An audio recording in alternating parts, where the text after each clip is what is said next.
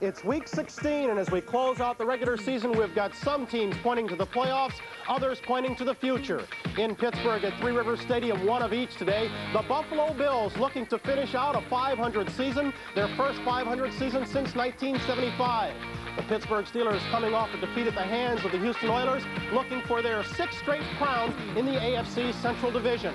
Meanwhile, looking for crown number 1 in the NFC Central, the Tampa Bay Buccaneers, searching for elusive victory number 10, go against the Kansas City Chiefs. And the Cleveland Browns, led by that man, Brian Sipe, are in a wait-and-see position. They'll have to pile up points against the Bengals and then hope for some other teams to lose.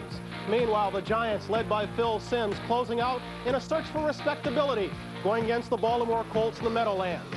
Our eyes on all of those games and the eyes of the runner of the 70s. He has his on the runners of the 80s. Mr. O.J. Simpson gives his opinion of Messrs. Campbell, Peyton, Sims, White, and many more, all today on NFL 79.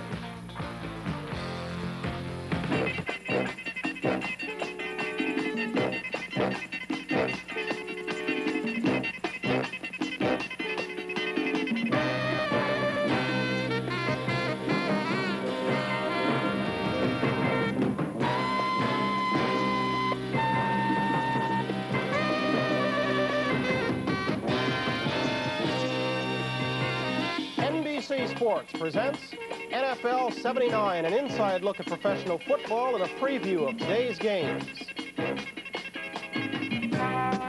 Brought to you by the new 1980 Volkswagen Rabbit, Dasher, and Scirocco. Volkswagen does it again. And by these fine products from G. Heilman Brewing Company, La Crosse, Wisconsin, and other cities.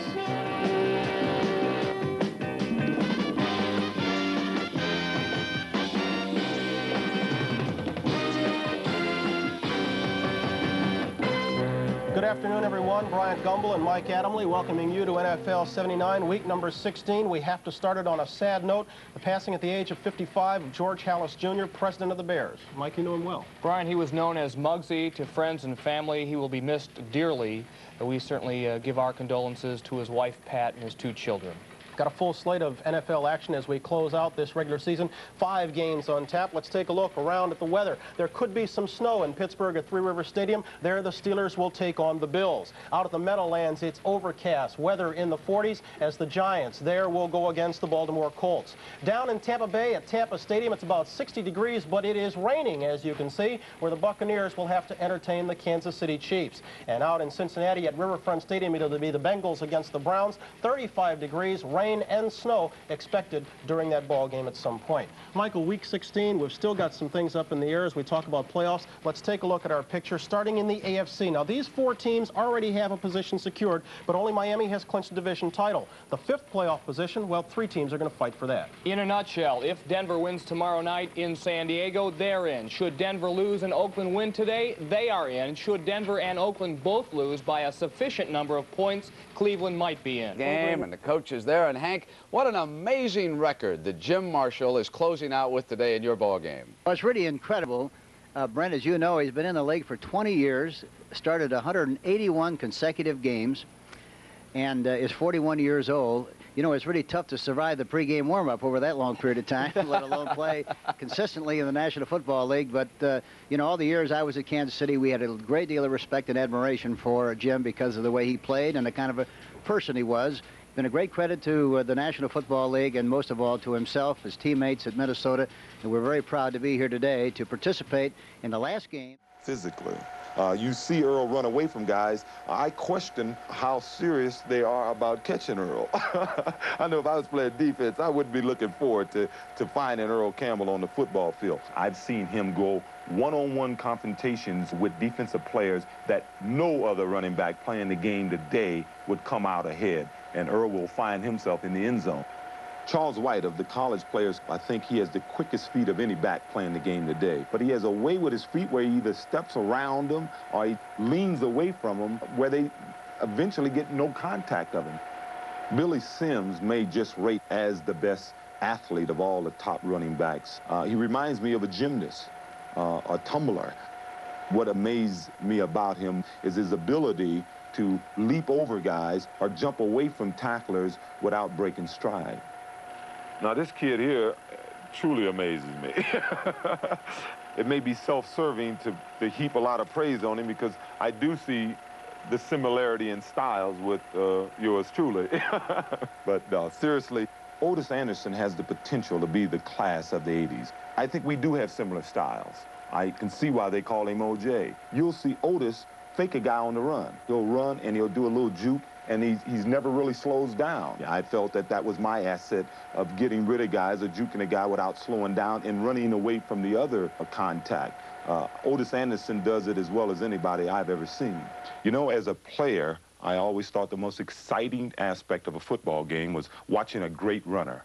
Well, Earl, Walter, Billy, Charles, OJ, or Otis Anderson, the ball is in your hands now. And as a former running back and now a fan, I know you're not going to let me down. You know, no matter who carries the ball for OJ into the 1980s, let's hope that they demonstrate the same kind of class that OJ demonstrated off the field as well. Here, I'll second that. I think we all will. It's a big day of football. We're closing it out. Don't forget, Mike and I will be with you throughout the day with scores and highlights. Right now, moments away from kickoff, NFL 79 continues. We go down on the field. Driving toward a wild card. I'd rather not say anything about Oakland today. All right, I'll tell you what. They're going to win, but they get their hands full in that game. I'll do Okay, it for thank you. you. Washington, Dallas, the big one, coming up a little bit later on CBS. It's 10 points better ball club than Denver. There's no question in my mind about it. But they've never learned how to win. They haven't been in this position before. Denver has been in this position. But I'm rooting for San Diego. All right, toss-ups now and some games about ready to start. New England, Atlanta, and Cleveland slightly favored. Los Angeles over New Orleans and the Giants over Baltimore. The NFL Today continues on CBS in just a moment.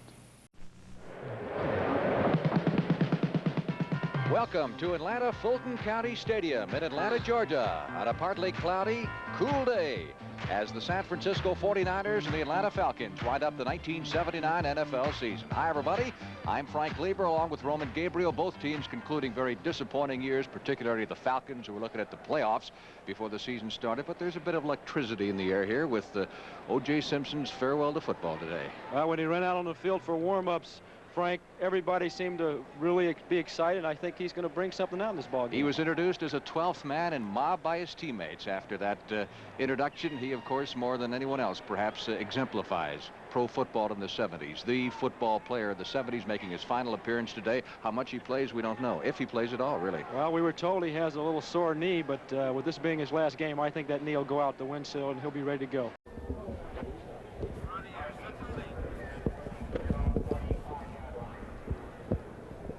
Good afternoon, everybody, from Foxborough Stadium. Here in Foxborough, Massachusetts, Kurt Gowdy, Hank Stram. We've just had the opening kickoff. The Vikings ran it back to their own 45, and we're set to go. The Vikings in white won the toss. Come up to the line of scrimmage with Tommy Kramer, the quarterback. He's played every down in every game this year. The handoff goes to Ted Brown. Brown, the running back, is stopped by Steve Nelson, the linebacker, at the Viking 46-yard line. It'll be second down, 9 to go. Let's set you up now with the Viking offense. Tommy Kramer is the quarterback. Ricky Young, 34. Ted Brown, 23, the running back. Ahmad Rashad, Sammy White are the wide receivers, and Bob Tucker is the tight end. Riley, Huff, Swilly, Hamilton, Yerry are the interior linemen. In motion, Ricky Young. Kramer for the throw. Sideline, skipping out is Rashad. He is the leading wide receiver pass catcher in the league. Joe Washington, the running back, has caught the most passes. Ray Claiborne drove him out.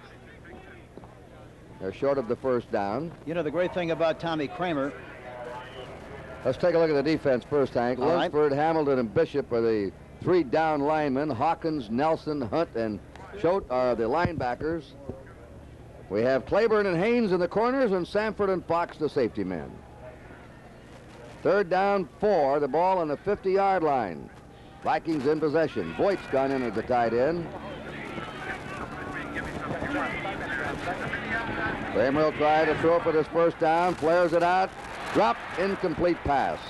Nelson was there to make the hit on Ricky Young, and it's 4th and 4. Boy, Steve Nelson really did a good job of anticipating the play. He waited, went back to his hook area, and then when the ball was finally thrown, got a good jump on the ball and came up and made a very fine play on that lateral pass. Wasn't really a lateral pass, it was a forward pass, but it was behind the line of scrimmage.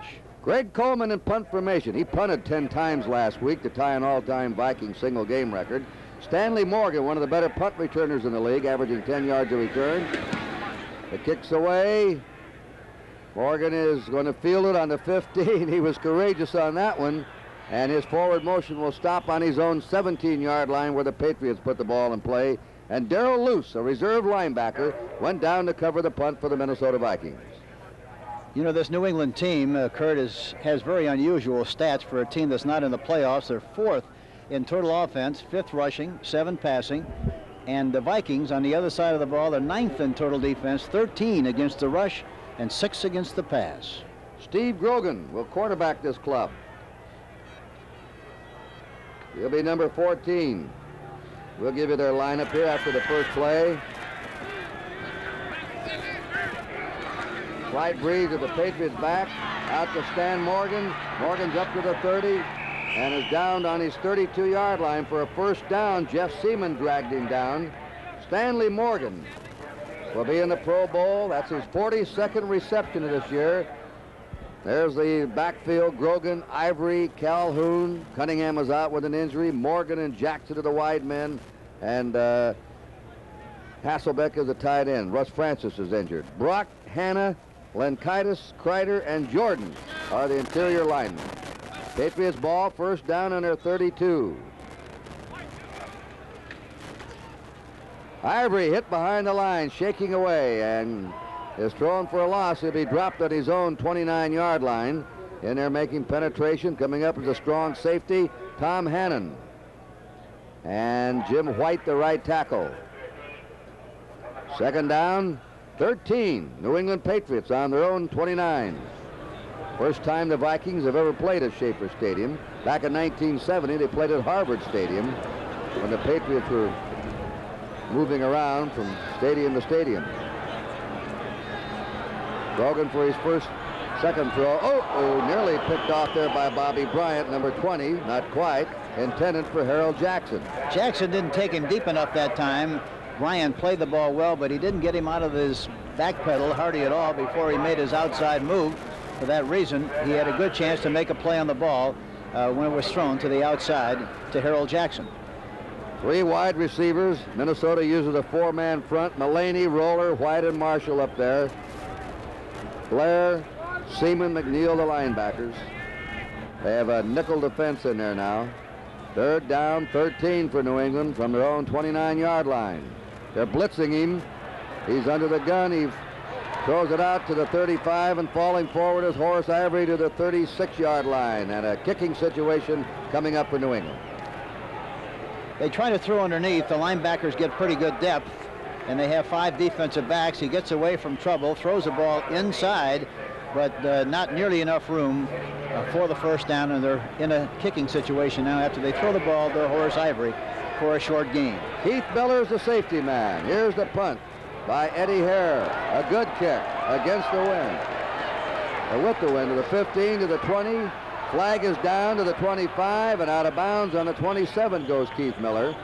And he's taken out there by number 53, Bill Matthews, a linebacker. Let's see what this flag's about.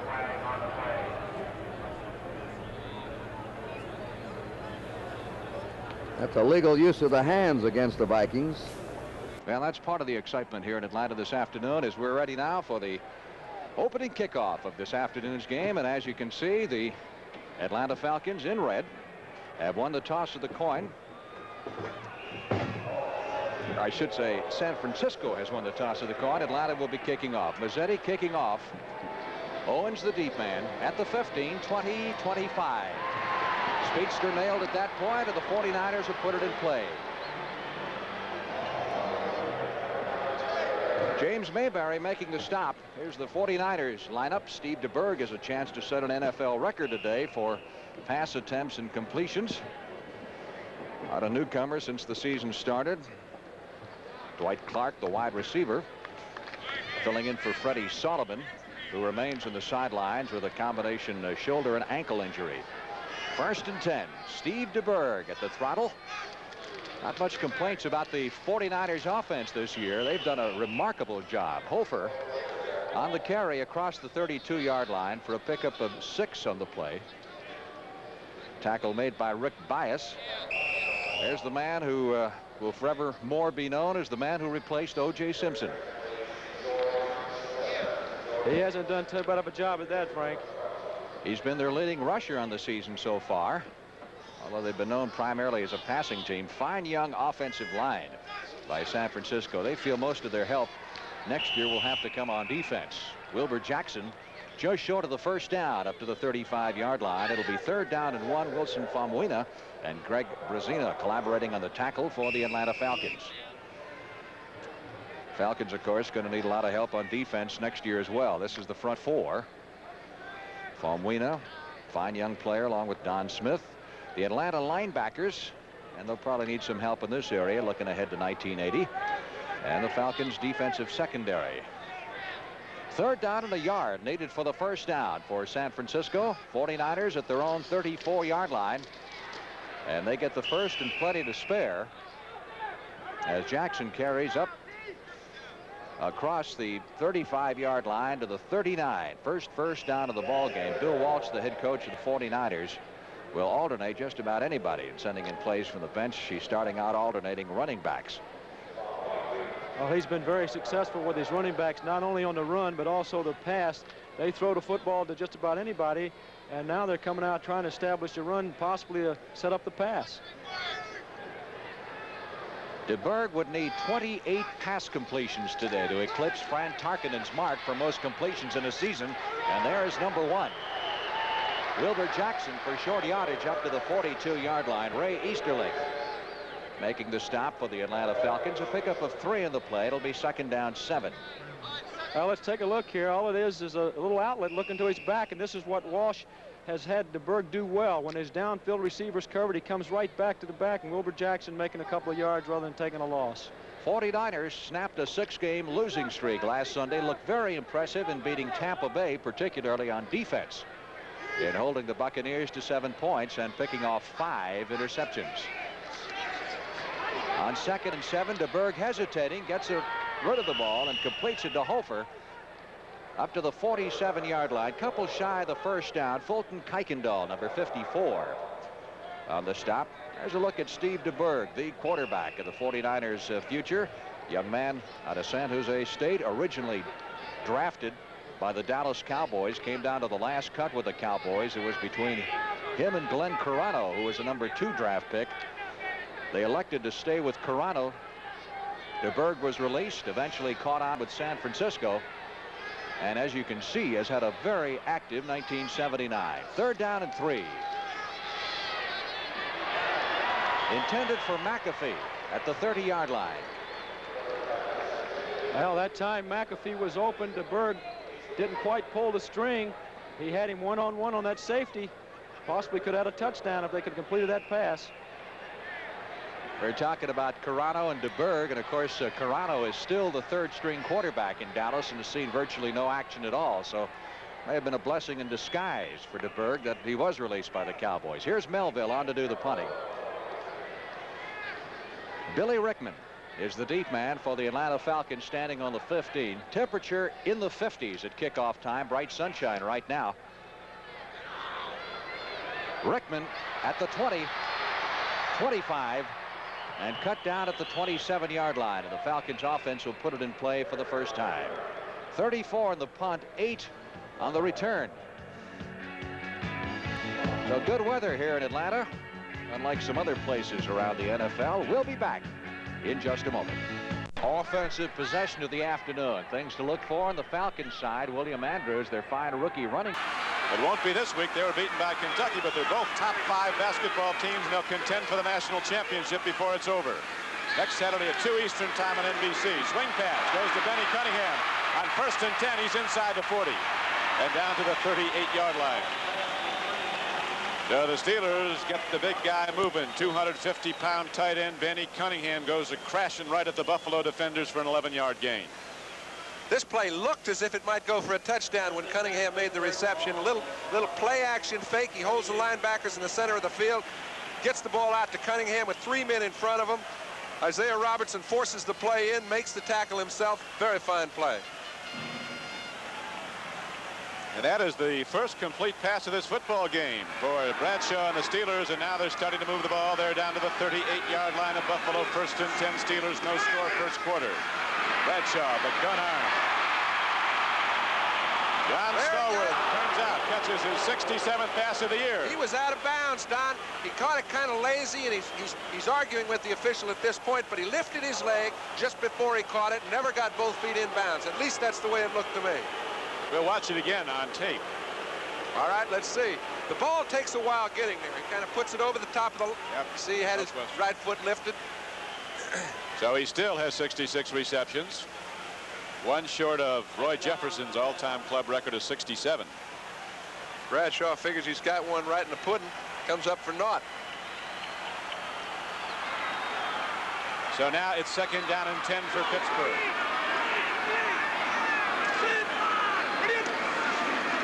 Pitch back. Here comes Franco Harris. And the Bills are there to get him. Isaiah Robertson. Number 58, who came to the Bills, as all the Bills fans know, but a lot of others may not, from the Los Angeles Rams, joining his old coach there, Chuck Knox. Played well here. He's played very well. Not as good as he did at Los Angeles, though. 55-yard line.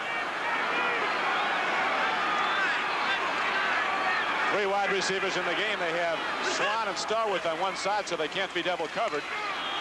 Jim Smith is the other. Here is the pitch up the middle, and nice defensive play by Charles Romes. Number 26, a cornerback from North Carolina Central. He just leaned in and tipped the ball away. On very few occasions will you ever see a defensive back in a position to knock the ball down when Bradshaw throws that type of pass, as he does so often to both Stallworth and Swan. They get down on the man, they get 20 yards downfield, start coming back, he puts the ball low, they take it on the tarp. That time was just a great defensive play that stopped him. Now 4th down and a long field goal attempt, a 52-yarder. Matt Barr, who made the all-rookie team, beating out people like Uwe von Schaumburg of Miami and Tony Franklin of the Eagles, and the kick is partially blocked and it rolls downfield, and so Buffalo is going to come out of this with the ball 1st and 10 at the 35-yard line. Things to look for on the Falcons side. William Andrews, their fine rookie running back, needs only 40 yards to reach 1,000, and looks like they're going to start off trying to get it to him. Well, I think so, Frank. That's an indication right there. Just a straight ahead hitter over the left tackle. He would need 42 yards to tie the Falcons' all-time rushing record set by Dave Hampton. He rushed for 1,002 yards. That's the Falcon team record. This is the Atlanta lineup, backfield and receivers. Wallace Francis having just an outstanding year at wide receivers, but as so often happens when you're with a losing team, you kind of get overlooked when it comes around to the honors. Pickup of 6 by Andrews on the first carry to the 33. They give it right back to him over the right side, and he is close to the 1st down at the 38-yard line. Well, that's not a bad place to be running that football, because the Falcons have one Pro Bowl player, and that's Jeff Van Note, their fine offensive center, and that's exactly where they're sending Andrews, right off of his butt.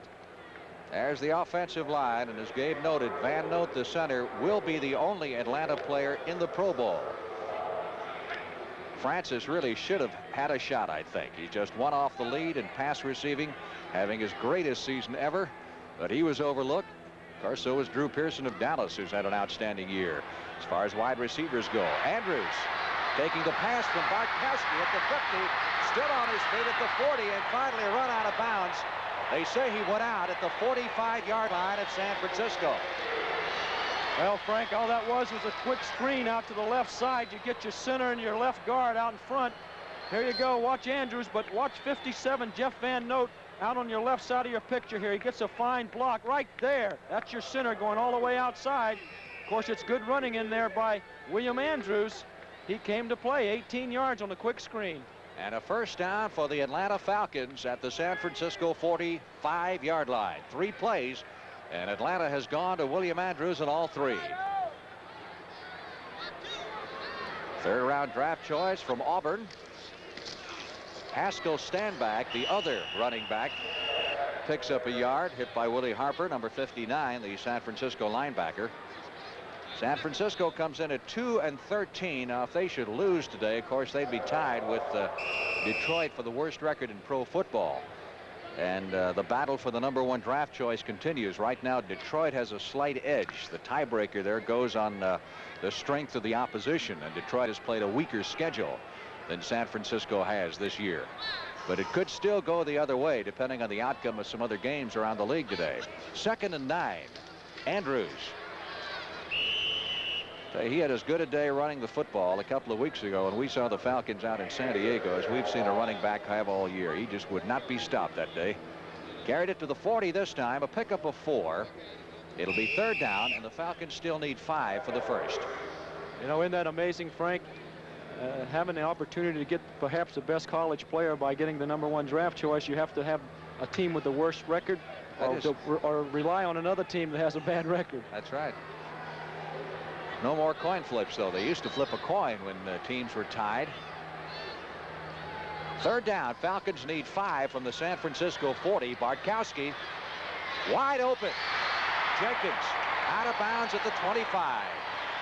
Well, there's a perfect example of a prevent defense. If you don't get the pass rush, the 49ers had their 3-man rush going then. Bartkowski with plenty of time. He just drops straight back. He has all kind of time. Spots the receiver over here on the left side on an out pattern. That's Alfred Jenkins making the catch. 15 yards and a 1st down. 49ers trying to go in. Jenkins keeps his streak going. He's caught passes now in 56 consecutive games. Boy, that's a lot of games. That is. Falcons driving with a 1st down at the San Francisco 25-yard line. No score here in the first period of play. Andrews up the middle to the 18 for a pickup of 2. That's a nice call in there.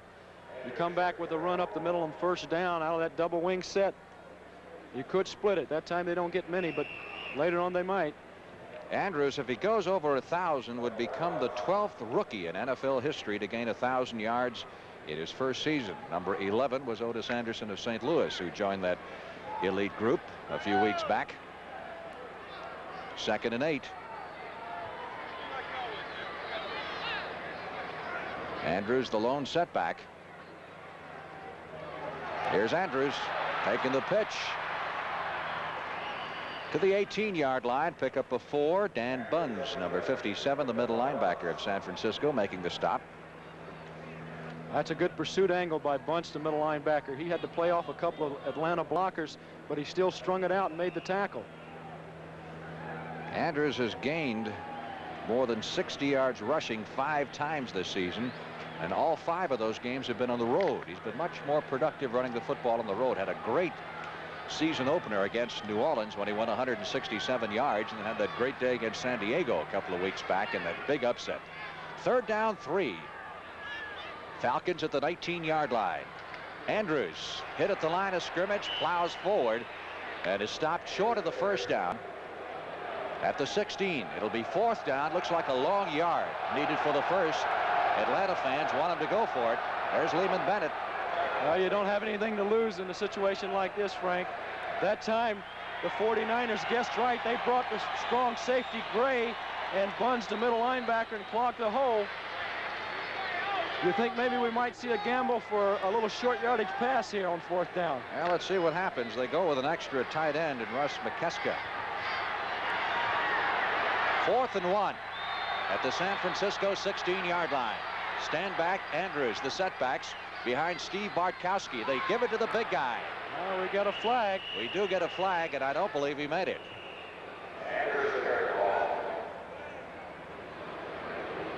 Well, let's see who the penalty was against. If it's against, that's going to be against San Francisco, which will give the Falcons the 1st down, if indeed that is the case. Offside against the 49ers. It'll be 1st down at the 11-yard line. Well, the 49ers are doing what they have to do. They're controlling the football and still have a shot to score the touchdown, keeping that ball away from that high-powered offense of the 49ers. So the Falcon drive, which started at the 27 after the San Francisco punt, continues now with a 1st down at the 11-yard line of San Francisco. Little over 6 minutes left to play in the opening period. No score. This is Atlanta's first possession of the day. Stand back. Virtually nothing. Morton, number 50, Dave Morton, and Tim Gray, number 30, coming up from the defensive backfield to make the stop. 2nd and 10. Well, they say that Gray forces well from that strong safety spot, and that was a good example. We might see a little play action, not necessarily here, but later on in the game, hold Gray and get behind him with the tight end. Francis wide to the right side. Jenkins is split to the left.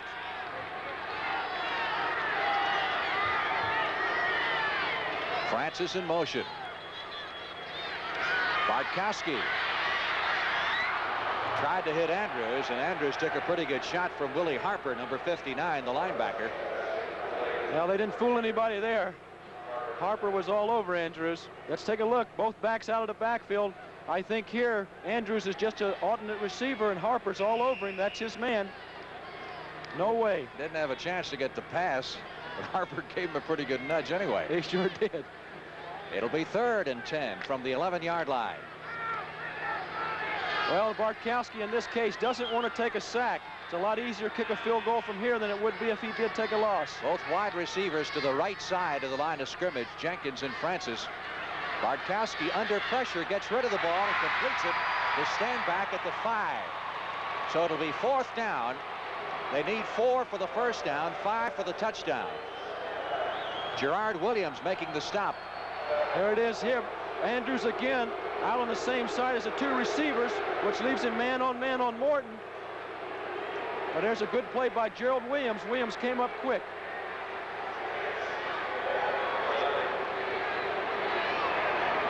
They'll go for the field goal. Mazzetti is on. Well, maybe we'll get a fake. These kind of games, you never know. Mazzetti has not had a good year. 12 out of 24 field goals. Had trouble with extra points. Hits this one. And Atlanta is first on the scoreboard with 4 minutes and 48 seconds left to play in the opening period. It's the Falcons 3 and the 49ers nothing.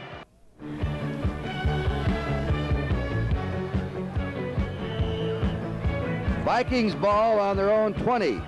They've been pinned back in their own territory deep, have not had any kind of field position so far.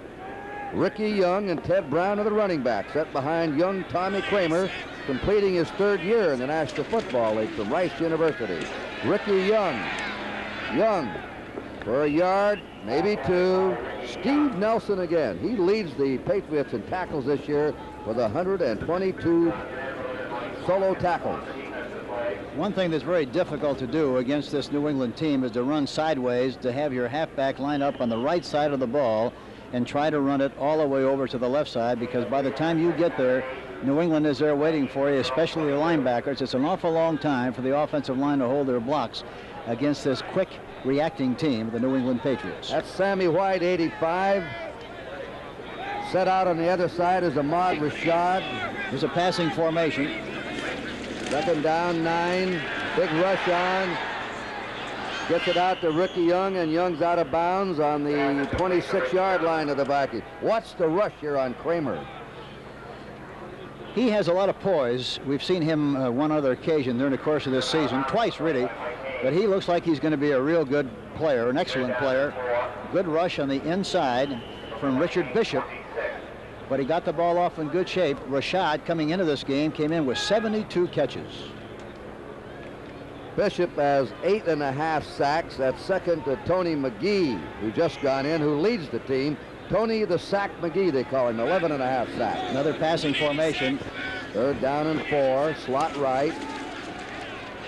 Kramer coming out, has a first down, 35, still going, and dives almost to his 40-yard line. That's the first down for the Vikings. And, you know, that's one of the nice things about this young quarterback, Tommy Kramer. He has the capacity to run with the football and has a good feel for pressure. He goes back into the pocket, sees some room in the middle area, takes advantage of it, very decisive, makes a good move on Steve Nelson, forces him to miss the tackle, Ran that time like a halfback, but he made a nice gain on the play. As 1st and 10, Minnesota. Vikings ball on their 40. No score, 7.5 to go in the first period. Draw play. Ricky Young to the 40. A yard, and that's it. Steve Nelson again on the tackle, number 57 from North Dakota State in his 6th year with New England. It'll be 2nd down, 9 for the Vikings on their own 41. Tonight on CBS, 60 Minutes. Archie Bunker's plays. One day at a time, and the 4th annual Circus of the Stars. All on CBS tonight. White set to the right, Rashad left. We have some great wide receivers, both teams in this game. Another passing formation, obvious. Play action. Kramer whips it out, and it's out of bounds. His receiver fell down, Sammy White, so he just threw it out of bounds. Raymond Claiborne was covering Sammy White. The Vikings are faced with a 3rd and 9. They're trying to end up the season on a positive note. They've won 3 of their last 4. That loss was in an overtime game to the Rams, who are now playing their best football of the season. And if they win today, the Vikings would wind up the season 8 and 8. It's surprising that they would try to throw a play-action pass on 2nd and 9. Normally, you know, they're not going to be fooled too much in that situation with play action, and they really were not fooled, and that's why he had a hard time getting the ball off on 2nd and 9. Now it's 3rd and 9. Kramer's operating with 3 wide receivers. 3rd and 9. That pass, he has him, and out of bounds in Patriot territory is Terry LeCount, number 80, 2nd-year NFL player. Prentice McCray, the strong safety, knocked him out of bounds. A simple pocket pass. They pick up the blocking up front in good shape. There was a blitz on the play. He stayed in the pocket nicely, threw the ball outside to Terry LeCount, number 80, made the catch. 1st down, Minnesota. So this is the first time the Vikings have had the ball. Atlanta 3, San Francisco nothing. And the story of that game, O.J. Simpson making his last appearance ever as a player in the National Football League. Now, 2 great ones retire today. Jim Marshall here and O.J. Simpson, Atlanta. Overthrew the pass, and Raymond Claiborne nearly grabbed it, number 26, intended for Sammy White. 2nd down. 10 to go. Vikings ball on the New England Patriot 45-yard line. Well, O.J.'s leaving with some class, Hank. He's been a bench warmer this year, and he said the coach, Bill Walsh, he's got to get this team for the future, not worry about me. And if I were him, I'd do the same thing. Been a gentleman all his years in the National Football League. And I didn't broadcast Jim Brown in person, but I'd never broadcast a better running back than O.J. Simpson.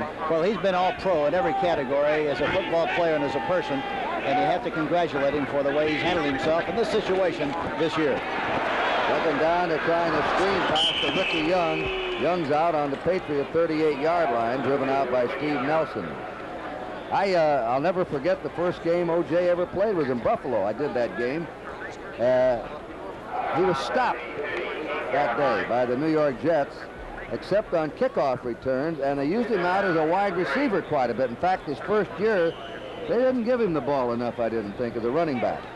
Well, we tried desperately to try to get him when I was in Kansas City that year because they were using him a lot as a receiver. We thought maybe we had a chance to get him, and there was some discussion about it, but it never did develop and materialize. But he'd really been super with our club, just like he was for Buffalo. 3rd down 3. Vikings on the Patriot 38. No score in this game.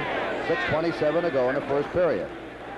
They'll try the short one, and he has the 1st down. He hits the back coming out, Ricky Young, who slithered right through the middle and was brought down by John Zamberlin, the linebacker. You know, Kramer's got a good concept of the passing game. He gets it back there nicely, throws the ball into the seams. Ricky Young just anchored in the area between the linebackers. He was open. It's a possession style of passing. Very bright, very intelligent, but he got a lot of poise, and he knows exactly what he's doing, what he wants to do, and it does a good job with it. Baltimore over the Giants, 7-0 first period. All right, the Vikings have a 1st down on the New England 29-yard line. 186. They send Brown out. The pass incomplete, intended for Brown, slapped down by Julius Adams. It'll be 2nd down, 10. Kramer has hit 55% of his passing attempts this year, 22 touchdowns.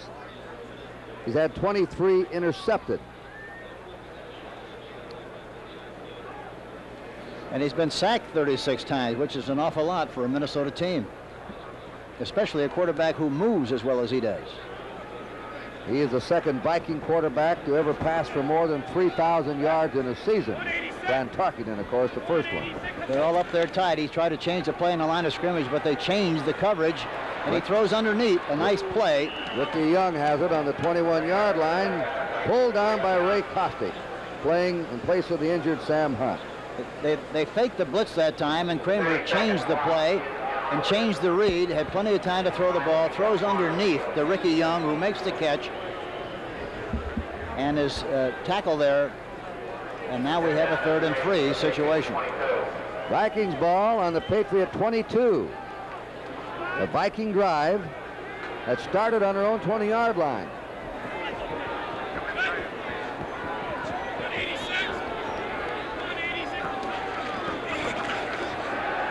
Out he goes again. There he is to the 10. Rashad to the 5. His forward motion stopped at the 4, and the Vikings will have 1st and goal to go. He got away from Ray Claiborne, and then it was Tim Fox who finally stopped it. It was a simple outside pattern. Threw it in front of Ray Claiborne, number 26.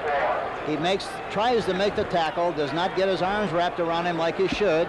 For that reason, Rashad is able to run inside and down to about the 4-yard line. A beautiful play. Kramer to Rashad. 1st and goal to go for the Vikings. Frank Myers in at left tackle. Rashad needed 48 yards in this game to become the Vikings' all-time yardage pass receiver. Oh, there's a great hit by Nelson on Ricky Young. Nelson was coming behind the line of scrimmage on the snap and got to it. They have a lot of respect for that defense. They run a counterplay in this situation. And watch Steve Nelson, number 57. He really comes through there. A great hit, hits him high right at the numbers. She slips away, but he does the damage when he made the initial contact. He's made about 80% of the tackles for the Patriots so far. Yeah, and as I mentioned earlier, it's amazing he hasn't made the All-Pro team. 2nd down, 4 to go for a Viking touchdown. Rollout. Kramer hits Robert Miller, number 35, who's pulled down short of the goal line by rookie Rick Sanford, the Patriots' number 1 pick, and Tim Fox.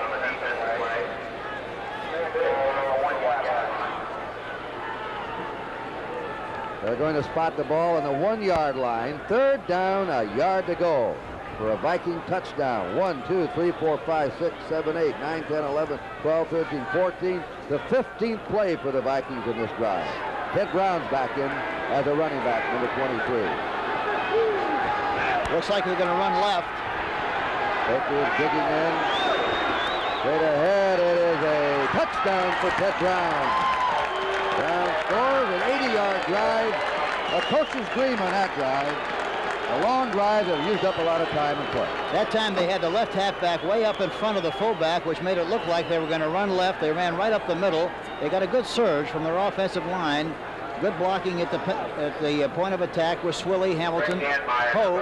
But they did a good job, and they have a touchdown, lead this game 6-0 with 2:52 left in the first quarter. Rick Danmeyer for the point. It is up, and the kick is good.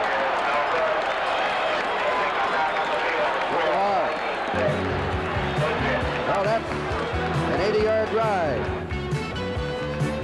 And the score, late in the first period, the Vikings 6 and New England nothing. It'll be 3rd and 10 from the 11-yard line. Well, Bartkowski in this case doesn't want to take a sack. It's a lot easier to kick a field goal from here than it would be if he did take a loss. Both wide receivers to the right side of the line of scrimmage, Jenkins and Francis. Bartkowski under pressure gets rid of the ball and completes it to stand back at the 5. So it'll be 4th down. They need 4 for the first down, 5 for the touchdown. Gerard Williams making the stop. There it is here. Andrews again out on the same side as the 2 receivers, which leaves him man on Morton. But there's a good play by Gerald Williams. Williams came up quick.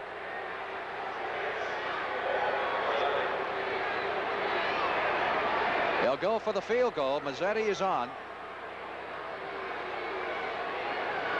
Well, maybe we'll get a fake. These kind of games, you never know. Mazzetti has not had a good year. 12 out of 24 field goals. Had trouble with extra points. Hits this one. And Atlanta is first on the scoreboard with 4 minutes and 48 seconds left to play in the opening period. It's the Falcons 3 and the 49ers nothing. First appearance of the afternoon on his final day as a professional football player. They said he would be used some in all probability, and it would not be as a token player. Here's the juice. Drop the ball. Let's see who got it at the 28-yard line. They're indicating, looks like the 49ers recovered the fumble. Well, I'll tell you, that's a difficult thing to do because we were told, here's a play, just a counter, a misdirection play off the left side. He doesn't really have it there. I know one thing, he has to be thinking about that knee. It's stripped away right there by Fields, number 77. Fumble is recovered by Randy Cross. And Simpson comes right back out. Play gained a couple of yards. It is 2nd down and 8. 49ers at the 29-yard line of the Atlanta Falcons. Hofer in motion. DeBerg. Good protection. Wide open down the sidelines and run out of bounds at the 15-yard line by Rick Bias is Wilbur Jackson. Boy, not only does Hofer catch the ball well, he runs great secondary routes. That time he not only held the linebacker, but Rick Bias, who was supposed to force that short area, came up on him, which allowed Jackson that room. That Atlanta scoring drive, 13 plays, 69 yards, and they ate up 6 minutes and 38 seconds on the clock. DeBerg off to a great start, 4 out of 5 for 63 yards. And San Francisco with a first down at the Atlanta 15. Hofer. He is a guy who will give you 150% on every play. Well, that time he had Randy Cross and Farnhorst, the right tackle, opening up the hole, just a straight ahead plow, man on man. First score of the afternoon outside of this one comes from the Baltimore Giants game. Baltimore leading the Giants 7-0 on a 3-yard run by Roosevelt Leaks. A pickup of 4 in the play by Hofer. It is 2nd and 6. San Francisco at the 11 of the Atlanta Falcons. Hofer in motion. DeBerg back to throw it. Here comes a blitz. He gets rid of the ball, and wide open is Ken McAfee, the tight end, for the touchdown. They had confusion in that secondary, Frank. Hofer went in motion, and 2 people moved with him. Nobody took McAfee. That's the kind of play. Here we go. There's Hofer in motion. DeBerg, there he is. Nobody on him. Strong safety went with Hofer and the linebacker, too. Somebody made a mistake. So Ken McAfee's 22nd reception of the year results in his 4th touchdown catch in San Francisco. Takes the lead back quickly, 6-3. Wersching on to try the extra point. They covered 73 yards in 5 plays. Wersching connects. Sort of get the feeling this might be a high-scoring ball game, Frank, the way they're going now. Both offenses are taking that ball downfield. I think we're going to see a lot of points scored. Many of them, they've had good field position on each occasion. If they don't start turning some of it into points, the flow can turn. Here's a pitch. It's caught by Lynn Swan, and he breaks the defense, and Lynn Swan takes the ball inside the 35-yard line. He's down to the 32. They do indeed need the big play, and they get one. Bradshaw to Lynn Swan. Yes, sir. If you're going to go to somebody for a big play, this was very well covered by Mario Clark. He's having a fine year. When you're trying to handle Lynn Swan and Terry Bradshaw, you've got your work cut out. You can see he's all over the top of Swan. Just did not get a piece of the ball. Result, big play for Pittsburgh. A 24-yard gain on the play, so the Steelers now advance the ball down inside the Buffalo 33. It's 1st and 10. No score.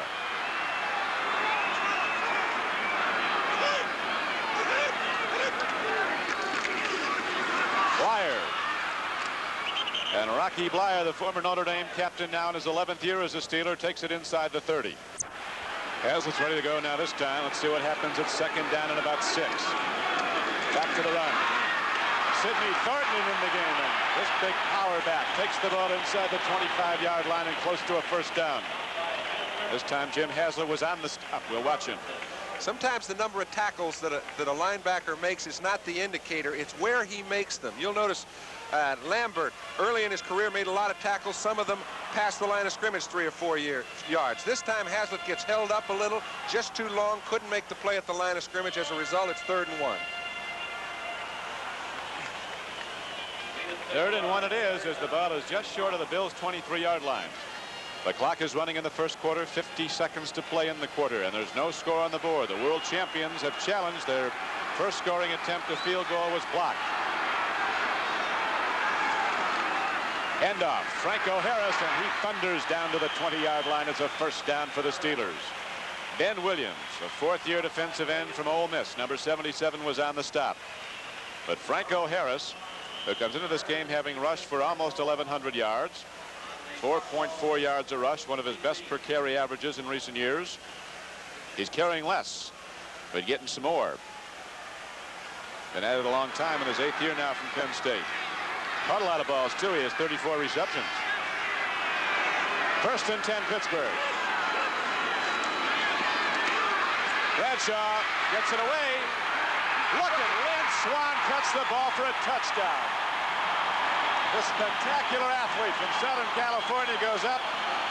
He's only about 5'10", if that, but he can put his feet as high as your head when he goes in the air. That looked like one of those hop, skip, and jump contests. He got it on the first hop. He could not have extended 1 more inch to grab the ball, got it in his hands, pulled it down. And I'm not certain that Bradshaw was throwing to him, if you want to know my viewpoint. Well, in the post-game locker room, I'm pretty sure you'll be saying he was. Oh, sure. Worked fine. Beautiful catch. Matt Barr hits the extra point up and good. And so the Steelers hit him a spectacular play, and here it is. Okay, I know Bradshaw's attention was down the field on the left side. Yeah, he was going to Swann. Well thrown ball, but a great catch. Now for an update on NFL 79, let's go to Brian Gumbel in New York. So, 4th down and 5. Neil O'Donoghue to attempt a 32-yard field goal to give the Buccaneers the early lead with 4:11 remaining.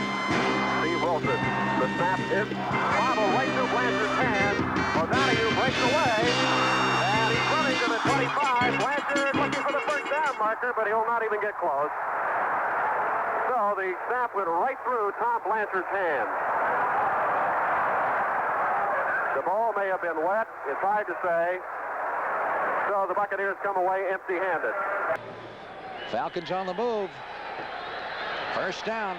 They're at the San Francisco 33-yard line as we get the second period underway. Bartkowski 6 out of 7 for 80 yards. Goes to Haskell Standback. And Standback carries to the 28. Pick up a 4 in the play. It'll be 2nd down 6. Gerard Williams, number 29, wraps him up. We keep talking about points being scored in this ball game. The 49ers defense ranks 27th in the National Football League, allowing 385 points. Cincinnati has allowed 409. 2nd down. Let's call it 5 for the first down. Atlanta at the San Francisco 28. Driving here for what would be the go-ahead score. They trail 7-3 early in the second period. Andrews down to the 21-yard line. Now that's a slant off the left side. A key block by Haskell Standback on the linebacker, Morton. Vincent and Webb. Ted Vincent and Jimmy Webb making the stop. But not before the Falcons pick up another first down. Nose of the ball just beyond the 20-yard line as the 49ers dig in defensively. Jenkins wide to the right side. Bartkowski, nice fake into the middle. We got a flag thrown at the goal line. Looks like pass interference. Wallace Francis was the intended receiver, and Charles Cornelius, number 28, was back there defending. Boy, that's a difficult call and also a difficult play by Cornelius because the ball was hung up. It floated on Bartkowski. I'm sure he didn't want to throw that kind of pass. Pass interference against the 49ers, Charles Cornelius. That will give the Falcons a 1st and goal at the 2-yard line. Have a little play action on 1st down. Stand back again with a fine block. Ball floats on Bartkowski. Right here, Cornelius comes up. It's, from our angle, a little difficult to call. I would say that's a pretty questionable call there. 2 tight ends in for the Atlanta Falcons as they try to push this one across. Bartkowski gives it to Stanback, and Stanback rides into the end zone. Touchdown, Atlanta.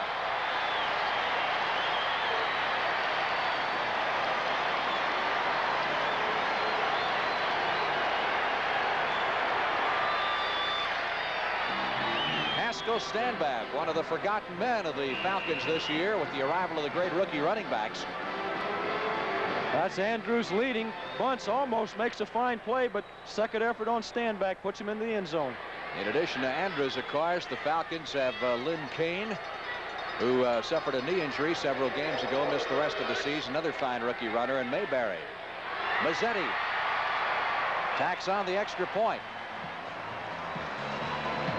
Very offensive ball game so far. 13 minutes, 33 seconds left to play in the first half. And Atlanta has regained the lead, 10-7. The Chiefs go with 3 wide receivers. Stan Rome comes in, and Curtis Jordan, the nickelback for Tampa Bay. It is 3rd down 11 from the Buccaneer 45-yard line. In motion goes Ted McKnight. Dropping back deep is Steve Fuller. He looks, fires, intercepted. Picked off Richard Wood. He's up to the 40, 45, and to the 46-yard line. A big interception by the Batman, Richard Wood. And J.T. Smith made the tackle. 12-yard return that time by Richard Wood. And so, a timeout on the field with 1:21 remaining here in the first quarter. No score, Tampa Bay and Kansas City. And, well, that's got to fire him up a little bit, Dave. Yeah, that's true. Richard Wood with excellent position there. That's his second interception. He had 1 for 24 earlier, so now he's got 2 for 36. We've got 1:21 to go in the first period, and the Buck defense, I think, has been outstanding.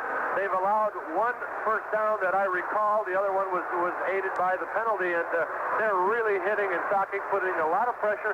They really haven't got close to Fuller yet at this time, but both the outside people, Leroy Selman, Wally Chambers, have been putting plenty of heat on, and that one just looked like it floated off his hand. Fuller's a fine young man, a great college quarterback at Clemson, and a super smart guy. You know, Marv Levy is a Phi Beta Kappa. Steve Fuller was a 3.99 in college, and he really enjoys that intelligence being around him.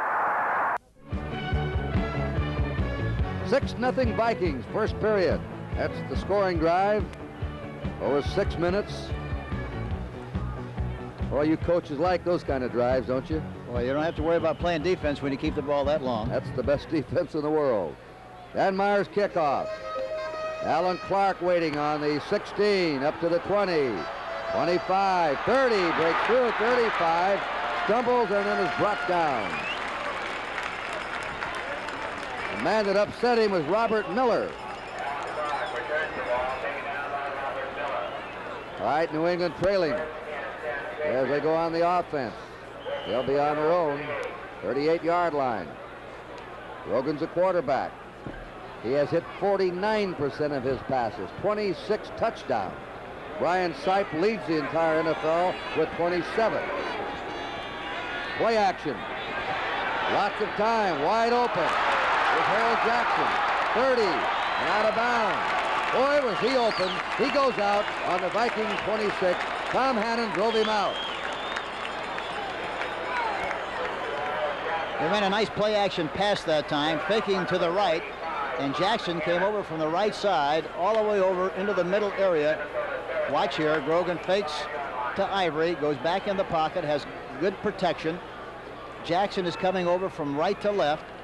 Hasselback is the tight end coming across short, but Jackson catches the ball in the zone area that was vacated by the safety man. Beautiful play. Play covered 37 yards. Grogan right away. Goes right back to Jackson again. That's 2 in a row for Harold Jackson. He has averaged 21.7 yards a catch. In fact, Jackson and Morgan, as a pair of wide receivers on one team, for the number of catches and yardage, ranked #1 in the National Football League. And they now have first down and a goal to go on the Viking 7-yard line. You know, they had good balance coming into this game. Morgan came into the game with 41 catches and Jackson with 40. Calhoun and Ivory are the running backs. That's Ivory. He is short of the 5. In on him was Dave Roller, the left tackle of the Vikings, number 76. You know, I can't understand, Kurt. That's the second time they've run right into the strength of the defense. The defense was overloaded that way. He didn't change the play at the line of scrimmage and go to the other side, but went right into the traffic and didn't succeed in making much yardage on the play for that reason. They'll come up with a second down. 6 to go for a touchdown. Minnesota leading 6-0. A minute 50 remaining in the first period. He's going to throw. He gets it out to Ivory. Catches the ball. He's in. Touchdown, Horace Ivory. He went right through the cornerback, John Turner. It didn't take the Patriots long to come back. That time they were in a slot formation to the right. They got good depth.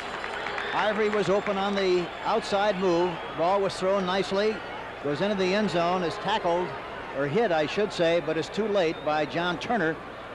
But it's in for the touchdown. They went 62 yards in 4 plays. The Vikings went 80 yards in 15 plays. John Smith will try the point. He has kicked 43 out of 46. Matt Cavanaugh, backup quarterback, holding, and the kick is up. And that kick puts the Patriots out in front. With a minute and 43 seconds remaining in the first period. And we'll be back here in Foxborough with a score. New England, a little rain starting to come down. New England 7 and Minnesota. Tim Mazzetti kicking off for the Atlanta Falcons. Owens deep for the 49ers. James Owens at the 5. 15, 20. And dropped at the 25-yard line. Well, this guy's been quite an asset, Frank. He's 4th in the National Football League in kickoff returns. Other scores around the league. New England has just scored to move in front of Minnesota, 7-6. Baltimore has added a field goal and lead the Giants 10-0 in the first period. Kansas City and Tampa are now going into the second quarter. Keep in mind, Tampa has to have that one to get into the playoffs and win the NFC Central Division. They've lost 3 in a row. Well, that's one of the great choke jobs of the year. Something's happening in Tampa that we don't know about. Hofer out to the 27, maybe the 28-yard line. Pickup of 3. It'll be 2nd and 7. Fulton Kuykendall, number 54, in the stop. Boy, watch Randy Cross pull out here on this sweep. Fine block by Cross, allows Hofer a little more yardage.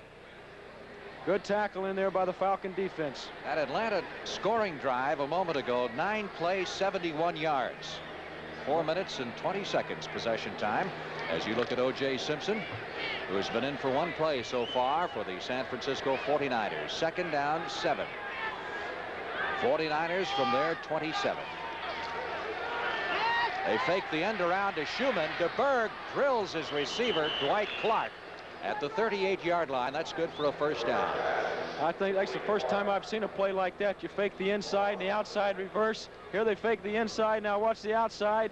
Come back here and hear Dwight Clark from Clemson, a rookie who's having a fine year in place of Freddie Solomon, who's been injured the last 2 weeks. Keep in mind, 49ers come into this game as the top-rated passing unit in the NFC. They are 3rd overall in offense, and they're 10th in rushing. They love to throw it. Schumann to the right side, Dwight Clark to the left, and we get some movement prior to the snap. Edgar Fields, number 77, the right tackle for the Atlanta Falcons, apparently offside. 5-yard walk-off moves it out to the 45-yard line. Hey, a lot of fans apparently decided to sit this one out. The stadium has been sold out for most of the season, but I would estimate it's no more than 2/3 full. I would agree with you. They set the all-time no-show record here several seasons ago against San Francisco on a bad day late in the year. There's a fumble. And Atlanta has recovered at the 42-yard line. Well, looked like Kuykendall came up with the fumble, number 54. Looked like DeBerg was pulling back here. Looked like he pulled out a little too soon. As a result, Quillen wasn't able to get the ball back deep enough. This is the kind of thing you don't expect this time of year. The ball is down now to the 48-yard line of Buffalo. Pittsburgh has the ball, 1st and 10. Bradshaw looking for some more. Stands in, throws, the ball is caught. John Stallworth comes back at the ball. This one will go, and he has 67 receptions as he's down to the Buffalo 39, a pickup of 8 yards. I think the most surprised man in the house was Lucius Sanford. He thought he was in perfect position. He was. Bradshaw throws the ball under him. He's trying to keep it from going over the top. Stallworth comes back right under Sanford and makes the play. Stallworth just got it away as Kadish was bearing down on him. So John Stallworth has now caught passes in 43 consecutive games. 2nd down and 2, Pittsburgh. Pitch back goes to Franco Harris. And Harris powers his way down to the 35-yard line. Jeff Nixon, the free safety, the rookie from Richmond, made the tackle. Lots of times little things indicate whether plays are successful or not. That time Mike Webster just kind of, he had Mike Kadish nose to nose. He shot by him, picked up a linebacker, and kept the pursuit out. Maybe we can pick it up. Here goes Webster right by Kadish. Now he picks off a linebacker and keeps the pursuit down. As a result, they pick up 5 yards. So it's 1st and 10 now for the Pittsburgh Steelers, 35-yard line of Buffalo. Bradshaw with men on either flank gives off to his big back, Franco Harris, and look at that burst of speed. The stutter step and then the acceleration. It's been his hallmark as one of the game's premier runners, and Franco Harris accelerates ahead for 14 yards and a 1st down. You know, most teams, when they get players hurt, kind of stay away from the replacements. They don't feature them. In Pittsburgh's case, they've got Peterson and Corson starting for the first time in quite a while. They're running to the left side as much as they do the right, and just as effectively. Well, as Chuck Knox says, all they do is change the numbers when they put new people in. They're just as good. Sometimes you never know how good the replacement is in Pittsburgh because he never gets to play. Bradshaw, 1st down, takes a look into the end zone. Broken up by Nixon. Nixon's only been starting now for the last 5 games, but he has 5 interceptions. John Stallworth goes wide to the left on 2nd down and 10. Lynn Swan is on the right flank. As Bradshaw rolls out, here's the rush from Kadish. He swings it out and goes to Benny Cunningham. And Cunningham, who is a full load when he gets it moving, takes it down inside the 15-yard line. On 2nd and 10, he might have a 1st down. The scores are coming in, and some of the guys have cashed in, I think. Maybe New England has. Right now, Cleveland is beating Cincinnati 6-0. Ryan Sipe passed to Dave Logan for 33 yards and a touchdown. New England has come back now. Grogan to Horace Ivory. Touchdown. Patriots lead the Vikings 7-6. Falcons trying to capitalize on this turnover. They're at the San Francisco 42. 1st down. Bartkowski looking deep. Wallace Francis, the intended receiver, but Bartkowski wound up throwing it away. He had a little pressure there by Jimmy Webb, 74. He put it out where nobody else could get it. Andrews now needs 10 yards rushing to hit 1,000 and 12 yards to tie the Falcons all-time single season rushing record of 1,002. As we said, that was held by Dave Hampton. The year before he set it, he actually went over 1,000, and then one of the last plays of the game, he lost yardage and wound up at 997 for the year. Can you imagine that, going over 1,000 and then losing it? What heartbreak. There's Andrews. And the 39, pickup of 3 in the play. Dave Morton, number 50, the 49er linebacker, making the stop. That's just a quick hitter by the fullback right off of Jeff Van Note. They do a little fold block, center to the left. The guard comes around.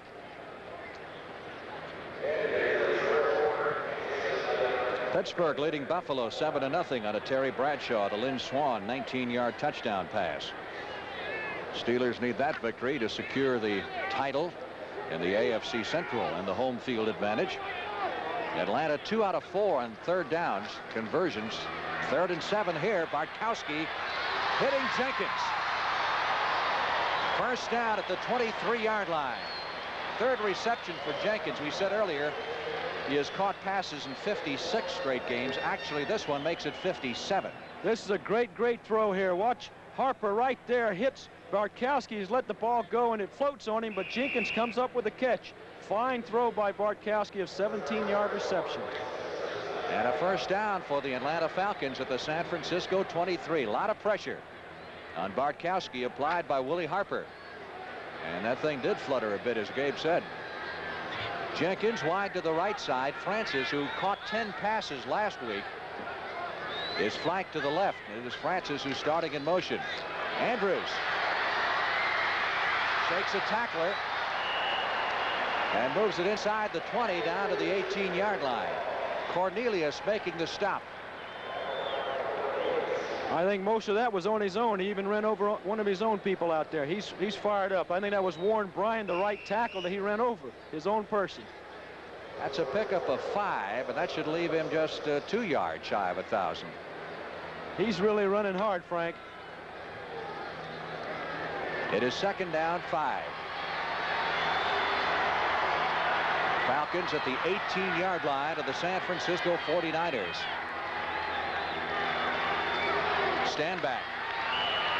Driving forward inside the 15 down to the 13.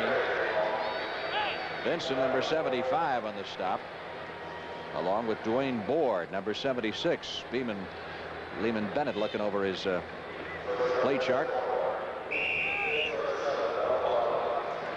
3rd down, less than a yard needed for the first down. Ball is marked at the 14.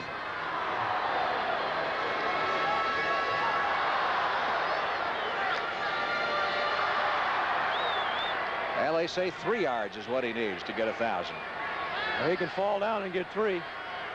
See if they give it to him here on 3rd and 1. You'd almost certainly think so. There he goes. He got the first down. I don't know if he got the 3. And we're going to find out real quick when that crowd starts cheering. Well, that should be 3 yards. Yeah. From the 14 down to the 11. So that should be 1,000 yards even. He's got it. There it is. Just a quick hitter right up the pipe. Head on. Look at this guy run. He's determined out there today. He wants to go home with Christmas with a win.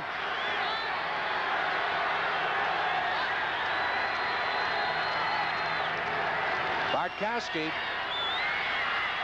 hit as he delivered the football, and it is intercepted at the 10-yard line.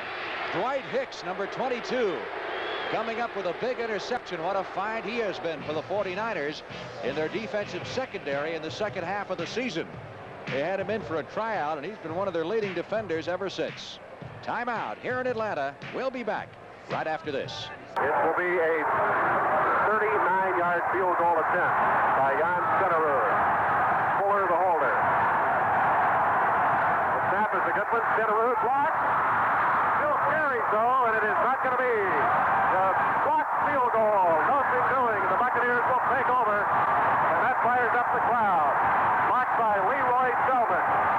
Leroy Selman with the score. Tampa Bay nothing, Kansas City nothing. We'll be back to the Buccaneer Radio Network.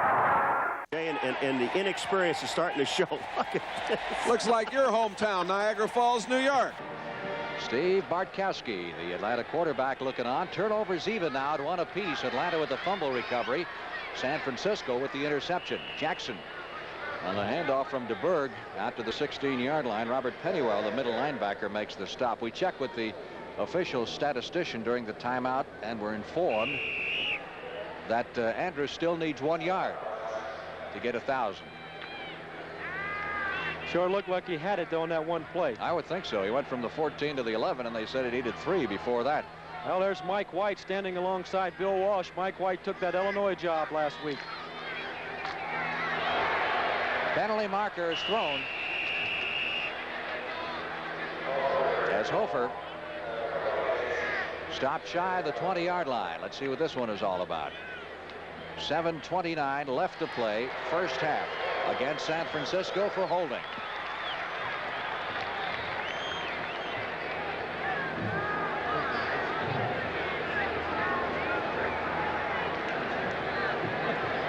So the Falcons will buy that. They'll take the 10 yards, which will move the ball back to the 8-yard line. Offensive holding number 56.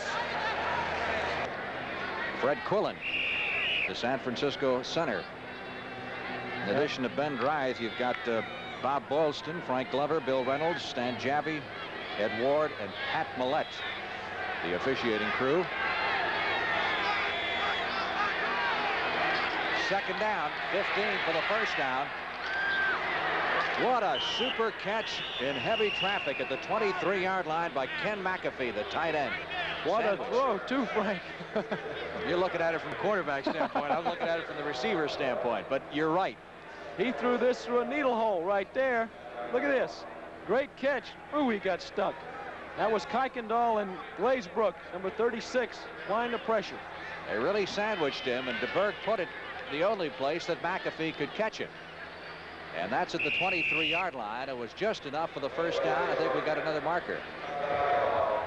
Well, maybe it was no marker. Well, there's Pittsburgh 7, Buffalo nothing in the second quarter. That's that Terry Bradshaw touchdown pass we were talking about. Cleveland leading Cincinnati in the first period 6-0. First and 10 for the 49ers at their 23-yard line. Hofer run out of bounds near the 30 by Roland Lawrence, number 22. Key to that play, Mike Schumann, the right side receiver, fine block on Roland Lawrence, allowing Hofer to get around the corner. Hofer played his college ball at Ole Miss. Only NFC player with over 500 yards rushing and over 500 yards on pass receptions.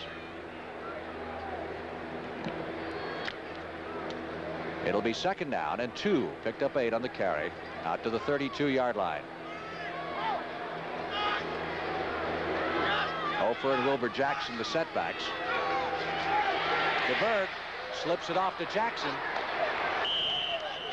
First down at the 36-yard line. Kuykendall and Lawrence making the stop for Atlanta. Oh, those defensive backs coming them up on those fullbacks have a tough job. Lawrence got knocked off of Jackson like a fly that time. Steve DeBerg, great success passing the ball today, which should be no surprise. He's 8 out of 9 for 105 yards and 1 touchdown. Leads the NFL in pass attempts and completions, and has more than doubled his passing yardage from a year ago.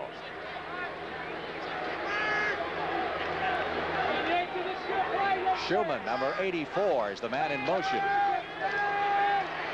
DeBerg again completes it, this time to Clark at the 50, and Dwight Clark is run out of bounds at the 38-yard line. Dwight Clark, a 10th round draft choice out of Clemson, where he was the other receiver beside Jerry Butler last year, went virtually unnoticed by most teams. Look at this thing. You wonder where he's throwing the football, but he seems to know where he is. And he had pressure there too, right over the head of the linebackers. Great touch, and Clark knows what to do with it. 27 yards on the reception.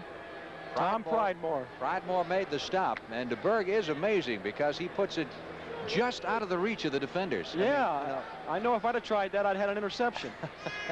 It's a first down for San Francisco at the 38. That's Elliott, who has just come into the ball game, and he carries for 9 yards to the 29-yard line. Again, you have your guards pulling out in front of that sweep. Ayers and Cross doing a fine job. Shows you what you can do with a good passing game. Opens up the running game sometimes, Frank. You always hear coaches say you got to start with the run first. Well, I think the 49ers are doing a pretty good job with the pass and the run. Doesn't make any difference. Linville Elliott played a lot of football at Cincinnati. And Bill Walsh, of course, was at one time an assistant coach with the Cincinnati Bengals. When he became available, the 49ers picked him up. He's now back up that running back position with Hofer and O.J. Simpson and Elliott. 2nd and 1. Jackson, 20, and out of bounds at the 15, 14-yard line. The 49ers are causing the Falcons defense a lot of confusion because they're going to the 2 tight end look. They got 2 outside receivers and 2 tight ends and 1 back, and the 49ers don't know what to do with it, or the Falcons don't know what to do with it. That's a first down as they mark it just inside the 15-yard line. Franco Harris has just run 1 yard for a touchdown, and Pittsburgh leads Buffalo by a score of 14-0. First down, 49ers. They trailed 10-7. We've got 6 minutes, 5 seconds left to play in the first half. Blitz was on. He got the pass away to Hofer, who caught it and went out of bounds at the 6, and DeBerg really took a shot. He went down hard. Well, that's what the tough ones are made of. He bounced right up like nothing touched him. Big rush by Don Smith, number 65. There's the play action, isolating Kuykendall. Hofer on Kuykendall, and Kuykendall not quite swift enough to keep up with Hofer. DeBerg, 11 out of 12, 155 yards. I guess, as they say, nobody's perfect, right? What a day he's having. That's as close as you can get to being perfect. Second and a long yard for the first down. 49ers are at the 6-yard line of the Atlanta Falcons. Hofer trying to pick up the first. They needed to get just inside the 5 for the first down, and I don't think he made it. Well, they tried that man-on-man block down there near the goal line. It's difficult to push them out of there when they're so close. It'll be third down. Still a long yard needed for the first down, with the ball marked at the 6. Well, they might have to get outside to get that first down.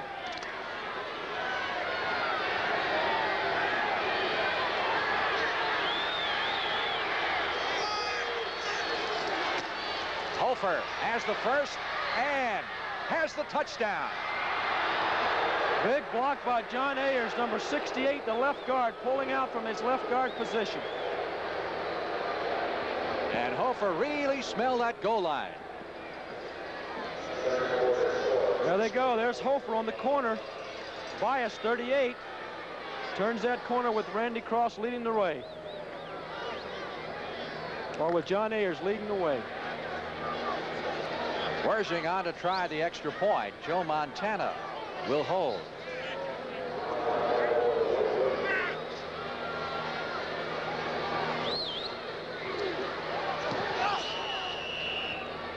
Kick is good.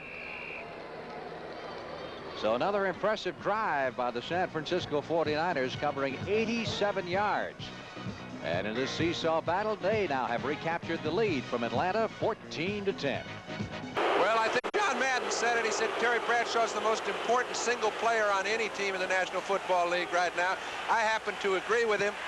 He does so many things well. Here's an occasion where his receiver was well covered. He had to pick up a first down, puts his head down and picks it up. Let's see if we can figure out what happened. Charles Romes covered the black deed. It was accidental, though, as Freeman came in and rode him down. Helmet came off and apparently took a cleat on the head. I'm sure he'll be back. He's liable not to miss it down, but he's going to keep him out for a while. Kruzek is in there in his 4th year from Boston College. He doesn't have the arm of Bradshaw nor the running ability, but when he's been in there, he's been a very effective quarterback.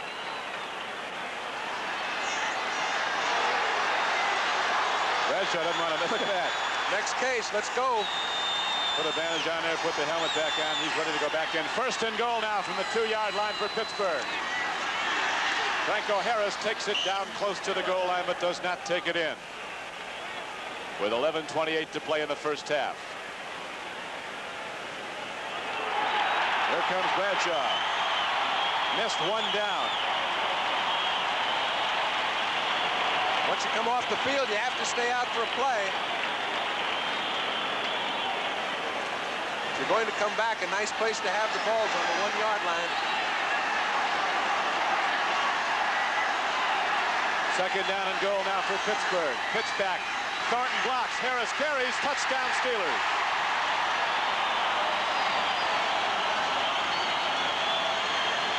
And all of a sudden it's turned into a torrent as the Steelers roll up 13 points and looking for a 14th as Bauer is back out on the field with 10:56 to play in the half. You remember when Pittsburgh started to roll, it started with a little skirmish between DeLamalure and Lambert. Early in the first quarter, the Steelers were a little lackadaisical. All of a sudden, they got their act together, put 14 points on the board, and they're playing very well. There is Bauer, right up and good. Right on time, and so the Steelers extend their lead to 14-0. There's a break in the action here at Three Rivers Stadium. We'll be back with Pittsburgh kicking off to Buffalo after this. It is 3rd down and 2 from the 30-yard line. In motion out of the backfield goes Ricky Bell. The pitch goes to Jerry Eckwood. Cuts up 5, 35, 40. He's got room midfield. Eckwood in the toss the football. He fumbled the football and Kansas City has it. Jerry Eckwood, the ball simply fell out of his arms. And Kansas City's Emil Carter, the right quarterback, makes the recovery. A huge hole, and Jerry Eckwood went all the way down to the Kansas City 28-yard line, and the ball simply came out of his arms. A 44-yard run. I don't believe anybody touched it.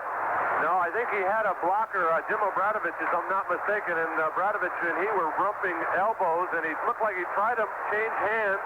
The ball popped loose, and he simply lost the football. 14-0. A high spinner downfield is going to be taken by Len Willis. He's across the 20, 25, 30, not done yet. 40, look out, look out, look out, as Len Willis finally gets it out to the 45-yard line. Mel Blunt, that's how good the Steelers are. They have all pros playing on their special teams, made the play. NBC Sports World salutes the champions of '79. It's been a memorable year, and we'll review its many magic moments with an exciting look back at the year's major events on Sports Year '79. A salute to the champions. That's next Saturday on Sports World. Terry Bradshaw being attended to. That was a live shot. They're working on that head again. 1st and 10 Buffalo. 44-yard line of the Bills. Ferguson needs the big play now. Here's the rush. He swings it out. He's got Collier. Good play. Good execution against a big rush, and the Bills get the ball across midfield and down to the 49-yard line of Pittsburgh. Joe Ferguson was so good in high school that Burt Jones waited until Ferguson picked his college. Then Burt Jones selected his. They both came out of high school the same year. Ferguson, of course, picked Arkansas. Jones went to LSU. I'd say both of them picked the school they played pretty well for.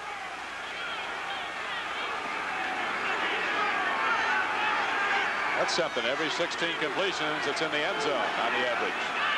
2nd down and 4 now for Buffalo. Handoff. Look at the running room there as Collier, an ex-Steeler, thunders through the Pittsburgh defensive front and then rams the ball right down inside the 40 to the 36. All right, sometimes you guess, and once in a while you're wrong. That time Jack Lambert was in a position, thought he could make the play. You can see him coming out. Couldn't get there in time. Reggie McKenzie got to him before he could get a piece of Collier. Big game. A 12-yard gain on the play. So it's 1st and 10 Buffalo. Bills trailing 14-0 second quarter. Frank Lewis, 82, goes in motion. Ferguson goes right back to it. Got a good horse riding, boy. They send Collier right at the Steelers again, and he's down inside the 30. You know, when you sit down and you research a team, or I say you get into preparation, you say, hey, in 2nd and 4, 1st and 10, there's certain situations and tendencies. They come off their right side, off their right tackle a lot. Lambert thought it was coming right there, played the play, and was wrong.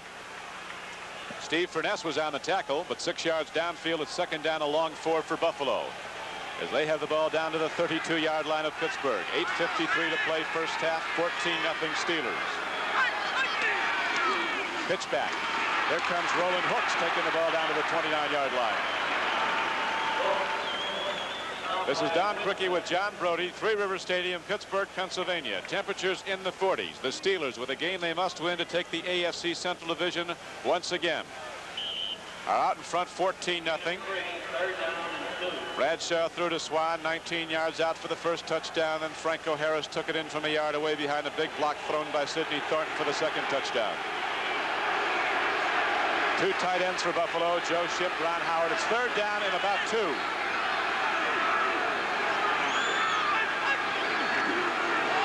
Ferguson's looking, Lewis running along. Oh, it's Joe Shipp.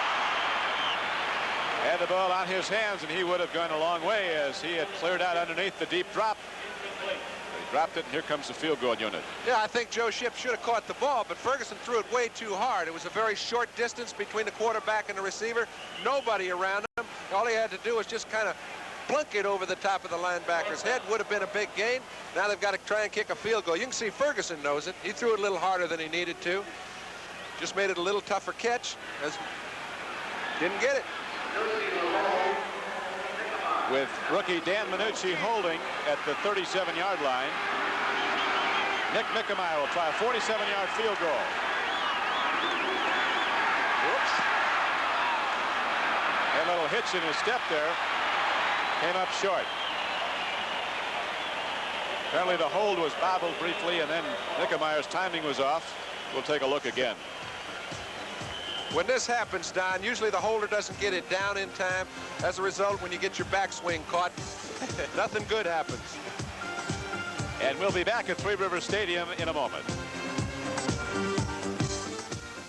Christmas Day at 12:30 Eastern. Dr. J makes a house call on Washington. It's the 76ers and Bullets. You'll say, you saw it on CBS Sports. My 17th game in a row with the Dapper one, the Dapper little mentor, Hank Stram. Hope we have many more together, Hank. Yeah, I hope so. It's been a lot of fun, Kurt. Great. It's been super. Let's get to the game here.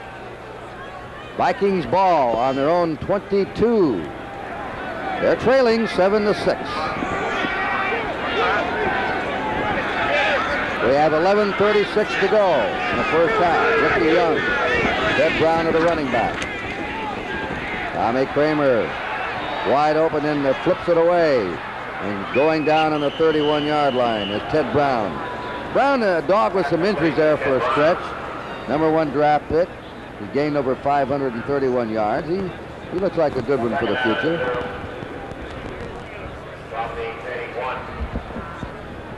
Monday night on CBS, WKRP in Cincinnati. Great radio station. The Last Resort, MASH, House Calls, and then Lou Grant. Monday night on CBS. 2nd and 2, another passing formation. Let's see what they do. Now they run. Trying to send Ricky Young for that first down, but he ran into Mike Hawkins and John Zamberlin, a couple of young linebackers. Young is a leading ground gainer this year for Minnesota, over 600 yards. Average not too outstanding, 3.6, 3 touchdowns. They're looking to the far sideline, and they say the Vikes have the first down. And talking about Ricky Young, he came into the game with 57 catches. Boy, that's a lot of passes. He comes out of that backfield well. We have some outstanding players here in this field that'll be in the Pro Bowl. For the Patriots, John Hanna, the guard, Morgan, the outside man, and Haynes, the cornerback. Vikings are going to send Ahmad Rashad and Matt Blair to the Pro Bowl game, representing Minnesota. So 5 players on the field will be in the Pro Bowl game. That's the all-star team. Kramer to the safety valve man. Ricky Young crawling after he reached the 40, went forward to his 42.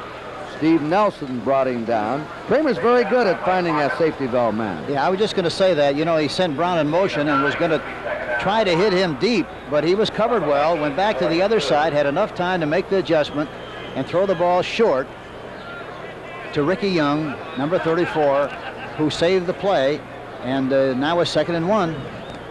And they have a short yard. Steve Grogan, the New England quarterback, he's up and down in the eyes of affection with the New England fans week to week. They fake it to Young. Kramer is throwing deep to White, and it's broken up there by Raymond Claiborne, the left cornerback, who was right with Sammy White. Yes, White went outside, inside, and tried to fool him with moves downfield on the play-action pass, but Claiborne really did a good job of staying with him. He had to throw the ball on the run, didn't have much on it. The ball was thrown a little bit to the inside again, but Claiborne really did a good job on the play. Vikings have a 3rd and 1. Robert Miller, a tough short yardage man, number 35, comes in. Ted Brown goes out. Vikings have the ball on their own 42-yard line. New England's ahead in the game, 7-6. A little over 9 minutes to play in the first half. Young has the call. And he is brought down by Ricky Samford. It's a first down for the Vikings on the 44-yard line. Looks like he might be calling home. That's Harold Jackson. Mom, I caught a couple earlier. Stay tuned. I believe he's calling a weatherman. They may be asking for his gloves. Or either that or calling for reservations to get out of town right after the game. Hey, that's more likely than anything. Vikings ball, first down on their own 44. Miller peeling out in motion. He likes to throw a lot on first down. That time he runs a draw play. Big play for Ricky Young. He's in the Patriot territory and a lot more, all the way to the Patriot 29. Before he's upended by Mike Haynes and Rick Sanford. Perfectly executed draw. That's a sprint draw. It looks like he's going to roll out to the right, but he gives the ball to the tailback. Ricky Young finds a nice seam inside, got the linebackers running out of there, made a beautiful run on the play. I love to see those backs with quick feet pick their way through prostrate bodies as they go through that hole. Well, it makes it a lot easier to get through there if you have quick feet. Pittsburgh leading Buffalo 14-0. The Steelers are in the playoffs anyway, but we'll give you all the possibilities. Here's Terry LeCount, who falls down. This was a lateral to LeCount, who was going to throw a forward pass, I believe, to Ahmad Rashad, but he lost his footing, and the play backfires on the Vikings. And it didn't fool the defense of the New England team at all. Fakes inside, fakes to Young, tosses the ball back to LeCount. Kind of a recess football play. Pump fake. Yeah, there he is, and they slipped and fell safe into second base. I don't believe Terry wanted to throw the ball. No, I don't think he did. He shouldn't have thrown it because there's nobody covered. Or nobody open, I should say. Everybody was covered. They have a second down now and 19. Ricky Young and Robert Miller are the running backs. Kramer go back in the air again.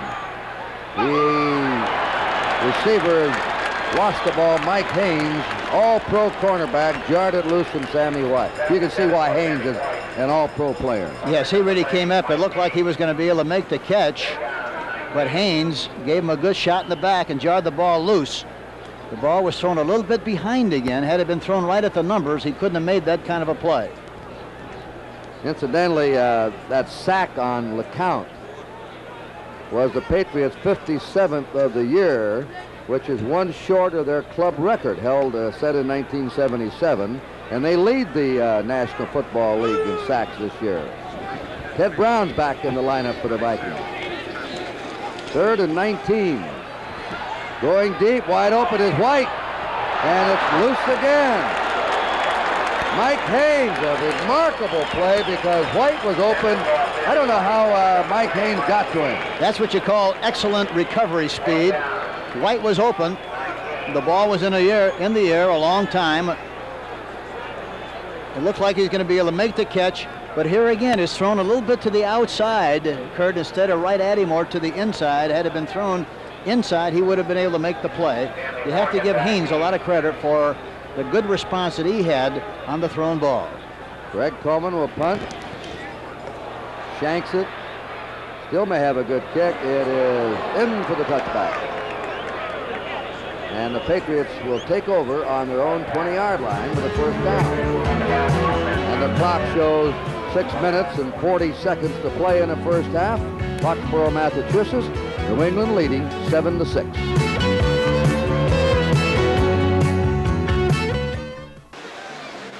NBC's coverage of NCAA basketball got underway yesterday with DePaul upsetting UCLA at Los Angeles, and next Saturday another matchup of two of the nation's best teams.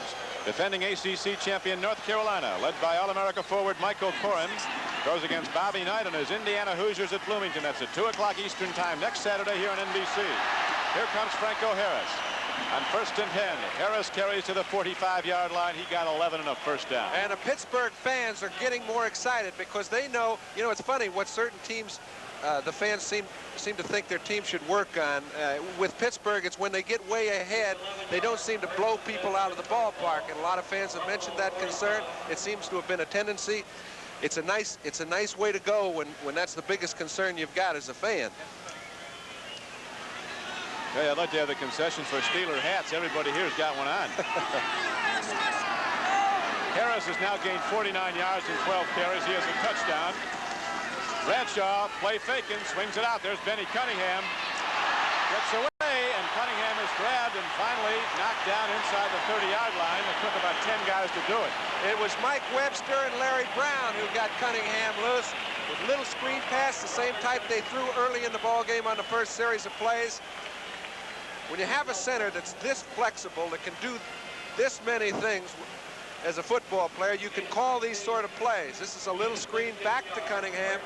Number 52. Webster is the man knocking the linebacker down. Finally, they wrestle the big guy from Clemson to the ground. It's 1st and 10, Pittsburgh, 29-yard line of Buffalo.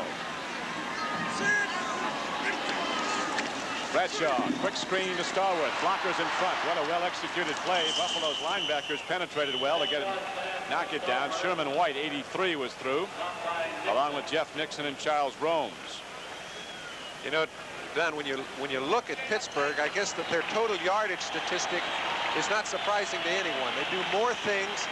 They have more variation to their offense, and the best personnel playing it. No wonder they're going to break an all-time yardage stat. John Starwood now with 68 receptions, a new Steeler record.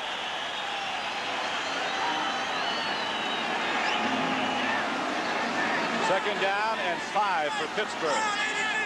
2:59 to play in the first half. Steelers 14, Bills nothing. Bradshaw takes a look. And finally, he goes down. Lucius Sanford was coming on a linebacker blitz.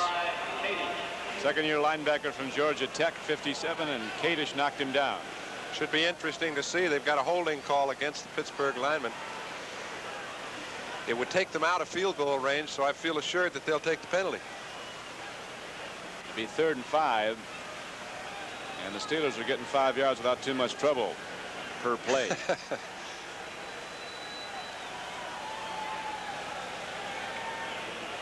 So there's a timeout on the field with 2:54 to play in the first half. Pittsburgh leading 14-0. And Chuck Noll waiting to hear now. I think he may insert Jim Smith into the ball game, into their three wide receiver offense if they've got 15 to go. Holding offense, number 79. Second down. Got the right tackle, Larry Brown. Jim Smith goes in. Big burly Benny Cunningham comes out.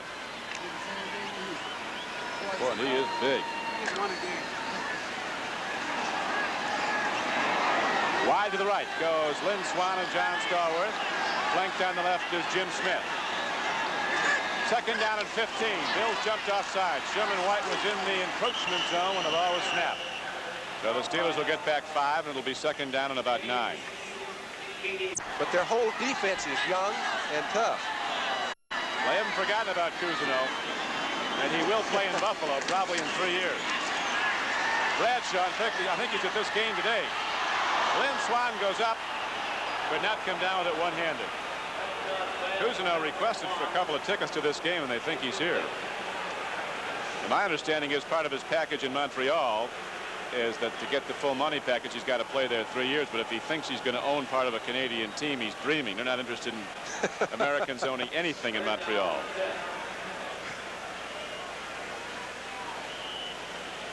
The ball's at the 29-yard line. It's going to be 3rd down and 10.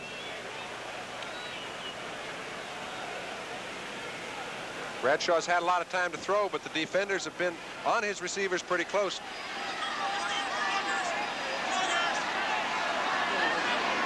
Third down and 10 now for Pittsburgh. 29-yard line of Buffalo. Bradshaw, men out wide either side. Here's the deep drop. He throws, and he's got Franco Harris, who loses the ball, and Buffalo might have it. Now to the Bills have it. Buffalo has the ball. It will draw a crowd, won't it, John, when it's rolling around out there? Well, you know, Franco made a fine play.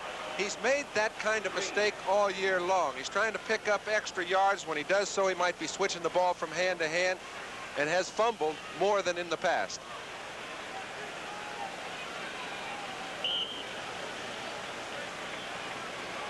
So the Bills stopped the Steeler challenge, and they now have the ball 1st and 10 at the 21.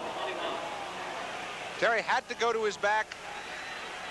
His wide receivers were covered downfield, threw a perfect ball to Franco Harris. He got it hit and lost it. Buffalo's ball, 1st and 10. Young Tommy Kramer, the man of the future for the Vikings, has already put the ball up 20 times in the first half, completed 10, most of them short passes. Vikings are a little bit different mold right now. They're a wide open team, Hank. They throw it around. Yes, they do, but they did a lot of that with Fran, and he's got a good understanding of what they're trying to accomplish with a kind of a pass possession kind of offense. Well, I was thinking of the old Purple Eaters game, People Eaters. That's Ted Brown out of bounds. They're gone. Carl Eller, that was nice of Eller. Eller came back last Sunday in Marshall's last home game to be there. They played together many times, Cleveland and Cincinnati 6-all in the second. Marshall was given permission by Seattle to come back for the occasion. Jim Marshall's teammates carried him off the field at the end of the game. Last home game, 20 years with the Vikings. First down, Vikings on the Patriot 48-yard line. Vikings are trailing by a point, 7-6. Sammy White in motion. They run the draw play to Ted Brown. They don't get much on it because Rod Schote plugged up the gap along with Julian Adams, the right end. We were talking about those sacks of the Patriots, one short of their all-time club record, and they lead the NFL. The all-time NFL record for most sacks in a season by a team was by Oakland. They had 67 in a 14-game schedule back in 1967. That's getting to the quarterback a lot. Looked like a lot of screen passes. Second down, 10.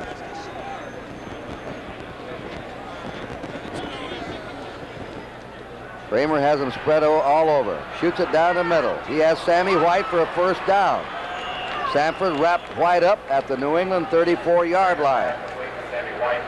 3:55 remaining in the first half. You know, Tommy Kramer throws the ball on 1st and 10 as much as any quarterback in the league, and really puts a lot of pressure on the defense and avoids that obvious long passing situation. Here he is back in the pocket. Plenty of time to throw the ball. Throws it nicely right down the middle to Sammy White, right on the numbers. And another big play for Minnesota. First down, Vikings ball in the 34. 12 out of 22 for Kramer, who broke all the passing records at Rice University. #1 pick. Get him ready for the future after Tarkenton retired. Pump fake. They're on him. He throws it away and got rid of it. Smart play by Kramer. Steve King rushing him. And he dumped it off without having intentional grounding calling. There's a great illustration of the kind of poise he has. He tried to fake the quick screen and throw it deep downfield. But there you see Steve King coming in from the backside. He still has enough poise and composure to get rid of the ball falling away and avoided a big loss on the play. Second down, 10. Vikings behind, 7-6. 3:14 remaining in the first half. Rainy day, a little snow mixed in with it here in New England.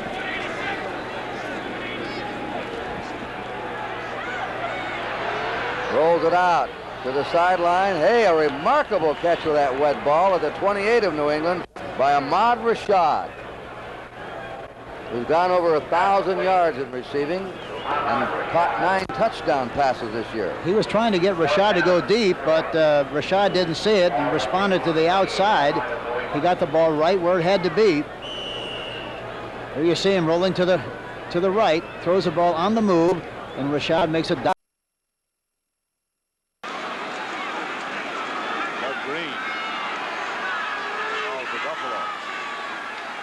It up. 1st and 10 now for the Steelers.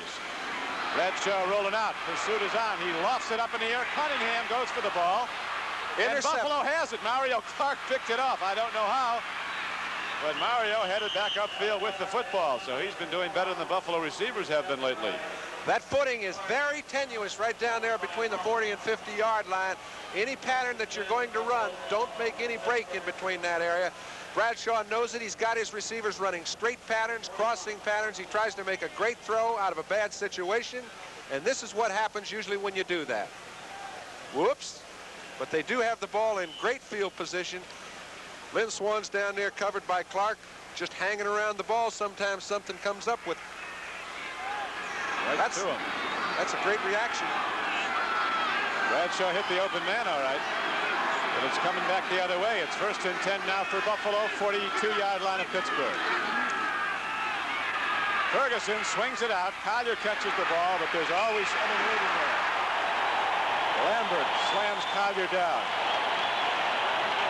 Lambert 6'4", 220. And the terrible towels are a-waving here in Pittsburgh. Well, Buffalo's coming up to the line of scrimmage. As we see this play, Lambert creates a situation again. He knows it's a very important time for Pittsburgh to dig in. Ferguson throws, and Lambert almost got an interception. Twice today he has come close to intercepting. Lambert is not big as middle linebackers go. He's 6'4", which is tall, but he's only 220. A lot of guys in the league are playing at 245, but he's exceptionally strong, as we saw evidence by him throwing 215-pound Mike Collier down like a sack of wheat. Nobody told him he wasn't big. He is a striker. Well, they got some great ones in that defense. Joe Green backed up by Jack Lambert, and then you got the strong safety Shell, 3 All-Pros right down the middle. Right now, there's a break in the action with 54 seconds to play in the first half. We'll be back. And in addition to that, highlights of the Too Tall Jones fight Friday night in Dallas, which was attended by a good portion of the Dallas Cowboys football team. So he really had a rooting section. You interviewed some of those Cowboys. What did they think about Too Tall? Well, they thought fine, Too Tall, but we're certainly not going to get up there and do that. I think they thought he was coming along slowly but surely. Is he starting to move that back foot any better? The one he was dragging in the first fight we saw.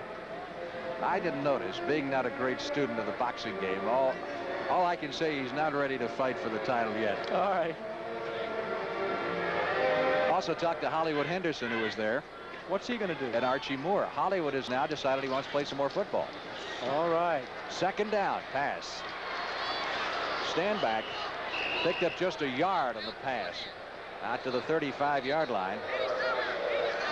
Falcons have 1 timeout left if they get close enough to kick a field goal here, which seems unlikely at this point. They have a 3rd and 5 from their own 35.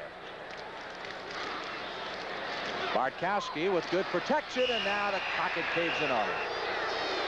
So sacked for the 4th time is Bartkowski back at the 28. That's Al Cowling's O.J. Simpson's buddy making that sack. You're kidding me. Atlanta's calling timeout with 4 seconds. Wonder why. So they can putt and give San Francisco a chance to run it back? I think they're going to throw the bomb. They're going to go uptown with it, I guess. Maybe try that Big Ben play? I don't know. Yeah, Big Ben. Everybody, we used to call it the bomb. Everybody calls it Big Ben now. This is the one where you put all the wide receivers to one side, hope you can throw it up and get it batted around or get a pass interference play. Of course, we were in New Orleans last year and saw them won a football game on that play. Dennis Pearson, number 81, has come on. It's 4th and 11. Falcons have the ball at their 28-yard line. 4 seconds left to play. Time for one more play. Well, we said at the top of the show we were going to see some interesting plays. This is going to be one of them. All right, they've got Jackson going wide to the right side up at the top of your screen. This looks like a normal formation, doesn't it? Yeah. Wasn't a big man at all, but they're going to go for all of it. Time has run out. Jackson. Pass intercepted back at the 30-yard line. Cornelius is back to midfield, back to the 40, back to the 30, and finally run out of bounds as the half comes to an end.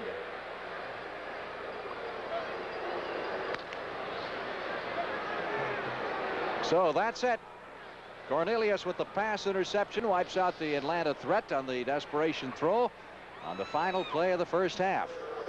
And San Francisco will go to intermission here in Atlanta, leading by a score 14-10 as the 49ers. O.J. Simpson here playing his final football game, trying to pick up their 3rd victory of the season against 13 losses.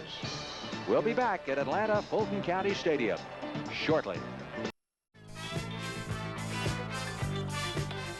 In the NFC Central, the Chicago Bears have just scored on the St. Louis Cardinals on their first possession. It is now 7-0, and it is scoreless in Tampa Bay at the half. Let's take you now to the scoreboard. Minnesota leading New England. The game you've been watching, 13-7 is the score there at the half.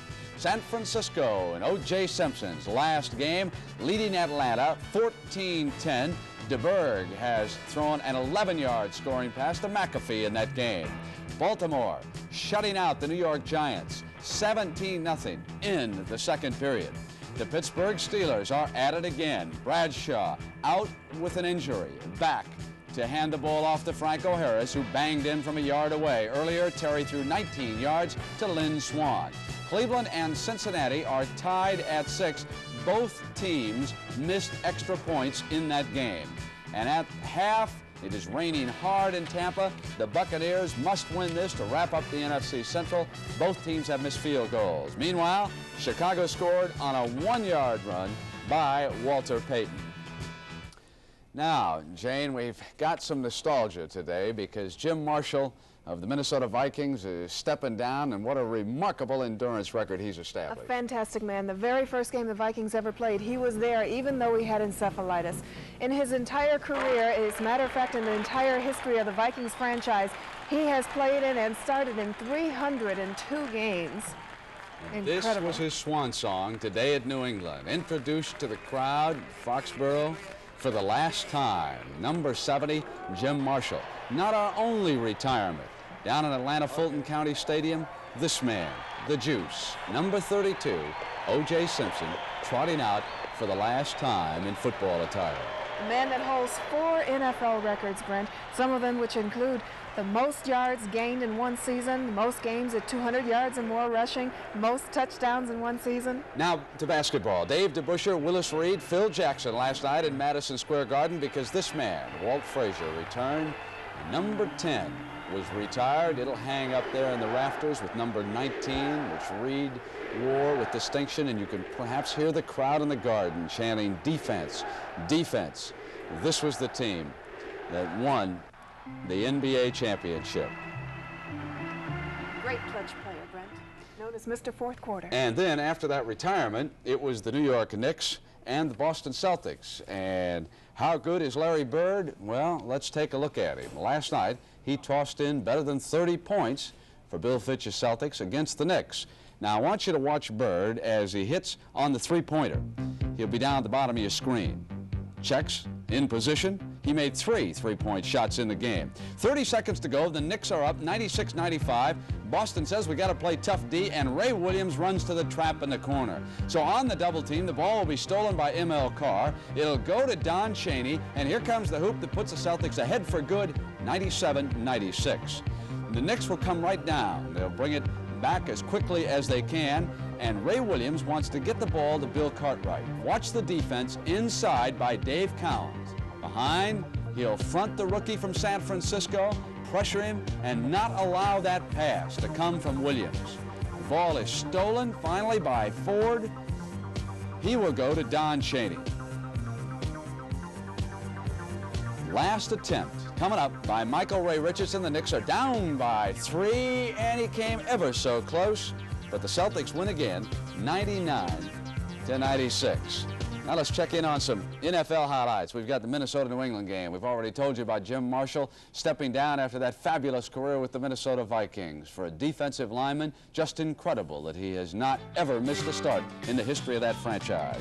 Here's Kramer to Rashad, and Ahmad has had a spectacular year. Inside the 5, and here's Teddy Brown, the rookie, up over the top. Al Davis, Oakland, wanted to acquire him in a trade before the season began. Now here comes Grogan, back to the former Ram. Jackson over the middle. You tell me why the Patriots aren't going to the playoffs with all this talent. Here it is to Horace Ivory for the touchdown. Robert Miller scoring for the Vikings, and it is 13-7 at the half. Minnesota is ahead. And Irv, you've got some on San Francisco and Atlanta down south. Hey, you know, the 49ers have lost 70 consecutive games. It's incredible. On the road, tying a league record. There's lead at halftime, of course, 14-10 right now down in Atlanta. And Steve DeBerg has thrown the ball more than anybody in the National Football League. In the first quarter, goes to Paul Hofer, the running back, taking O.J. Simpson's place. And Hofer scampers up the sideline down to the 30-yard line. DeBerg, keeping the ball in the air, goes to his tight end, number 81, Ken McAfee out of Notre Dame. Remember him, Brent? Great tight end. And San Francisco draws first blood. Bartkowski comes back with a pass to number 89, Francis Wallace, but interference is called on the defense, so Atlanta stays alive. At that point, number 24, Haskell Standback, goes in for a touchdown, and it's 10-7 Atlanta. Hofer comes back with a handoff from DeBerg late in the second quarter and goes over, and at halftime, the 49ers are leading by a score of 14-10. And so quickly to give you the story here, in the NFC Central, a Chicago win and a Tampa Bay loss would give the Bears the championship. Tampa Bay and Kansas City about ready to start the second half. They're scoreless. We're going to send you back to New England now. In the second half, Minnesota and the Patriots coming up.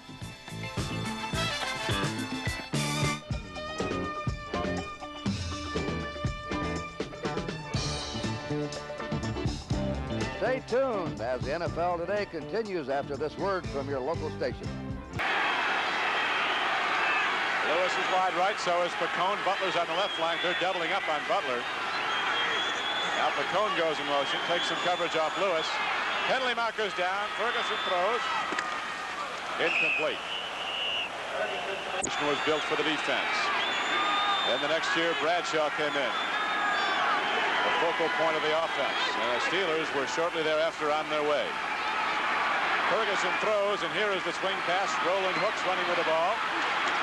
Hit from behind by L.C. Greenwood, who popped him ahead for 3 or 4 yards. And a 3rd down and 11 play, the Bills got about 6.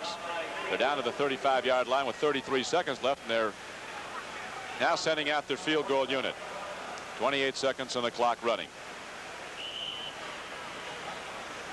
They'll run it right down and call a timeout.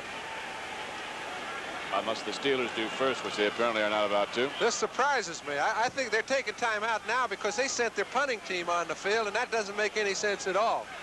It is their punter, Jackson, out there. Now he's heading off and working on getting on the same page here. You know, Don, they have to do something to get back in this ball game. Turning the ball over with 15 seconds to play when they've got a chance to pick up a first down, get some points on the board, is not taking a chance of getting on there. Now the offense is coming back on the field. Baltimore's beating the Giants 17-0 at the half. Chuck Knox, and there's the veteran Bill Munson in the red jacket to the left, backing up Joe Ferguson along with the rookie Dan Minucci, who Knox thinks is going to be an NFL player. Minucci. We're watching Joe Ferguson with Knox. That man in the red jacket is Bill Munson. He's been around for 16 years. Joe said he's helped him quite a bit this year, just from a settling down situation. They've become good friends, and Munson agrees with me that Ferguson might have the best arm he's ever seen. It's a pretty good arm. He's very strong, Ferguson. Not that much weight. Only weighs about 188. But he works on the weight machines, does a lot of calisthenics, stretching. He's got an arm like a good catcher. He just flicks the ball from behind his ear. One big play right now could put this ball game back in the hat. It's been all Pittsburgh throughout the first half. 7-point difference is not the difference between these two teams. 4th down and 4. They feel they're out of field goal range, so they'll go from scrimmage with 15 seconds left. Let a lot of time get away. Here's Lewis down the sideline. Incomplete. Bills let about 18 seconds run off the clock, though. Now it's down to 10, and Pittsburgh takes over the ball with a 14-0 lead, and they're about ready to take their winnings for the first 2 quarters to the locker room. The problem's been in Buffalo's case when they have thrown the ball that Ferguson hasn't had enough time to allow his receivers to get into the secondary and run their routes. As a result, he's got to throw it before they break, and the ineffectiveness has shown the problem. Well, the Bills have had trouble running the ball, and Ferguson has been forced to throw it more and more. As the Steelers, who knew this game was important, are playing like a playoff team. They're geared up and ready. Here's Thornton on the last play of the first half, running ahead and getting across the 40-yard line. And so the clock runs out. The first half ends, and the Pittsburgh Steelers take the 14-0 lead to the locker room.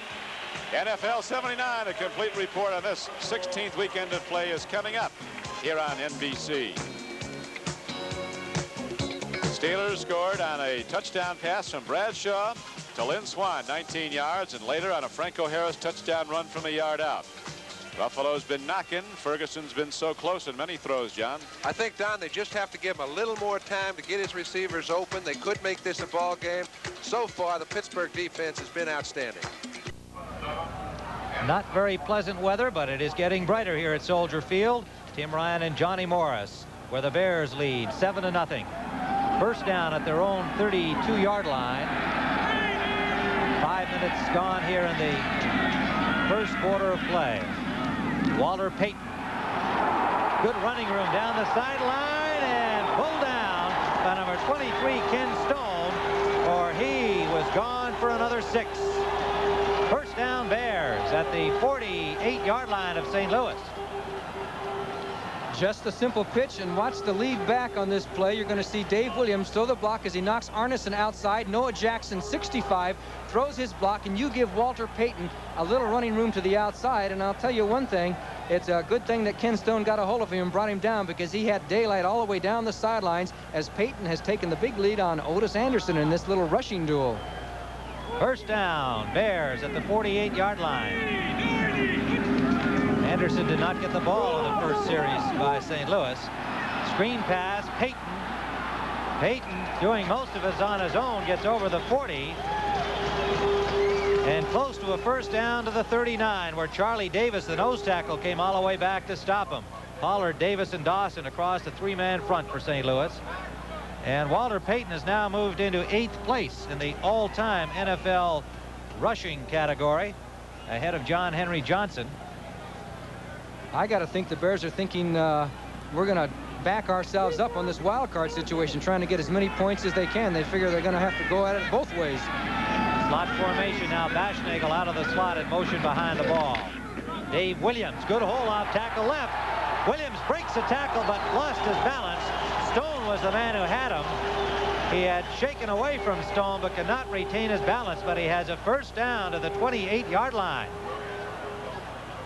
Okay, right straight up the middle, straight on blocking. Payton tied up Arneson just long enough so that Williams could get to the outside, and it was Ken Stone making the saving tackle once again. The Cardinals are on the ropes here. Let's take a look at Walter Payton and take a look at his block on 57, Arneson. Straightens him up, ties him up so that Williams can get through. A little hold there maybe, but it was after he's on the ground. Nobody's going to call that. First down, Chicago. Same formation. Bashnagel in motion behind the ball again. They go to the right side with Payton. Payton slipped at the 30-yard line, and in pursuit was Johnny Bearfield, number 58, covering him as he went down. He got back near the original line of scrimmage. St. Louis Cardinals by a score of 7-0. They are on the drive again. Inside the 30-yard line, Walter Payton has scored the Bears touchdown. He slammed in from the 1-yard line. Tampa Bay and Kansas City, you want to know, they are scoreless. They are about ready to start the second half in Tampa. It has been raining hard. It would indicate that the score would be kept down in that game. Both the Chiefs and the Buccaneers have missed field goals. Mike Phipps has brought the Bears to the line of scrimmage. You're watching live. The St. Louis Cardinals are on defense against the Bears, who are driving toward the playoffs. Quickly outside to Watts. Yes, and it is below freezing in Chicago Soldier Field. They had to clear the snow away before the game got underway. And perhaps you want to know about some other games around the league. Minnesota leading New England 13-7. They are about ready to start the second half. And Irv, Terry Bradshaw did it again. Guy's unbelievable. He plays his best football when he's hurt. You know, he had a head injury, went out of the ball game, came back, handed the ball off to Franco Harris for a touchdown, and the Pittsburgh Steelers have been aroused. And you can see that crowd in Chicago. But a victory today would warm them up. This is a third down for Phipps. They have about 5 yards to go for the first down. And that would get it. So inside the 15 goes Williams. Remember also, they are pursuing the Washington Redskins in that net point category. Somewhat confusing, but basically the Bears trail the Redskins by 33 points. Later today, you will watch the Washington Redskins against the Dallas Cowboys. Here you are watching the replay. Phipps back into the pocket, through to the man underneath as they worked a crossing pattern, and the other man seemed to pick off the safety as he came underneath. So they're at the 13-yard line, 1st and 10, ahead by 7. The Buccaneers, meanwhile, have the ball in Tampa Bay. No score in that contest. Williams pounds ahead. In that Tampa Bay game, Jerry Eckwood was loose for what appeared to be a touchdown in the first half, and then he fumbled the ball at about the 40-yard line. Also, there was a fumbled snap on a Tampa Bay field goal attempt, and would you believe that Kansas City came right back and also missed a field goal try? That one by Jan Stenerud. Of course, the weather conditions down in Tampa Bay are horrendous, so Ben. It's been raining very heavily all day long, but the Chicago Bear team is very conscious of what's going on in Tampa Bay. Obviously, they want to win their game, concentrate on what they have to do, but they're also watching that scoreboard up there. Phipps and the Bears going for what would be their second score. The man's open. And Williams for the touchdown. Chicago leads by 13. Let's send you back now to Atlanta, the San Francisco 49ers, and the Atlanta Falcons. Phipps is getting plenty of time, and I believe it was Johnny Bearfield, the linebacker, who slipped when he came over to make the tackle there. Right there, and he slipped back. No, that was not Bearfield. That was Allerman. He slipped, and Williams just turned it on and went into the end zone. Okay, and I thought that ball was deflected. It was not, as you could see on the replay. It was clean all the way to Dave Williams. Thomas with a point after, and it is good. So the Chicago Bears, with 5:32 remaining in the first quarter, have jumped into a 14-0 lead on their first two possessions. He was taken from the game momentarily, but he came back in. Buffalo threatened to score first when Nick Mickemeyer missed this point, I should say, a field goal attempt. It was blocked by Joe Green and picked up by safety Donnie Shell. Bradshaw converted, 1st and 10 on the 19, all kinds of time to throw. He finds Lynn Swann, great leaping reception, Bradshaw's 26th TD pass of the year. He was taken with a slight head laceration, but came back to hand off to Franco Harris. Harris banged in his 10th rushing touchdown of the season. Steelers lead 14-0 at halftime over Buffalo. They have a chance to clinch the AFC Central Division title today. Another game with playoff hopes on the line. Kansas City and Tampa Bay locked in a 0-0 tie in the third quarter.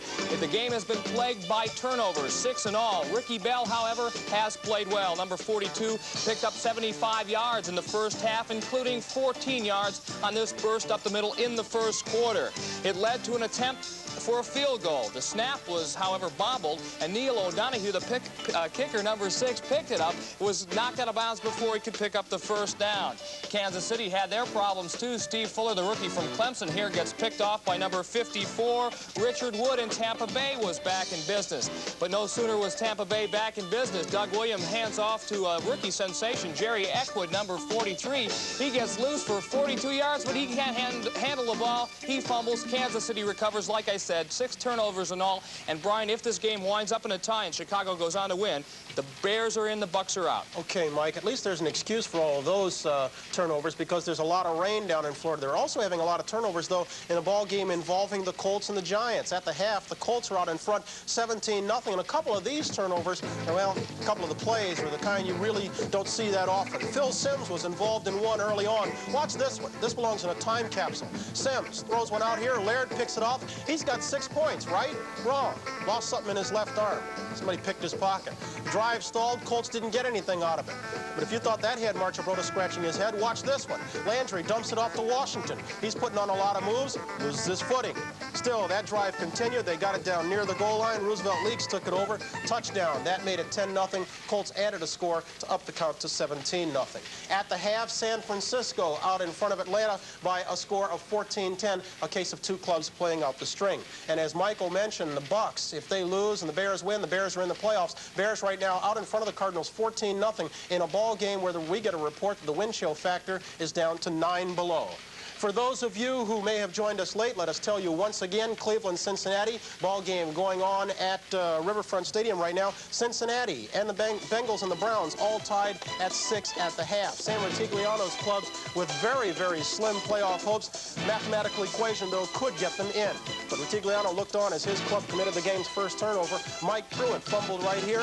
Bengals picked it up, but it led to a wide field goal. So it was left to Brian Sight to get the Browns on the board. First score of the game, up top. Kopp, 33-yard touchdown pass to Dave Logan, 28th touchdown strike of the year for Sipe. But the point after was missed. Browns led 6-0. Then Bengals quarterback Kenny Anderson rushed out of the pocket right here, hit by number 22, Clarence Scott. He had to leave the game with a reported hip pointer, but the drive continued, and Pete Johnson took it over from 2 yards out. The Bengals also missed their point after, so that ball game remains at 6-6. Later today, still a good ball game to come on NBC. In the Bay Area, the Raiders going against the Seattle Seahawks.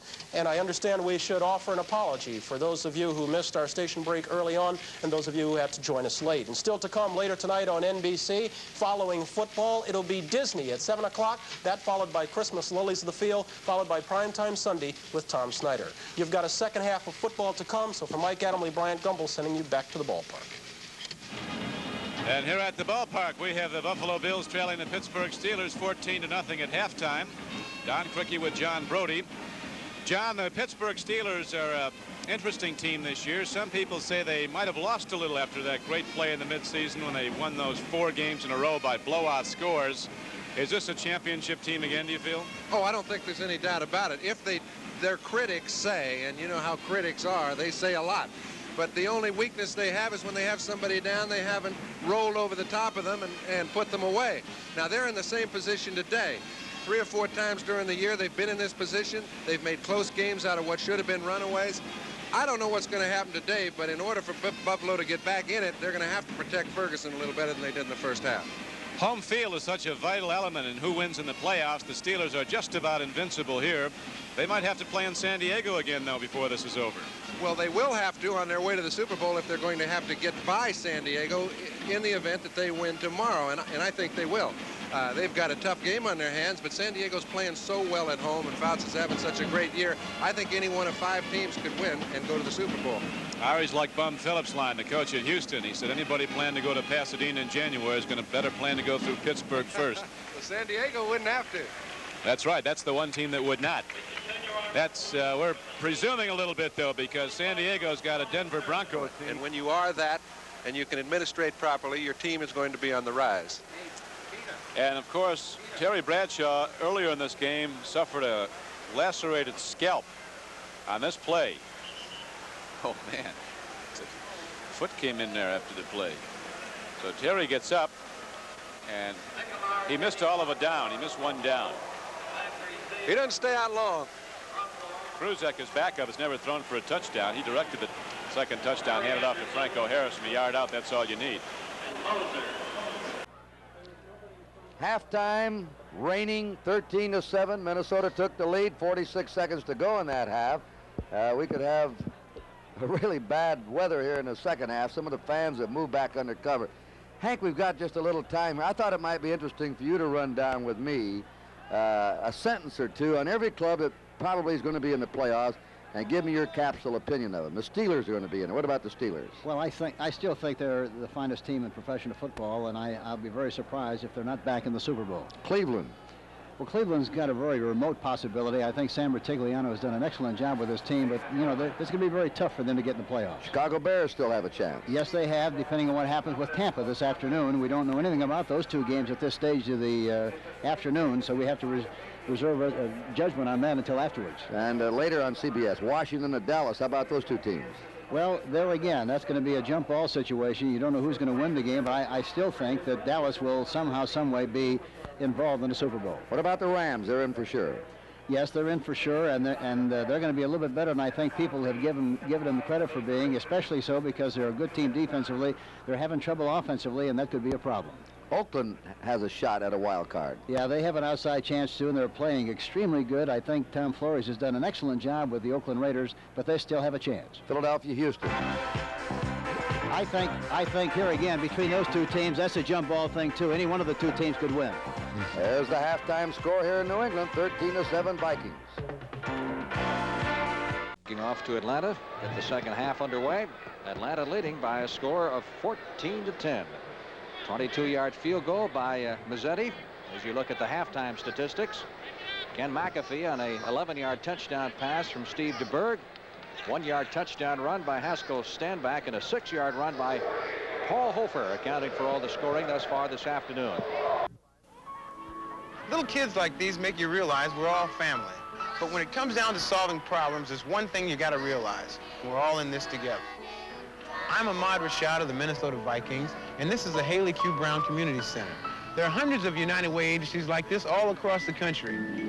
There's a place like it in my hometown, Tacoma, Washington. I know because they help my family. My mom and dad go there just like these senior citizens, to be with friends. I've been there, and I know what places like this do for your spirit. United Way is people, not just giving dollars to fight cancer and other diseases, though God knows that's important, but giving of themselves. That's what makes us a family and a community. The United Way works here in the Twin Cities, and it works in your town, too. Thanks to you, it works for all of us, the United Way.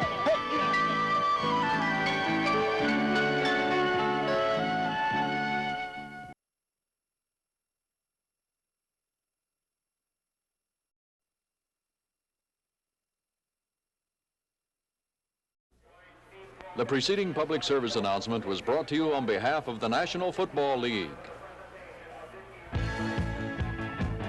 NFL on CBS. Today's game is sponsored by Ford and your Ford dealers, who bring you the better idea cars and trucks for the 80s.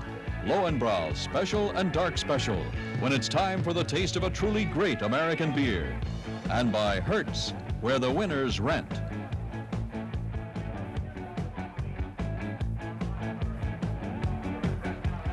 13-7, the Minnesota Vikings lead New England as we go into the second half.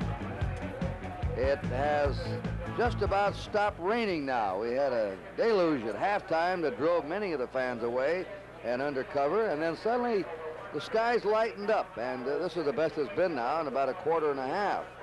New England in the dark or red jersey, the Vikings in the white. Interconference play, the Vikings this year have won 1 and lost 2 to the American Conference. They beat Buffalo last week, lost to the Jets and the Dolphins earlier. Since the merger, the Vikings have won 18 and lost 12 to the American Conference. Patriots are 2-1 against the NFC this year. They've beaten the Bears and the Lions by losing to Green Bay, and they're 16-13 against the NFC since the merger. You know, so far in this game, Kurt, Minnesota has kind of dominated the game from a time standpoint also, along with a statistical standpoint. They've had the ball for 19 minutes and 43 seconds compared to New England's 10 minutes and 17 seconds. They have 116-yard passing, have thrown 25 times. New England 8 of 15 for 116 total yards. Minnesota 192 and New England 135. You know, going into this game, the Minnesota Vikings have averaged 33 passes a game and 31 runs. And so they're a little ahead of their average from a passing standpoint because they've already thrown 25 times in the first half. I think one of the amazing stats of the game has been only 1 turnover in the rain and the snow.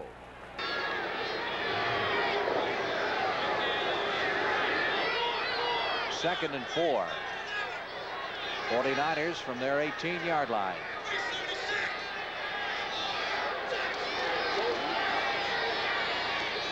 McAfee, the tight end, pulls in the first down catch at the 24. Oh, he barreled into somebody over there. Just a little straight pattern. Like a TV photographer. Yeah, an easy way to pick up the first down. There it is right there. Kuykendall making the stop. Well, it's a little tough when you, boy, it's a little tough on that very expensive camera, too, I'll tell you. He doesn't have any pads. I know that hurts.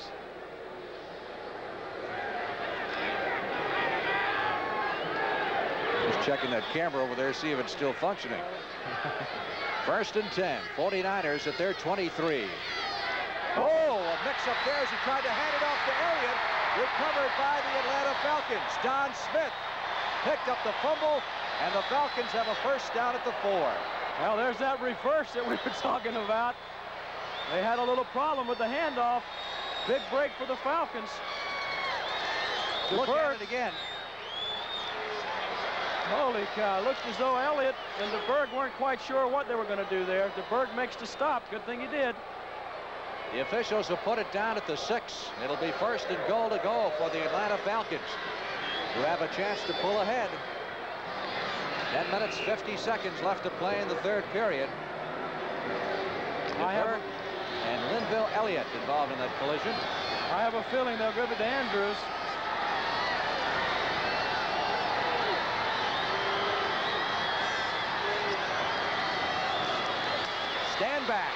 touchdown. I think the 49ers thought they were going to give it to Andrews. 49ers are thinking the same way you are. That's an easy way to go in, standing up. Haskell Stanback scores his second touchdown of the afternoon. Look at the block there by Howe and also Andrews. Stanback in untouched.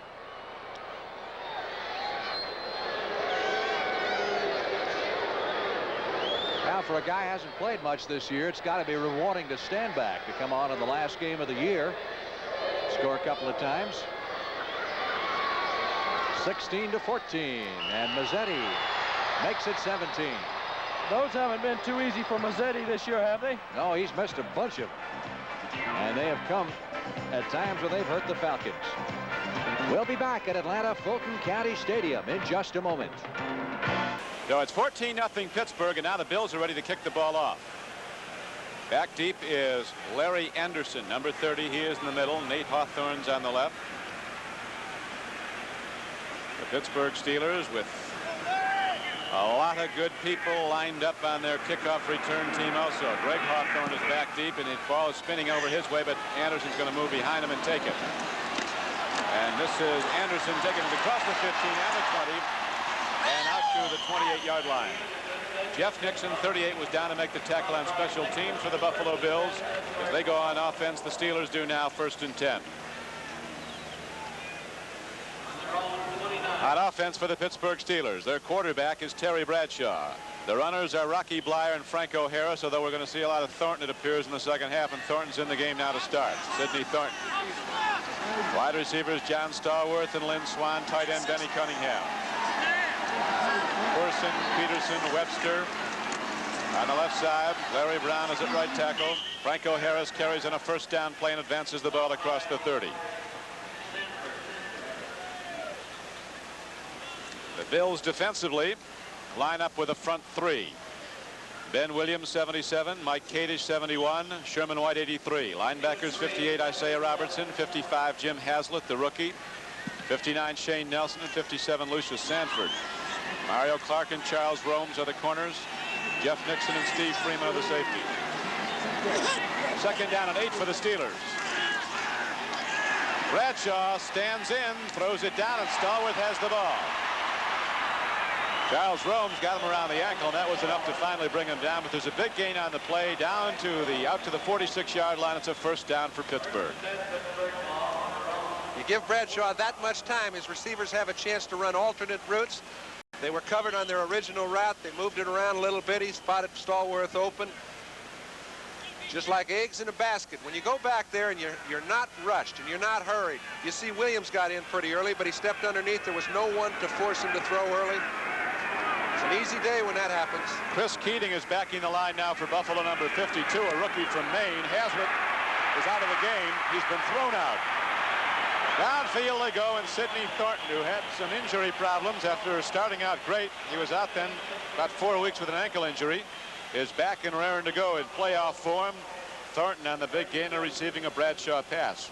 You know, people have talked about how well Rocky Blyer blocks, and he does. He's also an excellent runner, and his yard per carry average, as the other two backs is over 4 yards a carry.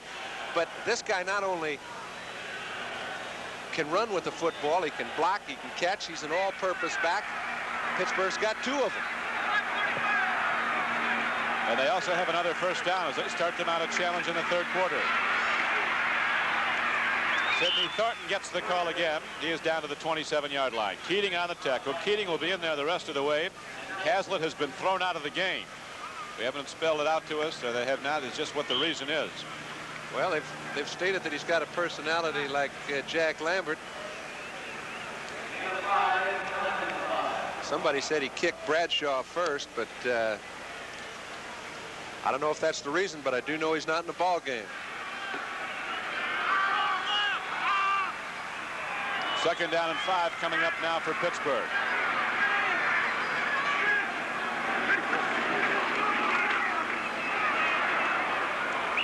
The ball is advanced down close to the 25-yard line, and a second down and 5. It'll bring up 3rd and 3. I'd like very much to find out, if we can, what the reason Haslett is out of the game for. We'll get down to our sideline men.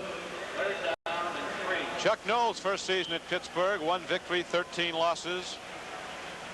But that was the Terry Bradshaw year. When Bradshaw suffered that cut scalp, Hazlitt was thrown out for unnecessary roughness against Bradshaw.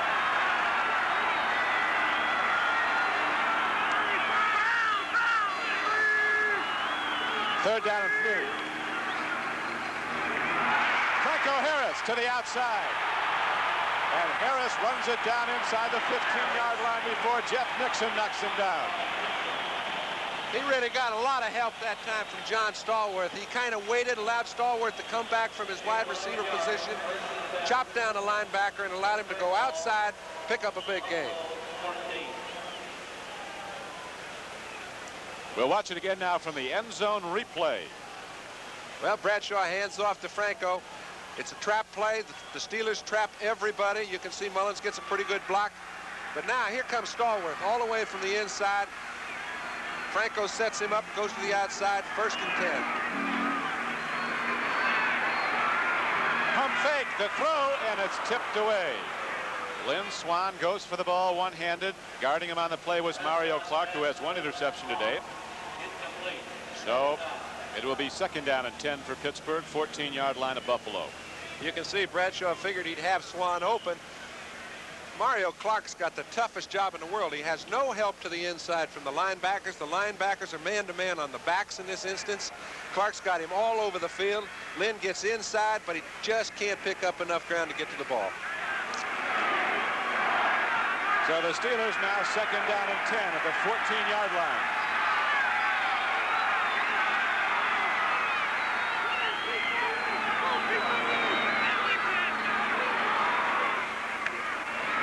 Sidney Thornton turns outside, and Thornton, a 225-pound back built in a 5-foot 10-inch frame, crashes on down to about the 8-yard line. He was a little disappointed. I think he lost his footing a bit when he made his cut up the field. He had 2 good blockers out in front of him.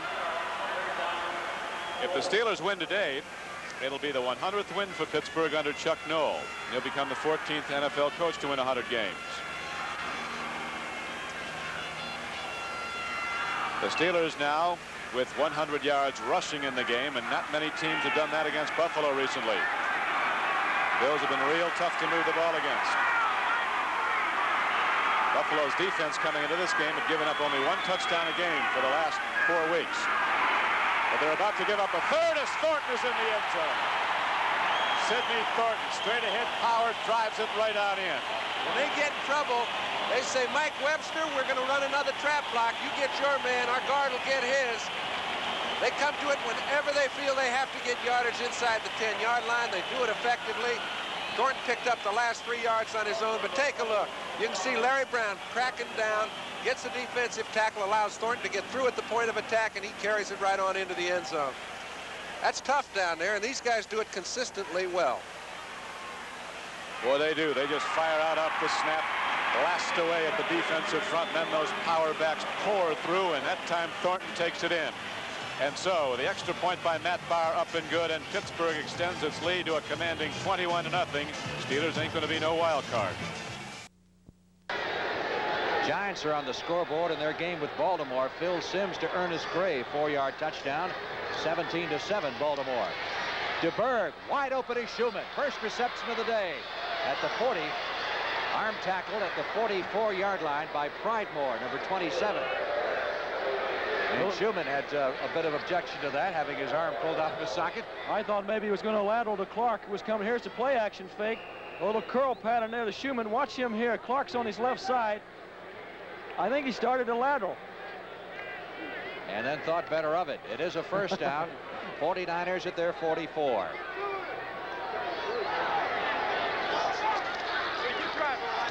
Jackson to the 45.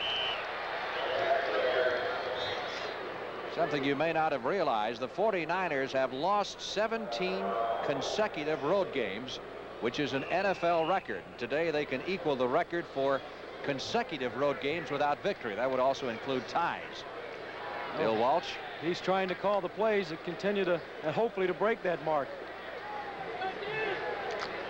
Still raining in Tampa Bay and still no score. That is in the third period.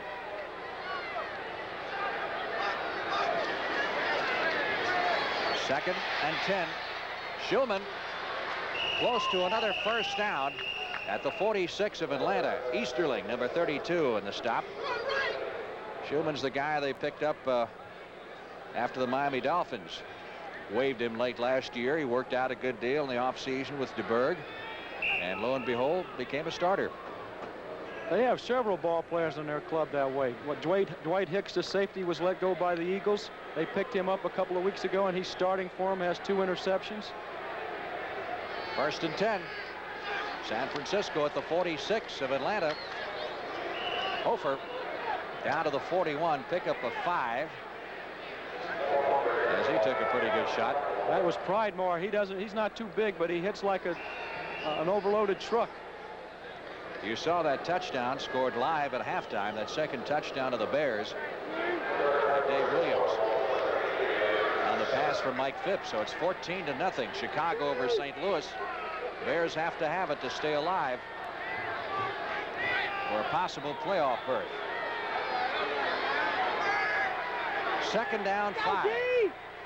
49ers at the 41 of Atlanta. Blitz. DeBerg had to hurry the throw intended for Jackson, as the red shirts were everywhere. Number 32, Easterling, the safety, was coming hard that time. DeBerg just got rid of it. That's smart. They've only knocked him down 16 times coming into this ball game, which ranked right behind New Orleans and Tampa Bay. These two clubs statistically have the 2 worst pass defenses in the NFC, so you can see the reason that both teams are having good success throwing the ball. 3rd and 5 at the Atlanta 41-yard line. Again, they fake the blitz. Brewer, the tight end, on the completion down to the 36-yard line. Boy, that's difficult coverage for that safety when he's one-on-one without linebacker help. They come with the blitz like that. DeBerg just drops it out there. That's a first down. 1st and 10, San Francisco at the 35. They've got a good-looking offense, Frank. Schulman wide to the right side. DeBerg now with 16 completions. Keep in mind he has to have 28 to tie Fran Tarkenton's record. Oh, wide open at the 5-yard line, and an easy touchdown for the San Francisco 49ers as Hofer walks into the end zone. Well, that's what happens when you continue to bring those backs out of there. That time he ran a streak straight upfield. Somebody made a mistake. One of the linebackers, possibly the outside backer on the left side for Atlanta, was supposed to pick him up. There's Kuykendall. He lets him go. He's wide open. Nobody there. Paul Hofer scoring. That's 5 catches for 98 yards for Hofer on the afternoon. Another big day. And DeBerg having another splendid day throwing the football. Wersching to add the extra point. It's been back and forth. We get flags prior to the snap. San Francisco now has reclaimed the lead at 20-17 with 7 minutes and 51 seconds to go in the third quarter. See what this one's all about. Defense, encroachment. We're going to penalize on a kickoff, 5 yards. Of course, the offense doesn't want the penalty because they don't want to be any closer than that.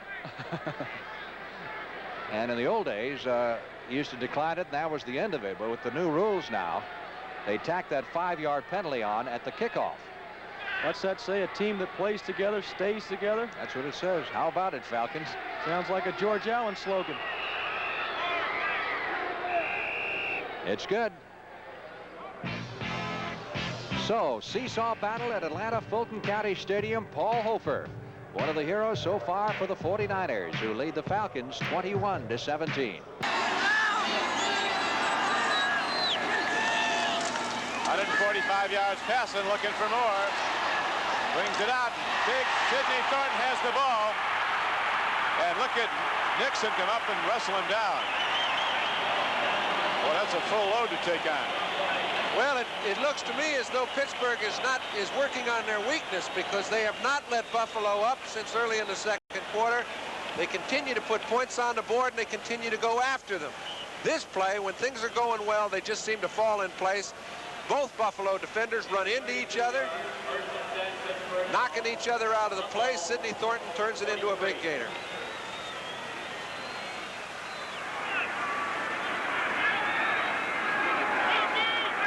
So the Steelers have the ball, first down and 10 at the 43-yard line of Buffalo. Bradshaw rolling, dropping, lets her fly. Intercepted. Nixon with his 6th interception. I tell you, this kid's going to be in the league a long time. He doesn't play like a rookie. Well, that's a gimme right there, Don. Bradshaw's thrown a few passes in the last 3 or 4 weeks that really look a little suspect. Now, that ball should not have been thrown. It's thrown in the middle of the field, soft.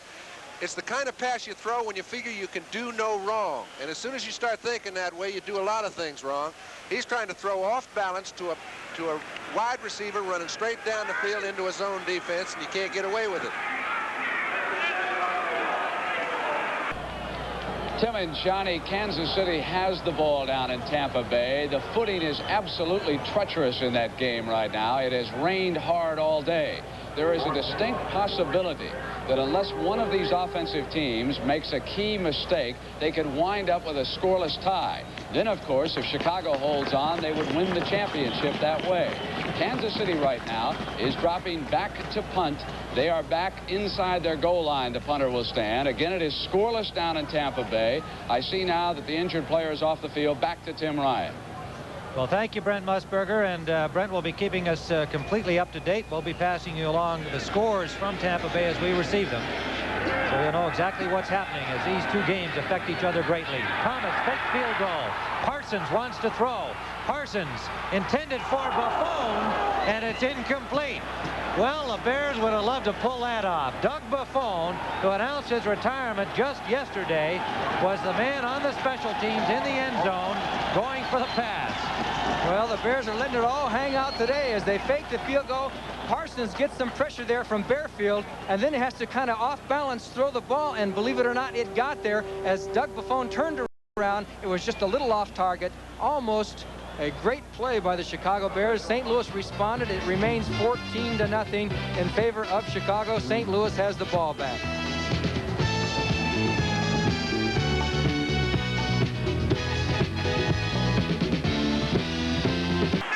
Second down and 6.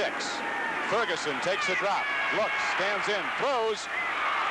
That ball's intercepted by Shell of the Steelers. So Pittsburgh gets it right back.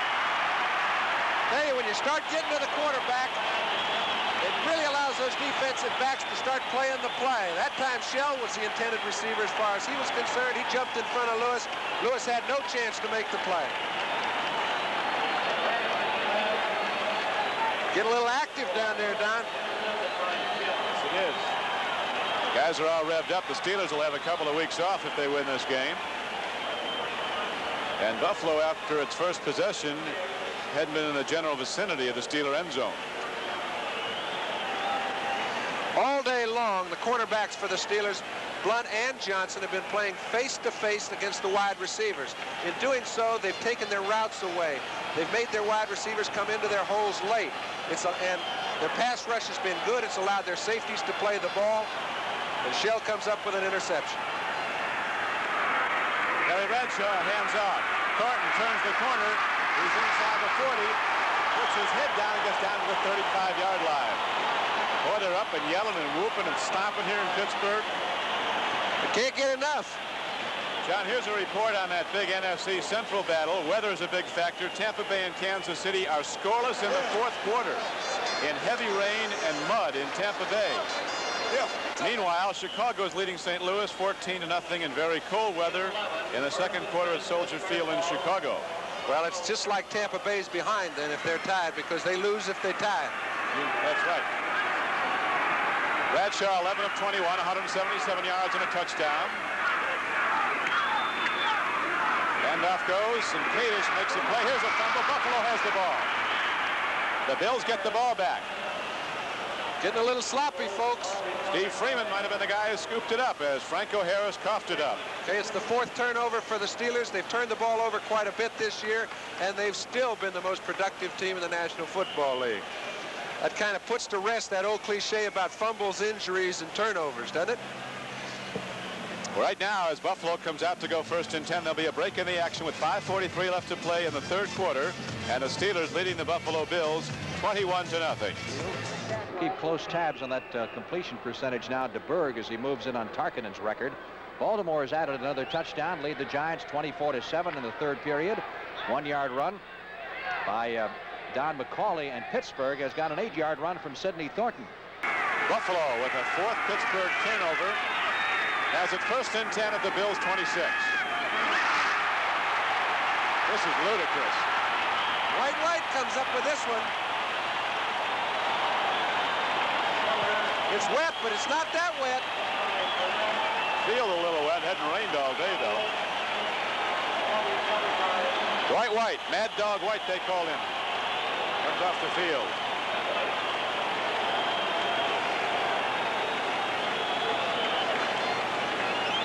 Well, they're trying hard to give it back and forth each other. So Dwight White, after one play, gets the ball right back from Buffalo, and now the Steelers go on offense at the 29-yard line of Buffalo. 1st and 10. Whoops. Another fumble. They better check the footballs. Well, they change them every play now, and they can't all be wet before they're in use. It's just one of those exchange problems. You see Webster kind of slides it right through Bradshaw's hands. That fumble's on the quarterback, but the ball is a little bit slick.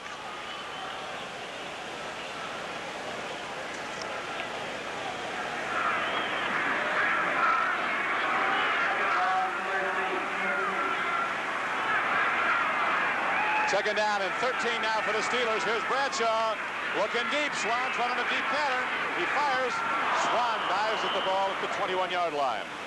Swan ran the deep pattern, then cut back. In the booth with us right now is Mrs. Terry Bradshaw, JoJo Starbuck. JoJo, what do you think of all this? Well, I'll tell you, very little apparently. It must be just another day at the plant, because well, that's the replay. All right. It is pretty funny when you head 21-0. Oh, the old man's going to be tonight there after he got kicked in the head. A little headache. Still no score. Tampa Bay and Kansas City. 3rd down and 13.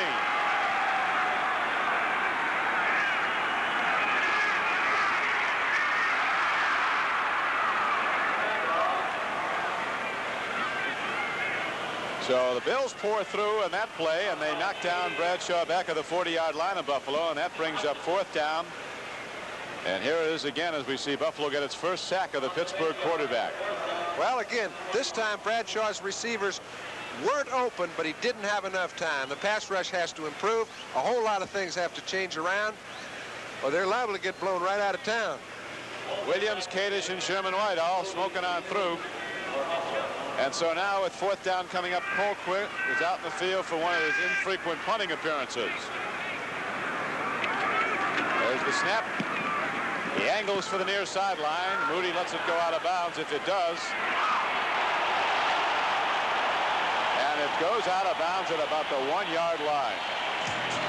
So the Steelers really have it rolling right now with 4:23 left to play in the 3rd quarter, and Pittsburgh in the lead 21-0.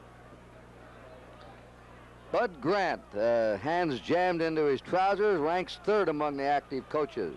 Right there, with 122 career wins, Don Shula's won the most, and then Tom Landry. There's your score. Middle of the 3rd period. Vikings took the lead with 46 seconds to go in the half. And it's not been a wild 3rd quarter so far. You know, Kramer, for a first-year man, is really very aggressive. He's on the attack. He throws so much on 1st and 10, but you have to be impressed with the kind of a job he's done. He's throwing again on 1st down. Maybe. He does unload it, and it's incomplete.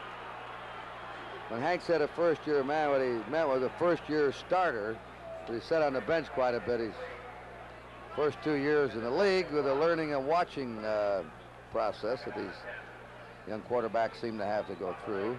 Two things I've learned this year working with Hangstrom. One is where to carry the ball. And secondly is it's great to throw on first down.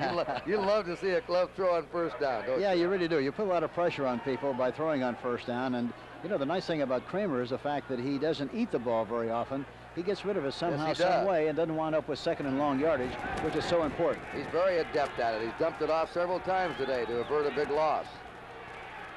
Now he has the protection. It's to Ricky Young, to the 20. He's out of bounds on the 23-yard line. Ray Claiborne, the left cornerback, hit him there. See, the great thing about that pass that time, that would have been much better on first down because you get the ball out to the outside, you look downfield, throw it in the flat, let him run with the football. Now it's 3rd and 5, but it's a very high percentage pass. He looks downfield and gets the ball to the open receiver, and it's a very good concept.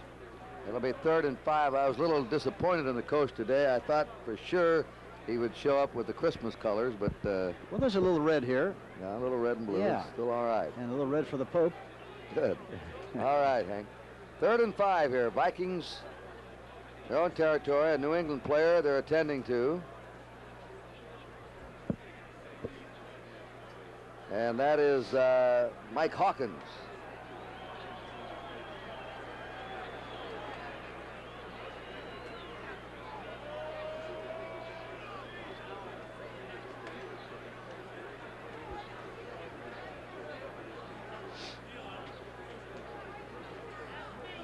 Hawkins out. How about an interesting story, Hank, this past week? The Patriot players voted for their former teammate, Leon Gray, who's now with Houston. He was traded to Houston just before the season started, as the top offensive lineman of 1979. The Patriot players. Yeah, it's always tough when you trade a player from your team and you have gone to the playoffs, and then he goes to another team and they go to the playoffs and you don't. It really magnifies the importance of that particular player. Not that Leon Gray isn't a great performer, he is, but he gets better and better as they continue to win. And a big controversy here in New England when New England traded him away, an all-pro performer, for a #1 draft pick. That pass is caught at the 35-yard line. Right on the ball. Coming down with it is Ahmad Rashad. Mike Haynes hit him, and Claiborne. That was a delayed safety blitz that time. So he got rid of the ball in good shape, got it high. Rashad was able to make that catch. Those are the kind of balls usually when you throw them high.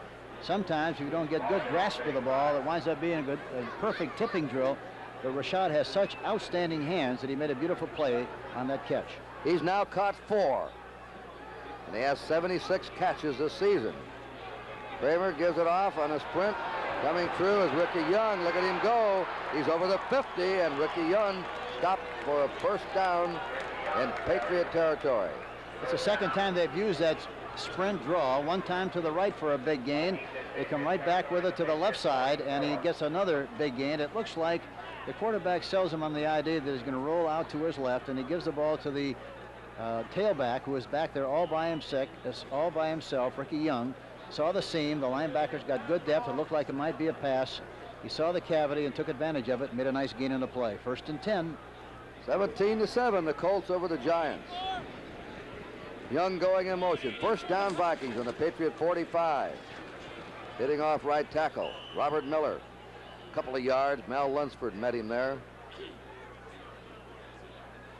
It'll be 2nd down, 8.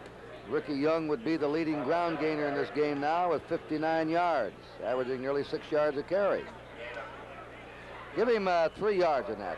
2nd and 7, let's call it. Vikings on the Patriot 42. 13-7, Vikings lead. 6:15 to play in the 3rd period. Crowd very quiet. Minnesota, very intelligent plan, keeping the New England team off balance with the great variety of things they do on 1st and 10. Now Kramer looking to field over, is going deep to White, incomplete over his head, and he was being chased by Ricky Sanford and Mike Haynes right with him. You know, he had the impression that he knew he was going to try to get the ball downfield deep, but he saw that there was good coverage on the play, and very wisely just threw the ball over the top so it wouldn't be intercepted. Sammy White has the best average per catch of the Vikings, 17 yards a catch this year. Ian Rashad on this team, Stanley Morgan and Harold Jackson on the Patriots. Each team has an outstanding pair of wide receivers who are home run threats. Yes, they're terrific, as good as anybody in the league, really. 3rd and 7. Terry LeCount's in now. 3 wide receivers on the field for the Vikes. They're in a slot left. And there's a pass, a comeback. It's complete at the 33-yard line. Rick Sanford hits Rashad there, but that's a first down. The key to the success of that play was the fact that Rashad... There goes Hawkins out, Hank. Yep. But Rashad came back for the ball. Had he not done that, he wouldn't have been able to make the catch. But that's why he is such a great receiver. The New England team is stunning on the play, which means they're going laterally, trying to get to the passer. And anytime you do that, you give the passer that much more time to throw the football. First down, Vikings on the New England 33. Rashad has caught 5 balls in the game. Miller out of motion. Fakes, goes on the run. Wide open is the tight end, Bob Tucker. That's the first time they've gone to him. And we were waiting for it. He's out of bounds on the Patriot 19.5. That same formation with just Young in the backfield. This time he fakes the sprint draw, play action pass, throws it to Tucker, their fine tight end, number 38 on the outside. Lofts it over the top in good shape. Did a good selling job. Held the linebackers inside, threw over the top, and another nice gain for the Minnesota Vikings. 4:35 to go in the 3rd period. Minnesota ahead on the scoreboard and in the stats. The score 13-7 Vikings on the 19-yard line of New England. He'll throw again on first down. Back he comes to Ricky Young at the 15, at the 10. Young slips and goes down on the 6. Beautifully executed play. They had them all going one way and came back to Young. Yeah, he keeps you off balance by the first and 10 passes. And then, of course, the nice thing about that is that it sets up your draws and your screens and slows down the pass rush. Look how wide open he was, Hank. Yeah, nobody around him. Got the ball in the wrong arm. Rod showed on top of him. But it was pretty good for distance. First and goal to go for the Vikings. Again, a drive that is clicking to perfection. They've had a couple of these in this game. Now let's see if Kramer throws on first down or runs it. He's going to throw again on first down. He's got a man wide open. Bad pass to Robert Miller. Had that ball been to him correctly, Miller might have gone right in the end zone. One of the few times I've seen Kramer hurry himself that time. He was open, knew he had to get the ball to him quickly, but threw it a little bit too fast, prematurely, and for that reason threw it right into the ground. 2nd down and 6 for a Viking touchdown. Tony McGee's coming out on the field. Tony the sack McGee trying to get a pass rush. He replaces Lunsford. They've got to get more heat on Kramer. Kramer's getting a lot of time, and he's hitting his receiver. The only trouble with it is he gets rid of the ball so quickly so many times that you can't get heat on him. He's 20 completions in this game. 2nd down, 6. And that is a bump and run pattern. It's no good. Claiborne is covering. Ahmad Rashad draped all over him. To come back, a nice play to each other. Yes, there was a bump and run defense. He tried to get it over the top. Rashad made a beautiful effort to try to make the catch up above, but couldn't quite come down with the football. Robert Miller replaces Ted Brown. Brings in a play from Bud Grant. Vikings leading 13-7, 3:28 to go in the 3rd period. The Vikings started this drive on their own 18-yard line. 32 upfield, 44 downfield, 76-yard drive. Might see the tight end.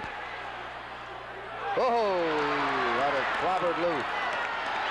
And it was the tight end Tucker and Zamberlin, just as the ball was nestling into his chest, wham, jarred him loose. That's who he tried to go to. He was looking right, trying to sell the defense on the fact that he was going to throw to the right side. Tucker popped open, but as he tried to make the catch, he was hit.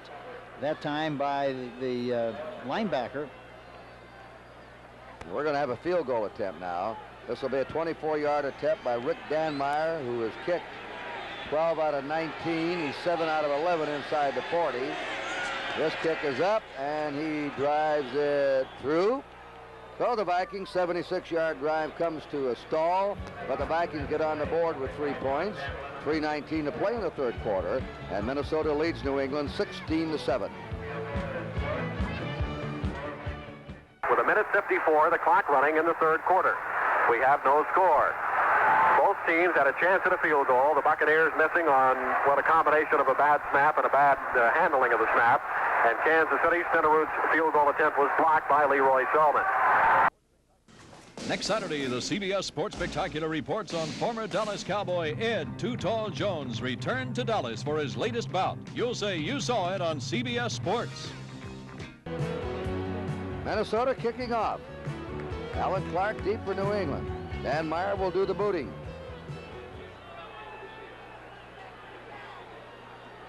Alan Clark on the 5-yard line. Fakes the reverse, keeps the ball, comes out to the 30 and is upset on the 35. Robert Miller dumped him high in the air, covering the kickoff for the Vikings. This has been a very quiet crowd, Henry, in this third quarter. The New England fans have had nothing to cheer about. That's understandable.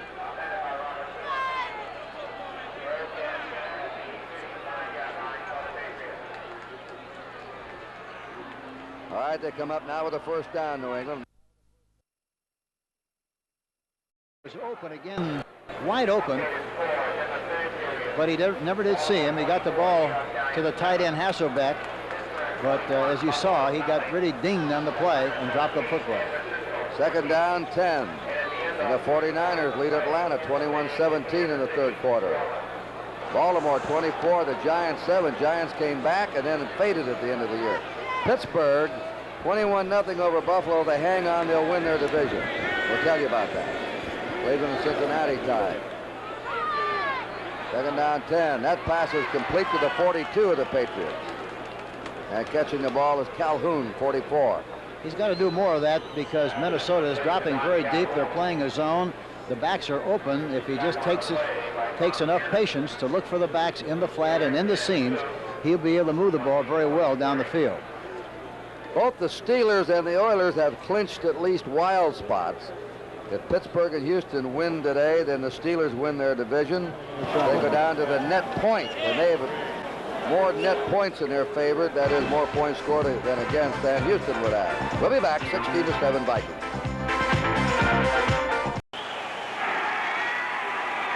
Neil O'Donoghue to Tampa Bay via Dublin, Ireland.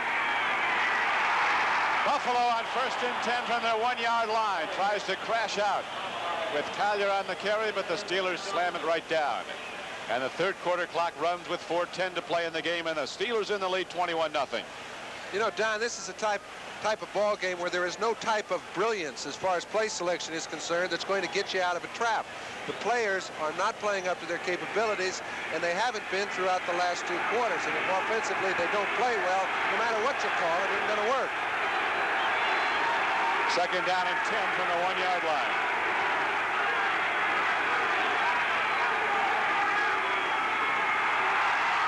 There again as the Steelers converge, and now Joe Ferguson will have third down and about 10 coming up with the unhappy option of throwing from his end zone or running it again into the Pittsburgh defense and then having his punter kicking from 11 yards back rather than 15. Well, the way I look at it, you don't have an option because you've got to throw the ball when you're 21 points behind. I don't care what yard line you're on if you want to get back in the ball game. I'll accept that. If you want to keep the score down, run it. All right.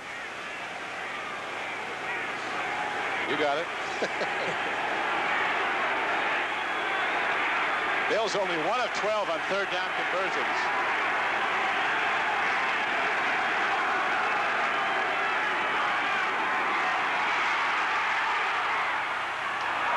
Ferguson throws, and it was an out pattern. Lewis was running a fly pattern. It's incomplete, and now Rusty Jackson's going to have to hope for a good snap and a quick punt because the Steelers are going to be rushing hard. The Bills won't have the usual 15 yards the punter normally takes in his drop. They'll have about 11.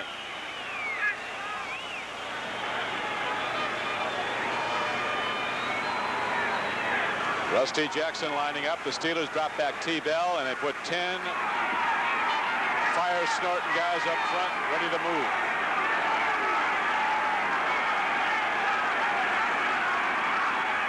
Good job. He got it away and hit it well. He drives T-Bell back to the 47-yard line. Bell is hemmed in. Excellent special teams play by Buffalo, getting the ball away. Now a couple of the guys mixing it up here, and we'll be back at Three Rivers Stadium after this.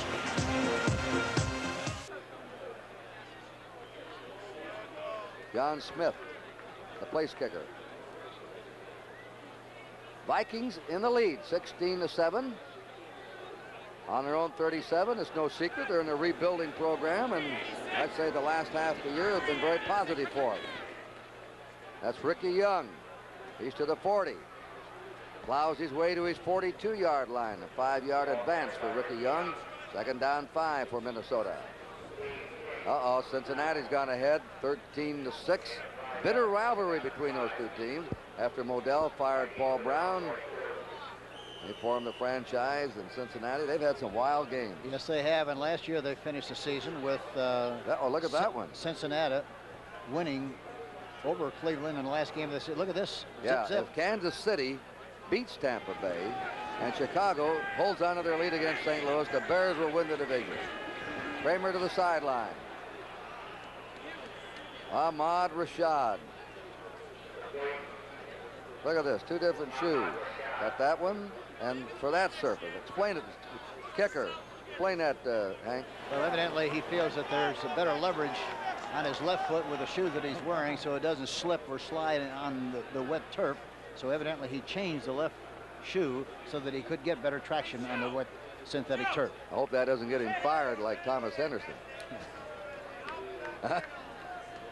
He's got quite a story, John Smith. I think he tried out over here in the airport.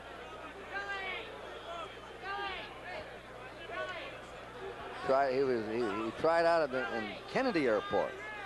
Got off a plane and said, "Here's the ball, kick it." He kicked it and they hired him. Rashad on that last catch, especially for fans of the Vikings. They have many around the country. Rashad is now the all-time Viking receiver in yardage.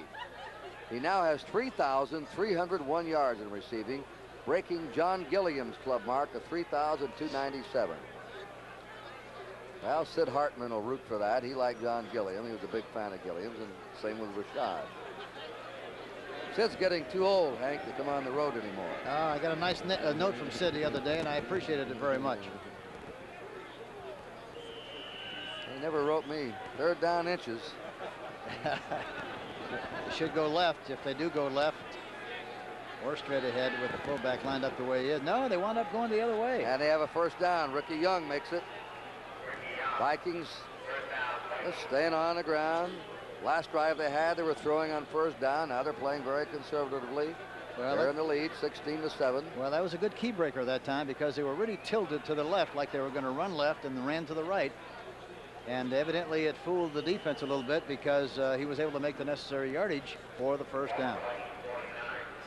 Let us explain to many who Sid Hartman is. He's a sports writer, a longtime sports writer in Minneapolis for the Minneapolis Star Tribune.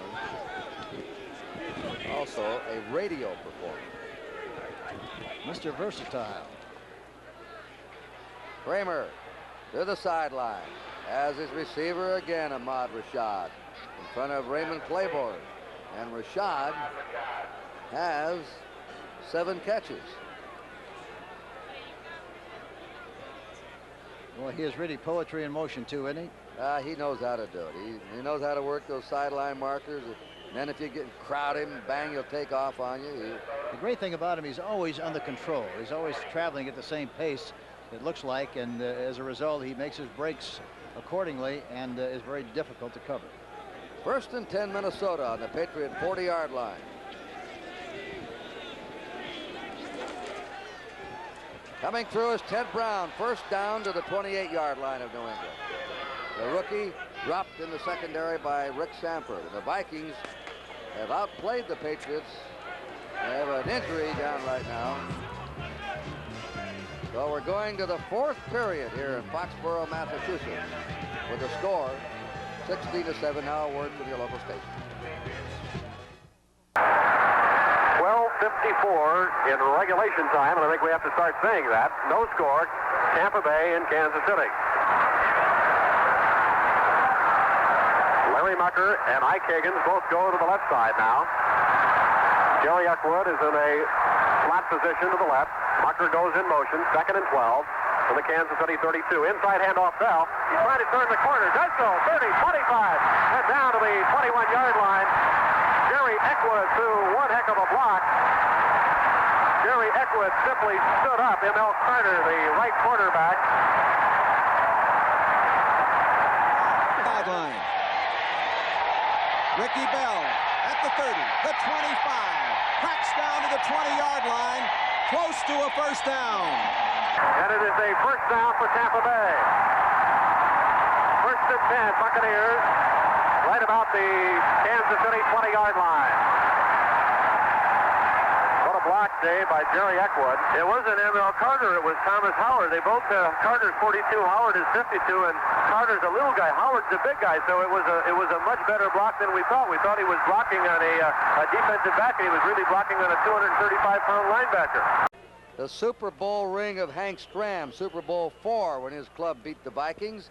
And that's what the Super Bowl is all about, that ring. And CBS will be there on January 20th to cover the Super Bowl, 106,000 in Pasadena, California. Oh, God, that hand looked like Frankenstein's hand, didn't it? Not quite. Vikings on the move. They're on the Patriot 28-yard line. They have a first down. Here's Ricky Young. Young's to the 25-yard line of the Patriots, a 3-yard gain. Vikings have controlled the play in the second half. They outperformed the Patriots in the first half. They have run more plays from scrimmage. They've had the ball more time. They've had 3 long marches. Look at the first downs, 21-8. The one thing about Minnesota, they've been very, very unpredictable in this game. It's hard to read what they're going to do, and Kramer's really done an excellent job of moving the formations around and, again, throwing the ball and using a good package on 1st and 10. 2nd down, 7. Now he's going to throw this down. He gets rid of it to the sideline over the head of Sammy White. Purposely threw it out of bounds. 3rd and 7 for the Vikings on the New England 25. Kurt Gowdy, Hank Stram. We've just opened the 4th quarter. Bad weather late in the 1st quarter, all during the 2nd quarter. Hard rain at halftime, and then it suddenly stopped raining early in the 3rd period. And it hasn't rained since. And the big dark clouds are still hovering over, but no snow yet. There are the figures for Kramer, 22 out of 39, nearly 200 yards. He definitely is a real comer in the National Football League. He's a difference, I think, some of the difference between the two conferences. The other 2 or 3, 4 years, he'll be where a lot of the quarterbacks in age and experience are in the American Conference. Yeah. Stabler, Greasy, Bradshaw. It's not going to take him long to get to where he's going to go because he's got terrific credentials. Look at that. Oh, he didn't quite hold on to it. Great attempt there by Ricky Young. He nearly had an amazing one-handed snag. And as I mentioned earlier, you know, the great thing about him is that he's very hard to sack. He'll somehow, some way, get rid of the football so he doesn't wind up with 2nd and 18, 2nd and 20, and that's so important. And without throwing it into the arms of somebody. This will be a 43-yard attempt. Paul Cross will hold, who now holds the all-time record for intercepting passes in the National Football League. Low snap, the kick is up, and the kick hits the bar. Hit the crossbar, no good. Dan Meyer just missed it. All right, back in Foxborough in just a moment. The Vikings still lead 16-7. 1st and 10 at the 20-yard line. Both wide receivers to the left, and now Morris Owens goes in motion. Hand off, Bell straight ahead. He's caught and dropped at the 19-yard line by Parrish. Don Parrish, the nose tackle. 12 minutes and 17 seconds to go in the football game. Tampa Bay nothing, Kansas City nothing. The Bucs have their best drive since their opening series in the football game when they got down to the Kansas City 15, and the field goal went awry. Larry Mucker now on with the play. Second down and 8 at the Kansas City 18-yard line. The rain is letting up. It's still coming down, but it is a light rain. Mucker and Higgins to the left side. Jerry Eckwood is in the flat position, and now Mucker goes in motion right. Williams hands off inside to Ricky Bell. He moves down close to the 16-yard line. Pretty obvious what they're trying to set up here. Gary Spaney, the inside right linebacker, made the stop. They don't want to take any chance. Jerry Eckwood comes off. Jim O'Bradovich comes on, an extra tight end on third down and 6 from the Kansas City 16-yard line. The Buccaneers heading toward that north end zone. Wouldn't it be nice if they got into the end zone? 11:11 to go in the football game. Doug Williams, quick snap, can't find anybody. Now throws, complete or incomplete. Let's see. They rule it complete. They rule it complete to Jimmy Giles, the tight end, at the 9-yard line. And that is another first down for the Buccaneers.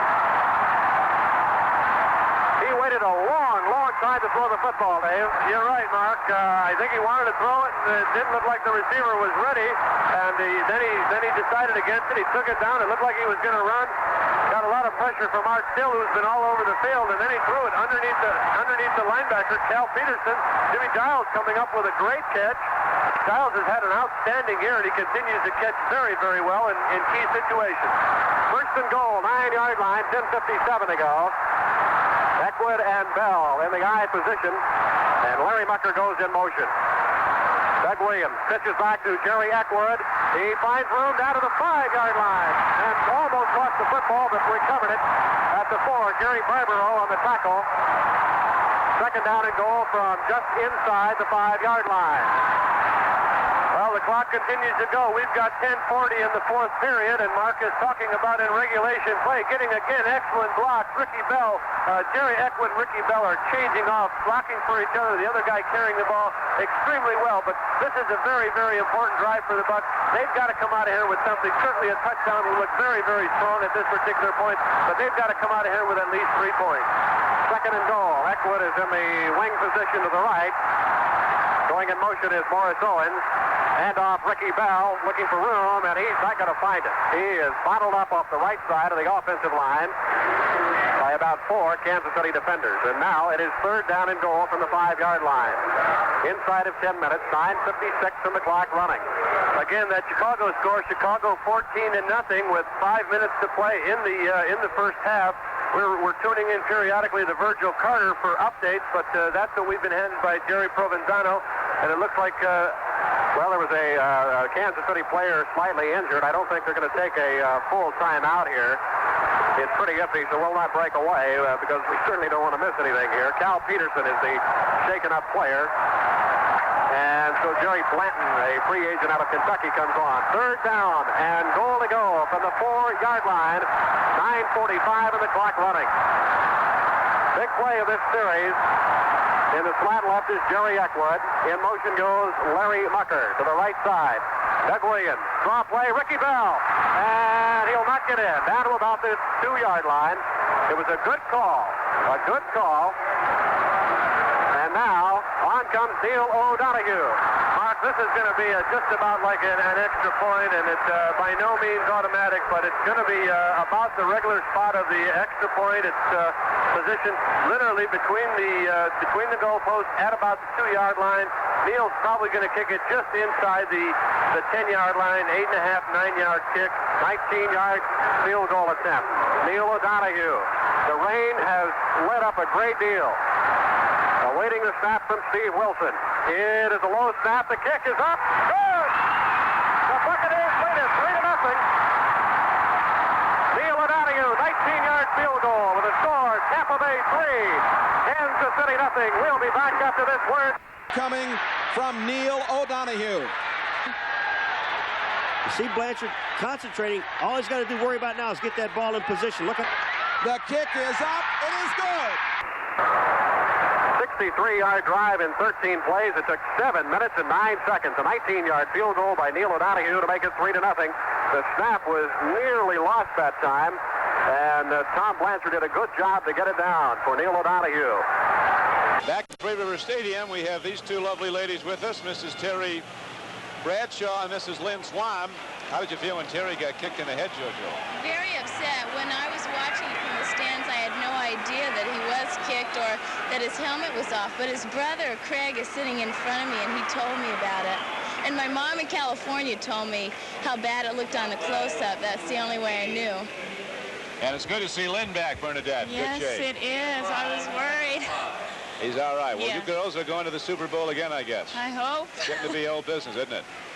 Thanks for coming by. Lots of good luck. Okay.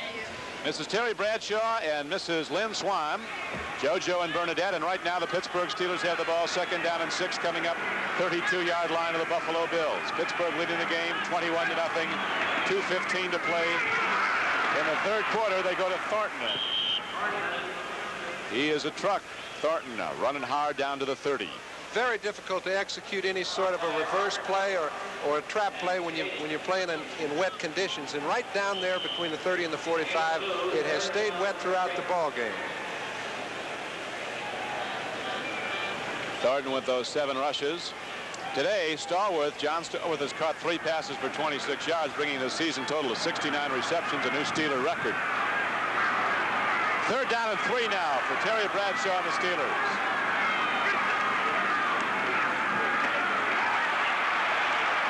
Franco Harris delivers the money yards on a 3rd down carry. He drives ahead for 5 yards and a Steeler 1st down. Isaiah Robertson, number 58, knocked him down.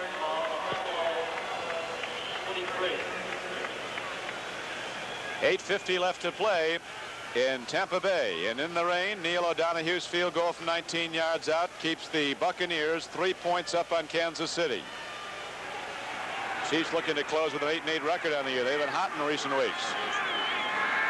The Bears beating St. Louis at Soldier Field 21-0 now. It'll be to no avail if Tampa Bay holds on. Now running it down to the 21-yard line is Sidney Thornton. Shane Nelson was on the tackle. The Houston Oilers are going against the Philadelphia Eagles in their season finale today at the Astrodome. Of course, the Chargers and the Broncos ready to tee it up. We won't know until Tuesday morning, probably, New York time. Who's in? Then the computers have to stay in condition, or everybody's back in the dark. Franco Harris has rushed for 80 yards today and 18 carries.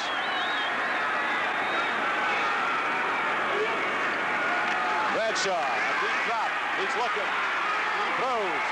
Randy Grossman in a tight end going for the ball, but it's overthrown. On a 2nd down and 7 play, they go incomplete, so it'll be 3rd down and 7. Some of those Steelers pump that iron. They let you see those muscles. 3 guys in their offensive line bench press over 500.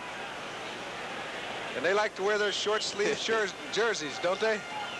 You can see Bradshaw's having a little problem finding anybody on this play. The ball was actually a little bit overthrown. That's a man he very seldom misses connection with. Randy Grossman is a fine receiver, and he's come to be a pretty fine blocker too.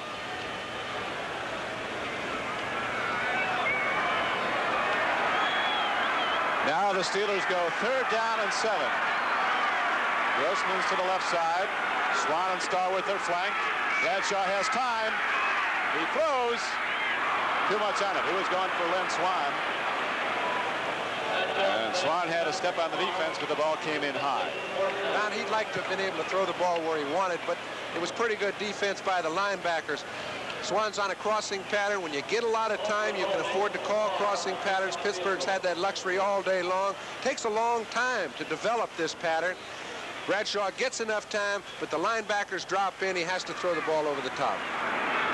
Here's a 38-yard field goal attempt now with Colquitt holding. Matt Barr will attempt it.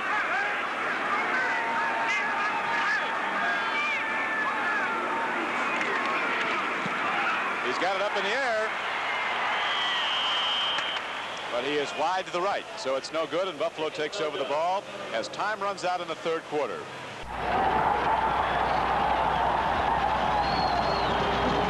Don't forget next Saturday on the Sports Spectacular, Super Skates, the Pacific Synchronized Swimming Championships, and an up-to-date report of the progress of Ed Too Tall Jones, the former Dallas Cowboy who had his 4th professional fight the other night. You'll see it on the Sports Spectacular. 1st down. at the 45-yard line following the interception by Allen. Oh, he's open. Play action, and it's Lonnie Perrin. Down the sideline, first down inside the 20 to the 17-yard line. Roger Worley finally caught up with him. Good play by the Bears. Now you have the fake to Payton right there, and there goes Perrin, who has not played all that much from the running back spot. Phipps hit him beautifully right in stride down the sidelines. The former Illini football player takes it deep into St. Louis territory. The Bears on the move again. Well, Robin Earl has come in for Perrin, so we must assume that Dave Williams still bothered somewhat by his big collision with Kurt Allerman. Allerman has a pinched nerve as a result of that hit. This is Payton squirting through inside the 10 to the 8-yard line, where he's hit by Ken Stone. And there was a patented Payton play, apparently no hole, and suddenly he finds a daylight. There had to be a little bit of hole here as he follows Noah Jackson. 65 comes through. Good blocking by Dan Neal. People were down on the field. Payton was able to jump up over the line and get the yards, and it's Ken Stone, and he's made so many saving tackles today. He ought to make all-pro on that. 2nd and a yard to go for the Bears, threatening again inside the 10 of St. Louis. Chicago leads it 14-0. Tim Ryan and Johnny Morris here at Soldier Field as the Bears are after the NFC Central title. Payton tripped up at the line of scrimmage, still squirting, battling, but did not get much. Trying for that first down marker, and it will depend on how they mark it here. It would appear that he was short. Minnesota leading New England 16-7 in the 3rd period. Tampa Bay is threatening to score against Kansas City. They're down at the Chiefs' 5-yard line in the 4th quarter with a 3rd down situation. An official timeout on the field as they will measure here. It was very close to the first down marker.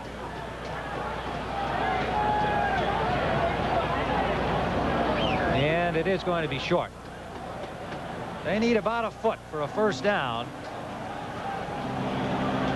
Phipps looking over at the sideline to see what the call will be, and it's being brought in by Greg Latta. 3:23 remaining here in the first half. Chris Haynes comes out. Latta brings the play in. Otis Anderson, not much chance to get on track here as the Bears have had the ball most of this first half. 3rd down and a foot at the 8-yard line. Tampa Bay has just scored on a field goal. We'll have more details in a moment. 3rd and a foot, and diving for Phipps would appear to have the first down. Mike Phipps on the keeper. There's that Tampa Bay score on the field goal by O'Donohue.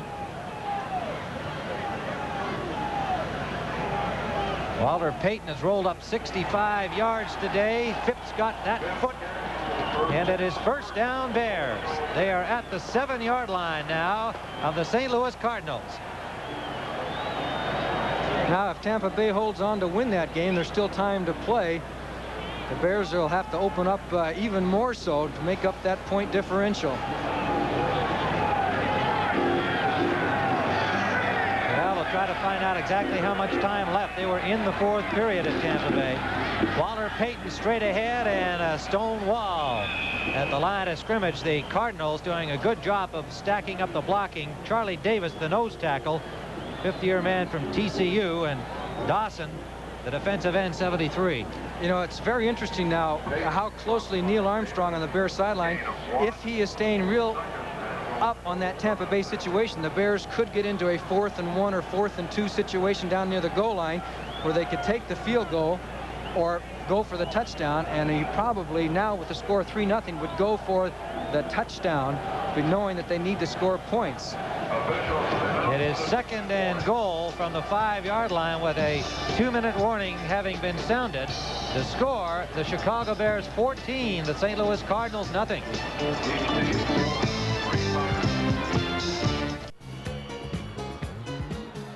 Patriots ball on their 25-yard line with a first down. They have made only 1 first down in the second half. They have been throttled by the Vikings. They've had a field goal, the only score of the second half. This is a first down pass off the fingertips of Harold Jackson. Incomplete, second down 10 for New England. And it looked like Jackson and also the tight end Hasselbeck were very close together. It's a wonder that he was open like he was. Let's get on Jim Marshall, number 70, playing his last game, topping off a 20-year career. The only survivors from his first year, 1961, are Stubby Eason, the team equipment manager, trainer Fred Zamberletti, and the club doctor Don Lannon. Jim Marshall, an amazing athlete, 42 years old, and retiring today after 20 years in the game. Second down 10. Deep pass, post pattern, incomplete. Flag down. You may have had interference by John Turner there. Or Paul Krause may have bumped him coming into the post pattern. Harold Jackson was running it. And here again, the ball was thrown way over the top. It was a needless penalty because he had no chance whatsoever to make the reception on the play. Grogan back to throw directly from the pocket. Plenty of time. Throws in the middle area. Over the top. A little bit too long. Turner's the man that interfered with him.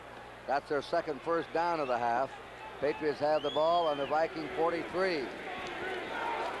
Third penalty against Minnesota. Reverse. A pass, Westbrook throwing to Hasselbeck at the 30. Tied into the 25 and down to the 19. A reverse to the wide receiver. Then he throws a left-hander pass to the tight end, and the Patriots trying to open things up. And he even made a spiral. Yes. Good-looking play, another recess football play. Makes a good move to the outside. Westbrook does. Throws it on the move to Hasselbeck, makes the catch. Hasselbeck did a good job that time of not overrunning the ball. He stopped, and the ball he looked like it was going to be thrown underneath. He stopped and made the catch first, and then took off and started to run again. Good presence by Don Hasselbeck. On 2 plays, the Patriots move 66 yards. There's Grogan, 15, still going, and out of bounds. It'll be first and goal to go. Grogan running one of his favorite sprint out patterns. Tim Baylor drove him out on the 3-yard line. That's what puts so much pressure on the defense when he does that kind of thing. He did it so many times early in his career, and so far this season, I've always been very surprised that he hasn't run more and thrown more rollout passes, because defenses hate to see him do that. First and goal to go. They started this drive on their 75. 3 plays later, they're on the Viking 3 as the Patriots suddenly explode. That's John Smith, the place kicker, warming up his leg. Ivory and Calhoun lined up behind Grogan. Calhoun, 1-yard line, where he's stopped by Jeff Seaman, who got underneath that play. It'll be second down. A yard to go for a Patriot touchdown that could put them right back in with 12:38 to play. Here's where you miss a Sam Cunningham. Yes, of course, he jumps over the top so well. Yeah, I did the Rose Bowl game when he dived over 4 times from the 1-yard line. Was named the most valuable player and said he didn't deserve it. Second down, yard to go. Calhoun scores. Now the Patriots went 75 yards. 6 plays. And they're right back in the picture.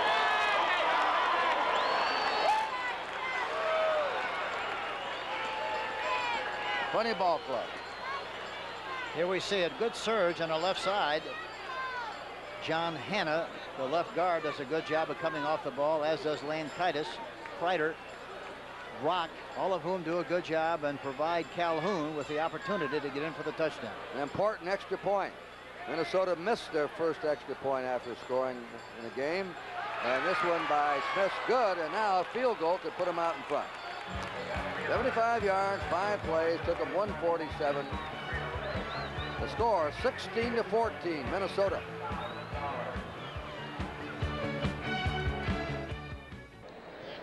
Tampa Bay is on the scoreboard in the fourth period on a Neil O'Donoghue field goal.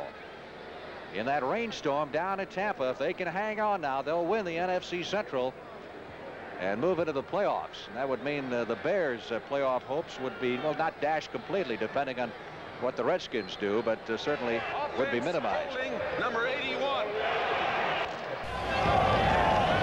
Well, the Honey Bears finding a way to keep warm. It's always easier to stay warm when your team's in front.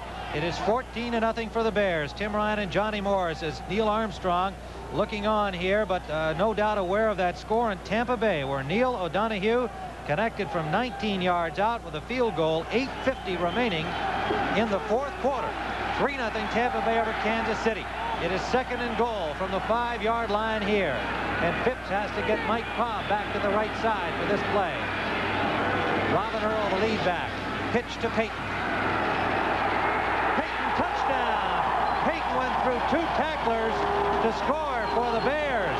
The first man with a shot at him was Arneson, number 57, and he just blew right through him.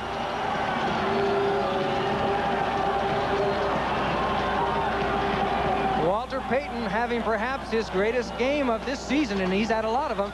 Big Robin Earl's out front. Good block by Earl on Arneson. Knocked him off stride. Garlich comes over to make the tackle, and Payton just high-stepped it into the end zone. The Bears lead 20-0, can make it 21. Bob Thomas with a point after. And it's good. And so the Chicago Bears have jumped into a 21-0 lead, and as Johnny Morris was saying earlier, depending on what happens in Tampa Bay and the Bucs now in front, the more points the Bears get, the better their opportunity to catch Washington for the wild card spot, should they have to do so. And speaking of wild cards, next Sunday you will see the NFC wild card game, the opening playoff game of the National Conference. Of course, the teams are not yet set, and the site is not determined, and the time isn't determined. So you read your papers like we will. All of it will be settled by the end of today, and tomorrow you'll know which game we'll be bringing you next Sunday.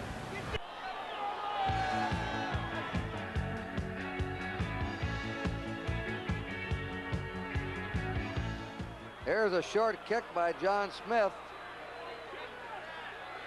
Ted Brown took it on the 18 to the 25 to the 30 and rolls up to the Viking 33-yard line, where they'll put the ball in play, and now trying to protect a 2-point lead instead of a 9-point lead. John Smith, with that extra point, now has scored 108 points. He and Earl Campbell are tied for the lead in scoring in the National Football League. There's the story of the Patriot drive. Vikings ball, their own 33-yard line. First down, 12:05 to play in the game. Something wrong with the yard sticks. They're getting them up.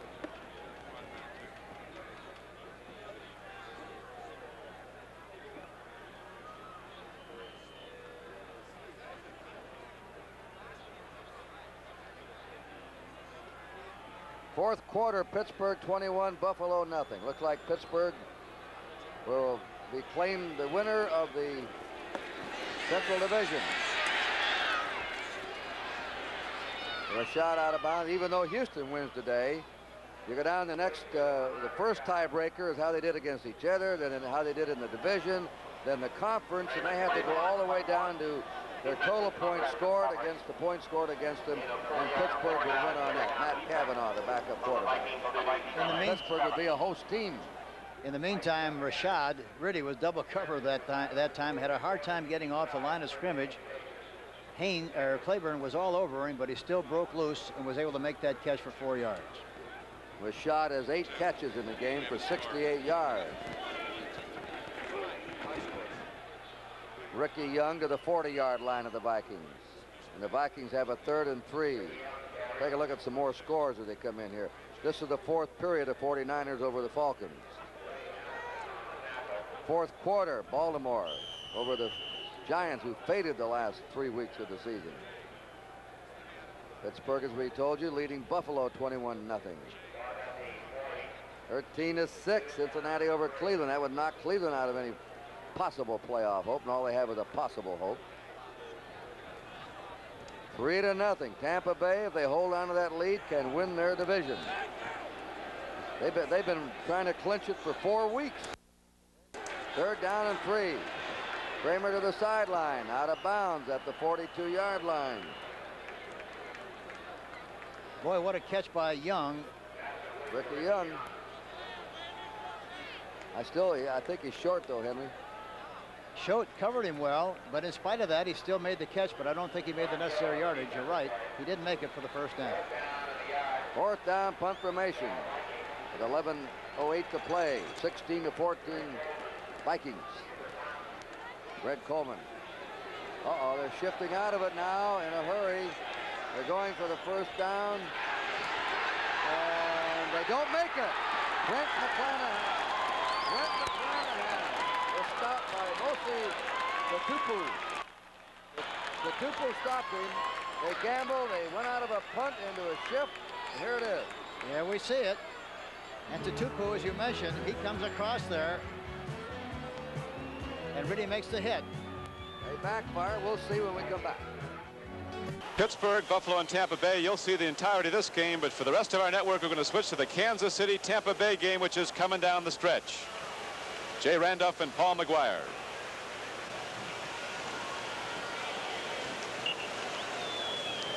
Mike Webster, the All-Pro center, was drafted in the 5th round in that great draft year, 1974. And he is regarded, he was a unanimous selection to the Pro Bowl team. Players and coaches voting on it. Everybody voted for Mike Webster as the AFC center. Right now it is 1st down and 10 for the Buffalo Bills, just outside their 20-yard line. Ferguson swept under. He had time to fall back, cock his arm, and then no time to reload because Joe Green was there and Dwight White was there. Don, they just took the left side of the offensive line and pushed him right back to Ferguson. He was trying to go on a little hook and go to Lewis. Pump fake. Now Lewis is down the field. Too late, boys. What you really worry about here is losing your quarterback with a shoulder separation when people that big fall on him on this hard artificial turf. Well, I'm sure it doesn't come up in Ferguson's mind, injuries being part of the ball game, but there are some questions that might be asked about, you know, this is the 3rd game in a row that Buffalo has failed to put any points on the board offensively. They had a problem, and early in the season they were really rolling up the points. Now they run out. Roland Hooks takes the ball out across the 20-yard line close to the 24.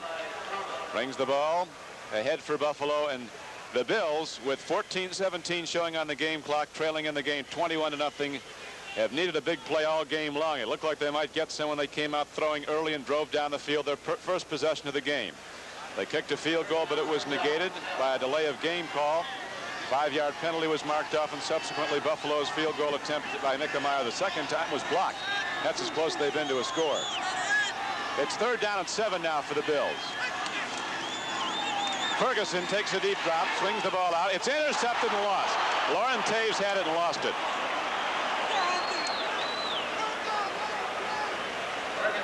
They're going to Mike Collier, but there was nothing there, and Lauren Taves very nearly had it as Ferguson goes off. Had the play been complete, it would have been short of a 1st down, and people say, well, why do you throw it there? Well, you do because you don't have time to throw it to anybody else. Taves was all over Collier, was in perfect position to make the interception. They're covering them like blankets. And Rusty Jackson comes out once more to punt. Got 9 punts underway, and there's his 9th in the air, and T-Bell ready to return it for a 9th time. These great punt returners, boy, they stand there and dance and weave a little bit, and all of a sudden the stutter step and they explode through a gap and they can be gone, and T-Bell's one of them that can go the distance. We'll be back at Three Rivers Stadium in a moment.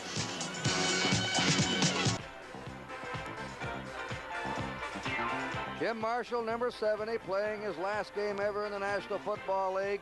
20-year career. Last week, he became the first Viking in history to ever be presented a game ball by the coach Bud Grant. See if they throw the ball here on 1st and 10, especially the Jackson on the other side. They've been successful with a play-action pass. 1st down, Patriots on the Viking 41. They are going to throw. They go down the middle. He's open. Touchdown to Jackson. You called it. Harold Jackson for the touchdown. Minnesota's fake punt backfired. And the Patriots have the lead. Well, he put it right on the money that time. Play action pass. Right up on top, into the post. What a beautiful catch. Again, they continue to lick John Turner, the left corner, number 27. Ran right by him. 40 yards for the touchdown. That's the 496th career catch for Jackson. That moves him past Tommy McDonald now. 9th place all time. The all-time leader is Charlie Taylor, who was with the Redskins for 13 years. Here's a kick by Smith that is good. The Patriots look to be out of this game, 16-7. They struck suddenly on a quick drive and then take over after a fake punt and score again. Patriots 21, Vikings 16. Tonight, take a tour through the magical world of special effects on Disney's Wonderful World. Then it's the holiday event of the season. Billy D. Williams and Maria Schell star in the world premiere of Christmas Lilies of the Field, followed by a spotlight on the shocking safety records of commuter airlines on primetime Sunday, tonight on NBC. To live action, Franco Harris gets the call, runs into Shane Nelson. He advances the ball out across the 45-yard line on a first down carry. Harris is ahead for 3 yards for Pittsburgh. So the Steelers gearing up after that tough loss Monday night. Get a better idea just the overall class of this organization. That penalty call or the onside kick call, which the league office later ruled was an official's mistake. Never got one thing in print from the Steelers about Buffalo. Well, the funny thing is Pittsburgh felt they shouldn't have left it into a situation that one call could dictate the outcome, and I think that's what champions are like.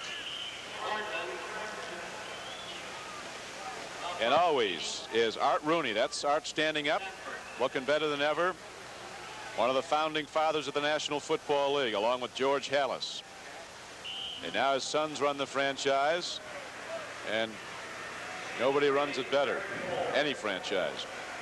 And if you hadn't heard, it's unfortunate news that George Halas Jr., not George Halas Sr., George Halas Jr. died at age 54 of a heart attack in Chicago. George Halas Sr. going strong at 85.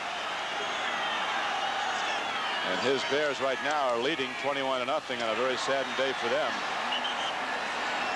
Straight ahead, the carry goes, and the Pittsburgh Steelers drive it ahead for another first down. On a 3rd down and 3 carry, they get it, and the Steelers move the chain markers, get 4 new downs, and keep the clock running with 11:55 to play. Cincinnati, Jack Thompson just ran for a touchdown, John. Jack Thompson from Washington State. He might be the next great young quarterback.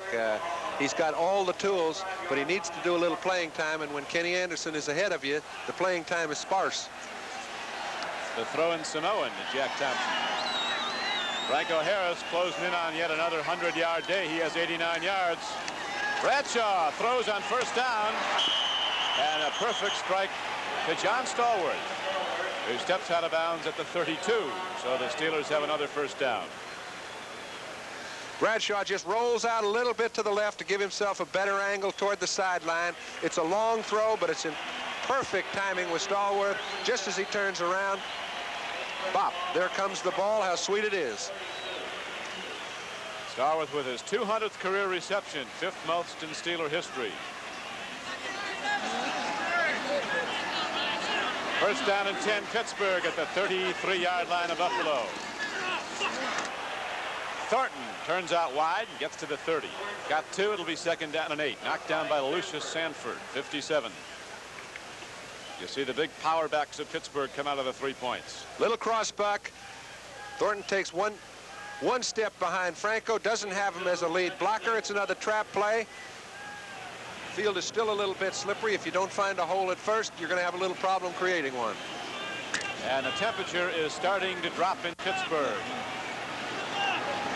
21-16, New England rallying behind on a Don Calhoun touchdown run.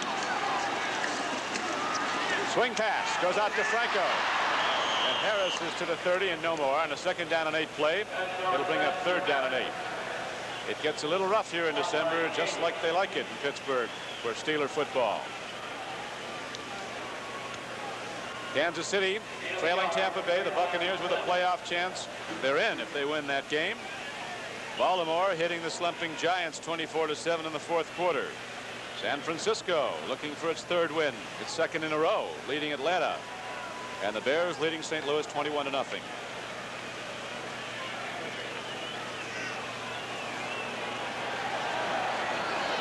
Now the Steelers on a 3rd down and 7 play go to 3 wide receivers.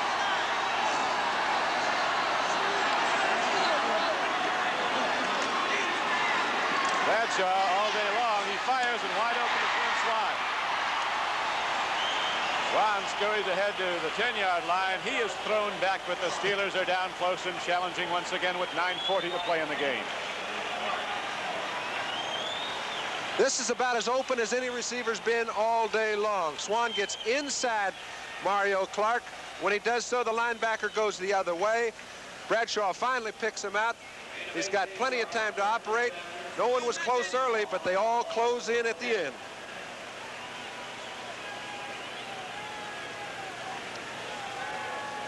Well, they come in bunches when you get down in there in the middle of the defense, but Swan took the ball and headed right into the power. And advanced it for another first down. It's 1st and 10 now for the Steelers. They're leading 21-0. Here we go. Harris. Touchdown, Pittsburgh. So Harris busts in with his 12th touchdown of the season. Don, that's just like you draw them up on the board. When they get down there, you know they're going to trap, but it doesn't seem to change a thing. Take a look. Jerry Mullins pulls from his right guard position, knocks the right tackle out of the way, and Franco goes untouched into the end zone. So Harris with that burst up the middle, John, gets 100 yards for the day and another touchdown. Matt Barr's extra point is once again right there. And so the Steelers have command of the game. They haven't won now. In fact, they didn't long ago as they lead it 28-0. They're 38 with 12 minutes left to play in the game. Bartkowski 14 out of 23, 149 yards.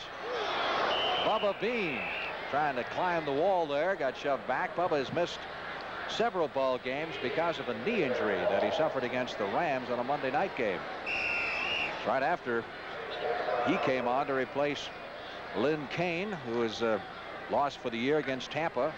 Bubba next time out had a 100-yard rushing game against the Rams, and then got hurt, suffered that knee injury, and hasn't seen any action to speak of since then. Picked up 2 on that carry, 2nd and 8 from the 41. Bartkowski drills number 87, Russ McKeska, backup tight end. That's a first down at the 45-yard line of San Francisco. Tim Gray. He had him curling in between the linebackers about 12 yards downfield. Fine reception by McKiska. Has good hands.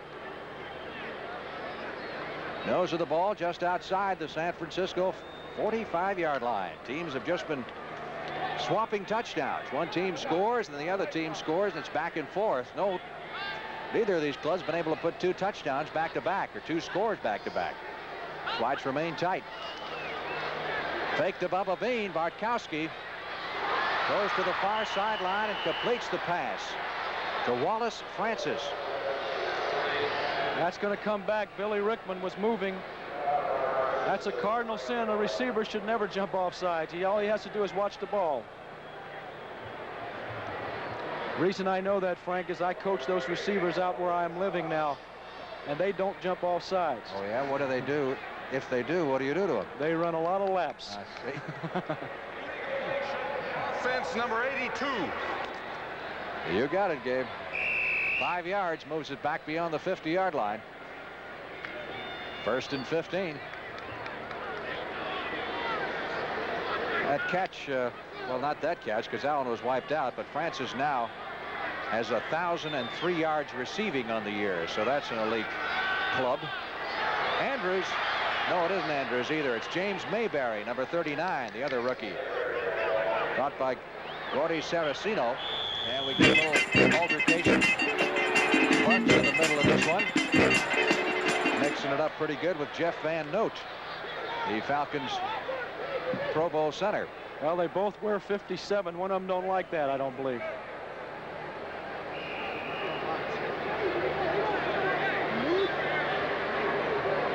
It'll be 2nd down and 11. We look at it again. There's a block there. Jeff Van Note on Bunce. He's just aggravating him, that's all. He stuck to him like glue, and Bunce didn't like it. A shot. Little uppercut to the ribs there, huh? Oh. Bartkowski goes for the sideline throw to Wallace Francis and completes it at the 37-yard line. Good shot by Bartkowski that time. He had the time. Let's see, what is that for Francis? 3? Didn't catch any in the first half. 3 for 28 in the second half. And he, as you can see, has had quite a year. But yet somehow was not named to the Pro Bowl team this week. So that'd be extremely disappointing to him. Surprising. Rashad, we understand, has 8 catches now in Minnesota's game.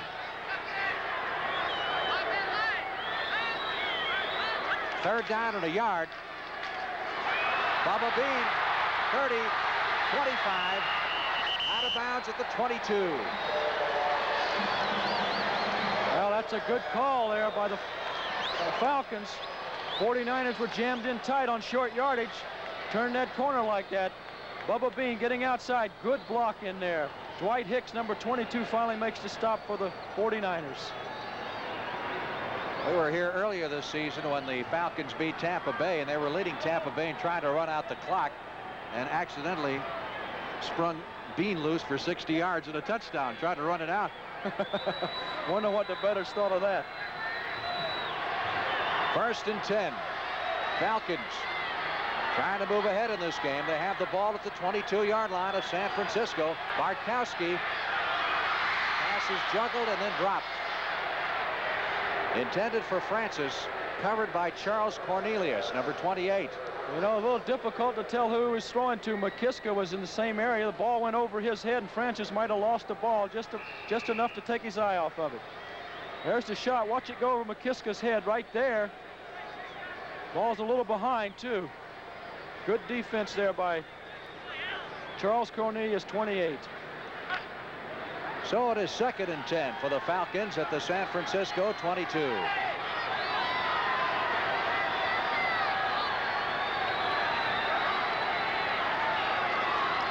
Bartkowski under pressure maintains his balance and completes the pass at the 14-yard line. Mayberry, number 39, on the reception. Harper, 59, on the stop. But we've got a flag down behind the line. Well, here's where a quarterback has to be mobile. Bartkowski got away. As a result, we get a completion. It's a roughing the passer call against San Francisco. And Mayberry was shaken up after making the catch. So the penalty will be tacked on at the point of the reception. There's Mayberry. And Andrews comes back into the game.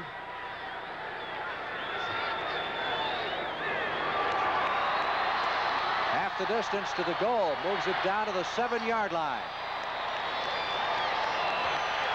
Defense roughing the passer, number 79. Al Cowlings,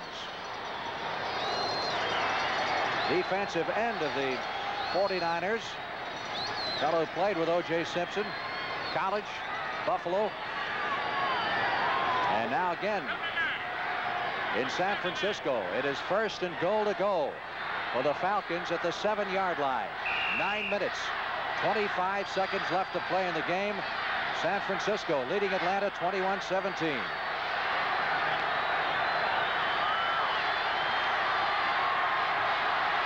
Two tight ends in there, McKiska along with Mitchell. Andrews and Bubba Bean are the setbacks. Bartkowski. Wide open is Mitchell for the score. And the Falcons have recaptured the lead. Frank, that's a fantastic play because the 49ers brought 2 more defensive linemen in for linebackers, so that meant they had to cover the tight end. and they're not accustomed to that. With the play actions, they lost Mitchell. Here it is here. Little play action fake. Mitchell coming across field. Difficult problem for a defensive lineman to make that adjustment. Mitchell handed that ball to Billy Rickman, his teammate, and Rickman took it over to the side, gave it to one of the equipment managers. There's been some talk that Mitchell might retire. And that'd be a nice way to go out, wouldn't it? Take your football that you scored a touchdown with. Mazzetti tacking on the extra point, and now it's the Falcons on top, 24-21 with 9:19 left to play. Players at the Kansas City 9-yard line. Jerry Eckwood in the backfield along with Johnny Davis. Two tight ends. In motion, Larry Mucker. No more timeouts for Kansas City. Doug simply goes down with it. The quarterback keeper to about the 8-yard line. 1:16 and the clock running. Remember, Kansas City has no more timeouts, and the Buccaneers have 3 more plays. So this football game, 1:07, 1:06 to go. And I'll tell you what, this crowd is beginning to sense it. The Buccaneers 58 seconds away for the playoffs. Here we go. The players are really whooping it up on the sidelines. This is quite a sight to see. A bunch of kids down there, they deserve it. Doug Williams with 40 seconds to go in the football game. Second and goal. Doug Williams along Signal County goes down. That might do it. 31 seconds. 30 seconds. That's it. The Buccaneers are the NFC Central Division champions, and we are popping the champagne. The Buccaneers have won the NFC Central Division title with an exciting 3-0 win over the Kansas City Chiefs here at Tampa Stadium. They battled the elements. They battled the rain all day long. And the Buccaneers are Central Division champions. They go to the playoffs. They go to the playoffs. That is it. From Tampa Stadium, we hope you enjoyed it because your Buccaneers are now the NFC Central Division champions. 3-0 over Kansas City. The 35th time that Franco has rushed for 100 yards in his 8 seasons as a Pittsburgh Steeler. 28-0 Pittsburgh. Here's the kickoff from Barb, taken downfield by Keith Moody. He's to the 20. And out across the 25 to the 26-yard line. Rick Moser on the special teams play as Franco Harris puts the cape on as the temperature is dropping. Bowl games coming up on NBC. Christmas Day, the University of Pittsburgh versus Arizona at 3:30 Eastern time in the Fiesta Bowl. And then the Rose Bowl on New Year's Day. Top-ranked Ohio State, third-rated USC with the national championship on the line in the Rose Bowl at 4:30 Eastern time. Then that night at 8 o'clock, John, you and I will be down at the Orange Bowl in Miami as unbeaten Florida State, ranked 4th in the country, 11-0 on the year, goes against 5th-rated Oklahoma. The Bills go to the run. Mike Collier takes it across the 35-yard line. John, what about the Bills now on offense with Joe Ferguson, the fact that they scored so much and now all of a sudden their offense just has dried up? Right now, I mean, confidence is an elusive factor. Sometimes when you're going real well, everything seems so easy, and just a few bad breaks start to creep into your offense. All of a sudden, you wonder if you'll ever score another touchdown. That's the way it's been for Buffalo, and it doesn't take a whole lot to have that happen. They've got to find offensive line, but they haven't been able to operate today, and when they don't get control of the line of scrimmage, nobody can do anything offensively. So Tampa Bay ends its 3-game losing streak with a 3-0 win in the rain over Kansas City, and Tampa Bay wins the NFC Central Division. Collier takes the swings pass, gets out of bounds at about the 38-yard line. They list Franco Harris at 6'2", 225, but you stand next to him, he looks like an offensive tackle. He's more like 6'4", 240. And no, you know, people don't really take a look at his speed and say he's a speed back. But if you ever watched him outrun Tom Darden for Cleveland for 70 yards, and Darden didn't gain a stride. If anything, he lost one. That's right. There can be no doubt about his speed. He's like Earl Campbell. You don't need those little breakaway backs. You got people like Harris and Campbell. They can outrun a defense in addition to run over one. The Bills on first down go to Mike Collier. He gets it across the 40-yard line. The backup quarterbacks are working out now for the Steelers. Kruzek and Stout. NFL 79 from New York with Brian Gumbel and Mike Adamle will be coming up next with NFL Report. The concluding week of regular season play. I think you'll be watching a lot of the regulars coming off the field in the last 7 and a half minutes. Joe Green just made his exit. The terrible towels are waving. And the Steelers dig in. Second down and 8 coming up now for the Buffalo Bills. Here they come. Jerry Butler going for the ball, bumped off the play by Ron Johnson. Ferguson doesn't have time to do anything more than just go back quickly as he can and unload, because if he tries to set up and look things over, he's gone. That's one of the few times today that Pittsburgh has sent 7 or 8 people after the quarterback because they haven't needed to. And even when they were man-to-man, Blunt and Johnson covered the receivers as well as they could be covered, and there was nowhere to go with the ball. Steeler defense has really looked sharp, and of course they're coming off one of the hardest hitting games of the season last Monday night against the Houston Oilers. Pittsburgh now the victory today wins the AFC Central, ties Dallas's record of making the playoffs 8 consecutive years.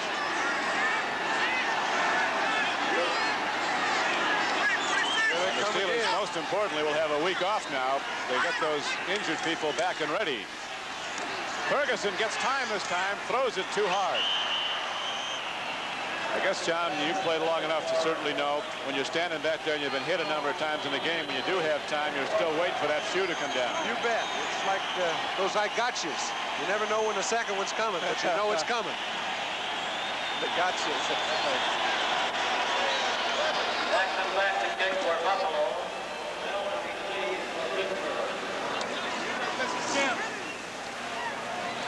Mike Kruzek has taken snaps from Mike Webster. He's getting set to come in the game the next time Pittsburgh has the ball. T-Bell is back again. The 10th punt he's taken from Rusty Jackson, and the 10th one he's returned. Boy, there is a special teams play. Number 91, Ken Johnson. Big guy can run. But can they get it in the end zone? That's what they need right now. Often. 46-yard punt.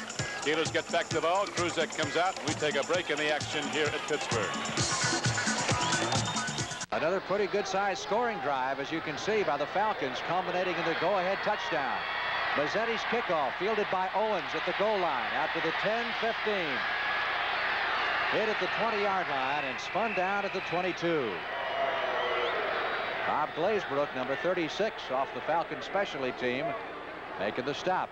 Well, you have to give those Falcons a lot of credit, because Owens, coming into the game, had been averaging 25.7 yards per carry on the kickoff return. Steve DeBerg, the San Francisco quarterback, now 20 out of 32. Here's a final score. Tampa Bay has just won the NFC Central Division by beating Kansas City 3-0 on Neil O'Donoghue's 19-yard field goal with 8 minutes and 50 seconds left to play. So Tampa Bay wins the Central Division there in the playoffs. DeBerg over the middle to the tight end Brewer. Couldn't hold it at the 20-yard line. Well, DeBerg did a good job getting the ball to him. I don't think Brewer expected him to, because DeBerg was being tackled as he let the ball go. Now keep in mind, if you're keeping track of the statistics of Steve DeBerg as he chases Fran Tarkenton, the NFL season record for attempts and completions, he needs 7 completions to tie, and he also needs 15 attempts to tie the attempt record. He could do it. He's well within range. 2nd and 10. Francis out to the 29-yard line, short of the first down. So DeBerg now needs 6 to tie.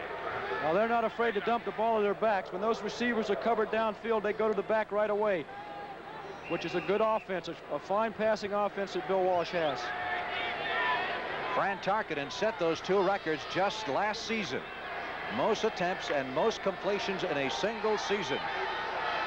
And DeBerg could break it. Look at the afternoon he's had so far. 3rd down and 2. Hofer has the first down at the 35.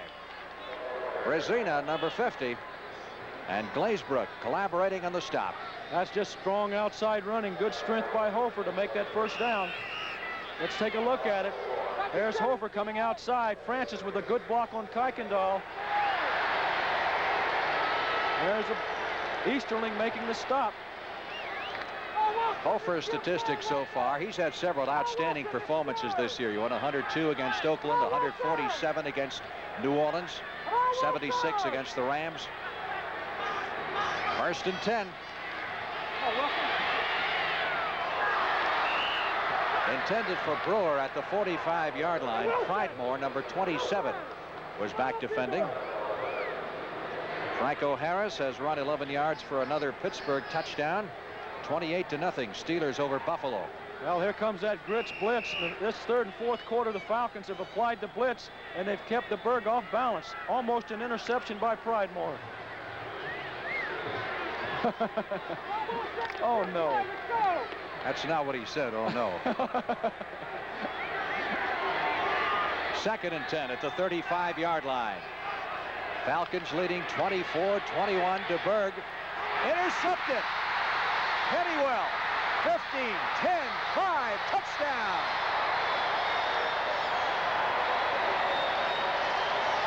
Frank Joel Williams, number 58, created that interception on the blitz. He hit the Berg as he released the ball. 39-yard run by Pennywell. So for the first time, one of these teams is able to put together back-to-back scores. And the Falcons have the closest thing to some breathing room that either team has had this afternoon, 30-21. Well, let's watch Williams right there from the right side. Pennywell, the Berg never knew where he was throwing that ball. He got hit pretty good. Clark, number 87, was the intended receiver for the 49ers. Mazzetti comes on to try the extra point.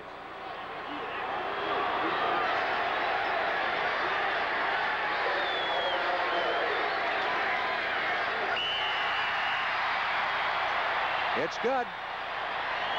And with 7 minutes and 28 seconds left to play, 31-21, Atlanta. There's the pressure, Williams from the left side.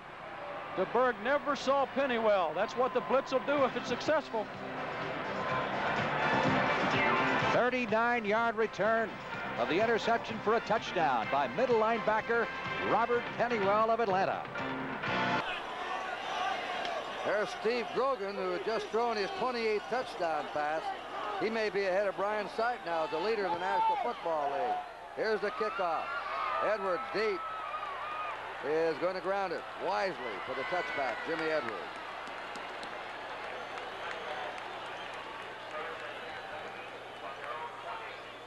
Vikings ball. Well, that punt, they lined up in punt formation and then shifted on fourth down and 1, and they took too long after the shift. They let the Patriots get set. That's the thing that you have to do. If you're going to shift, anytime that you shift, you must shift and do it, whatever you're going to do, very quickly. That time they shifted, they delayed. By that time, the New England team responded to what they saw, made a great play, and wound up with good field position and go ahead in this game right now, 21-16. All right, Vikings had the ball on their 20. Up until these last two Patriot scores, which exploded suddenly, Vikings had badly outplayed New England. There's the pass to White. It's intercepted by Raymond Claiborne. Is at the 35, to 30, to 25, to 20, and down in the 18-yard line. How the complexion has suddenly changed. Play action pass, and they try to hit Rashad on the inside. You got plenty of time to throw the ball. Claiborne really makes a great play. I'm sorry, it's not Rashad, it's Sammy White. But Claiborne does a great job of running the football, making the interception.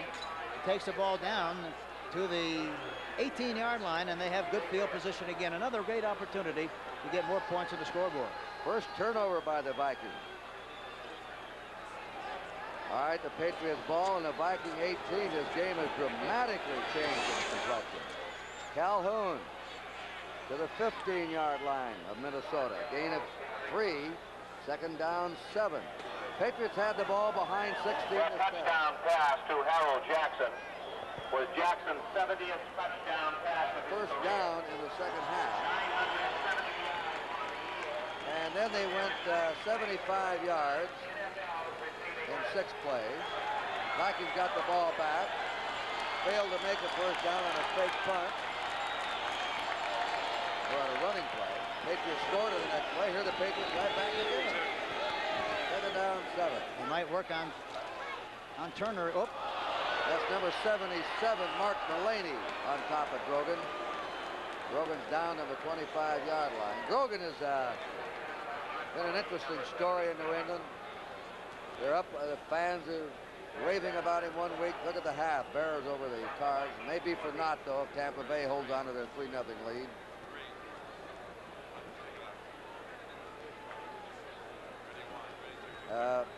And the next week they're down on him, but here he is with 28 touchdown passes, which probably is good enough to lead the NFL.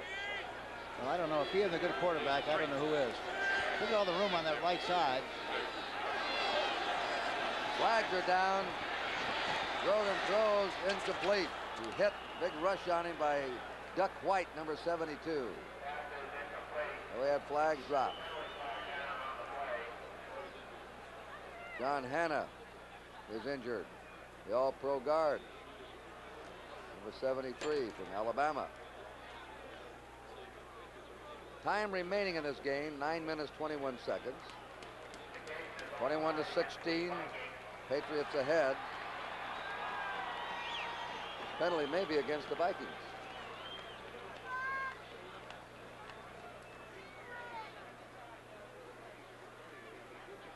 Yeah, we see the penalty finally. Let's hear what they say.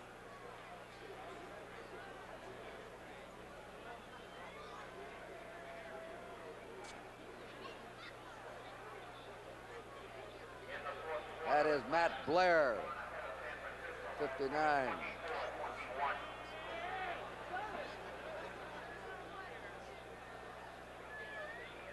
On the 15-yard line,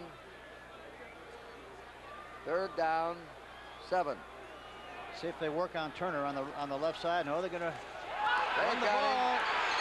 There's a flag down. Horace Ivory shot into the end zone, but a flag is down. Ivory scored, but it may be back. Let's see what they're going to call this one. It looked like he was shot out of a cannon when he went through. Boy, he really blew through there, didn't he? That's Hasselbeck was injured, the tight end. Looks like he's hit in the face. This is holding, and the touchdown is nullified. And another player down for the Vikings is Tom Hannon, the safety. They're dropping all over the field here in the last game of the regular season. 9 minutes, 17 seconds left to play in this game. That touchdown would have done heavy damage. Holding, number 80. Son Hasselbeck, the tight end, who's also on the artificial surface. The touchdown does not go. The ball will be placed back on the Viking 25. It'll be 3rd down and 17. Boy, he blew through there like it was a bag drill that time. Here we see him coming off the ball. It was just a straight handoff with man-for-man blocking. He darted through the hole and got into the end zone. Beautiful run. Great blocking at the point of attack. 4 years ago, a giant American chemical company was told by one of its own engineers that it was slowly contaminating water wells adjoining the plant. Did the company do anything about it? Watch 60 Minutes tonight, right after NFL football, here on CBS.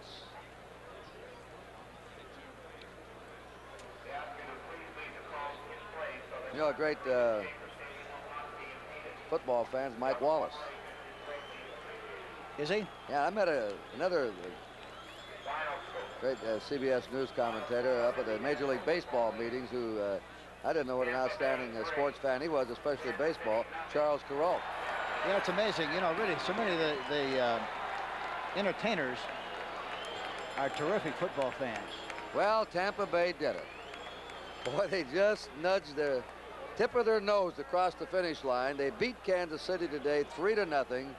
Their defense did it, and they win the Central Division crown. Had they lost today, they would have lost their last 4 games and blown it all because the Bears are winning. But Tampa Bay will be in the playoffs, an expansion team in their 4th year. Well, we got to congratulate Mr. Culverhouse, Mr. C, and Johnny McKay, and Dick Beam, and all those great people, the fine coaches, Abe Griffin, and all those people down in Tampa. All right, 3rd down, 17. New England leading in this game, 21-16. Grogan's toss, no good. He was trying to get it to Harold Jackson, but it struck the surface about 5 yards. I don't think he knew where the player was. They've thrown that pass on 4 occasions, and each time Ivory is wide open. He's very disgusted coming to the bench because there was nobody around him whatsoever. I don't know why he hasn't seen him in that middle area, because had he thrown the ball to him, he could have scampered for a long gain and got them very much closer for the field goal. John Smith will try a 42-yard field goal. As we told you earlier, he's been very accurate inside the 40, making 16 out of 18 inside the 40. This kick is up, and this one's riding. It is good. Smith kicks the field goal, and the Patriots now have a 24-16 lead. We'll be back with the Patriot kickoff in Foxborough, Massachusetts, right after this.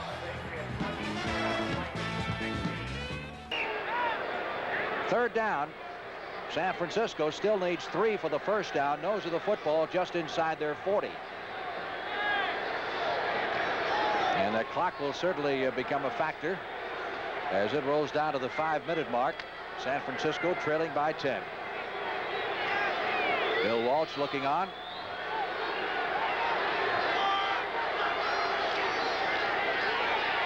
DeBerg winds up carrying the football. Can't believe that was programmed in there. Obviously did not pick up the first down. Atlanta has really come to play in this second half. They've almost stopped everything the 49ers have tried to do on offense. It's like they're going to go for it. I think they do. 4:35 to go. They're down by 2 touchdowns. Lehman Bennett doing a little pacing in front of the Atlanta bench. 4th down and 2 needed for the first down. 49ers at their 40.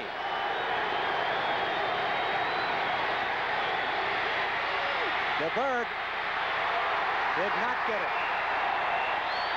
DeBerg trying to scramble, stopped short of the first down by Joel Williams. Number 58, he's the guy who made the big play on DeBerg, causing the interception a few moments ago. That Pennywell pulled down and ran back for the touchdown. Well, this is just a good job by the defensive secondary of the Falcons here. DeBerg trying to scramble. Boy, this Williams looks good. He's very quick. An outstanding job. Their 6th straight divisional title in the AFC Central. 6 straight, and you're playing in the same division. Teams like Houston and Cleveland. Ferguson rolling out. He throws. He put full smoke on that one. Hadn't lost anything off his fastball as the game wears on. Luke McCone couldn't handle it. Out to the right, Frank Lewis. And Luke McCone. Jerry Butler goes out to the left. 2 at Pittsburgh.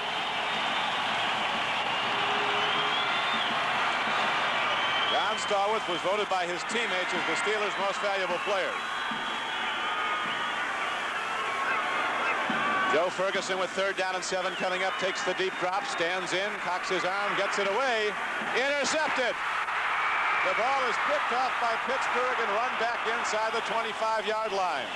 Larry Anderson, a 2nd-year defensive back from Louisiana Tech. There he goes off the field. He's going to keep that ball.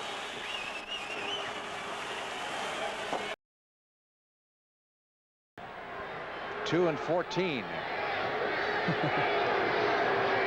And right now, as far as we can figure out, they trail Detroit in that battle for the #1 draft pick, although it still depends on what happens in some of the other games around the league. Chances are they will get the #2 choice. That was almost intercepted by Williams, number 58. Here comes the juice. One more time. All right. O.J. Simpson coming into the game. His only carry today was a 2-yard carry, which he fumbled, and I'm sure he didn't want to go out of the NFL on a fumble. Timeout. 2-minute warning. We'll be back in just a moment. Talking about retired players, Jim Marshall playing his last game today for the Vikings. O.J. Simpson out with the 49ers, retiring today. Tom Neville, 13 years with the Patriots, 2 years with the Giants, offensive tackle, is also playing his last National Football League game today. Yes, he's played a lot of great football for these two respective teams, and a class guy along with it. New England has rallied in the fourth quarter. They were trailing 16-7. They suddenly exploded, and they lead now 24-16. 9 minutes and 7 seconds to play. The Vikings had everything going their way. And suddenly, Patriots ripped the bag open and escaped. Here's Edwards up to the 10, 20, 25, out of bounds on the 26-yard line. Alan Clark knocked him out of bounds. Now the Vikings had this game just completely in command. And then suddenly, what happened? It's amazing how the personality of a game can change, and it changed dramatically on the fourth down attempt when they went for it and didn't make it. They had great field position on about the 40-yard line, threw a touchdown pass to Jackson, and turned the game around totally. First down, Vikings on their 26. Ted Brown out in motion. Ricky Young, he's stopped along the line of scrimmage by Richard Bishop, the knifing right end, 64. It'll be second down on the Viking 27, 2nd and 9.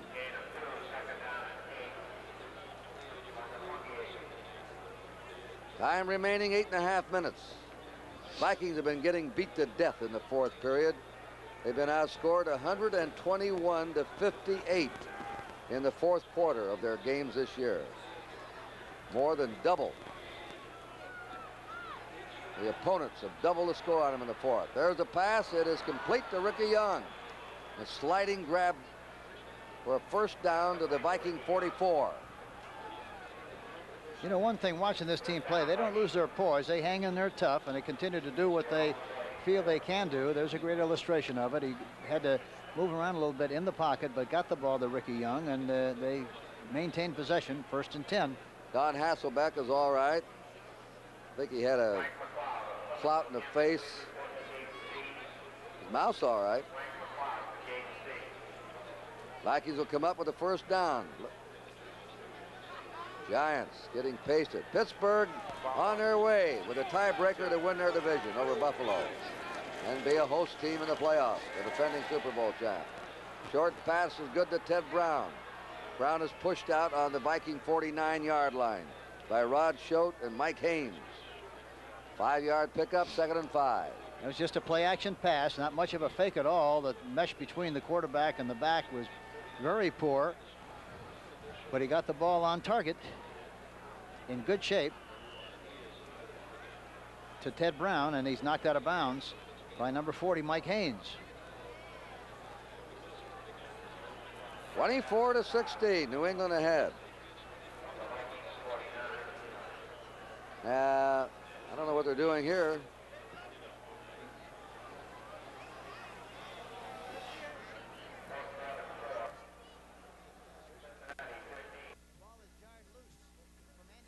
Something, officials had to get something straightened out. Now they start the clock again. Well, they really haven't.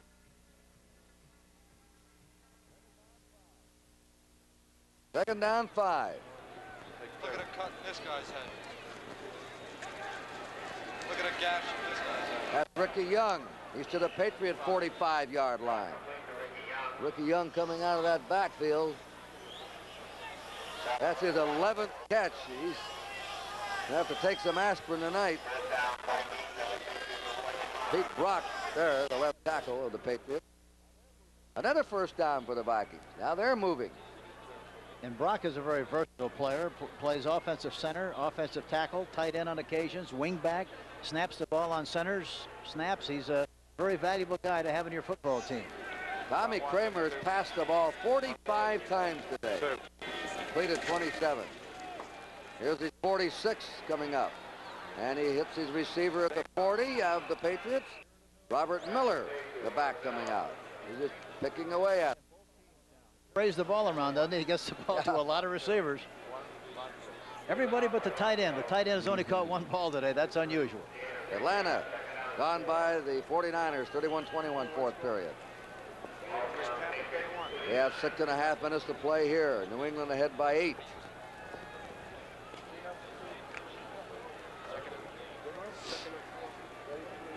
Terry LeCount becomes a third wide receiver, number 80. Second down, 5. Again, the clock stops. This game's a long way from being over, Kurt. 6:30 left in the game. The way this Minnesota team moves the football, a lot can still happen in the remaining 6 minutes. Well, it happened very quickly for New England. Timeout on the field.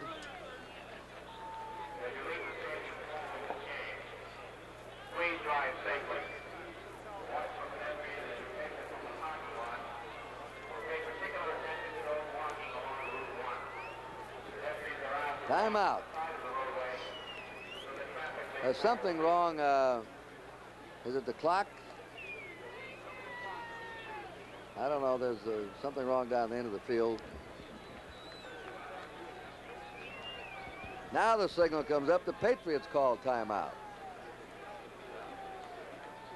I don't know why they call timeout unless something was messed up out there or they had something wrong, because they've stopped the clock and they have 2 timeouts left.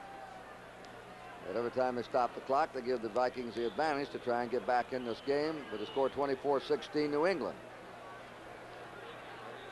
When play is resumed, it'll be 2nd down and 5 to go for Minnesota. Trying to score quickly here. He had seconds 5. Ready 3, take 3. Spot 1. Ready 2. 2.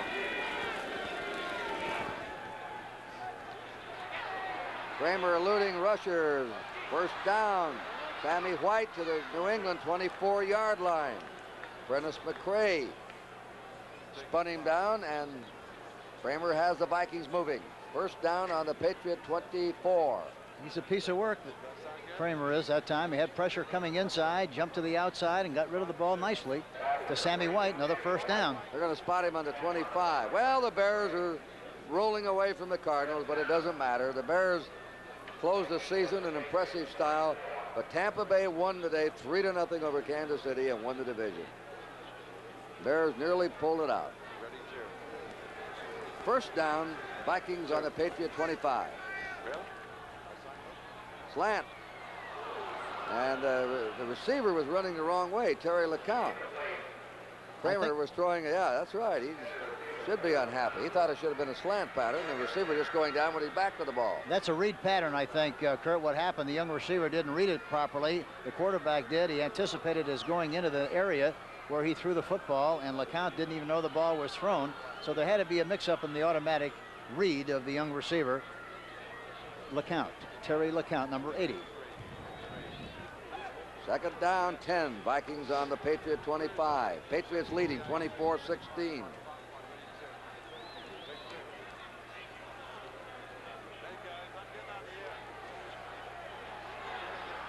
He shoots it. It is a diving catch. It is complete to the 13-yard line to Terry LeCount, one of the better catches of the game, in front of Rick Sanford, the safety man. Well, he really made up for it that time. That was a fantastic catch, a diving catch. The ball was thrown a little bit low, but out in front, but he got it out there close to where he was, and he made a fine catch out in front, low enough, kept possession of it.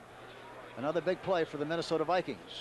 Patriots leading by 8, trying to wind up the season by snapping a 3-game loss string. By the way, we had an unusual situation here. Tommy Kramer was the only quarterback coming into this game to play every offensive play so far this year. But that streak was snapped today. There it is, wide open. Ricky Young at the 10, the 5. Young is over for a touchdown. The Vikings are back. Young diving in. Mike Haynes. Boy, that was a nice looking play. He faked to the back and threw across the grain Everybody was chasing on the play. That's an official down, Hank. I think Mike Haynes inadvertently clipped him. See if we can pick it up on this rerun. See, he fakes the Young, rolls to his right, and then throws back to Young. Everybody was pursuing the other way. He was wide open. Let's see what happens here. There goes there's the official down, yeah. That's Mike Haynes diving across. Didn't clip him, he got him in front. The rolling block. Coaches would like to see blocks like that out in the field, but not on the officials. We're talking, here it is again. Watch this here. Let's see the hit there. Here's Young escaping Haynes. But he slides into the official here, you see. He just slides into him and then rolls and knocks him down. Let's just hope it's nothing serious. I don't believe it is. It's all right. Good. Talking about Tommy Kramer on that 4th and 1 play when Minnesota lined up in a punt formation and then switched into a shift. They had Steve Dills, the 3rd-string quarterback, who took a direct pass from center and handed off to McClanahan. And so Tommy Kramer does not wind up the season being in on every offensive play for the Vikings. He's going to miss one unless they take him out. All right, we'll have the try for point by Rick Danmeyer. The kick is up. Kick is good. Well, we got quite a game here. 5:25 to play, and it's the Patriots 24, the Vikings 23. Frank Lieber along with Roman Gabriel back in Atlanta. 1:56 to go. Atlanta leading San Francisco 31-21. And O.J. Simpson, of course, has come back into the game. There's the juice. Winding up 11 years in the NFL, the 2nd leading ground gainer in pro football history, the football player of the 70s. Crowd yelling juice. They want to get him the football. DeBerg almost intercepted. Brazina, number 50. DeBerg in the second half has lost that radar-like touch that he had in the first half. He's starting to throw the ball to the red shirts. Brazina checking the sidelines for the defensive signal call. New England leading Minnesota 24-23. Tommy Kramer has hit Ricky Young with a 13-yard touchdown. Thanks today to Tim Cambias, our spotter, and Joe Alterman, our statistician man. His final regular season game from Atlanta. 3rd down and 10. There he is, O.J. Simpson. Carries out to the 20-yard line, and these Atlanta fans cheering like he was one of their own. That's a thing of beauty to see him running free like that. He brought I think he's the first back to ever run in midair. Here he comes out of the lineup for the last time, waving to the fans. Beautiful play, beautiful play.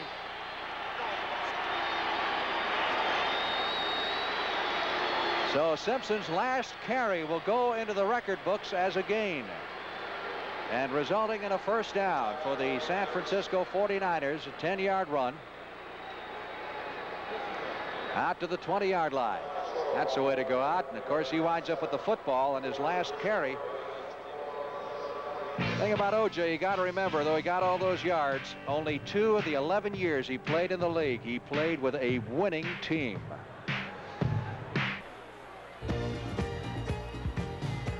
Kurt Gowdy and Hank Stram, and our game today has been produced by Chuck Will, directed by Duke Struck, that's his right name. Michael Albanese, the associate producer. Doug Fleetum, the field operations engineer. Frank Faso, Stu Meyer, technical directors. George Spillick, Fred Lopez, audio. David Fruitman, Lou Leager, Sandy Corrado. There's all the cameramen. Tony Ancona, Richard Douglas, Barry Drago, Sig Myers, Jim Murphy. Thank you, gentlemen, very much. Whoa, we still have more. Mike Singer, Al Cohen, Trustum. I like that. Trustum, DeVoe, and Jimmy Richardson. Clyde Monty, John Butler. Here's the kickoff. Circling around. They booted on a fumble. Patriots had the ball on their 42, 43-yard line. Closer to Tupou, recovers. Patriots have good field position. Now they are trying to protect a 1-point lead. Vikings were out in front handily, blew their lead. The Patriots then went out in front by 8. They softened up. And this, Hank Stram said about 2 or 3 minutes ago, this one is not over yet.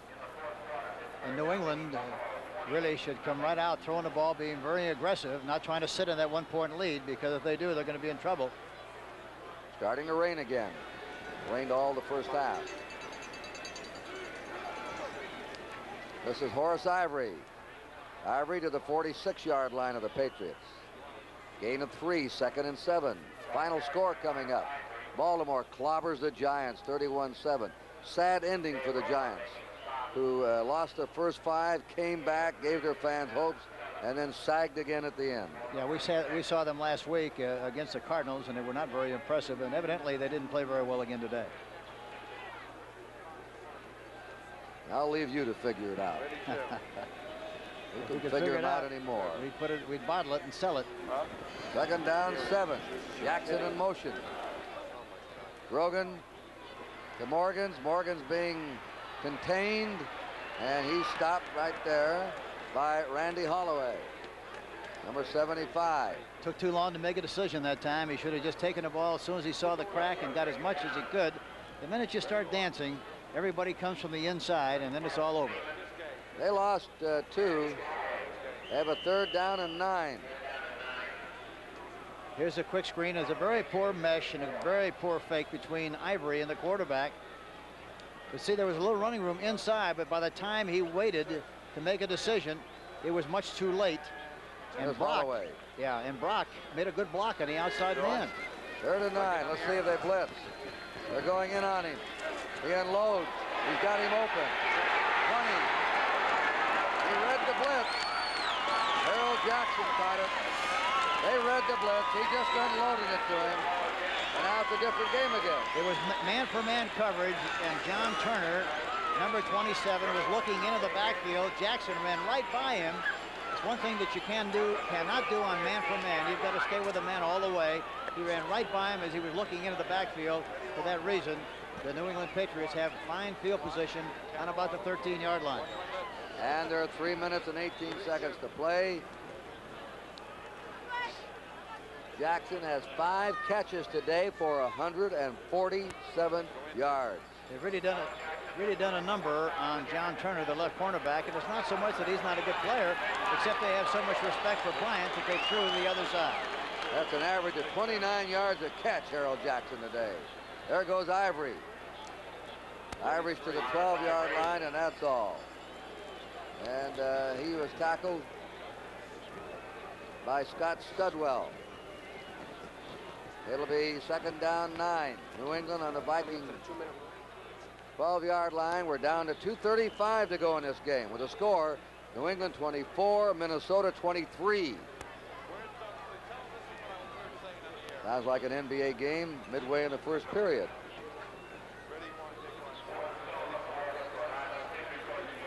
Jackson had just came with that catch and a couple of more. Had 1,003 yards for the season, another 1,000-yarder this year. Brogan throwing in the end zone over the head of Jackson. Jackson also has had the 27th 100-yard game of his career today.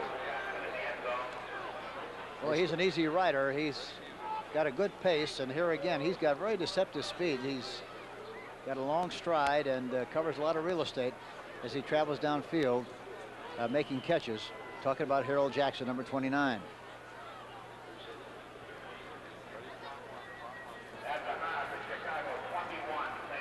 Third down 9.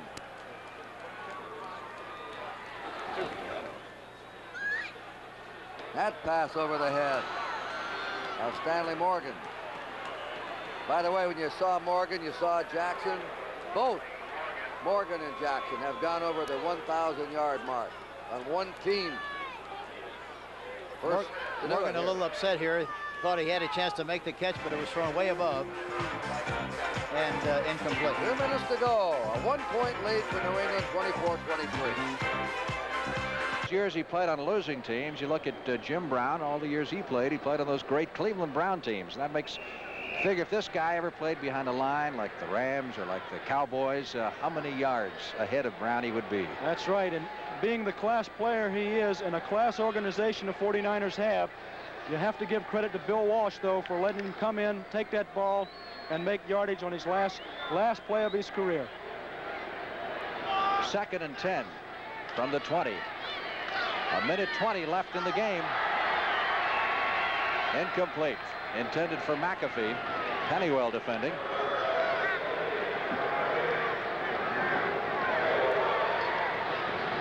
O.J. Simpson at the age of 32, winding up a tremendous football career today with the San Francisco 49ers. Now he's got to go to work, he says. He's not even flying back to San Francisco with the team tomorrow. He's got a business meeting in Nashville. He's going to be one of the few players in the league who can retire and wind up probably making as much money as he was when he was playing. He'll probably end up making more, Frank.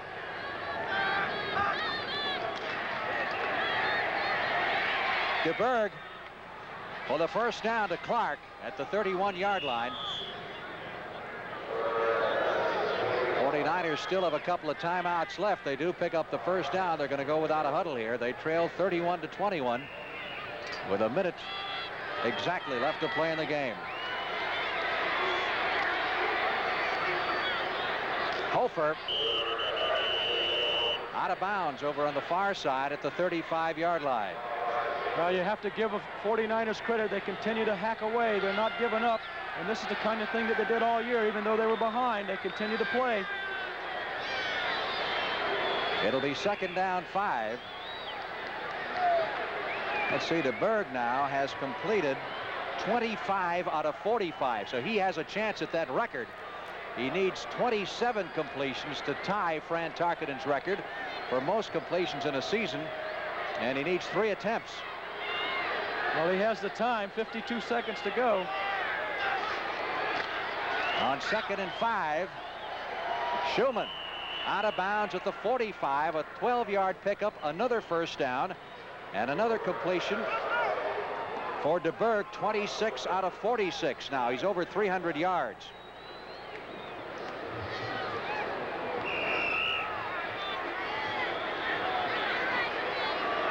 O.J. doing a little autographing on the sidelines. So Steve DeBerg may set an NFL season record here. 345 out of 572. That was Tarkenton's mark last year. Here they come. DeBerg overthrowing the intended receiver over on the far side, and that's Freddie Solomon, number 88, making a rare appearance. Freddie was among the league leaders in the pass receiving department before being felled by injuries. Steelers beat Buffalo 28-0. That's final. So the Steelers clinched the AFC Central Division title. Solomon had 56 receptions before he was hurt. He might have been up there for the league title if he hadn't have been hurt the last 2 weeks. All right, one more pass attempt by DeBerg will tie Tarkenton's record. He still needs a completion. There he got it to Schumann. So he has now tied Fran Tarkenton's all-time record for passes and completions in a single season, and here it is. He's doing it the hard way against a prevent defense, completing an out pattern over here to the right sideline. I'm sure he knows he's got to be pretty close. He could just dump the ball off, but he's not. He's trying to get a score. All right, the next one is for the record. Now he is tied with Tarkenton for the record. This one will break the all-time single-season passing mark.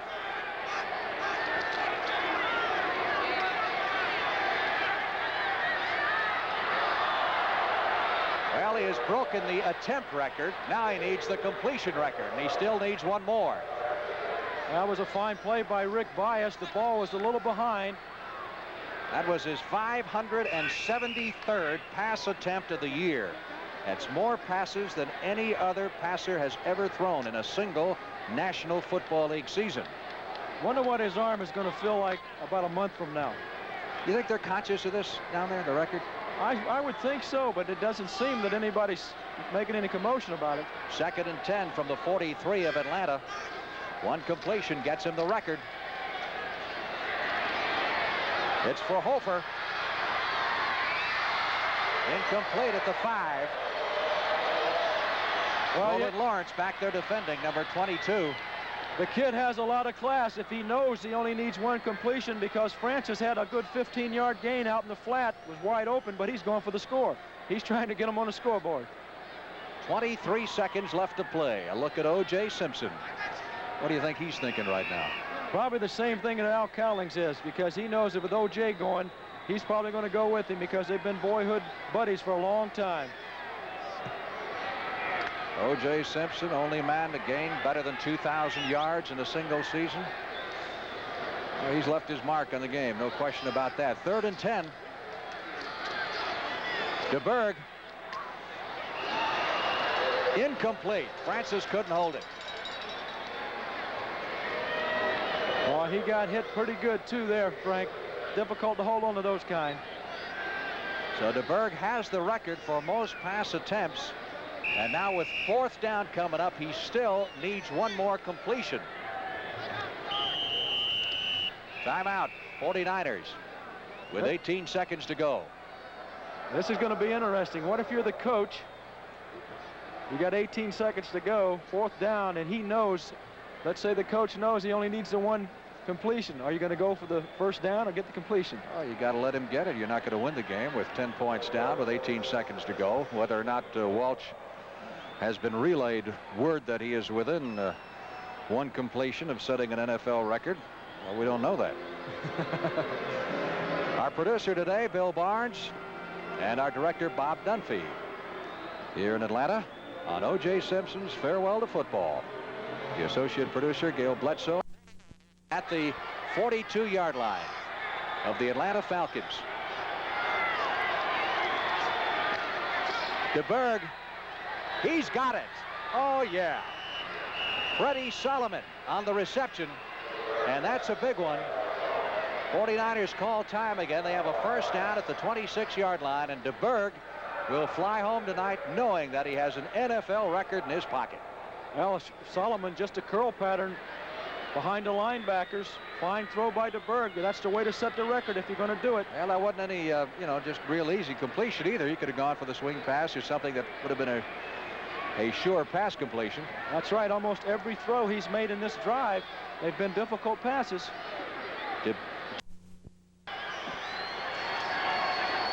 1st and 10. San Francisco wants another touchdown.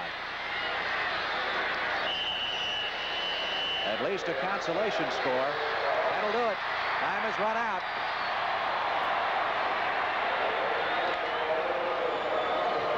That's it.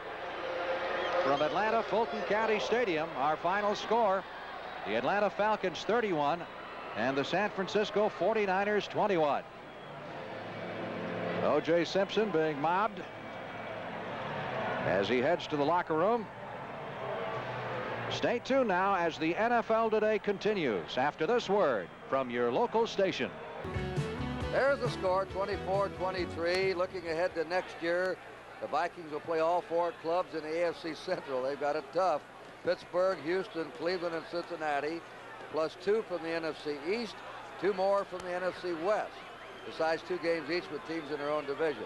Patriots will play all 4 teams from the NFC West next year, 2 more from the AFC Central, and 2 more from the AFC West. One thing that New England has to worry about here on 4th down, they have to concern themselves about the ability that Minnesota has to block kicks. They have to do a good job of protecting on this kick, or they could block it. Vikings have blocked 13 assorted kicks this year. Smith, who's deadly inside the 40, will be trying a 30-yard field goal. It's up, and the kick is good. Now that means the Vikes have to come back and get a touchdown or a couple of field goals in a hurry. We'll be back. New England 27, Minnesota 23. From Los Angeles Coliseum in Los Angeles, California, CBS Sports presents the New Orleans Saints versus the Los Angeles Rams. Hi, everybody. I'm Ben Scully, along with George Allen. The Rams have an outside chance of hosting a wild card game yet this year, and for New Orleans, they're trying to get to the 500 mark. If you were the coach of either of these teams, what would your approach be to this final game of the regular season? Well, Vin, that's a good question, because what I did, if I were the Rams, I'd play as many players as possible. I'd start Ferragamo, but I'd give Lee some experience, because you may need him in the playoffs. I would not play anybody that has bumps or bruises. Now, Dick Nolan is finishing up what could be the best year in the 13 years of the Saints' existence. A win today gets him to 8-8. Is that some ammunition for him? I think he's got a great psychological approach for this ball game. The last 2 weeks, they've laid an egg. They have a chance, as you said, to be 8-8. They should go all out to win this ball game and end the season on some pride. The Rams have a different situation. Well, we've already found one key to the situation in the NFL. Tampa Bay winning 3-0 over Kansas City, so they have clinched a division. Scores will be very important, so stay with us throughout the day and we'll keep you posted.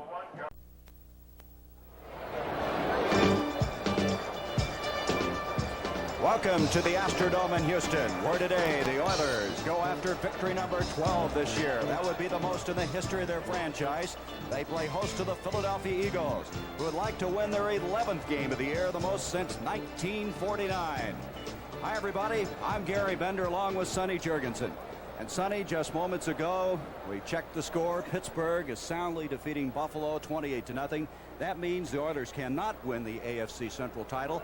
How's that going to affect their play today? I think it's going to affect their play. The fact they're going to be a little disappointed in the fact they can end up the season 12-4, yet still finish second.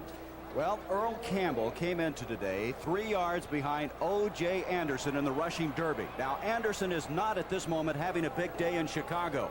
What do you think? Will they let Campbell go after it? I think they'll let him go as far as he wants to go, but individual records are not something they're interested in right now. They need Earl Campbell to be healthy for the playoffs. Now, the Eagles have to have some help today. They need Dallas and Washington ending in a tie for them to win the Eastern Division crown. Now, what will that do as far as their preparation is concerned? Dick Vermeil says his team only knows how to play one way. That's his philosophy, to play hard. I think we are going to see him resting some people later in the game. I think Camfield will see a lot of action today. They're going to work people in, but as he said, and he told us down on the field, I'm not capable of making wholesale changes. Now, Wilbert Montgomery trailed Anderson by 114 yards in that rushing derby. I don't know. They might let him go for it. You know, that's a big accomplishment for a football team. And if they could do that, let him go for the record, I think they could do. I think they might. We're talking about next year's schedule. It makes a lot of difference whether you finish fourth or fifth sometimes in a division. For instance, Kansas City, they lost today. And Oakland is playing Seattle later. Kansas City finished fourth in their division, which they probably won't. They would have hosted Dallas, Pittsburgh, Miami, and Washington in Kansas City. By finishing fifth, they'll play Cincinnati, Baltimore, and Detroit. That's a lot of difference at the gate between those opponents. And there's still a lot of time left in this game with 1:56 left in the game with 3 timeouts for Minnesota. That's Edwards back up. He runs into a couple of Patriots at the 20-yard line of the Vikings. They're 80 yards away. Don Hasselbeck led the charge downfield with 1:50 to go. 27-23 New England.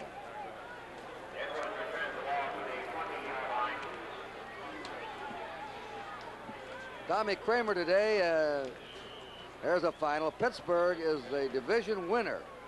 They win today 28-0, no matter what Houston does against the Eagles. On the tie-breaking net points in favor, Pittsburgh gets the division title and will be the host in the playoffs in their divisional game. All right, Kramer's thrown 51 passes, most he's ever thrown in a game, and that's incomplete. Ray Claiborne breaking it up with Ted Brown.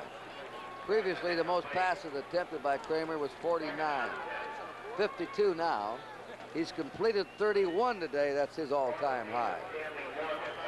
It's unusual when you throw that many passes in a game that you still have a chance to win, but they're in that position, and they still have a chance with 1:44 left in the game. And Henry, that is also a Viking record, breaking Fran Tarkenton.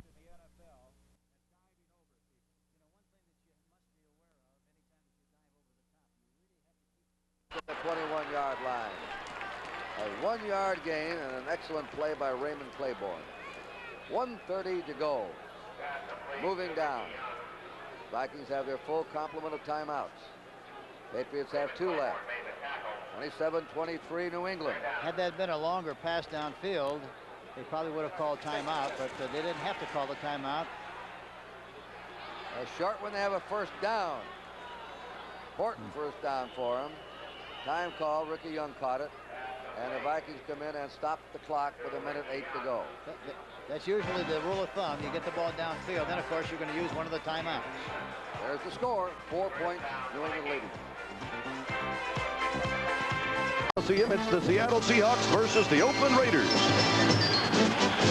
Today's game is brought to you by Radio Shack, the nationwide supermarket of sound. By Hertz, where the winners rent. By Michelob Light. After all, it's simply a matter of good taste. And by Dodge. Test drive the new 1980 Dodge cars, engineered with room, styling, ride, and handling.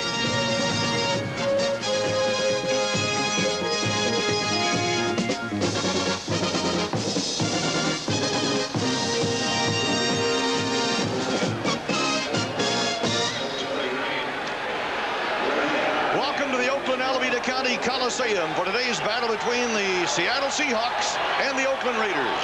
I'm Merle Harmon along with George Coombs, and we're looking for an exciting game because Seattle has defeated Oakland 3 straight times. Oakland has to win in order to stay in the playoff picture, and Oakland lost the toss, kicks off, and the ball goes back into the end zone where it's down by Tony Green. So Seattle will have first possession this afternoon from the 20-yard line after the touchback as Jim Breach kicked one back into the end zone.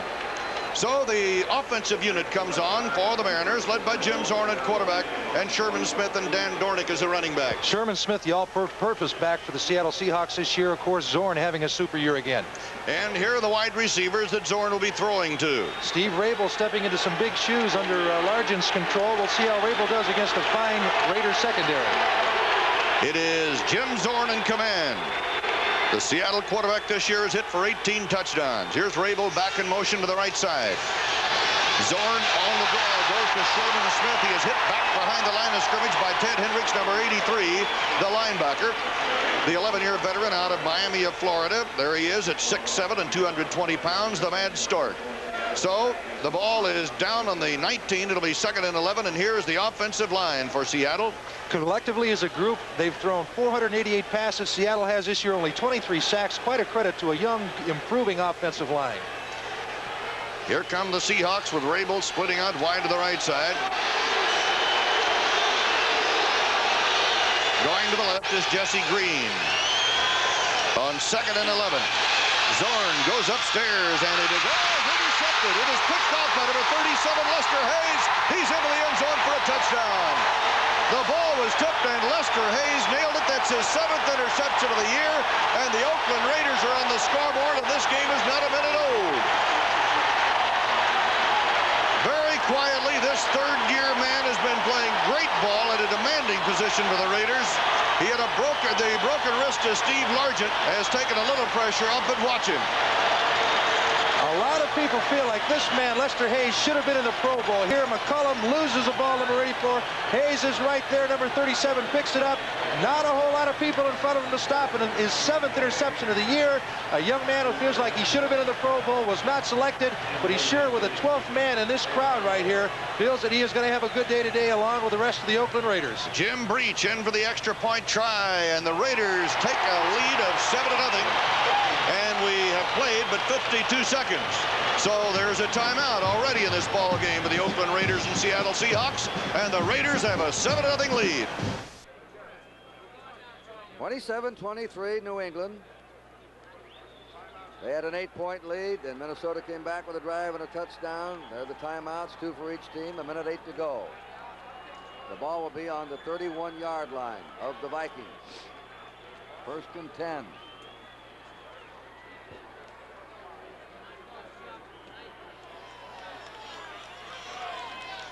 There's Hasselbeck going into the locker room, the tight end.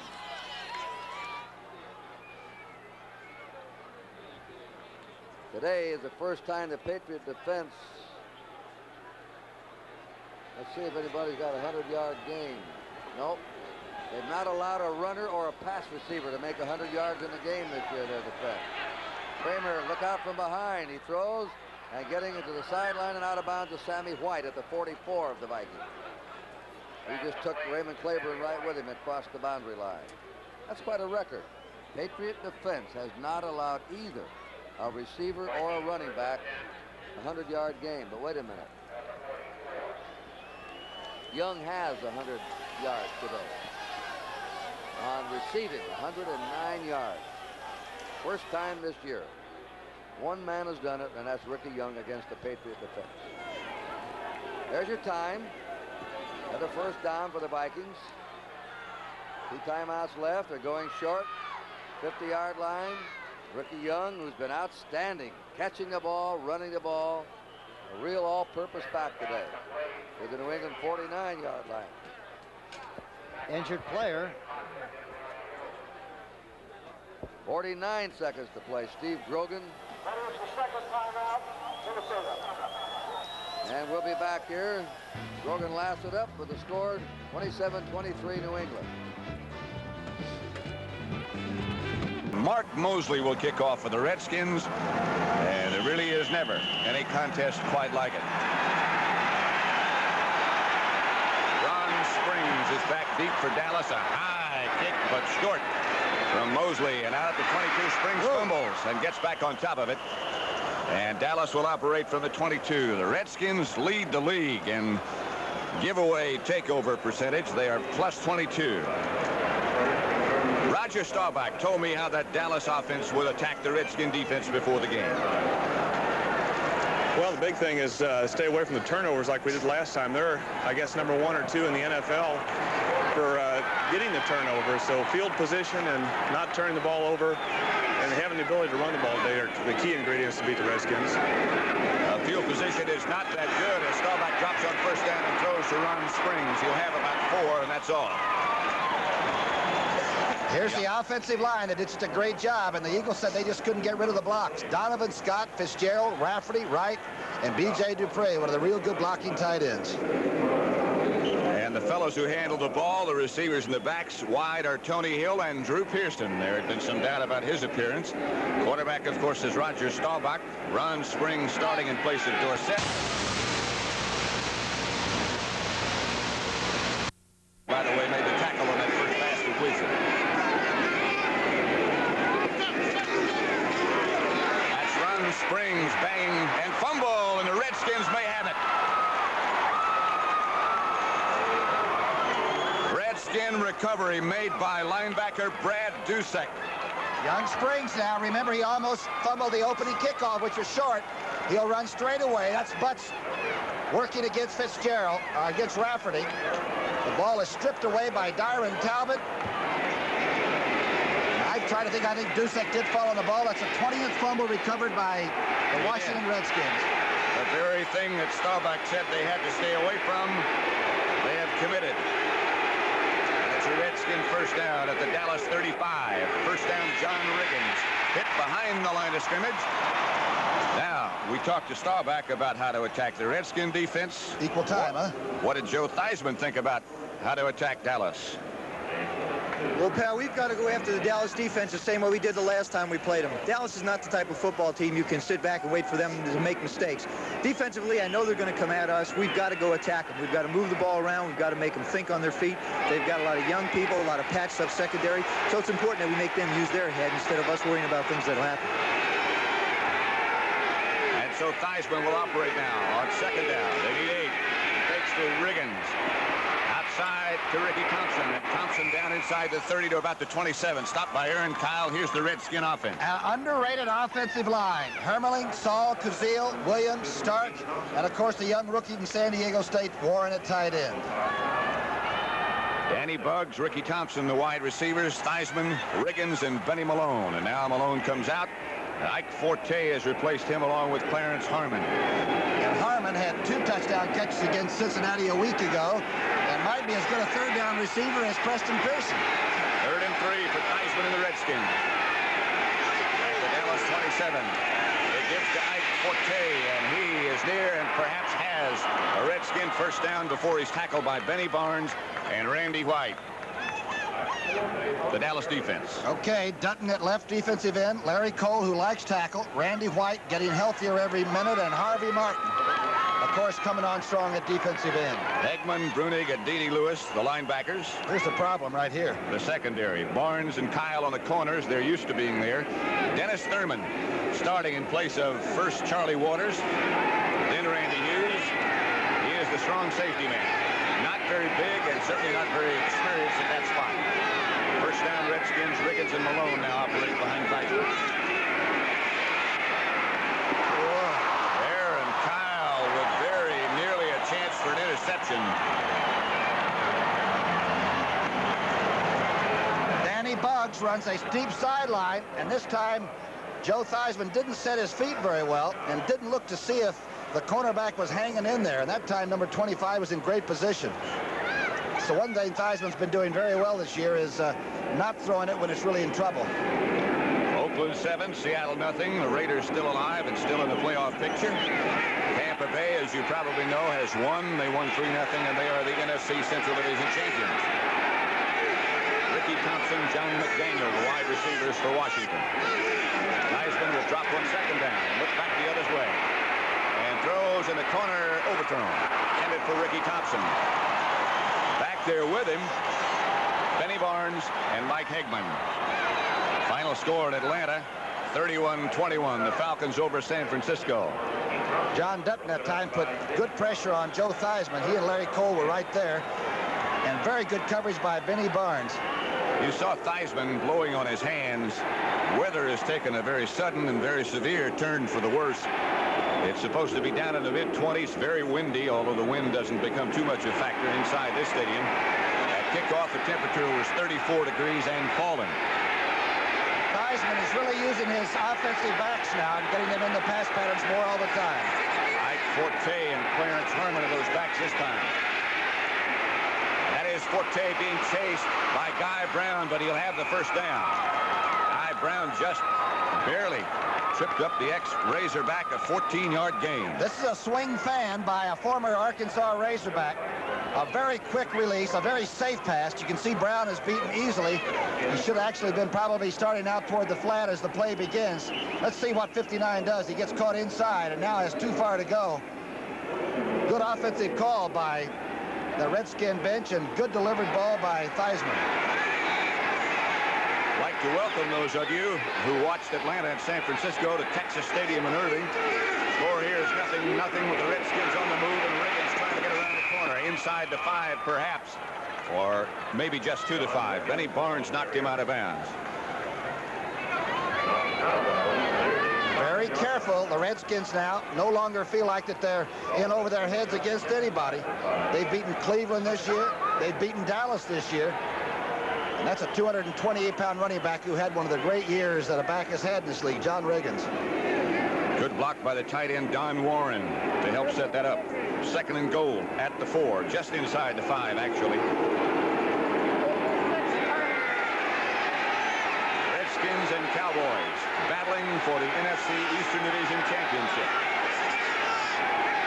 Harmon is on the left-hand flank. Riggins goes straight ahead and is hit about the 4. Fighting still is John Riggins. Big John has had a great year. John Brudig came over the top, and I believe Dutton came under the pile. Let's see what happens. See if 78 goes under, and 53 goes over the top. That's big. Dutton just shed the blocker, and now the middle linebacker finishes off. They've been tough inside the 5-yard line, the Cowboys have. The Giants couldn't get in. Of course, last week they had a tremendous goal line stand against the Eagles. 3rd and goal from just outside the 3-yard line for Washington. No score with 11:25 left in the first quarter and a timeout taken by the Redskins. Theismann wants to talk it over with Jack Pardee. Redskins, of course, have to be concerned about what's happening in Chicago, too. And when last we heard, the Bears were beating St. Louis 28-0. And we'll keep track.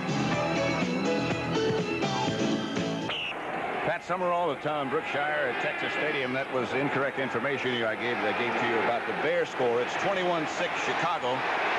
3rd quarter. That's the final. New England beat Minnesota 27-23. The last game for Jim Marshall. for some place to go. Will not come up with anything. We'll see Mosley. Larry Cole. Nobody open. And Mosley will come on. Watch the play that Randy White makes, number 54. He'll come right by Saul. And now Larry Cole forced him out, and Randy White chases him back in. And a very good play by the quarterback. He didn't throw it. Everybody's covered up. Let's see what happens. He wants to go on the outside to Bugs. Good play by White and by Cole. The double team was on Larry Cole, and he beat them both. Mosley. Rarely will he get one blocked, and he is true. Mark Mosley puts the Redskins on top 3-0, 24 yards out. 24th field goal out of 32 shots. He's like having some kind of a laser beam in your arsenal. The guy can kick it from just about anywhere inside of 60.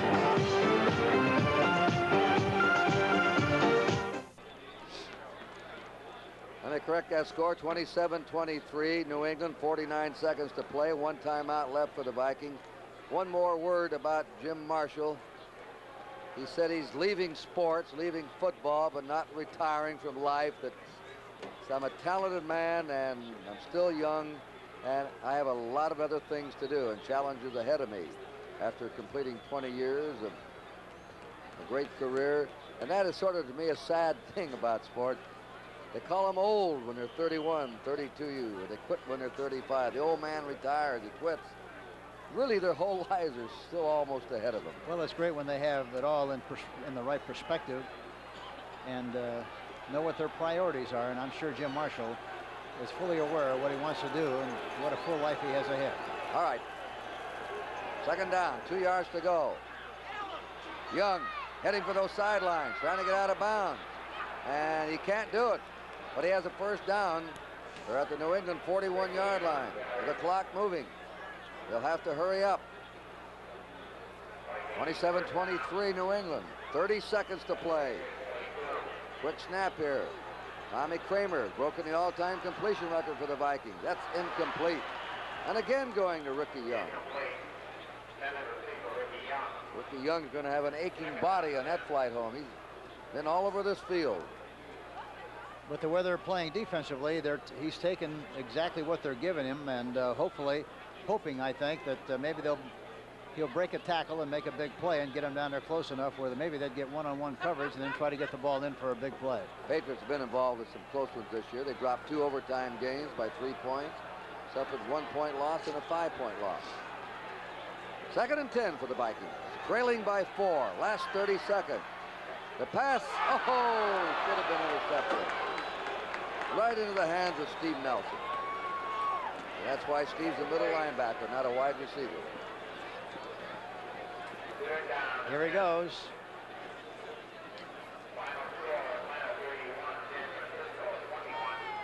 They have so much bandage wrapping around their arms and hands. I don't know how they can catch a football.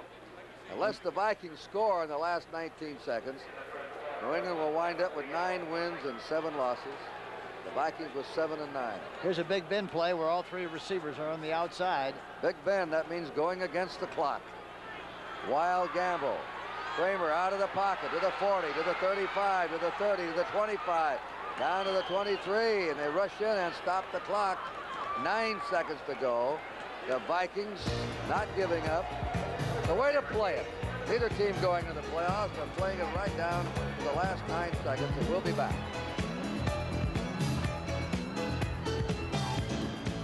This is Old Lang Syne Day as you look at Eddie Hill, the deep man for the Rams, because 92 former Rams will be introduced at halftime in the final Ram game of the year and perhaps forever at the Coliseum.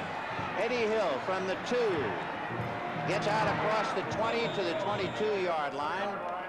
Mathis just missed bringing him down. We'll take a look now at the Rams offensively. Vince Ferragamo will open up with Cullen Bryant and Wendell Tyler. The wide receivers Drew Hill and Preston Denard. The tight end is Terry Nelson. Up front you'll have France and Hill, Saul, Hara, and Slater. For Vince Ferragamo, just 1 game away from a playoff, so he'll get some valuable time today. Ferragamo, a personal high, went 10 completions for 188 yards against the Falcons last week. From the 24 as an end around, and what a flea flicker with Waddy finally giving it to Ferragamo, and Pat Hughes knocks him down at the 9-yard line, and boy, is that much ado about nothing. Well, Ben, this is a I formation, a toss to Wendell Tyler. He gives the ball back to the wide receiver. He throws it back to Ferragamo, and he's sacked. Now, the thing that I think about this play is that play has to be set up. You don't run that as the opening play of the ball game because you don't know what defense they're going to be in. That play has to be set up, and it's better to use it when you get on the other side of the 50. I think that's bad strategy to open a ball game with a flea flicker. Boy, it sure woke everybody up here. So it is second down from the Ram 9-yard line.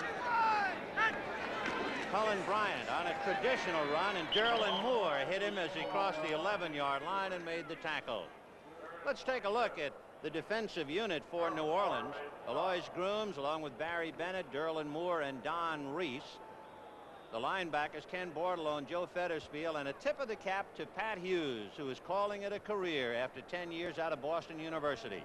In the backfield, Clarence Chapman and David Gray at the corners, Ray Brown and Tom Myers at free safety. So it is 3rd and 22 for the Rams.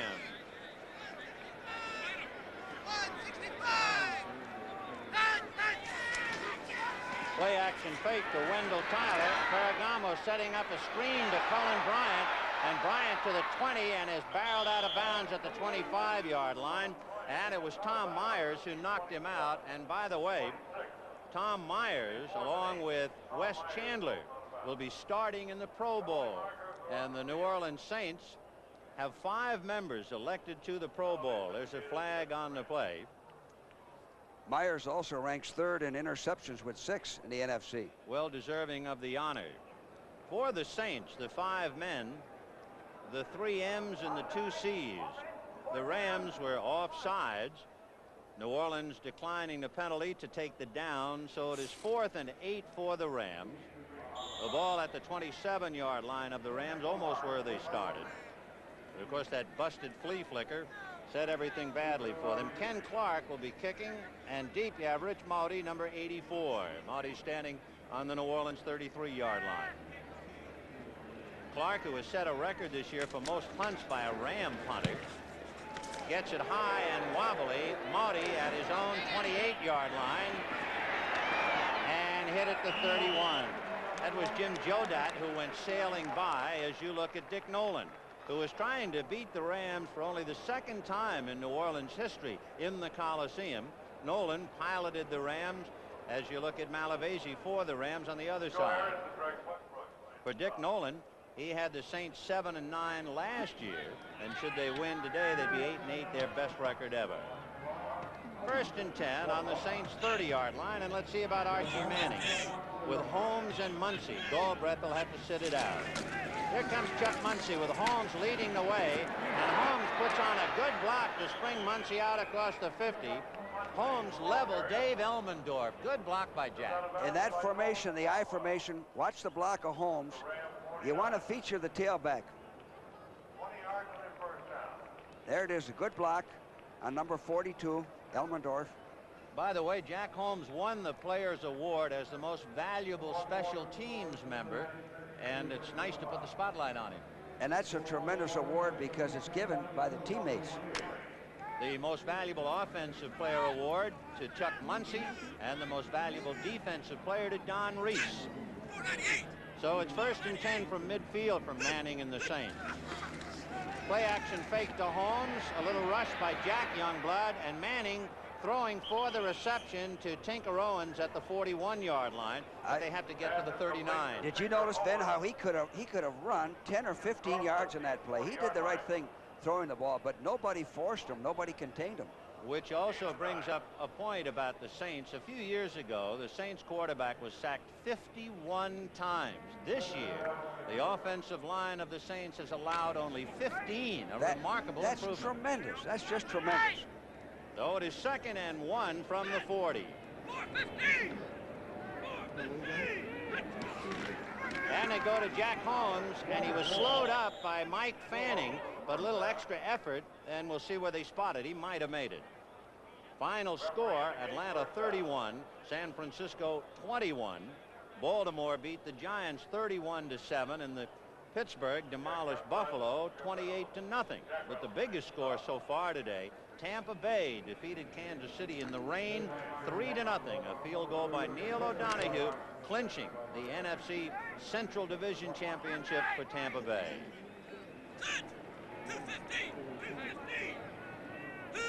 First and 10 for the Saints from the 39 of Los Angeles. Play action fake. The pass over the middle to Muncy at the 20, and Nolan Cromwell wrestles him down at the 15-yard line. Wide open, good call, a play action pass. Here it is. Fakes to the fullback. Now Muncy's wide open. Makes a good catch. The fake of the run held the secondary. The Saints, in the games we've done, have been dynamite the first time they've got their hands on the ball. They've scored most every game we've seen them the first series on offense. And we see that Oakland has broken the wrappings on that one, leading Seattle 7-0 in the first. First and 10, Saints on the Ram 15. Manning on a draw to Muncy, but he is stacked up just about at the line of scrimmage by Larry Brooks. A reminder about Chuck Muncy. He's the first Saint to rush for over 1,000 yards. He's had 3 100-yard games this year. And going in, he is tied with Walter Payton for 11 touchdowns rushing. One other thing that I think is significant, Vin, is he's the only back that's averaging over 5 yards. He's 5.1 in the 1,000-yard rushes. Very significant. So it is second and 10 on the Ram 15, and they split Holmes and Muncy. Manning is going to try and lead Chandler, intercepted by Dwayne Osteen. So he was leading Chandler and threw it to Osteen. Now, what you want to do on that is overthrow. He underthrew him. He had a chance to. Now watch this. The ball is underthrown. The defender, Osteen, has inside position. You want to overthrow so that the worst you get out of it is an incomplete pass.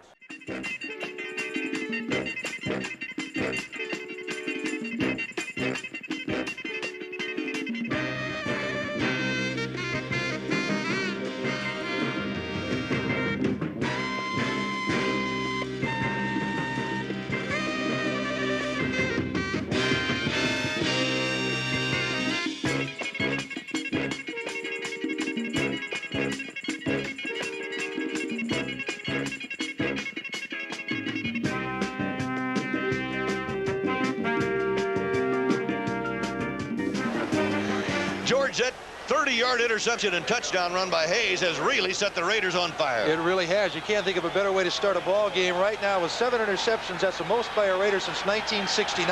What a way to start the 16th game of the year when you want to win it to get in the playoffs. And Jim Breach really muscles this one back into the end zone, and Tony Green slips and falls as he was ready to bring it out. So Breach seems to be all charged now as he kicked one high and far downfield. So it will be Seattle's ball once again. I said Jim Breach, Ray Guy. Beg your pardon. Ray also does the punting. Breach kicks the extra points and the field goals. Here's the defensive line for the Raiders, a 3-man front. Well, they list a 3-man front, but number 62, Reggie Kinlaw, will be the 4th man when they want him, and they used that defense, the 4-man line, 50 times last week. And this linebacking core can get the job done. They certainly can. Proven veterans, everyone. Rod Martin, probably the best year of the bunch. Now, Jim Zorn and the Seattle Seahawks are ready to try it again. Zorn, incomplete, intended for Sherman Smith coming out of the backfield. Smith has caught passes for 458 yards and 4 touchdowns this year and run for 731 yards and scored 10 times on the ground. So he's a super football player. He's out of Miami, Ohio, of where he was a quarterback. Here's the defensive backfield for Oakland. Well, you have just seen what a defensive backfield these people can produce, and that's the first interception of the game, one with only 52 seconds on the clock having expired. You can see that they'll put a lot of pressure on the receivers, Sans Largent, to catch the ball that Zorn throws. Oakland goes to a 4-man front with 5 defensive backs on 2nd down and 10. Slot to the left for Seattle.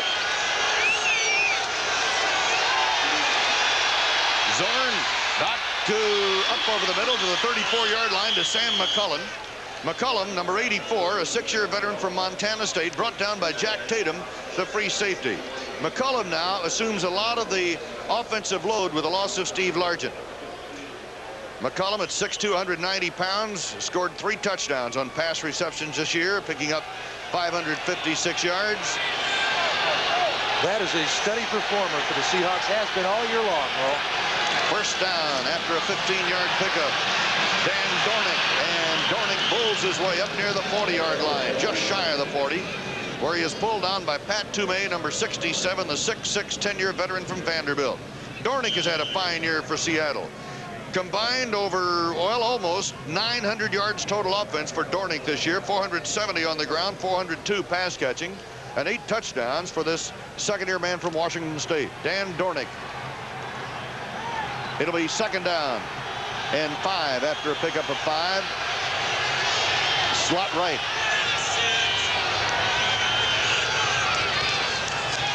Dornick hit behind the line and wrestled to the ground by number 73, Dave Browning, a 6'5", 245-pound down lineman out of Washington University.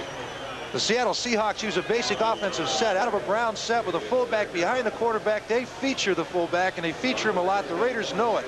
As a result, number 73, Browning, gets in there with a lot of help from his friends. Hendricks, 83 in particular, stops the play. Situations like that, the Raiders are well coached in. That is, when they use that Brown set, when they use that fullback behind the quarterback, they give him the ball quite a bit. Again, Oakland overloads in the backfield on 3rd and 6, the defensive backfield with 6 men back there.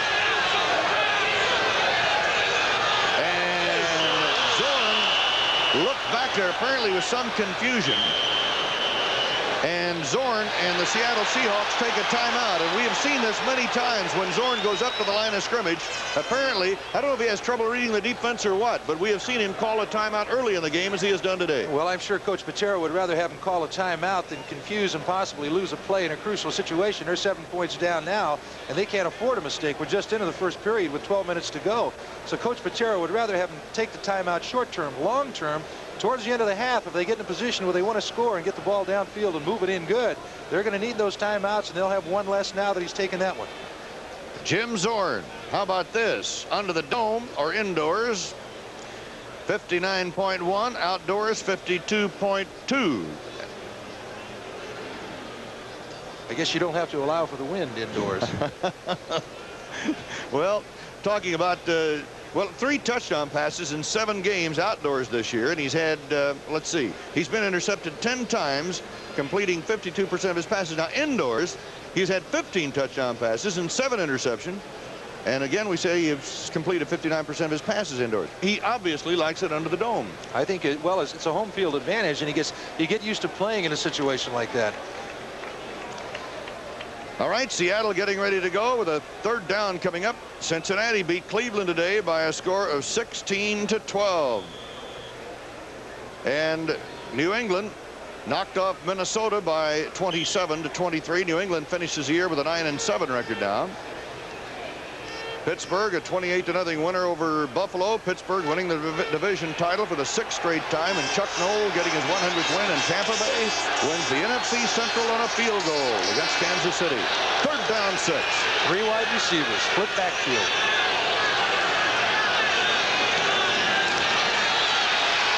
Zorn out of the pocket, on the run, fires on the run, and a great catch on the midfield stripe by Sam McCullum.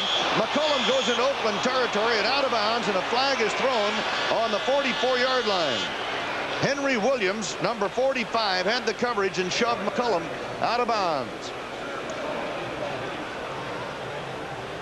We saw a flag thrown on the far sideline. I don't know if it meant anything or not. We may have a personal foul called on Oakland. Oh, it was definitely a personal foul. McCullum was out of bounds and then got hit. There was no reason for the hit as the official judged. As a result, 15 yards tacked on, taking the ball inside the 30. Personal foul, unnecessary roughness, number 58, defense, late hit out of bounds, 1st down. Pete Johnson, the guilty party. Jerry Markbite is the referee. Gordon Wells, the umpire. Al Sabato, the head linesman. Bama Glass, the line judge. Back judge Tom Kelleher. Side judge Willie Spencer, and Ed Merrifield is the field judge. And Seattle marching, trailing 7-0, now on the Oakland 30. Play action. Zorn's got a man wide open to the 10-yard line. That's McCollum, and McCollum slips and goes down to the 9. The defensive back who had the coverage, Henry Williams, slipped and fouled down, but so did Sam McCollum after he caught the ball. Otherwise, he could have waltzed into the end zone. Sam McCollum starting out the day red hot. You'll see a little fake here. There's Smith. Zorn faking him the ball. Now he'll look downfield. He'll look to his left. You'll see McCollum. Henry Williams, number 45, has already fallen down. McCollum will catch the ball. You don't see anybody around him, but as he goes to make his cut, unbelievably to him, he doesn't have any defender there. He himself slipped. At the 10-yard line, first down and goal to go. Rabel in motion. And incomplete. As Henry Williams had the coverage on Steve Rabel, the 4-year veteran from Georgia Tech, who is replacing the injured Steve Largent, who is out, of course, with a broken wrist. Henry Williams, a rookie from San Diego State. Looks like they might be working on him a little bit. Well, they'll start to work on him. Henry made the all-rookie team. He was scouted by John Herrera, the PR man here for the Seattle Seahawks, and it was one of the people that Herrera recommended to the club. Not only did he step in after really a bad senior year in college at San Diego State, but the all-rookie team is an indication of how he's played for the Raiders this year. 3 wide receivers to 9. Second and goal to go at the 10-yard line. Sherman Smith at the 6. And it is Monty Johnson, number 58, along with Rod Martin, number 53, who make the stop. And all of a sudden, Jack Patera, who shows little emotion on the sidelines ever, has got to be feeling better about this thing after his team gave up a touchdown to this man's team, Tom Flores, the black sweater, on a pass interception, a 30-yard run with only 52 seconds gone in the ball game. Jeff Moore is now in for Sherman Smith, so the tank is out of there. Third down and goal at the 6. Dornick at the 1. And now it's decision time for the Oakland Raiders. He is short of a first down, Dan Dornick. Pat Toomey, 67, getting up along with Rod Martin, number 53. And it is fourth down and goal to go on the 1-yard line. Not a bad call. 3 wide receivers in a little sprint drop fake handoff to Dornick down to the 1, and they're going for it, folks. Make no bones about it.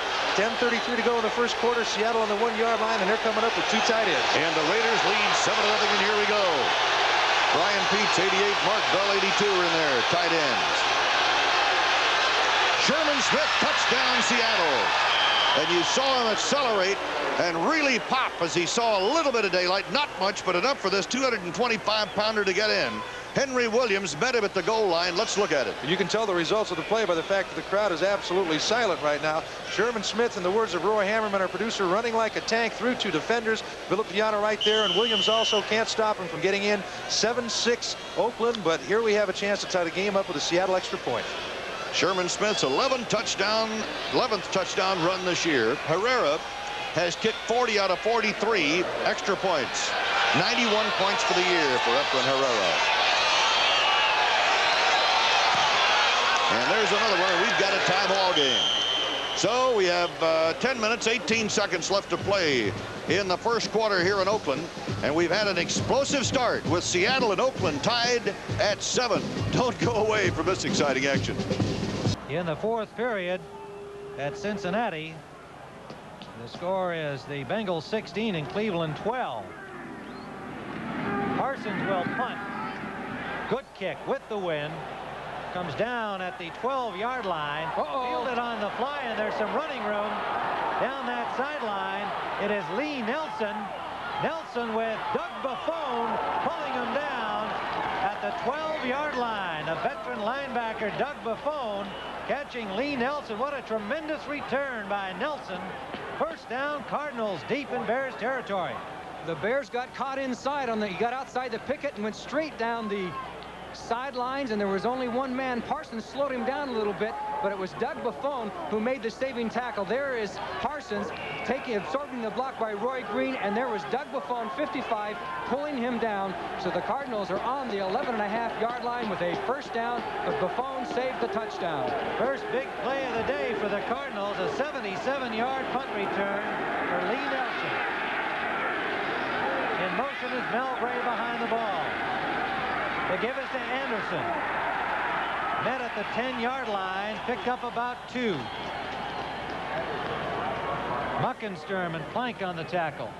Isn't it amazing how every play now in this game can be the play that saves or loses the playoff situation for the Chicago Bears? Supposing the Cardinals don't score, it would be a 21 that would save 7 points on the point differential. The one tackle by Doug Buffon.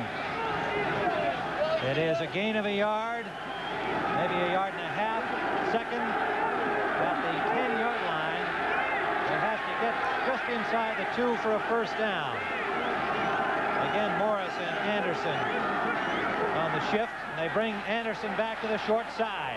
Excellent defense over there on the corner. It was Allen Ellis, number 48, the first man to hit him. Campbell, the linebacker, 59, and that is Anderson down and slow to get up. And what a tough break, not just for the Cardinals, obviously, but for this young man in his bid for the rushing title.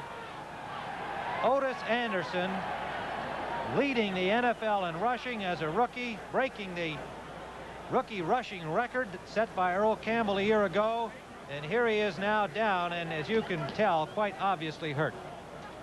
It looks to be the leg, and let's hope it's not the knee. They are taking a look at the knee. Oh, what a shame.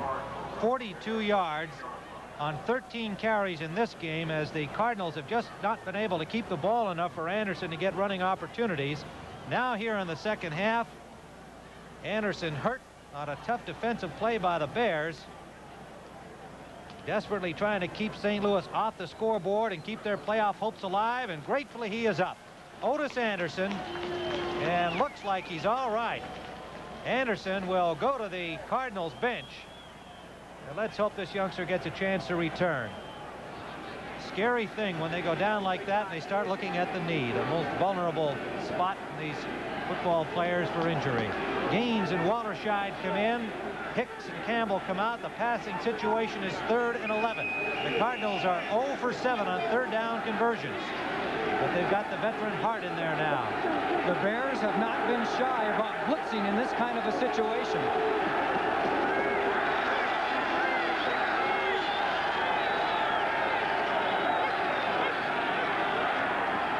Hart, quick pass, trying to get it to Dave Stief. It's incomplete.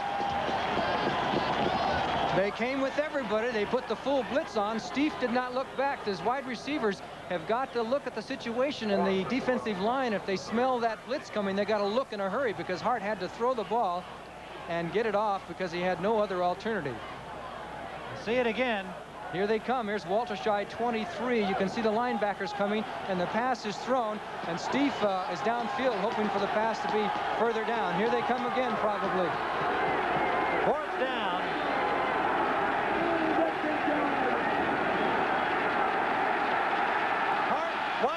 Tilly, touchdown. Jim Hart coolly waiting there, fired it right on target to a wide open Pat Tilley, and Hart was down and hurt as he was banged as soon as he released the ball. But the Cardinals are on the board, and they are hurting the Bears' playoff chances as they are valiantly trying to get back into this game after being shut out in the first half. Let's take a look as the Bears did it again. They came with the full blitz. They brought everybody, but there was enough protection for Hart to step forward and find Tilley wide open, because when you blitz all those people, you are going to have somebody open, and boy, did he take a shot, didn't he? Doug Plank, number 46, with a flying tackle, really nailed Jim Hart. And so the Cardinals now with something going following the 77-yard punt return and the Hart touchdown pass to Tilley. Will have to send Hart to the sidelines, it would appear. The Bears seem to be extra short downfield. You don't suppose they just had 10 men on the field? Well, that's what we are told here by our statistician, that Dick Bossing said he counted only 10 out there. And there seemed to be an awful lot of room for Tilley ranging in the end zone on that pass pattern. That's happened more times this year to teams. That happened to Dallas a couple of times. It cost them a touchdown against Philadelphia, I think last week or the week before, whenever they played. As Hart is still down on the field, he, of course, could become a free agent this year after this season. Johnny, so much of this special situation defense now, where you're changing players literally on every play, it leaves you open to the possibility of that kind of a mistake. One player, or perhaps the coach, you never know who's at fault in those circumstances until after the game when somebody admits it, but can easily happen where you're changing players that often that somebody forgets to go on or forgets to come out. Hart is up on his feet, and we're glad to see that. On consecutive plays, Otis Anderson and Jim Hart injured for the Cardinals, but gratefully both up and able to leave the field under their own power.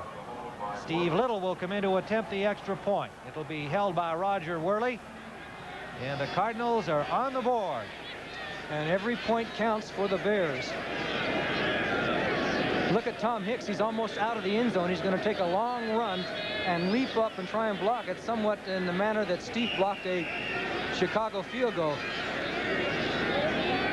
There's 54. They did it. And it's blocked. Looked like Hartenstein or perhaps Gaines.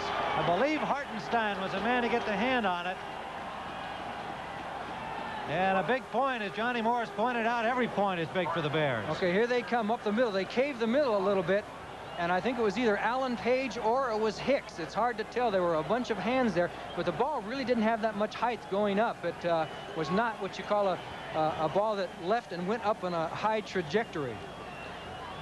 Well, so the Bears come up with a defensive play on the point after and save themselves what could be a big point. Who knows? The Bears 21-6 here in the third period.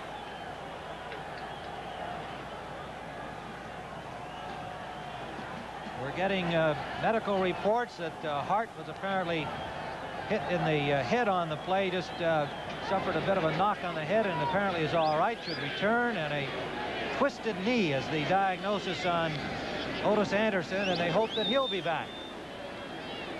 Atlanta has defeated San Francisco 31-21. 6:50 to go here in the third quarter. St. Louis Cardinals taking a 77-yard punt return by Lee Nelson, turning it into a Hart to Tilley touchdown. A blocked extra point. And Santa Claus is here as a Bear fan today. The ball blew off the kicking tee, and so they'll do it over again. Shadows now across Soldier Field. And I believe the wind has really picked up. If you look at those flags, it looks like it's about 25 or 30 miles an hour. It will be with the Bears. The wind is behind the Bears. Temperature has dropped.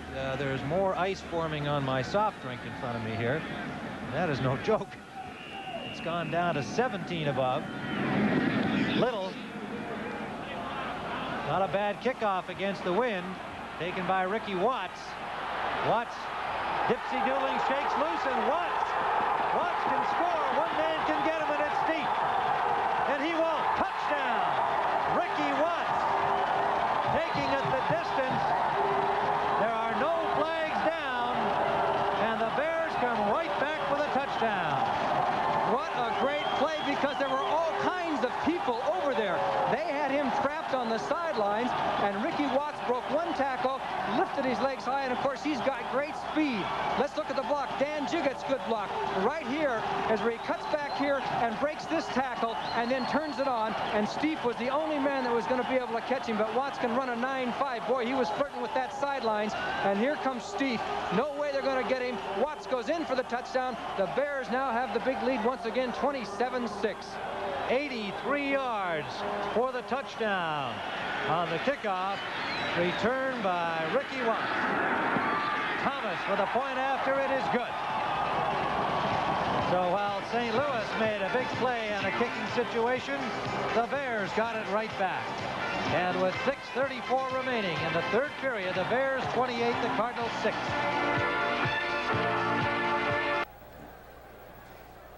Well, we welcome those viewers who have been watching the Minnesota-New England game. As you can see, the final, the Patriots coming from behind to win that one. I'm Gary Bender with Sonny Jurgensen. Right now, the ball at the 35-yard line of Houston after a 30-yard return of a punt by Wally Henry. This is Wilbert Montgomery. And Montgomery dragging tacklers for close to 5 yards. There is a flag, however, at the 27-yard line. Vernon Perry, number 32, and there he is, Bum Phillips. He is an original. He's a real character. What a nice guy he is. Talking with him last night at the hotel where we were staying. So much fun. He says, I'm going to get you a better pair of boots than you got.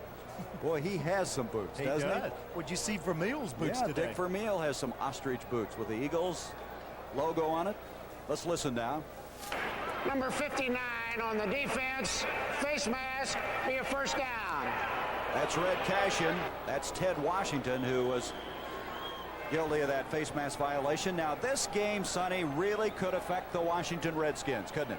Well, I think it's down to about 10 points now as far as the point spread, the net point difference between the Redskins and the Chicago Bears. Tampa winning earlier clinched the division title, so Chicago now fighting for the wild card.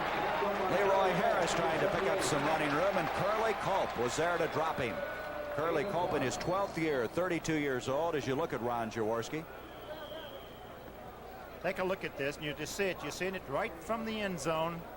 Boy, good shot this is. You see right up the middle. See the good play that time by Culp, playing off that center, Guy Morris, and just moving with the play and making it right at the line of scrimmage.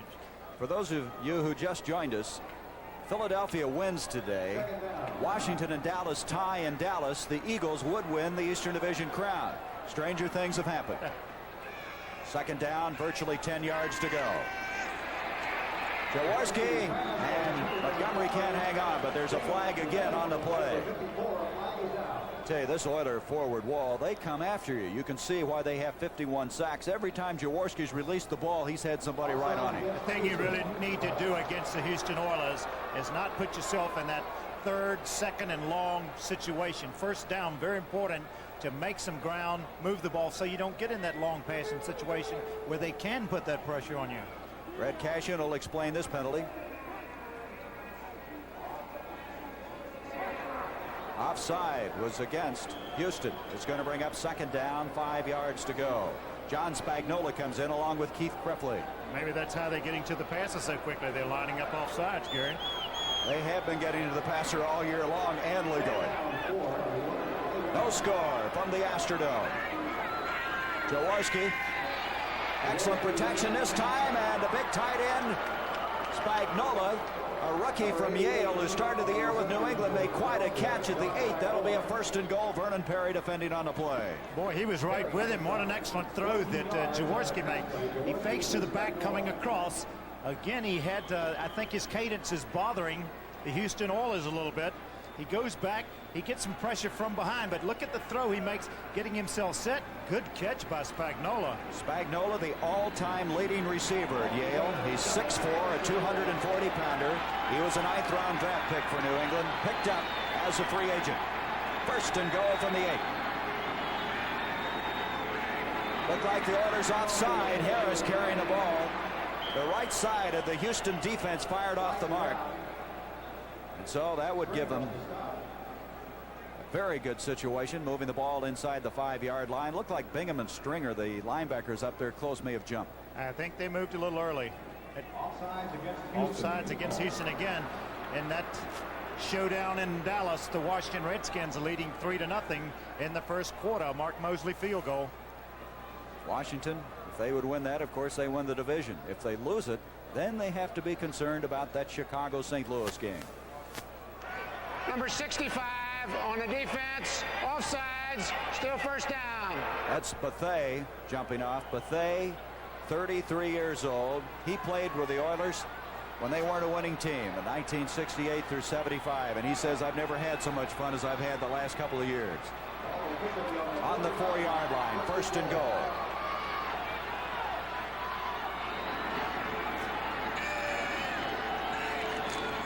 Jaworski bootlegging the ball, and he's going to take it in for the touchdown. Ron Jaworski faked everyone out on that one. The question I always have on something like that, Sonny, is did he tell the team he was going to do that? Yes, he did, because it was a bootleg play. Watch, Carmichael goes to the corner of the end zone. He was running a pass pattern.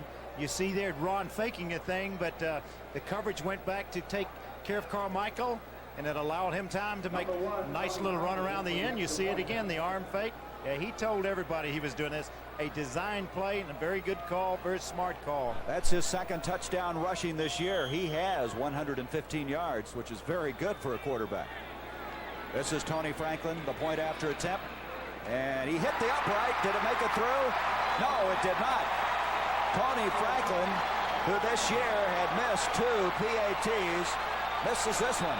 And obviously a very important one. And so the Eagles with a 6-0 lead, and Tony Franklin playing in his home state of Texas after playing at Texas A&M. And that loss today by Cleveland knocks Cleveland out of the playoffs. We'd like to welcome all you folks who saw Dandy, New England shading Minnesota 27-23. We've just started our ball game. Ferragamo hesitating. No good, intended for Denard and almost intercepted by David Gray. We were talking about pass protection and rushing a passer. That last play, Ferragamo had all day to throw. He didn't even have to throw the ball when he released it. He must have had 4 seconds to throw the football. You know, the Rams have used 3 quarterbacks this year, Hayden, Ferragamo, and Rutledge, as starters. There are 3 other teams that have had to use 3 quarterbacks: Chicago, Detroit, and the Giants. So the attrition is pretty high at that position. 2nd and 10 for the Rams. They have to get out across to the 42-yard line. Ferragamo under some heat, throwing across to Billy Waddy, and Waddy is brought down at the 46-yard line for the first down. Well, the Saints are using a zone pass defense. The Rams use motion and a delay pattern, and that always upsets a zone. Any type of delay is good against a zone. By the way, that Oakland score, Lester Hayes scored an interception from Jim Zorn, 30-yard return, so that's a big score. Oakland has to win today to stay in the running. Oh, this is a very important Sunday. We'll try and keep very close tabs on all of them for you. 3rd and 6 from the 46 for the Rams. As they go slot left, Waddy inside Denard. Tyler and Bryant, the running back. Ferragamo going to put it up again. Drills it over the middle to Tyler, and he's brought down by Tom Myers on a perfect tackle. Well, this early in the ball game, Ben, what it looks like, the Saints are giving Ferragamo too much time to throw. There's people open. If you give a quarterback that much time to throw, he's going to hit receivers. The defense can't cover him. It looks like the Rams can throw when they want to on the Saints defense. There's a big score. Washington leading Dallas 3-0. It is particularly big for the Rams. We'll tell you about that in a moment. There goes Wendell Tyler across the 40, jerked down by Federspiel among others as he dropped to the 38. For the Rams, all they have to do is look at the Washington-Dallas game and remember one thing: the winner of that game will host the Rams. Yes. Mark Mosley kicked a 24-yard field goal for the 3 points. So it is 2nd and 2. The ball on the Saints 38. Remember, the Rams started on the Osteen interception on their own 20-yard line. Denard goes left. Waddy goes right. Cullen Bryant hit from behind by Federspiel and spins away and is finally dragged down at the last minute as he got across the 25-yard line. Ray Brown, number 27, got him or he was gone. Well, there's some sloppy tackling in here. Watch this. Yeah. Federspiel and Myers. Myers missed him. Bryant spun off. He's brought down by Ray Brown. A note on Cullen Bryant: he has fumbled only twice this year. Only 3 regulars in the NFC have lower totals. Bubba Bean, none. Malone and Newhouse, 1. Wendell Tyler dragged down at the 16-yard line. Federspiel and Myers again. And then one of the reasons that Cullen Bryant does not fumble, the next time we watch him carry that ball, he has 2 hands. He has his hands over both ends of the football, and he doesn't take his other hand off till he's out in the open field. And yet, when you think about it, had it not been for injuries to John Cappelletti and Lawrence McCutcheon, he might never have made a start. Instead, he started them all. And he's done a fine job. So the ball now is on the Saints' 16-yard line. It is 2nd down and 3. Here goes Wendell Tyler around Kent Hill, tried to cut, slip, and might have scrambled for it. No, he looks like he's a yard short. Here's another final. New England 27, Minnesota 23. For New England, too little, too late. Big Kent Hill, number 72. You saw him going back to the huddle for the Rams. One of the things I'm going to remember all summer long is Kent Hill catching Roland Lawrence last week. I knew you were going to say that last week. He prevented a touchdown. He's 6'5" and 260, and he caught him from behind. So it is 3rd and 1 from the 14. Terry Nelson and Charlie Young, the tight ends. Tyler over the pack. And would it appear he's made it from this angle? So 2 tight ends, and they pick up the 1st down. Sherman Smith has just scored on a 1-yard run for Seattle to get even with Oakland, 7-7. We'll watch that one carefully. Well, he's a big, good-looking back.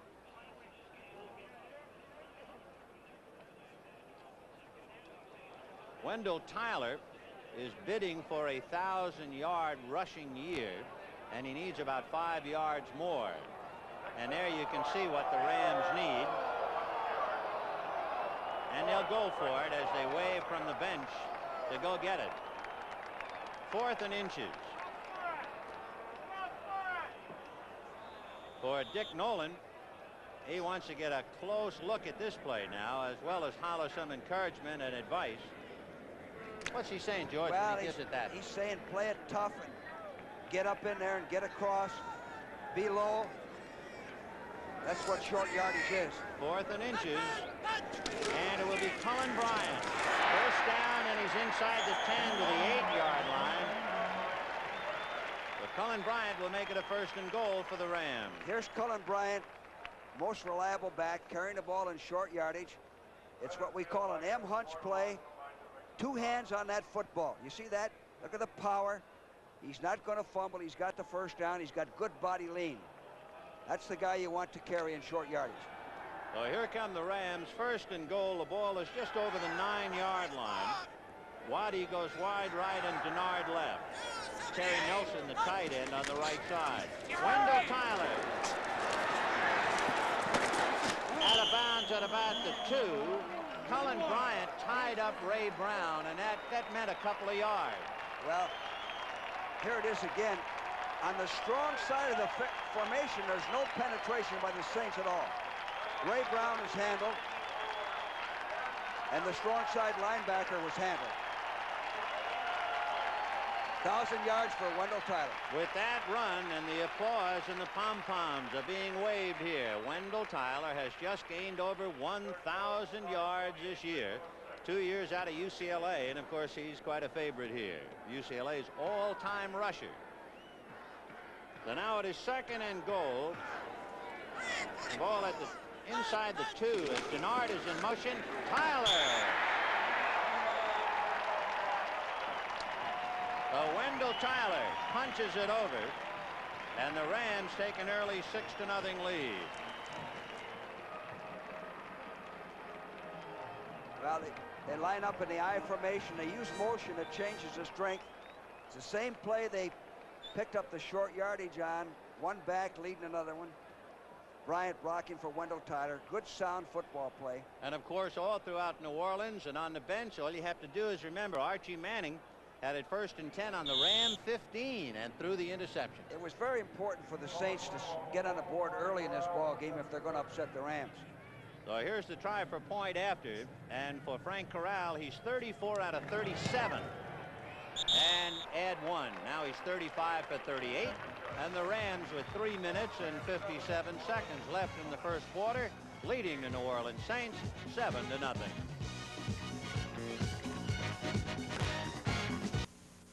New England defeat Minnesota. Welcome to Texas Stadium in Irving, Texas, for the Cowboys and the Redskins. Score is 3-0. Mark Mosley, who's about to kick off, just kicked a field goal, and here is another high kick. Ron Springs takes it to 16 and cuts back to the inside, covers up the ball. This time is out to about the 30. Don't forget the bowl lineup, beginning with that one next Saturday. Don't you forget. So we've got to go to El Paso and do that game. That's one I promise you I won't forget. It's at the Huskies and the Longhorns, huh? Christmas Day, the Peach Bowl, Clemson against the Baylor Bears. Cotton Bowl, Houston, Nebraska, New Year's Day.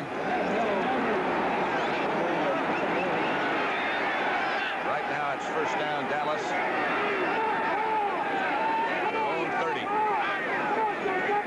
Woods Johnson in motion has replaced Drew Pearson.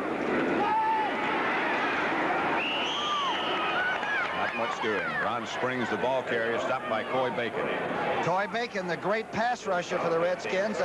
Usually takes an outside course. That time he played it inside. And the play looked to me like it was awfully slow coming off the snap.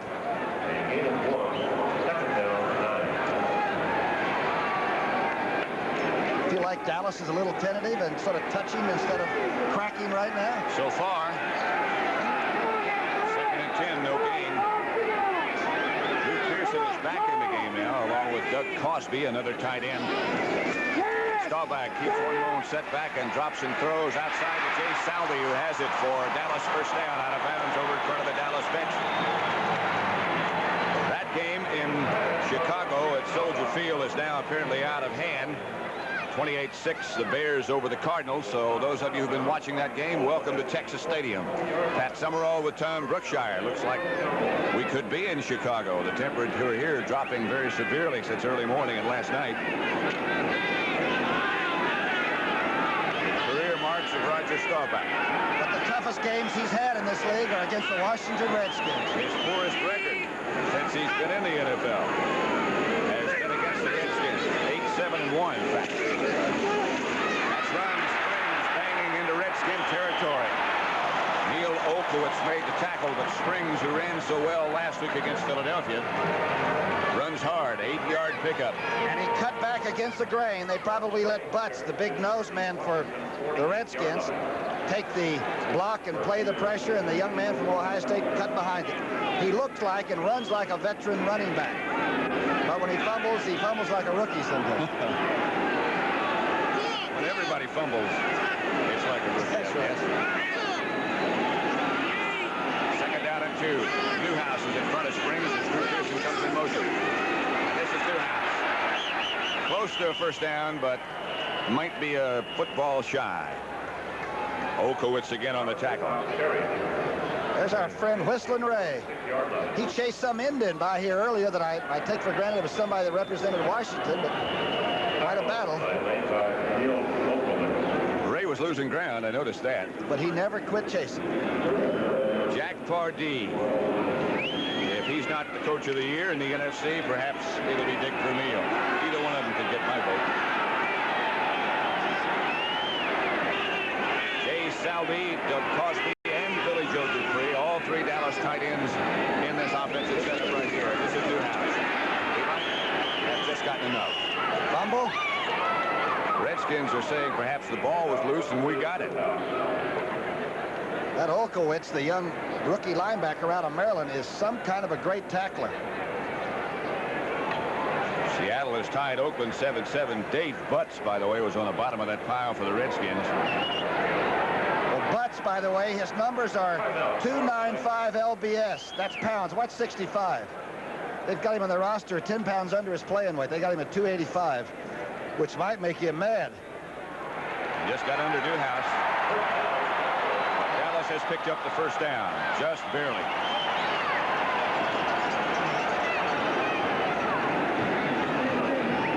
Amazing year for the Washington Redskins. In the preseason picks, nobody thought they'd be 500. Now they're fighting for the NFC Eastern Division title.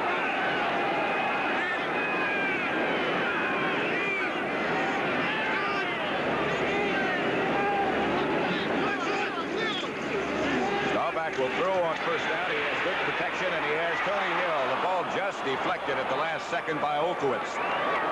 He just got a hand on it. It's a good thing he did, because Drew Pearson, number 88, you see coming back to the huddle, had cleared the right side out, and Tony Hill was coming under. And he usually takes that one full out and flat wide open. Here's number 88 going and clearing out. And to the top left of your screen right now, number 80 is really steaming across the middle. Olkowitz makes a great play. Does it look to me, after watching that replay, that Drew Pearson is running quite as confidently as he might have before he injured that knee? 2nd and 10 for Dallas. The handoff is to Newhouse. Fumble. Washington has it back. The second Dallas turnover. And the second Redskin recovery. Brad Dusek again made the recovery. That's his second. A 21st fumble lost by the Cowboys this year. And this time, Newhouse seemed to be like he was trying to get both arms around it, and that's not the way to protect the ball either. Either elbow, then it'll cost you a fumble. 3-0 Washington. You know, it's really gratifying to see so many guys today enjoying tobacco without lighting up. Just like me, they've gone smokeless. Now, I'm kind of partial to Skull with the wintergreen flavor. Or for straight tobacco taste, try Copenhagen. Or mild Happy Days. Great, if you're just starting out. There you go. But whichever, just a pinch between your cheek and gum is all it takes. And I'm mighty proud to say that Copenhagen Skull and Happy Days are official sponsors of the 1980 Winter Olympics. NBC Sports World salutes the champions of '79. It's been a memorable year, and we'll review the many magic moments with an exciting look at the year's major events on Sports Year '79. A salute to the champions, next Saturday on Sports World. Next Saturday on Sports World, NBC salutes the champions in '79. It's been a memorable year, hasn't it? We'll review many of the exciting magic moments with a look back at the year's major events on Sports World, a salute to the champions. By the way, Sports World will follow the Indiana-North Carolina Tar Heel basketball game from Bloomington, Indiana, 2 o'clock Eastern Time, 11 Pacific. And the kickoff will be fielded by Matthews at the 9. Exciting return man from Wisconsin. The rookie brings the ball back to the 25 and is brought down by Keith Simpson. A 16-yard return by Ira Matthews, who bolted for more than 100 yards in one game on a return this year for Oakland. So now the Raiders have their offensive unit on the field as Ken Stabler brings his men aboard. That last drive, 80 yards, 10 plays, and of course Sherman Smith, the final 1 yard. So Seattle did not panic after giving up that early touchdown. The Seahawks just put on a methodical march and tied it up. Here's Stabler. Going to the air on first down. He wants it all, and Branch is out there, but it's overthrown. Cliff Branch, the speedster. We've got a flag drop back there, but Cliff Branch can really burn you. He's caught a 66-yard touchdown pass this year and scored 6 touchdowns on pass receptions for Mr. Stabler. Cliff Branch, again, last week his 50th TD reception. Quite an athlete for the Raiders, 9.5 speed. He was knocked a little bit in the press by Stabler earlier in the preseason. That's since forgotten. Last week after his 50th TD catch, they hugged at midfield, just about congratulated one another. There's peace back in the family, and let's hear the officials call. Holding, number 88, offense, first down. Raymond Chester, guilty of a hold. Well, you don't really make the team as a tight end in pass blocking situations anyway. Kenny Stabler, Art Whittington, Mark Van Eegen. Whittington doing a heck of a job in there at running back for the Oakland Raiders. Here are the wide receivers. You have one wide receiver, 2 tight ends, both Pro Bowlers, 107 catches between them so far up to today. Branch on a wide split to the right as Van Eegen carries right through the middle. And Mark is brought down by Terry Beeson, the middle linebacker, who got him down around the ankles. Van Eegen has had another good year, and why not? This kind of line is up front. 2 guys, Art Shell, Gene Upshaw, conspicuous by their absence from the Pro Bowl, both having fairly good years. Dave Dalby, a very, very good center, 1 of 3 ever to play center for the Oakland Raiders, and the other one's in there also. Steve Sylvester. Sylvester played center for 1 game.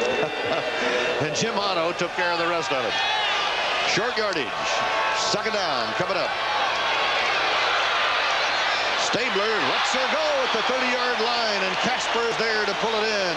Being hit and hit hard by number 42, Keith Simpson, but Casper can handle the ball in traffic. They call him the ghost. Here Kenny Stabler stepping back, looking away from his intended receiver, and then coming back to Casper. This is what you have to do in the NFL when you're fairly closely covered. You've got to catch the ball and expect to be hit. Here you see 2 guys taking Dave Casper, 1 in the back, 1 in the face. He catches the ball and brings it down. That's why he's in the Pro Bowl. That's why he's been there before. score. He's a good receiver in clutch situations and catches the ball in traffic. Now listen to that phrase from one Notre Damer to another.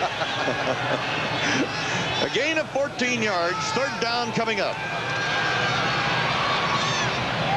And a great catch this time by Dave Casper again. At the 39-yard line, Keith Butler, the linebacker, had the coverage, and Casper is putting on some show. This guy right here, up to today, that's his 55th catch of the season. He didn't catch a ball until the 5th game of the regular season. Here, Casper coming over the middle, stretches out, lays out perfectly. You'll see him drag his feet so he doesn't go out of bounds, catches it inbounds, takes it out of bounds. Good coverage right there by number 53, Keith Butler, but Casper just made an excellent catch. 10-yard pickup, first down Oakland. It's the Raiders 7 and the Seahawks 7, and Manu Tuiasosopo got the jump. Number 74, the rookie out of UCLA, made the all-rookie team this year in the NFL. He's had an outstanding year for the Seattle Seahawks, but he got a little bit too anxious. Well, when you play against Upshaw, you want to get the jump on him. That time, Gene told him, you could see him pat him on the helmet just after the penalty was called. The defensive line for Seattle 74, defense, first down. Tuiasosopo right in the middle of it, along with Hardy, Carl Eller, the veteran from Minnesota, Keith Butler.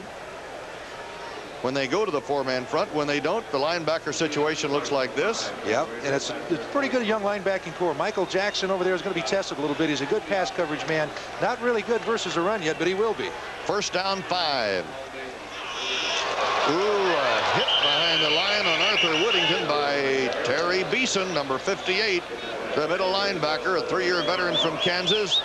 Last time, in fact, every game that we have seen him in this year, George, he has played well. Oh, he's played extremely well. He's been a shining light in their linebacking core. He's been a leader. He's been a hitter. He's been everything they've wanted of Terry Beeson. Here he's just going off the field here for a little bit of a rest. They're changing up a little bit in the defensive secondary and the coverages.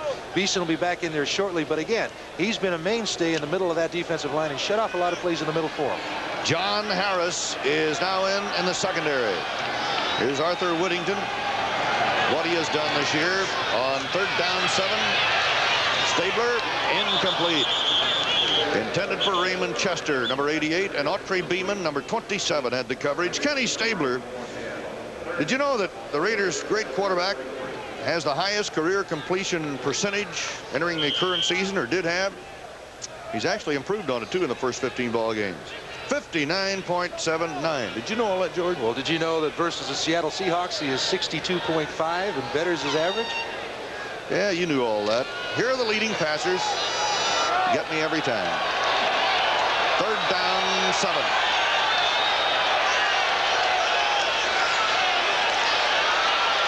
Stabler with time in the pocket. Too much time, but it's incomplete. And the ball picked off. The ball stayed in the air. Keith Simpson has it. Simpson down the sideline into Oakland territory and dropped to the 32. Cliff Branch was the intended receiver. And that ball just stayed up in the air as Butler put the hit on. And we'll see it happen. Keith Simpson, they moved Autry Beeman, number 27, to free safety because they wanted a good athlete in the defensive secondary. Here, the ball on target hits the receiver, the second tip ball, second interception. Here it hits Branch right off his shoulder. Simpson right there to take it. They practice a tip drill all the time. Moves it upfield for good yardage behind blocking. Number 55, Jackson, trying to help him out. All the people getting over. This is Smith with the ball. And back to the live action as Smith is knocked out of bounds by Phil Villapiano, number 41, the middle linebacker. As the Seattle Seahawks, with Sherman Smith scoring a touchdown to tie the game, are back deep in Oakland territory again. Now at the 29-yard line as Smith picks up 4 yards. It'll be second down and 6. So Sherman Smith has been a solid performer for Seattle. I really like this guy, George. Oh, he has a chance today to best the season single high. I think 805 yards by a running back for the Seahawks. He's likely to do it the way he's been performing this year. This game should be just another step in the way to breaking that record. Second down. See that little knee kick by Jim Zorn. Sherman Smith doesn't get the first down. Number 62, Reggie Kinlaw. And number 74, Dave Pear, in there to make the tackle for the Oakland Raiders. It'll be third down 4 coming up. Talking about Smith's touchdown, his 11th on the ground this year. And you see what he has done. But Jack Patera's crew, I'll tell you, You know, with this Oakland crowd being a partisan crowd and so much on the line for the Raiders, Tom Flores, of course, when he saw that pass interception and a touchdown before a minute was gone, he had to be on top of the world. But yet Seattle came right back, and they're right back again. Great catch by Sherman Smith at the 10. He is out of bounds inside the 10 at about the 7-yard line. Lester Hayes finally got him out of bounds. Ted Hendricks is right there with him. I think Ted slowed up because he didn't think Smith could get the ball, but he did. He turned it upfield and took it down inside the 10. Here you'll take a look at it again. You'll see Zorn stepping back to pass, and from the upper left part of your screen going to the lower right there is Smith. Ted Hendricks, number 83, right behind him. You'll see he sort of pulls up because he doesn't think that Smith has a chance to catch it, but Smith surely did. Sam McCullum, 84, trying to block for him, but he's forced out of bounds at the 7-yard line. Great catch by Smith. Gain of 20, first down, goal to go. Slot left Seattle.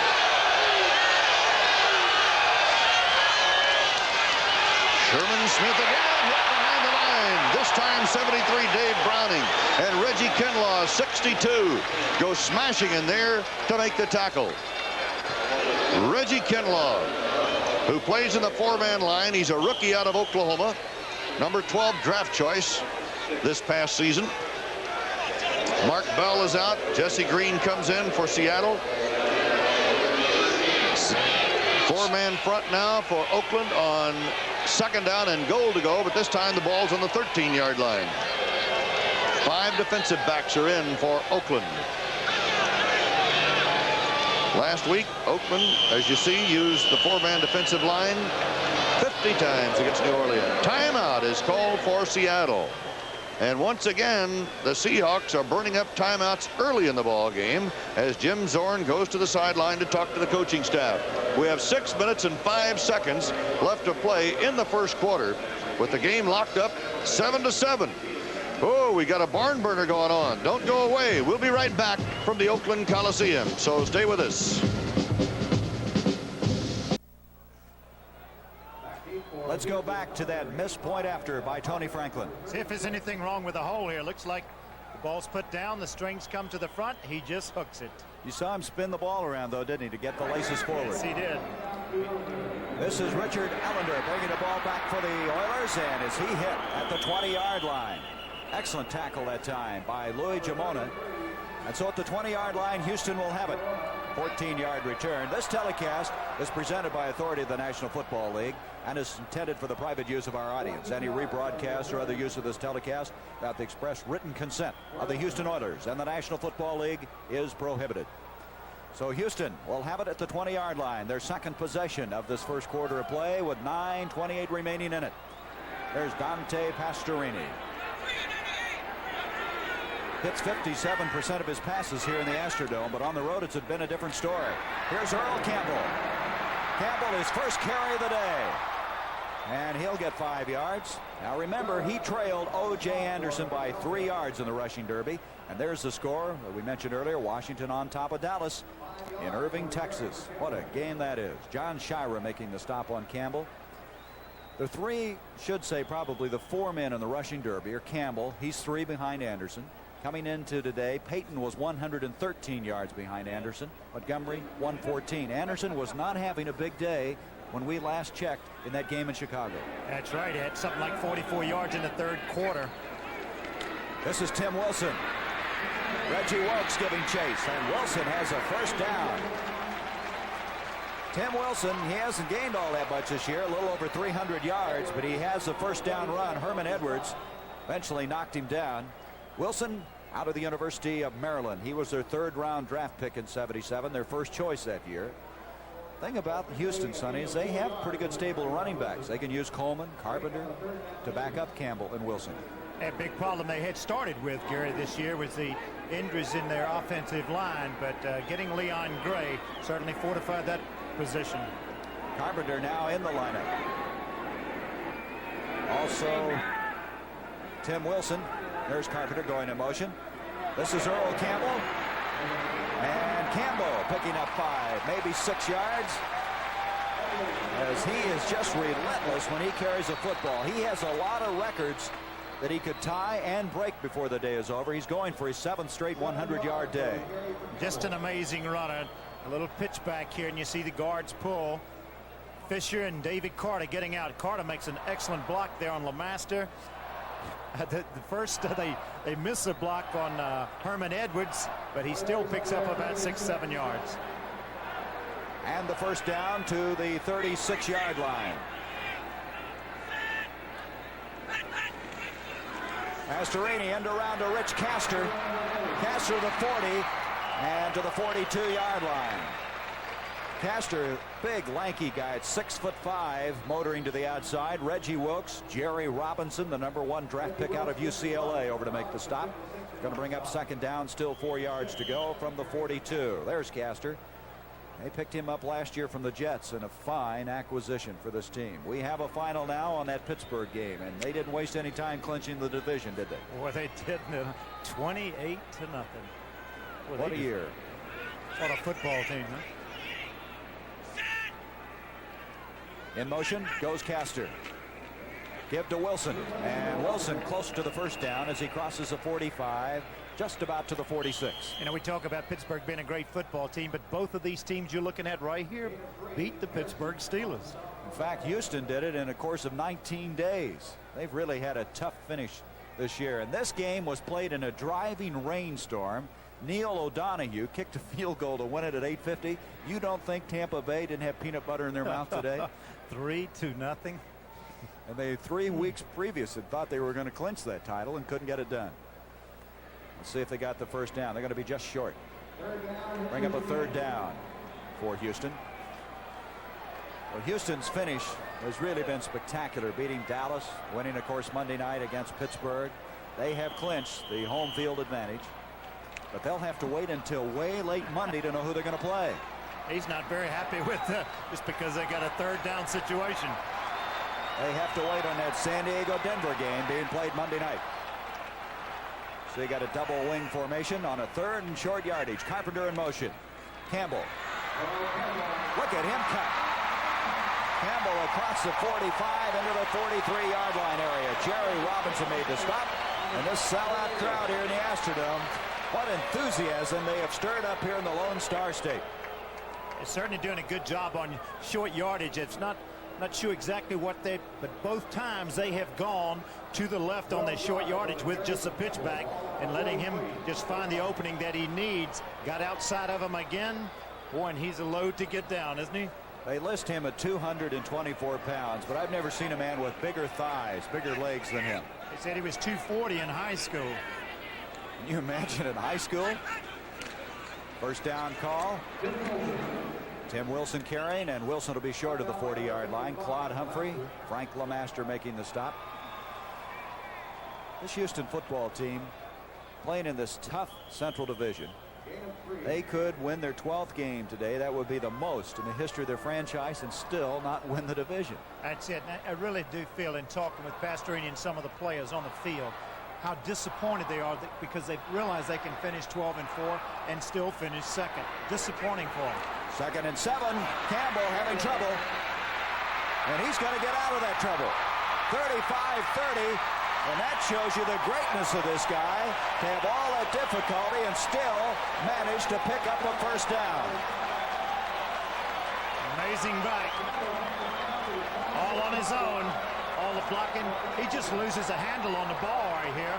It's a good pitch. You see the pitch is right in his hands. Took his eyes off of it, but all the flow of the play and the pursuit going left, so what else to do but go back to the right side and pick up a first down. You know, Sonny, we talk about his strength, but I'm always amazed by his quickness and speed. You know what? Campbell going off the field now. He's off to a pretty good start in this football game if he's seriously considering that rushing title. First down, the ball at the 26-yard line. There's that end around again to Castor. This time, Jerry Robinson's over there. There is a flag on the play. Did you see Robinson react to that play? Now, he's the inside linebacker on the near side of the field, and he got over there and caught up with him. A misdirection play. That's the second time they've called that end around play. Penalty's going to go against Houston. You know, Robinson, we're talking to Carl Peterson, the director of pro personnel for the Eagles. He just says that Robinson is just going to be great. There's just no question. It's just a matter of time. He's not as big as he's going to get. He weighs maybe 220 pounds, but he's just a great athlete. when he wasn't even playing and wasn't starting, just playing special team, talking with Chuck Bednarik, and if anybody knows anything about Number 60 linebackers. on the offense was holding, still first down. That would be Ed Fisher. Go ahead, Sonny. And talking with Chuck about him, and as a man that should know something about linebacker play, he said to me that Robinson was going to be a great linebacker. So it's going to be first down now, 20 yards to go from the 36-yard line. The 10-yard penalty. Passerini with time. And it's almost picked off by John Shira. Shira collided with Herman Edwards, or he may have had it. John Shira, who has 2 interceptions this year. Boy, this was close. It certainly was. He throws the ball on a line here, trying to beat the football with the coverage, and you see the collision right there. And Shira comes up a little slowly, but boy, that could be a problem if they lose him. They've already lost Bernard Wilson. There's a guy that just does everything for this football team. The Washington Redskins are leading the Cowboys now 10-0 in the first quarter. That has to be the most unpredictable team I've ever watched. They just amazed me all year long. Renfro has come in at wide receiver for Houston. Second down and 20. This is to Renfro, but it's picked up by Bobby Howard. Howard to the 50, and Howard out of bounds at the 45-yard line. That's his 3rd interception, the 37th of his career. And this 34-year-old veteran out of San Diego State has really been an instrumental factor in this defense.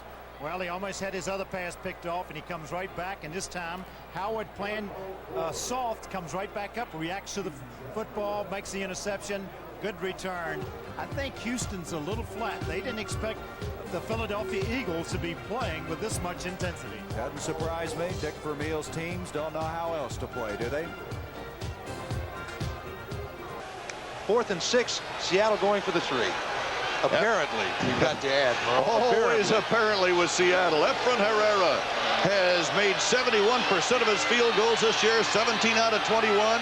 He is going from the 19, making it a 29-yard effort, and the boot is on the way, and Seattle is into the lead. He is 7 out of 8 now from that range. So Herrera puts Seattle on top.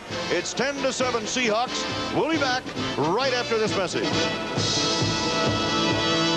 Dyron Talbot. Number 72 in your program and your heart. Boy, he's been a great player, though, for quite a while. Not necessarily a Cowboy favorite. Or a good friend of Rodgers. 1st and 10 for the Redskins after that fumble recovery by Dusek. The line of scrimmage, their own 43. Theismann. They got 3 wide receivers operating, and Theismann will go. He has one of those open. Buggs is open. Danny Buggs got behind Aaron Kyle, and the safety man couldn't get over to help. Cliff Harris knocked him out of bounds. That time, it looked like Kyle took some short fake, and Theismann wanted to go for 88 all the way. Let's see what Buggs does. He should have deep help. I believe Kyle thought he had corner help by Harris, and he just didn't get there in time. Ball was thrown right on the money. Catch number 45 for Danny Buggs. He's having a great year. 39-yard pickup, the best year Danny Buggs has ever had. He was almost cut, in fact, in training camp. The Giants didn't let him play for them, did they? The Eagles lead Houston 6-0. First quarter at the Astrodome. Eddie Malone, and here's John Riggins. Riggins thunders inside the 10 to about the 4. Cliff Harris made a tackle. Redskins on the move. Big fella averaged 4.2 yards a shot. Long run of 33. He's had 1,000 yards 3 different times. Once with the Jets and twice with the Redskins. I think there may be a flag on this. It looks like they're going to arbitrate with. It's against Dallas. But he is a good-looking runner. He's a great receiver. I'm talking about John Riggins. There's Randy Hughes there that's dressed like John Wayne. It'll be 1st and goal. But they decide not to accept. Foul. Number 50 on the defense. Use of the elbow to the man's head. 1st down and goal. Randy White used an elbow on somebody's head. So it'll be 1st and goal from the 2. And here is Penny Malone. And Malone does not quite make it. He's close. Redskins already lead 3-0. Guy Brown tripped him up.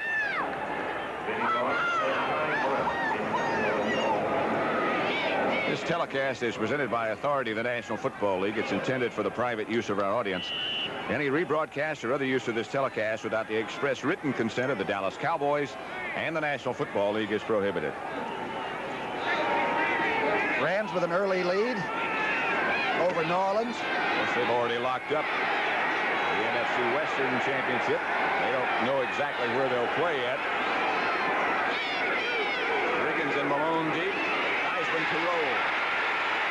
And rolls into the end zone. D.D. Lewis made a dive at him, but Joe Theismann, who is a marvelous athlete, scores for the Redskins. This year, Theismann has looked a lot like Fran Tarkenton, except he's a little better athlete than Fran. 191 or 2-pounder, 6'1". And this time he stuck it in and just beat D.D. to the flag. Redskins look like they have come to town to lay a little hurt on. Right now, it's 9-0 Washington with 7 minutes and 10 seconds still left to play in the first quarter. Mark Mosley with Theismann, who just scored holding.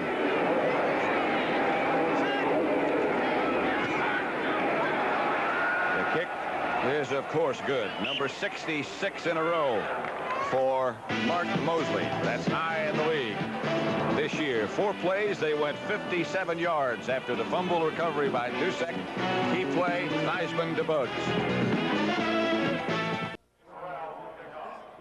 The Rams leading 7-0. 3:57 left in the first quarter. Deep is Rich Maude. On his right is Jack Holmes, and on his left is Wilson. And New Orleans driving the ball nicely and then suffering the interception. We'll see what they do the second time they get the ball. And Corral is going to send Maude out of the county. And so it'll be 1st and 10 for the Saints on their own 20-yard line when they put it in play. George, any early observations? Well, I just thought the Saints would be a little more emotional than this. The game really should mean more to them than the Rams. They haven't played too well the last couple of weeks, and they had great field position. It was a shame that they let it go to waste by the interception in the end zone by Osteen. Well, we'll see what Archie Manning does now. The second time he gets his hands on the ball. Starting on his own 20-yard line. Holmes and Muncy are back of him.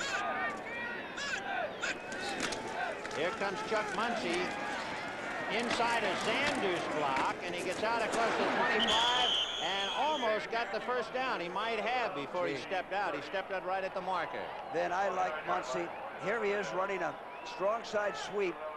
He's got the ball in the far arm. That's what you want, so he can use the straight arm. He uses the blocker there, cuts inside of him. Now watch the leg drive and the power. He lowers his shoulder, pushes off with the right arm, keeps going, pushed out of bounds. He ran over Rod Perry, ran away from Elmendorf and Cromwell. And there's a game for Philadelphia leading Houston 6-0. Philadelphia, of course, has already clinched a wild card berth.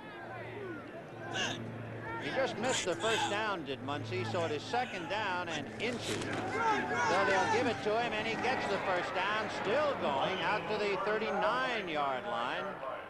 At the bottom of that is Elmendorf. Well, Muncy's a tremendous back. He's a fullback size playing the tailback.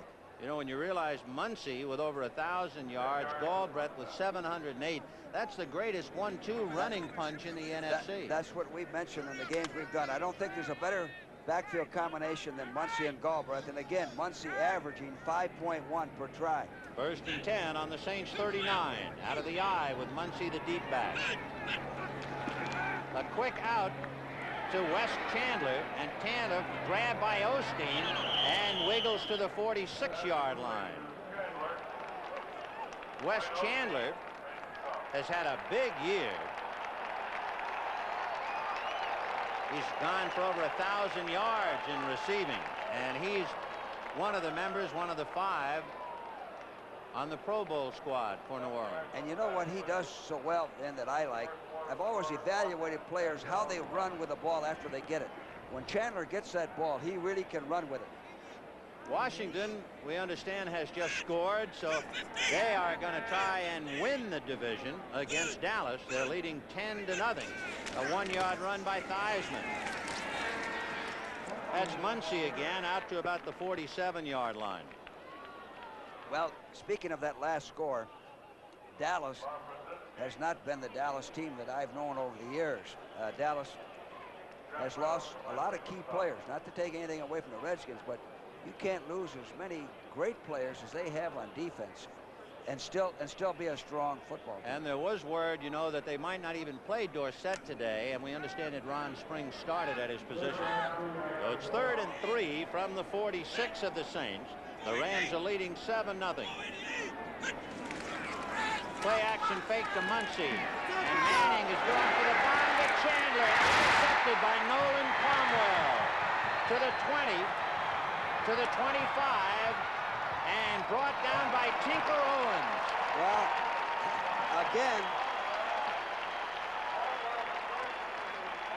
again, this is a pretty good call. A play action pass. A go pattern, but the ball is a little bit underthrown.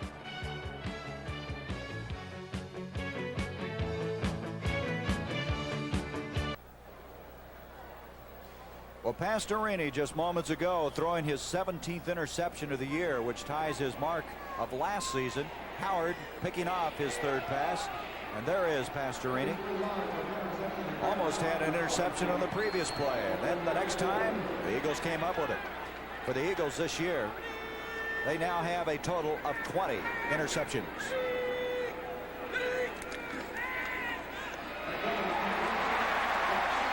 Robert Montgomery can go nowhere because Robert Brazil, who's played now in the last 4 Pro Bowls, counting this one coming up, over to make the stop. Stan Walters is a spokesman for the Eagles throughout the course of the year, and we ask him about his Philadelphia Eagle team. The Philadelphia Eagles turned their program around 4 years ago when Coach Vermeil signed on with us. And since then, we've been coming on as a strong team. And last week was a very disappointing loss to the Dallas Cowboys. But if we can gain from that, as we've gained in past adversity, we'll be ready for the playoffs this year, no matter who we have to play in the first round, either Washington or Dallas. It's been a tremendous year. We're 10-5 with a chance for our 11th win, and we're looking forward to coming back to Philadelphia with our fans and our stadium. There's Harold Carmichael. Carmichael to the 11-yard line. Vernon Perry making the stop. A flag is thrown, and now Carmichael's streak has been extended to 112 games with at least 1 catch. Boy, good protection this time. Watch that Eagle offensive line do a job. Morris does it. All the pressure went behind him. A good crossing pattern, and Perry hooked him in. He's going to get called for that. Penalty's going to go against Vernon Perry. Carmichael, after the completion. Carmichael now with 51 catches. That was good for 36 yards. Carmichael, you can't say enough about him this year. The pressure he's played under, trying to break that record by Danny Abramowitz. Unnecessary roughness. Number 32 on the defense. First down. Well, Perry's a hitter. He played in the Canadian Football League for Montreal, and they really like him. Right at the end of the play, when he got behind Carmichael a little bit, looks like he was trying to figure out, how am I going to get this big man down? He is a problem. First and goal now at the 5-yard line. The Eagles with a 6-0 lead. They missed the point after.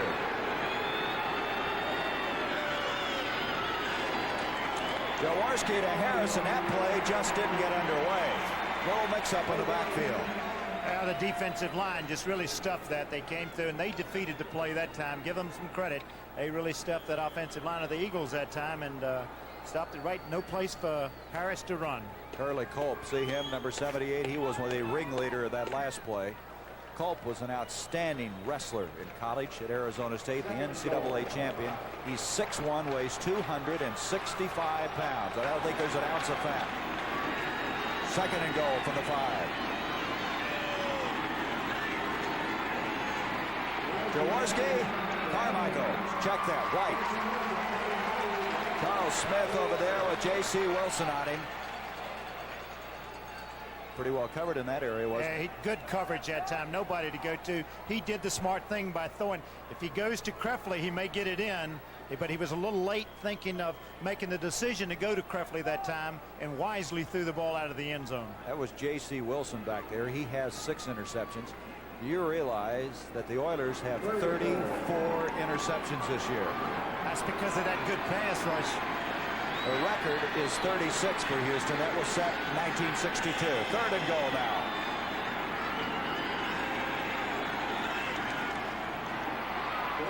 This is Carmichael. Wilson again defending. Boy, they went into that wall pretty hard. Wilson on Carmichael, and so they hold, and they're going to have to attempt the field goal. He had what he wanted. He had single coverage. You can see how upset he is. If it had a little shorter, I think Carmichael would have had it. As tall as he is, you would figure maybe he should have gotten it up a little higher, huh? No, he just overthrew him a little bit, and he's a little disappointed. But you have to make a very accurate throw on that type of pass, and we've seen him a couple of times. You see Dick talking to him about it. Tony Franklin to come in and attempt a 22-yard field goal.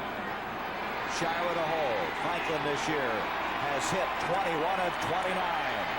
And he powers that one, no question about it. Tony Franklin with his 22nd field goal. The record for the Eagles is 24, held by Tom Dempsey. That was in 1973. At the end of the first quarter, Seattle coming from behind, being stung early with a pass interception and a touchdown run by Lester Hayes, came back to score 10 points on a Sherman Smith touchdown run and an Efren Herrera field goal to lead 10-7. Now Kenny Stabler has marched the Oakland Raiders down to the 12-yard line where it is 2nd down and goal to go. I believe it is goal to go because when the play started, it looked like the tip of the ball was right on the 10-yard line, right on the edge of it. Stabler again with some time. Too much time. And this pass intended for Raymond Chester is broken up by John Harris, number 44, the second-year man from Arizona State. You know, you got to give the offensive line of the Raiders credit. Seattle not getting a good pass rush because the Raiders offensive line is doing a great job. They get inside. They put 2 tight ends on one side right there, ran them down on the pattern. You saw Chester even limping as he was running the pattern. As a result, they're not getting downfield in a hurry, and the Raiders offensive line is just dominating the Seattle defensive line at this moment. Seattle's going to have to do something to get a little better pass rush to put more pressure on Stabler. In the first period, Seattle had 91 yards offense and Oakland 83. Here's Stabler, 3rd and 12.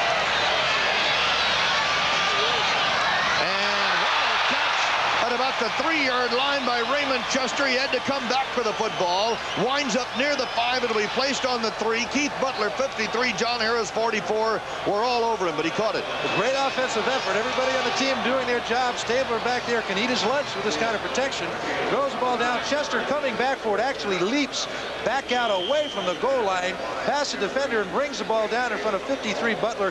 Great effort on his part. Good coverage. Just a better effort by Chester. Now Jim Breach with Dave Hum holding will kick from the 10, making it a 20-yard effort right up the middle of the field, a little bit to the left. And Breach has scored 89 points this year, 17 out of 25. A chip shot for him to tie the game. And he does it. So Jim Breach ties it up at 10 with 14 minutes and 3 seconds left to play in the half.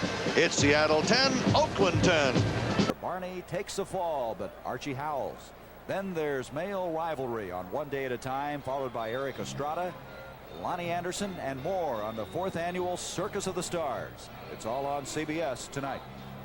Sonny, we've been handed a note here on that Chicago-St. Louis game. O.J. Anderson is out of the game the 3rd quarter with a knee injury.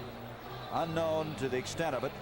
Thus far for the day, Anderson 14 carries for 39 yards. So that obviously affects Earl Campbell and Wilbert Montgomery here today, but we certainly hope that that sensational rookie is not seriously hurt. Well, what a great year he's had, regardless if he wins the thing or not.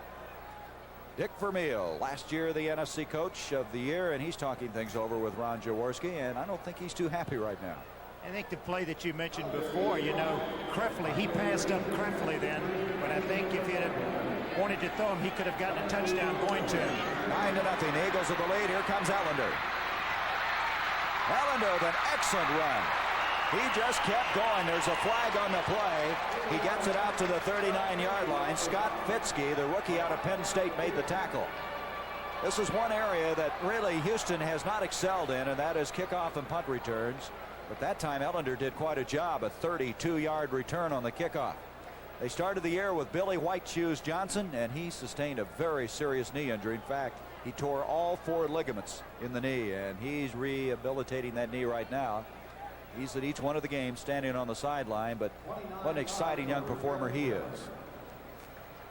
Big discussion going on. Long discussion about this penalty, maybe offsetting penalties.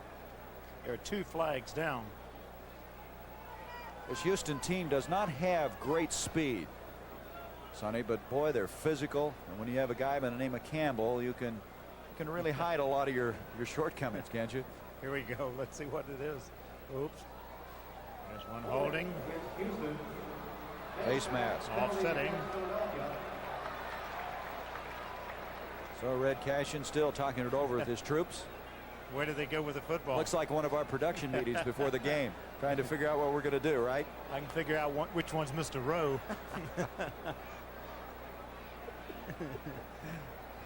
Well, we're going to get this settled soon, folks. Just hang in here with us. 2:56 remaining in this first quarter of play. Now he's going to explain it. Holding. Number 63 on the receivers. Face mask. Number 67 on the kickers. It will be the receiver's ball at the spot of their foul. First down. All right. Try to check all those numbers. That's Lynn Burnham for the Eagles that was guilty of that. And Atlanta came from behind in that game. San Francisco had the lead earlier in that.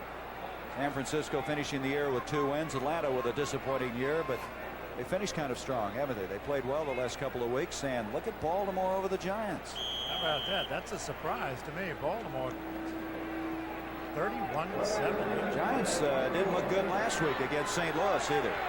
The other guy that was guilty on that play was Steve Baumgartner for Houston. So the 2 culprits have been caught, and the ball is just short of the 25-yard line. Number 34, Jerry Robinson, making the stop just short of the 30-yard line. It's got to be such a tendency or temptation when you're a quarterback, when you have somebody this great, not to give it to him every play because you realize you're going to have a successful play. Good line charge that time. David Carter coming off, making a good charge into Robinson. Robinson plays the block off and finally makes a tackle, but not after he picked up about 7 yards anyway. Isn't that something? Last Monday night he accomplished that. You mentioned carries. He set an NFL record this year for carries, 352 coming into this game. So he is earning every penny. Flag on the play as Campbell this time doesn't get a lot. Maybe to the 32. I think the man in motion was going toward the line of scrimmage that time, and there's another final. Cincinnati, they beat their big rival Cleveland. Cleveland had an outside shot of still making the playoffs prior to that one, and now of course that seals their doom. Penalty going to go against Houston. Man in motion was going toward the line of scrimmage before the snap of the football. Let's talk about Campbell a little bit, Sonny. He has 10 100-yard days, 17 in 2 years. Let's listen here. Number 88 of the offense moving forward at the snap, still second down. Well, you've got the great eyes there, Mr. Jurgensen. Well, you got to pay attention. But anyway, I started to say, if he would get a 100-yard day today, he would tie the record held by O.J. Simpson, who had 11 100-yard days back in 1973. He's going for his 7th straight 100-yard day, which would also tie O.J.'s record. And here he comes. 35, 40, is he something? Out to the 42-yard line and a first down run. Boy, he showed quickness on that play. Amazing runner, amazing.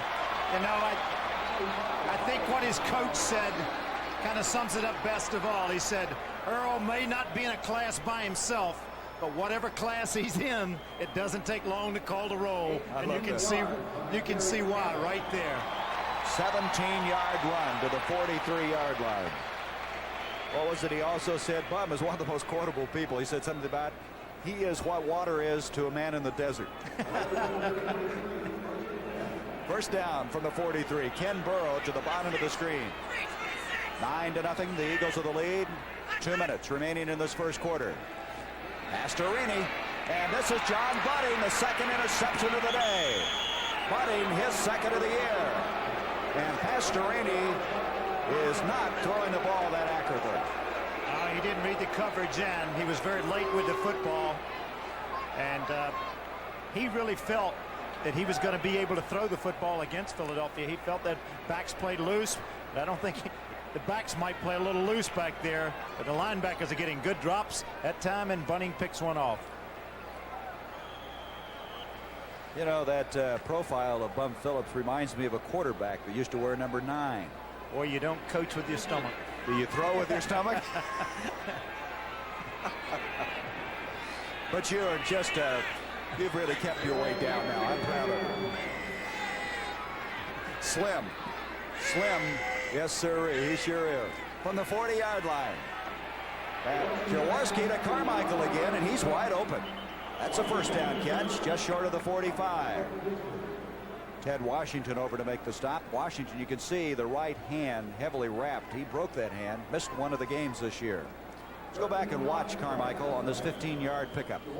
You know, when you got the leading receiver, you wonder how man can get open this way. He comes across underneath, just trying to find the open spot. Look at him. Nobody around him. Here's the blue shirt coming into the picture. Washington finally dragging him down, but you'd think that they'd get some people around the leading receiver. I would think so. Made that look easy. First down at the 46-yard line, Montgomery. Montgomery, a great cutback runner, maybe the best in the game today. Close to the 40-yard line, Greg Bingham out of Purdue over there to make the tackle once again. You know, Montgomery is not small. He's 5'10", he weighs 195. He's just so doggone strong, his legs. And he's worked hard at that in the offseason. Boy, looking at those stats, they weren't too shabby, were they? Not too bad. First Eagle in history to have back-to-back 1,000-yard years. Said 7 100-yard days himself, and he has the best day of the year. He had 197 yards against the Browns earlier this year. Campbell had the second best, 195. Here he goes. Look at that cut. He avoided the tackle. A flag on the play as he's inside the 40 to the 39. A lot of penalties in this game. This is against Philadelphia. A lot of penalties, and we still have 25 seconds to go in this first quarter. That'll back him up. Call. Greg Bingham, number 54. Tell you, you have to do anything you can to keep that imposing forward wall off your quarterback and your running backs. They are something. Number 50 of the offense, holding, still second down. It's Guy Morris trying to stay alive against Curly Culp. When you get Curly Culp on your nose, they should allow you to hold. Look at that forward wall. Doris has 9.5 sacks. Culp has 3. Bethea only has 1.5, but his backup, Baker, has 15.5. Stingerud has had 2 sacks in the last 2 games. Second down, 15 yards to go. From the 49. Jaworski, and he has his man at the 49-yard line. That's Billy Campfield. Just across into Houston into the field. Billy Campfield, who's been a very valuable member of this football team. He's done everything they've asked him to do. This time Houston played a little soft, gave him the pass underneath because they set up. They're still about 3rd and 12, so they gave him that pass. You see linebackers just coming up as we're going to run out of time here in the first quarter. Billy Campfield with his 13th catch of the year. There's our score. Philadelphia missing the point after. They lead it 9-0. The Raiders and the Seahawks are even now at 10 as Ray Guy will be kicking off for the Oakland Raiders. Guy pops it downfield to the 13-yard line where it's taken by Jeff Moore. Moore with some daylight at the 30 and forced out of bounds at about the 34. Nice return by Jeff Moore. Next Saturday, it's college basketball on NBC as Dean Smith's defending ACC champion North Carolina Tar Heels, led by All-American forward Michael Corian, and Al Woods take on Bobby Knight's top-ranked Hoosiers with sophomore sensation Isaiah Thomas and the dynamic, high-scoring Mike Woodson. That's next Saturday on the Game of the Week, and that's on NBC. And guess who's going to be there to see that one and produce it and direct it? It will not be the lady you just saw shaking her pom-poms, that's for sure. No, but Harry Coyle will be directing and Roy Hammerman will be producing, and they're showing you these excellent pictures right here today. First down, and Zorn wants it all. He's got McCollum. He's on the way. Touchdown, Seattle. Henry Williams beaten on the play by Sam McCollum as Jim Zorn on the first down throws a 66-yard strike to Sam McCollum. Perfect timing. Perfect pass, perfect catch. Sam McCullum there again, a steady performer all year. Zorn sets back, good protection. Little play fake to Smith right there in the sprint draw. Zorn back, gives it everything he has. McCullum downfield, beating Williams. Not a bad man to beat. Williams again, the all-rookie team performer. McCullum catching it. Nobody around him as he walks into the end zone. Great play, good pass, good catch. Everything written up as it should be. For Sam McCullum, his 4th touchdown reception of the year. The 6-year man from Montana State, and he is really picking up the slack left by Largent's absent, Steve Largent. What a job Jim Zorn has done. First play. Herrera for the extra point try. He's got it. He is now 41 out of 44. Make that 42 out of 45 to today. So Seattle is back in the lead. 17-10 this time. 13:45 to go in the first. 1st and 10 on the Saints 29. The 4th possession for New Orleans. Manning to Muncy on a draw. He runs around Youngblood, fights his way by Osteen, and finally goes out of bounds at about the 47-yard line. A pickup of a good 18 yards. What a marvelous runner. Beautiful. Watch him lower the body, lower the hips, and give him the forearm on this tackle. Now he finds the open hole. Now watch him right in here. Watch him give him the forearm. Good. See that? Just knock him over. Beautiful. This guy's like a runaway truck. He knocked the O right out of Osteen. Yeah. So Chuck Muncy goes 17 yards to move the ball to the 46, and before he stepped out of bounds, he got it to the 48-yard line, and it's 1st and 10.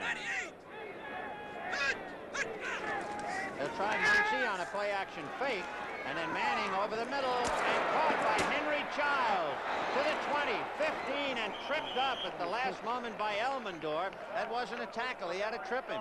Beautiful execution. We've talked about Henry Childs. Now here it is. Play action from the eye, faking the ball to Muncy. The ball's right on the fingertips. A nice catch. He had to go up for it. Now watch Childs run with the ball after the catch. I've said this time after time. Childs is an underrated tight end. He may be one of the best tight ends in football. Well, he's the best in the NFC with 50 catches. He's the best in the NFL for yardage. So you're right, he's the #1 tight end in football. Henry Childs, and he'll be starting in the Pro Bowl. Tight end, and he's on the left side. 1st and 10 on the Ram 12. Here goes Muncy. Chased by Brodzinski and Reynolds and Perry pushes him out of bounds at the 9. This is a good note we got from Spencer where said Muncy plays best against California teams. And there's a reason why, Ben. Yes, of course, he went to California. Right. Big man on campus at Berkeley. Right. I tell you what, every time we see him, he plays well, period. He does. Outstanding player. He lives in Los Angeles. Yes, he does. The offseason, he lives here. He was 2nd in the Heisman Award back in 1975, so we all know him pretty well in these parts. 2nd and 7 from the 9.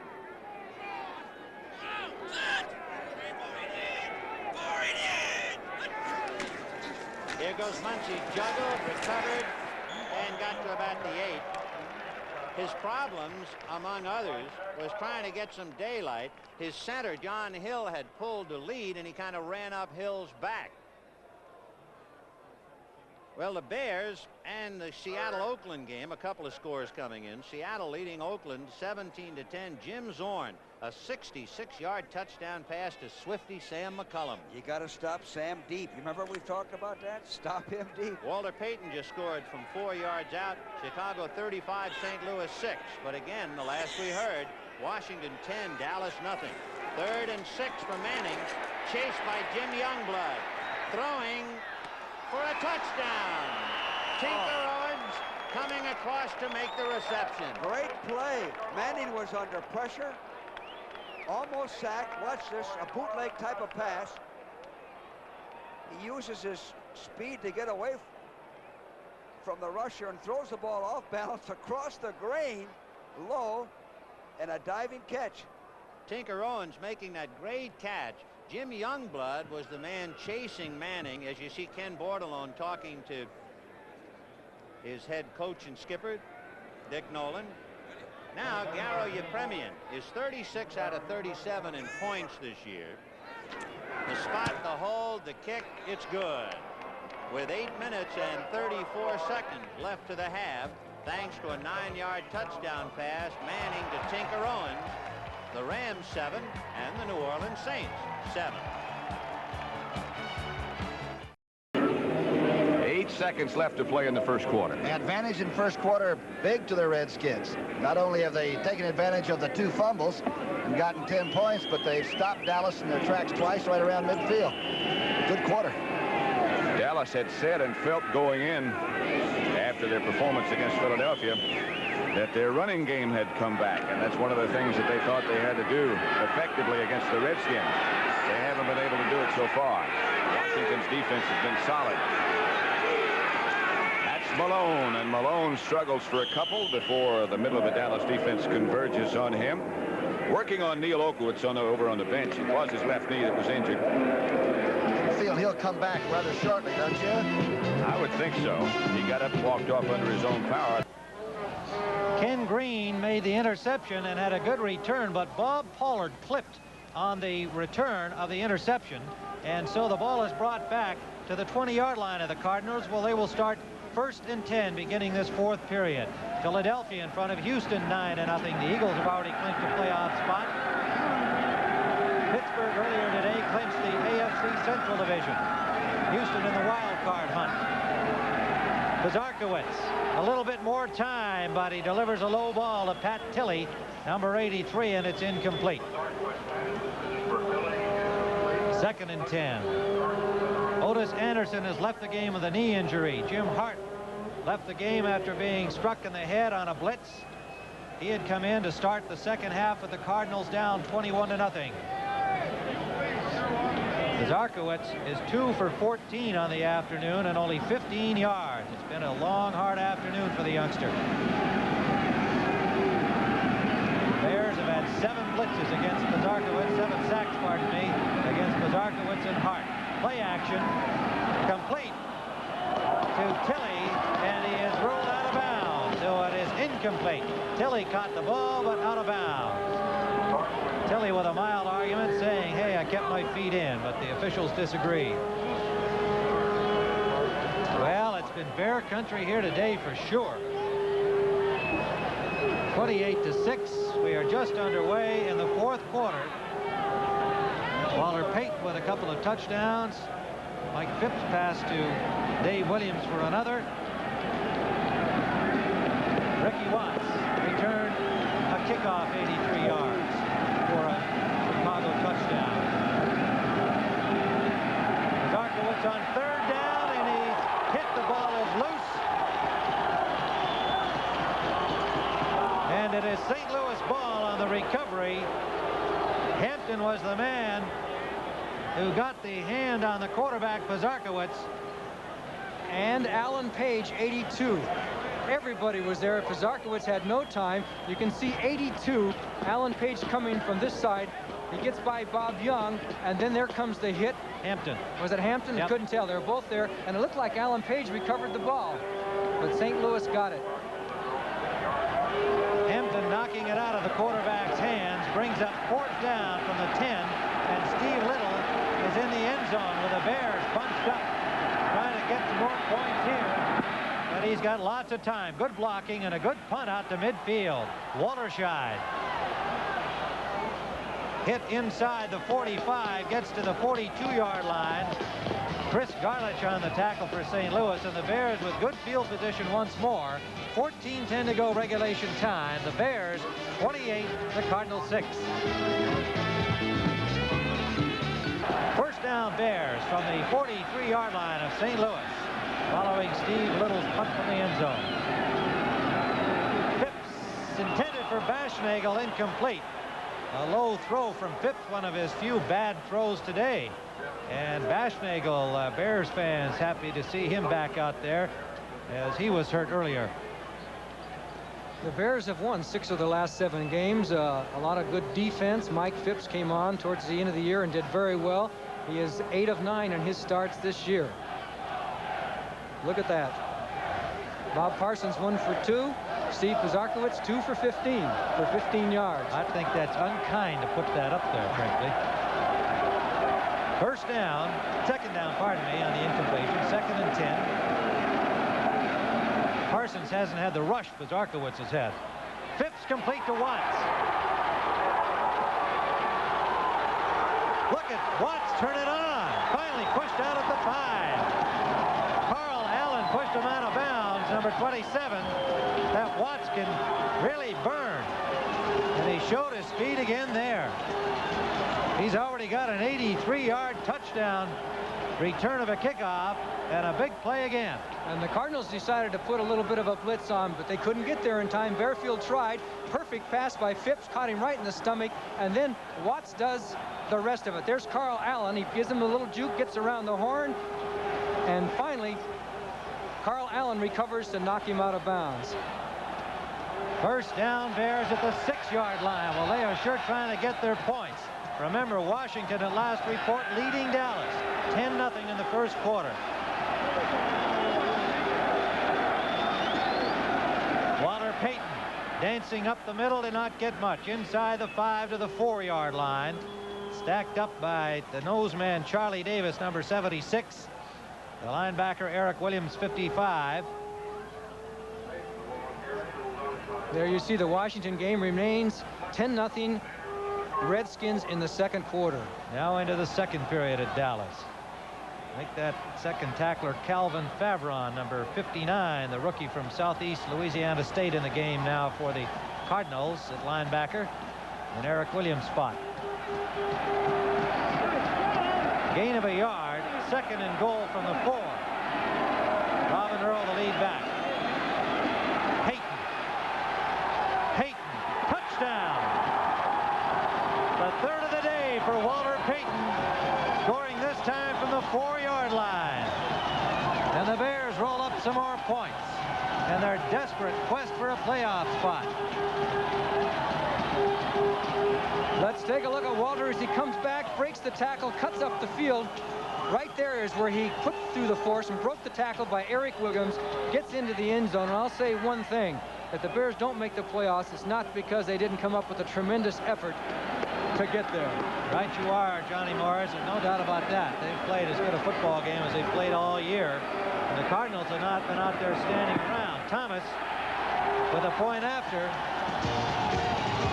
And with 13:05 remaining in regulation time, the Chicago Bears 35, the St. Louis Cardinals 6.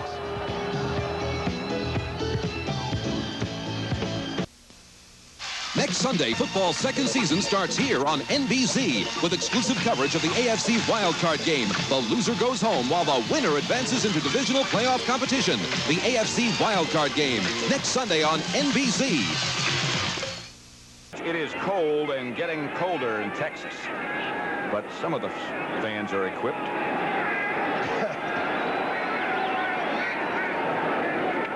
I'd say they are. A bruised knee is the information we got on the condition of Neil Olkowitz. 3 wide receivers in the game for Washington, and again they fake the blitz. They do, and Theismann goes down in the hands of D.D. Lewis and John Dutton. Watch Big John Dutton now on number 1 and number 2. The big fella's just getting himself into shape. Here he's working against George Stark. A good rush, and D.D. Lewis is there firing. And Theismann that time started to throw it to Williams, his offensive right guard, and luckily he didn't throw it. Would have been a penalty.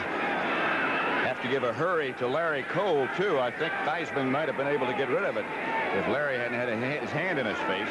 Ike Forte and Clarence Harmon come in now. The Redskin offensive picture. 2nd and 21. That's the first quarter statistical situation. Theismann again in the blitz again. He gets rid of it. And he has Clarence Harmon, who's done a whale of a job in that category. Harmon is hit by Mitchell and cracked pretty good. Harmon has 5 touchdown catches already this year. This is the perfect call. The blitz is picked up. You can see linebackers coming, all being cut down. The ball is thrown quickly, but not in a panic by Theismann. He's jolted out of bounds, but that was a good reception. A 20-yard pickup to make it 3rd and 1 for the Redskins now. A good call by Theismann, or Joe Walton won. Is that Bruce Hunter that knocked him out of bounds, 57? No, it was Aaron Mitchell.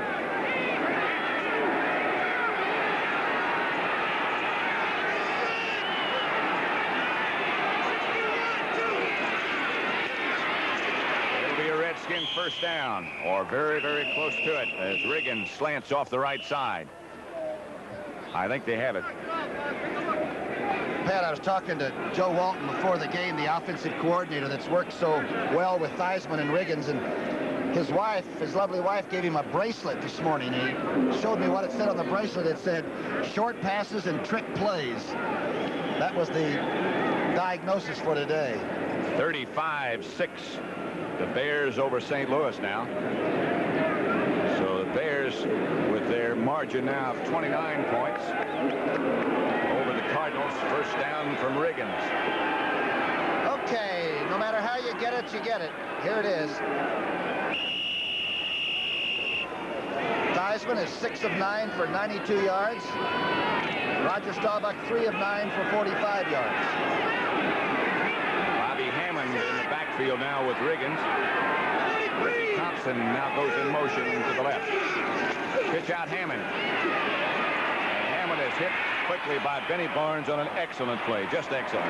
It's a great play by Benny Barnes.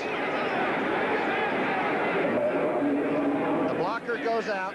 Here's the toss play. Watch the blocker come out. 74 is working. Benny just gives him a forearm shiver on George Stark and steps right inside and makes the tackle. Barnes has only given up about 55 pounds. Good play. Can't do it much better, can you? No. 2nd and 8. Benny Malone and Riggins together in the backfield behind Theismann now. 3 wide receivers. And straight back is Theismann up the middle. It's Malone, and he's got some room. Benny Malone might score. Malone, touchdown, Redskins. 55 yards and a touchdown from Theismann to Malone. And Jack Pardee going down to join in that celebration. Malone had a long gainer of 25 yards on receptions, but this one was big because D.D. Lewis was trailing him very closely until he makes the catch. The Malone brothers, they've always been battlers.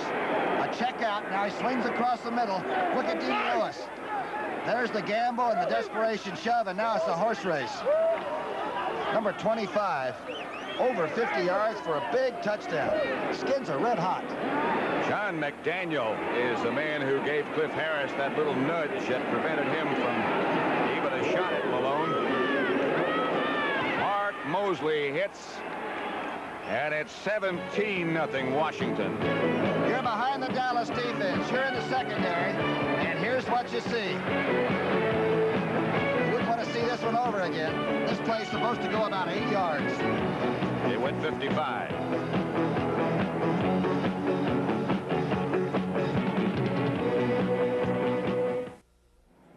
Dick Nolan beat the Rams here in Los Angeles.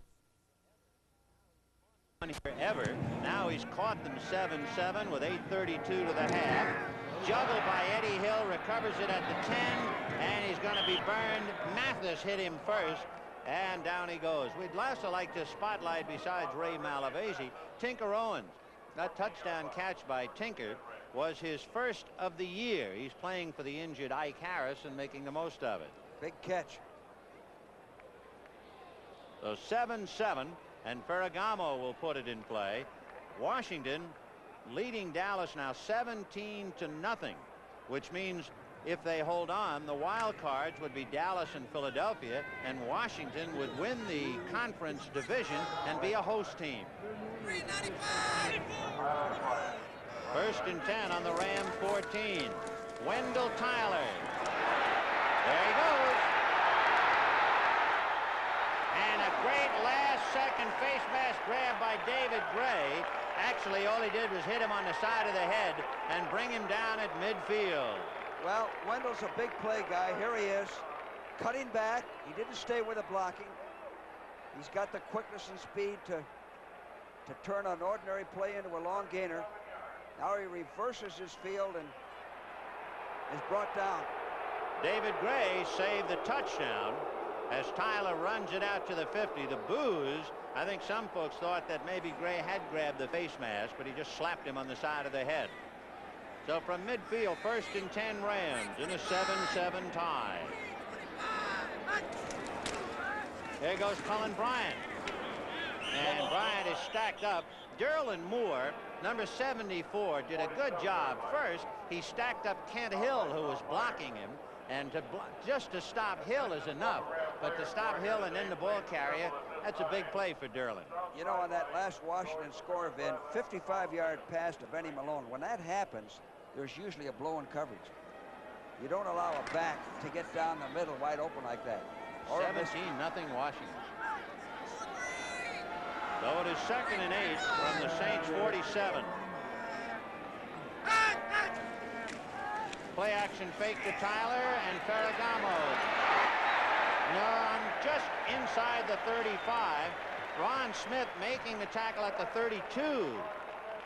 Quite a catch for Ron Smith. He did a good job of keeping his feet in bounds because the ball took him out. He did the tap-tap drill and stayed inside. Ferragamo had good protection and put the ball on the money. So it was 2nd and 8, and he picked up 15 yards on the play to make it 1st and 10 on the Saints 32. Ferragamo is 7 for 11 for 69 yards so far today. Ron Smith wide right. Preston Denard wide left.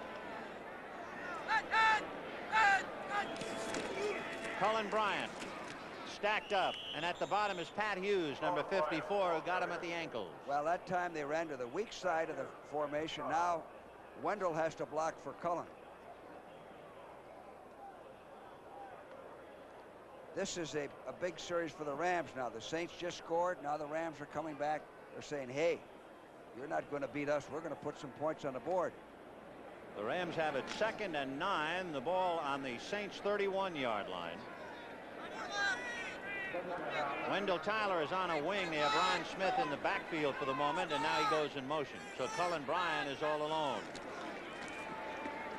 Ferragamo got away from Pat Hughes and then lost his balance and went down at the 40. As you look at Bob Lee waiting for his turn to get in there. I would think Bob Lee would play some today, Ben. I think it would be good strategy. You may need him in the playoffs. Give him a little work. He's rusty. He hasn't been in the league. One of the foremost real estate salesmen in California who left the desk to come back to play football. So it is 3rd and 18. Although it was not a sack, it was a big play by Pat Hughes, who is calling it a career today. So he's playing with a lot of enthusiasm. Saints in the nickel defense. 3rd and 18 from the 40. And Ferragamo going to try and gobble it up now. Deflected and caught by McGill. And Ralph McGill still on his feet. And he's going to be stymied at the 33-yard line. So McGill, 8 years out of Tulsa, who at one time played for San Francisco, makes the interception. Saints were in a nickel defense. Good protection for Ferragamo. The ball's high, deflected. McGill picks it off. Big play for the Saints. Next Sunday, football's second season begins with the AFC wild card battle. There's no tomorrow for the loser, while the winner advances to divisional playoff competition. First NFL 79, then exclusive coverage of the AFC wild card game Sunday on NBC. Herrera will kick it off. Ira Matthews is deep, but it's going to go to Matthews at the 4. At the 20, 25, almost broken to the outside, is pulled down near the 32-yard line. Jesse Green, number 86, yanked him down from behind after a 28-yard return. Ira Matthews, number 2 in the AFC in kickoff returns with a 25.6-yard average. His teammate Larry Brunson, first in the AFC in kickoff return average. With a big day today, Matthews can become the number 1 kickoff return man in the AFC. Here, another good return against Seattle right there. There's his average, having a super year. But Matthews is personal foul, clipping number 62 on the run back. First down. Matthews loses that big return on Reggie Kinlaw's clipping penalty. So the Oakland Raiders will start from their own 10-yard line. Let's see if Stabler does what Zorn did a moment ago. Go to the air right away. Nope. Running play. Van Egan for a couple. Robert Hardy, 75. And Tuiasosopo, number 74, stopped the play. Bill Cook is now in there, number 67. Michael Jackson, 55, the rookie linebacker from the University of Washington, took that job away, the left linebacker job away from Sammy Green. So he's really come along, Michael Jackson. Second down, 7, as make it second down 8. You know, keeping Oakland deep in their own territory can give them, again, good field position. So let's see what the defense can do against Oakland now.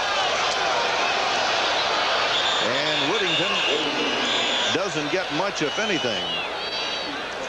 53, Keith Butler, the linebacker, is there to stop him. It'll be third down and now 7. Keith Butler, along with Terry Beeson, 58, Michael Jackson, 55, give Seattle some fine linebackers. Beeson goes out. Harris comes in this passing situation. So 5 defensive backs are now on the field for Seattle. Harris, Brown, Justin, Simpson, and Autry Beeman. Finally, he dumps it off to Van Egan. And Mark crosses the 20, and I believe he's got the first down. Ken Stabler was about to go under when he got it away to Van Egan. This is the prize that comes, the pride and poise that comes when you're 33 years old, been in the league a long time. He knows he's got to sit in there to wait for somebody to get open. 75, Hardy there just grabs him, but Van Egan, a workhorse all year for these guys, making a Pro Bowl several times, gets just enough for the first down, getting Oakland out of bad field position trouble right there. Number 30, Mark Van Egan. So the Raiders have a first down at their own 21, trailing in this game by 17-10 here in the second quarter. Van Egan again on the slant. Keith Butler, 53, wraps an arm around him. Autry Beeman, 27, comes up in the free safety spot to yank him down. Looking at other scores now around the country in the NFC today, the Chicago Bears are walloping the St. Louis Cardinals 35-6, but it won't help because Tampa Bay won today 3-0 to take the NFC Central Division. And Washington over Dallas. Wow. That NFC East, we're going to have a very interesting day. Here's why. Philadelphia now leading Houston 9-0. The Oilers in the playoffs as a wild card team. Stabler again with a lot of time. And again to Van Egan coming out of the backfield. He's up across the 30. He's going to be close to a first down. Terry Beeson, 58. Keith Butler, 53. The linebackers make the stop. Van Egan is out of Colgate. Has caught passes for 414 yards this year going into the game today and 780 yards on the ground, which puts him well over the 1,000-yard mark in total offense. Well, Van Egan's going to catch the ball quite a bit more today. The Seattle secondary giving off a little bit, respecting Branch's speed, number 31, but also 21, but also the height of Casper and Chester. They've got to lay off a little bit to try to get a chance at those balls. As a result, Stabler's just dumping the ball off to Van Egan in the flat and picking up 5-6 yards in shot. On a third down and inches, Van Egan picks up the first down as he pops out near the 32, where he is met by Terry Beeson, 58, the middle linebacker. So Van Egan indeed is a workhorse. He went on a strength program here a few years ago. He's one of the strongest guys on this field. Well, you know, coming out of Colgate, I guess you'd have to come out of get into a strength program right there, especially in the NFL. But they've had good luck with fullbacks from Colgate. There was another guy out of Colgate besides Van Egan by the name of Marv Hubbard who played extremely well, as we see the first down indicated for the Oakland Raiders before he was traded to Detroit. So Tom Flory is very satisfied with the progress of the Raiders in this drive. They're down 17-10 with 10 minutes and 5 seconds to go in the first half. Oakland came out and scored in less than a minute when Lester Hayes intercepted a Jim Zorn pass and went 30 yards for a touchdown. But Zorn brought the Seahawks right back with a touchdown and a field goal to go ahead 10-7 at the quarter. Pump once on the sideline is Branch, and the reception is good at the 41. Keith Simpson had the coverage. Justin was over there, and you saw Branch really trying to keep those feet inside. He knew where the marker was. Here again, the little down and out, one pass that's in everybody's repertoire offensive artillery. Here you'll see Branch just keeping his feet in bounds, perfectly timed with Stabler as he touches his toes and then goes out of bounds. Defensive secondary has got to respect his speed, therefore they're giving him a little bit of a cushion. That little down and out will be there. If they ever do decide to come up on Branch and press him for that, he's always capable of down, out, and up, as the Seattle fans know well. And Robert Hardy stops Whittington as Whittington was going for a first down on second down and short, very short. But Whittington picks it up, and the Raiders keep the march moving with 9 minutes and 40 seconds to go in the first half. Whittington was hurt earlier this year, and Derek Jensen had to carry a lot of the load in the running back department. But now Whittington's back, and he's their best outside threat. He is their best outside threat, and here we have another look at Cliff Branch. That was his 51st career reception. 51st career reception, now second all-time Raiders receivers. Quite a career for this guy, doing a super job this year. The only wide receiver on the field right now. He splits to the right. And Stabler with a pump, and he throws to Dave Casper. Casper down around the ankles, yanks it out of the air before the ball hits the ground, and Dave Brown has the coverage. I'll tell you, the two tight ends, Casper and Chester of the Raiders, have made some fantastic catches this afternoon. Well, you can really see why they're both Pro Bowl quality. Again, Stabler right here looking to his tight ends. Casper out there. Number 22, Brown, right behind him, but Casper makes a super effort and comes up before Brown really touches him. So the official rules that he's not down yet. Brown putting a little hand on him, thinking that he had downed him, and he really had. And Casper getting the first down because of it. Exactly. He got the extra yard or so. First down on the Seahawk 48. The draw to Whittington. Good call. Whittington bangs down inside the 40 to the 37, where Michael Jackson, 55, the linebacker, has to bring him down, and they're going to look at the sticks again on this one. He got about 10 on it. So Ken Stabler starting to mix it up now, calling Whittington on the draw. And we'll have a look. Nice crowd today. Another sellout crowd here in Oakland. And that's something that happens every time the Raiders play at home. No seats available this afternoon. A perfect day for football as Whittington picks up the first down with a 10-yard gain. Not a cloud in the sky. It's gorgeous out here in the Bay Area. Booker Russell comes in. Mark Van Eegen goes out now in the backfield as Arthur Whittington. 5 rushes, 15 yards in this one. Russell is 34, and this is Russell. And Russell is pulled down by Terry Beeson, the middle linebacker, 58, as he goes inside the 35, down about the 34, and it will be a second down coming up in 6 after a 4-yard pickup. Well, you can tell that they're really running a lot right in the middle as we look at Al Davis, the managing owner, and you see that big Super Bowl ring right there in his hand as he bites his nails. He's biting his nails because he'd sure like to get another one of those things. As he looks on, he really didn't give up hope in his ball club after the loss to Kansas City when they were 6-6, but he had some doubts. The Raiders have come back and really helped change his doubts to smiles. Stabler going for it all this time, and for once Raymond Chester couldn't hold it. Keith Simpson and Autry Beeman, the safety men, were just about split with that pass.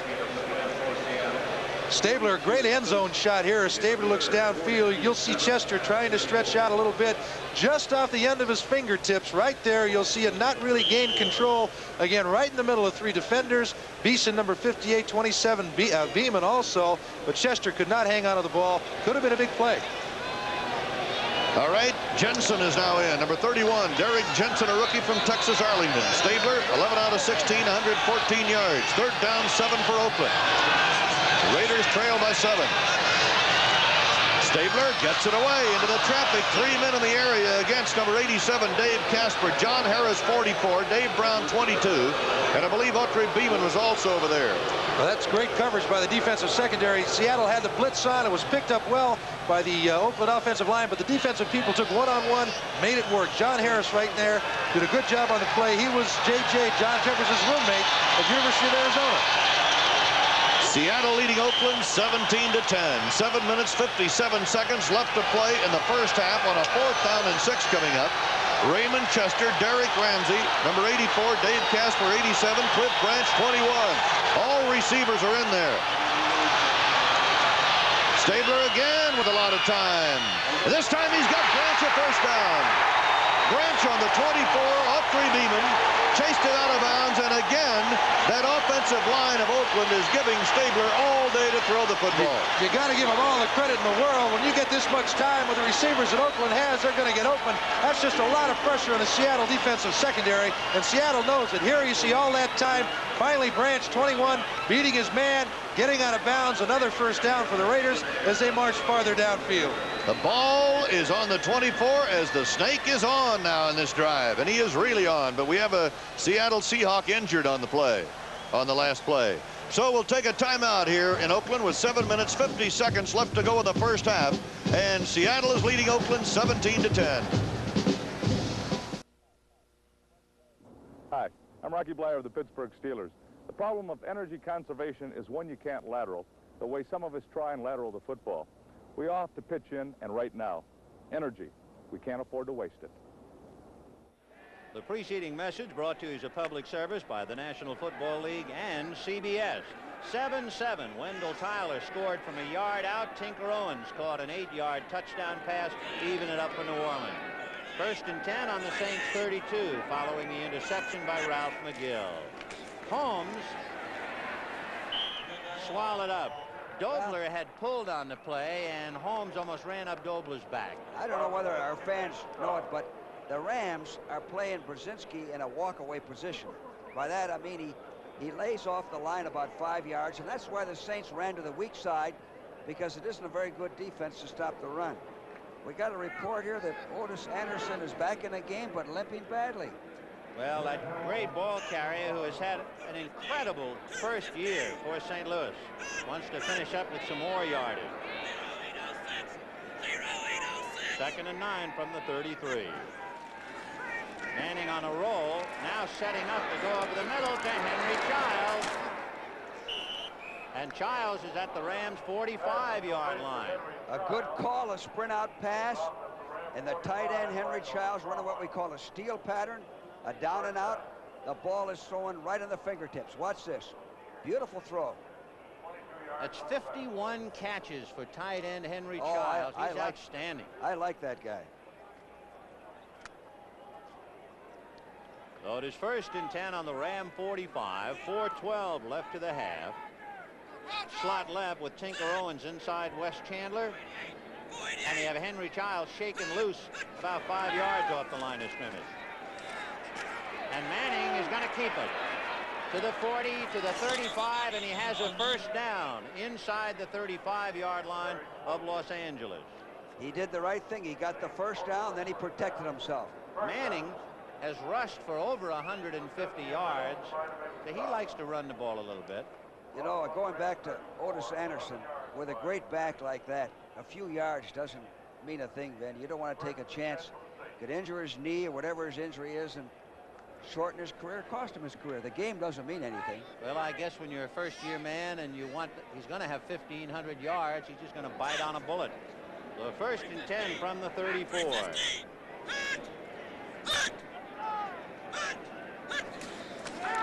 Strawn on it, going around Taylor, chased by Brzezinski inside the 20-yard line. Mike Strawn to the 19-yard line. Good call. The Rams are playing pass defense. He ran a draw.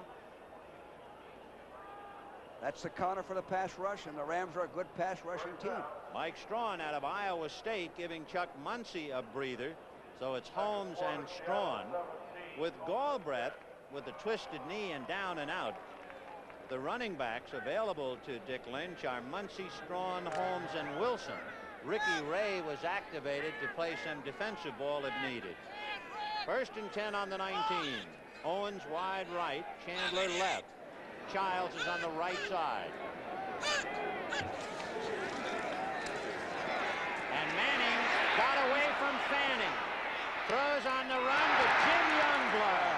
The 3rd Ram interception, and what a give up that was. You know, Manning could have run for another first down. Let's see it again.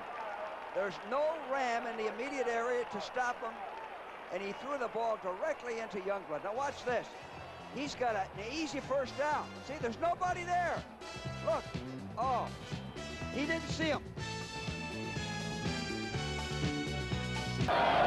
Tim Ryan and Johnny Morris at Soldier Field, and there's the score from Dallas, Texas. Washington leading the Cowboys 17-0, playing for first place in the NFC East Division. That's in the second quarter, and we'll be going to that game. All of the stations along our network, with the exception of WBBM in Chicago, because we're able to bring you the Bears home game. The second game of today's doubleheader on CBS will not be seen in Chicago due to the provisions of the CBS NFL contract. But everywhere else we'll be going to the Dallas-Washington game. Screen pass to Peyton. Peyton has it, blockers in front of him, and he gets some room, butts his way through a tackle, and has the first down.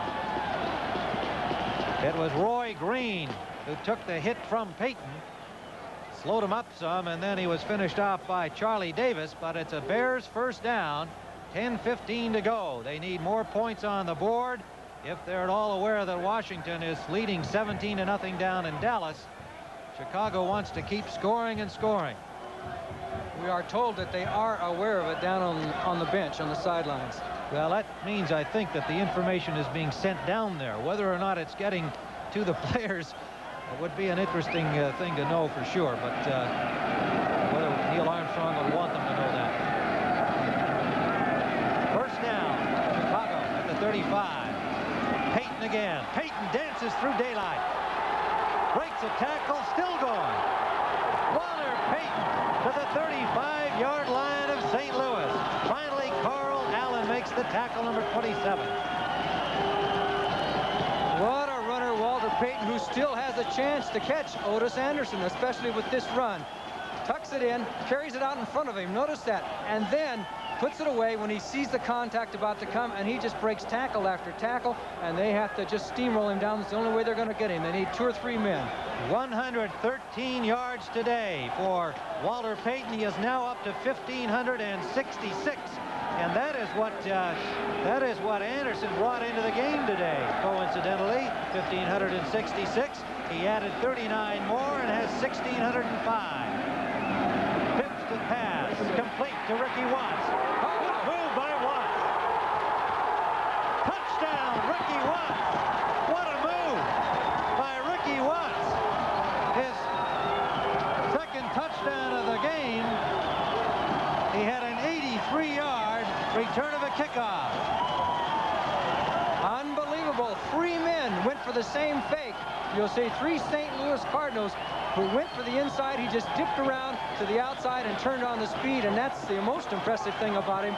Once he gets open, he's got that second gear. Phipps had plenty of time to throw. Absolutely no pass rush. He waited. He waited. Here it comes. Now you see 3 St. Louis Cardinals all come up, and there goes Watts, and nobody's going to catch him once that happens. 35-yard touchdown, Johnny. Here comes to the point after, and it's good. 35-yard touchdown pass, Phipps to Ricky Watts. Watts, with some brilliant running, has 103 yards on 6 catches, and the Bears lead it 42-6. There he is. There is Ed Jones.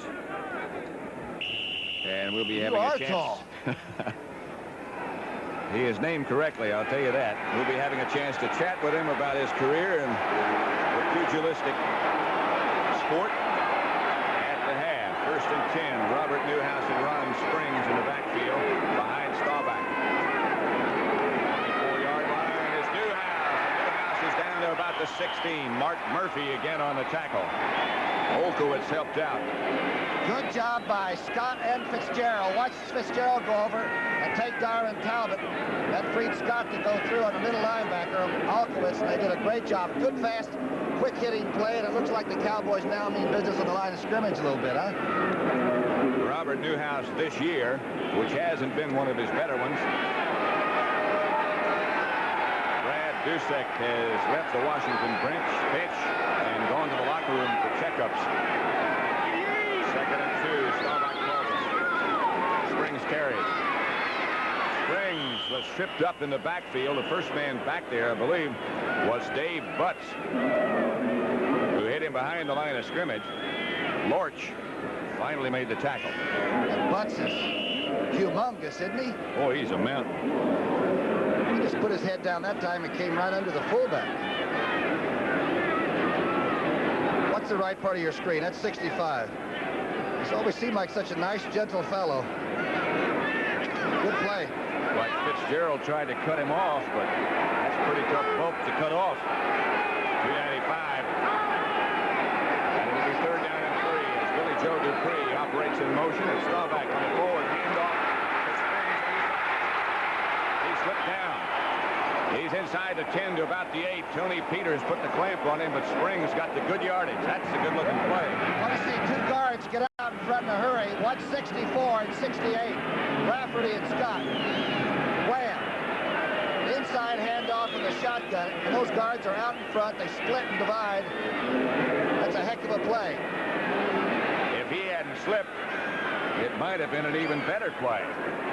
He got down to the 7-yard line where it'll be 1st and goal Dallas. 5:40 left to play first half. The Redskins lead the Cowboys 17-0.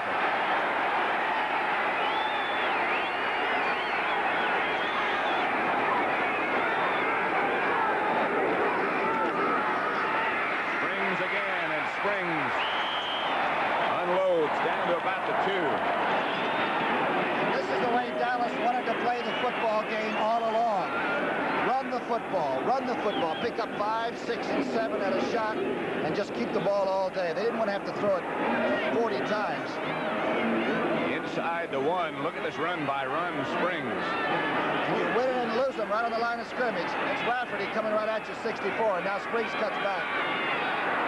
Getting nasty now. It'll be 2nd and goal between the 1 and the 2 for Dallas. Setbacks are the same. Newhouse and Springs. It's Springs. Dallas touchdown.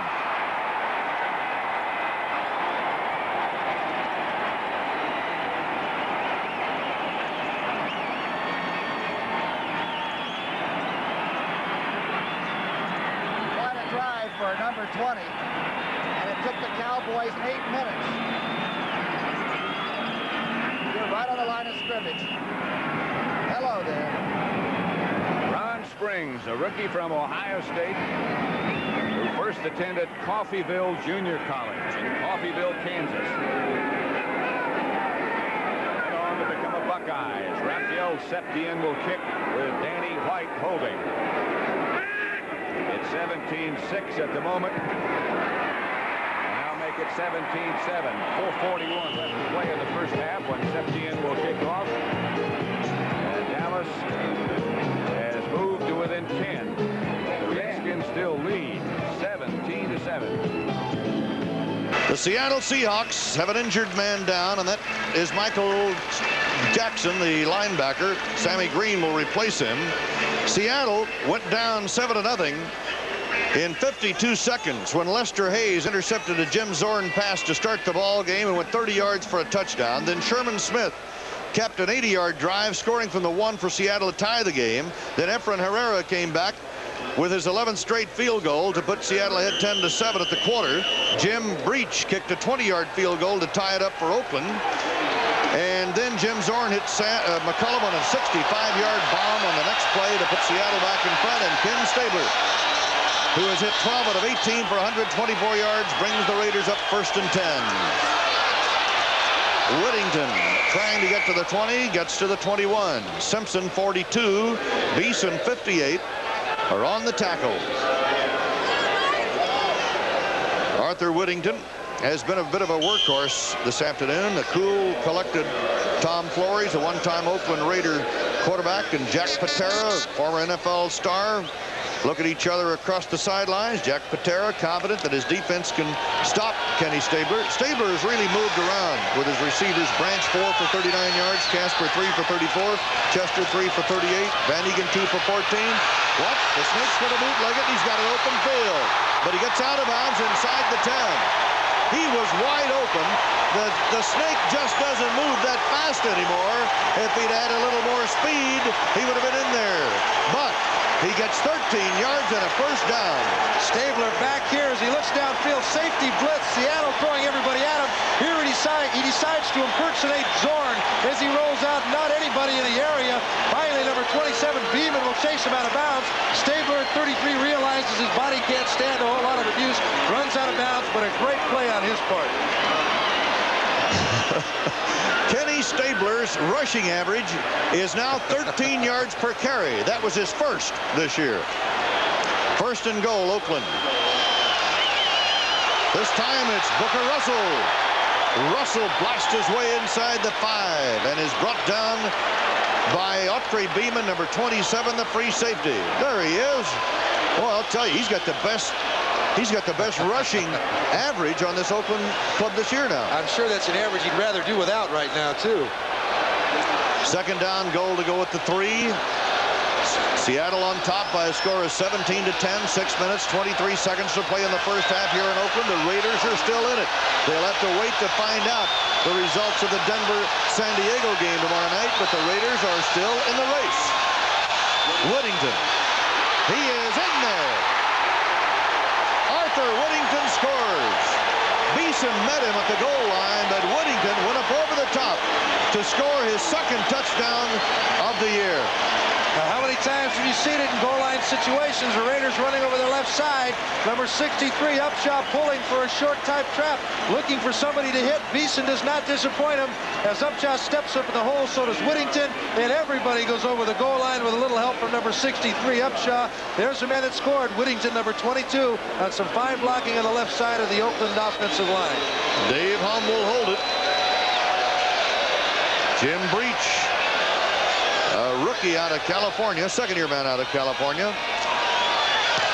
And he ties the game. So we have 6 minutes and 7 seconds left to play in the first half. And how about this one? All tied up at 17. More exciting action coming right up. Christmas Day at 12:30 Eastern. Dr. J makes a house call on Washington. It's the 76ers and Bullets. You'll say, you saw it on CBS Sports. Look at this score, 42-6. Chicago still with a chance to make it as a wild card. Well, with Washington leading, it kind of eliminates that big score for them, but I'm sure they have that in mind today. Of course, that game is a long ways from being over. That being Dallas and Washington. This is Leroy Harris. Harris out to the 20-yard line. Bingham, and just as I mentioned that, Dallas is on the scoreboard. Yes, they are. And guess who's playing in Chicago? Mr. Hart threw a touchdown pass in that game. Thought he wasn't playing anymore this season. Well, that situation in St. Louis has been in a state of flux this year.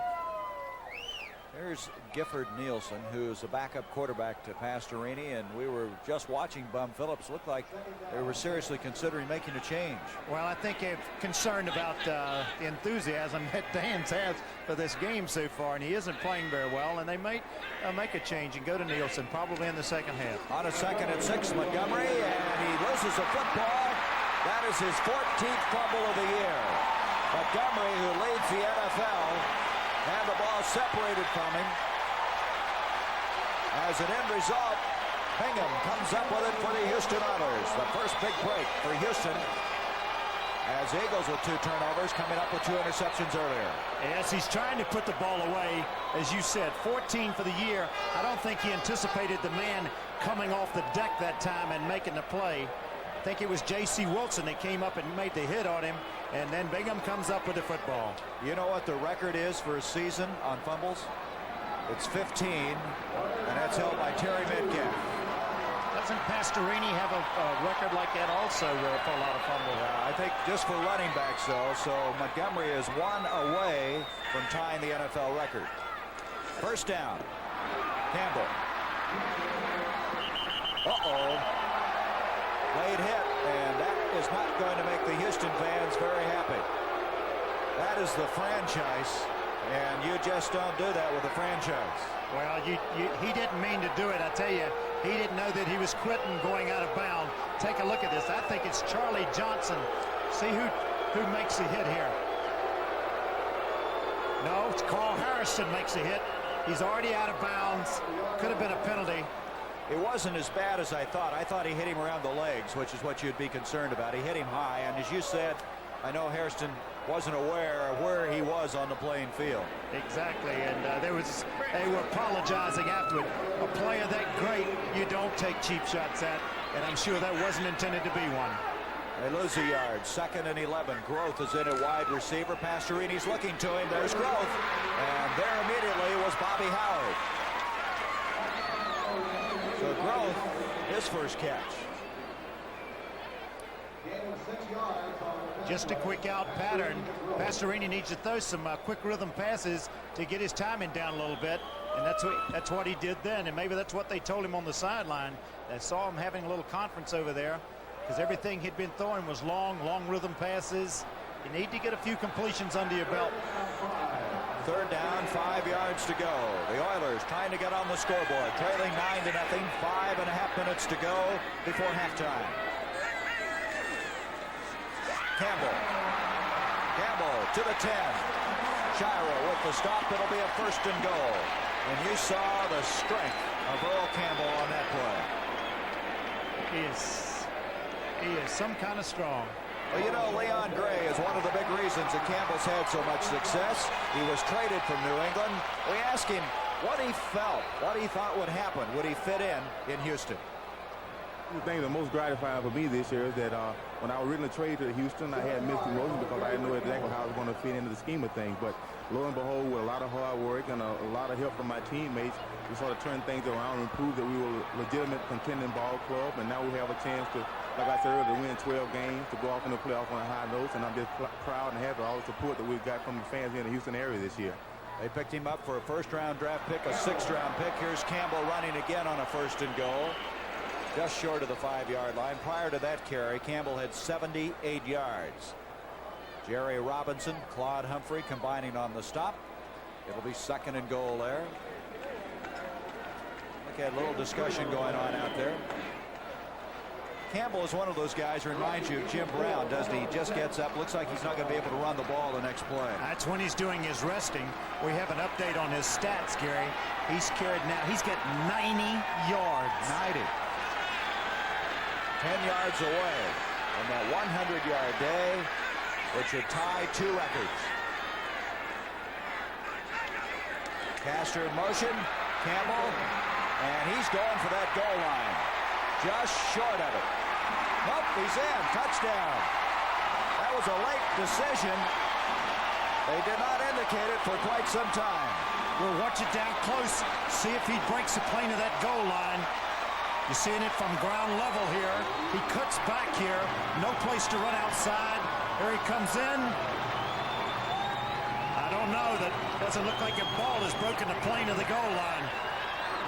Well, they did not indicate touchdown for quite some time either. But he's in now, and it's a 9-6 football game. Tony Frisch, the point after attempt. Gifford Nielsen will hold. What is that, 19 touchdowns? And that ties a record by Jim Taylor of the Green Bay Packers. And Frisch adds a point after. It's a 2-point game. That missed point after earlier by Tony Franklin looming bigger as this game wears on. 3:47 to go till halftime. Eagles lead by 2.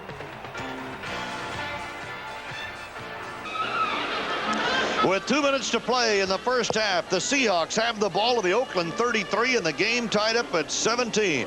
You know, you think now with this game being as close as it is about the second half, and who's the good strong second half team? Well, Jim Zorn and the Seahawks have scored 175 points in their first half of their games this season and 174 in the second half of their games this season.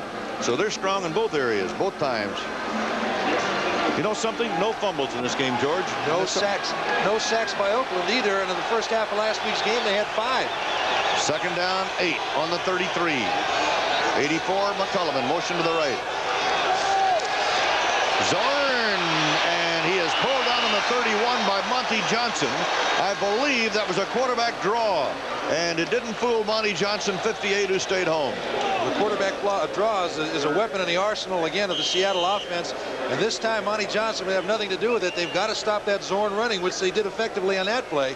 And with 1:38 to go in the half, it's a good thing they did, because Zorn could have motivated that ball, as Hank Stram, I think, would say, down the field.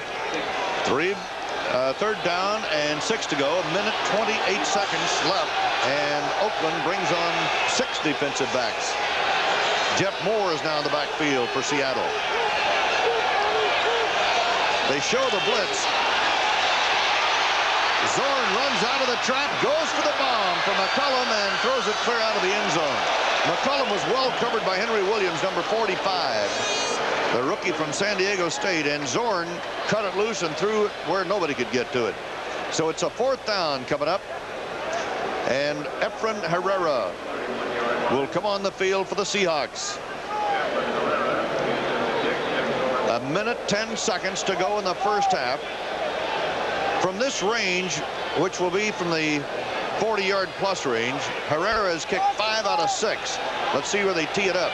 At the 39, it'll be a 49-yard effort. He's 5 out of 6. Apparent effort, you've got to say again. Always apparent effort. Never know about Zorn who's holding. Nope, there you go. You called the shot. Zorn gonna put it up, and he hits his man in the 30. Now the race is on for the first down, and it is Sherman Smith out of the backfield, and he may have it. Mike Davis, number 36, made the tackle, but did you see all the sidestepping going on there? With Sherman Smith short of the first down, putting the fake on Davis, and it looked like it was Sherman Smith who was the better dancer. How many times have Seattle fans seen this happen?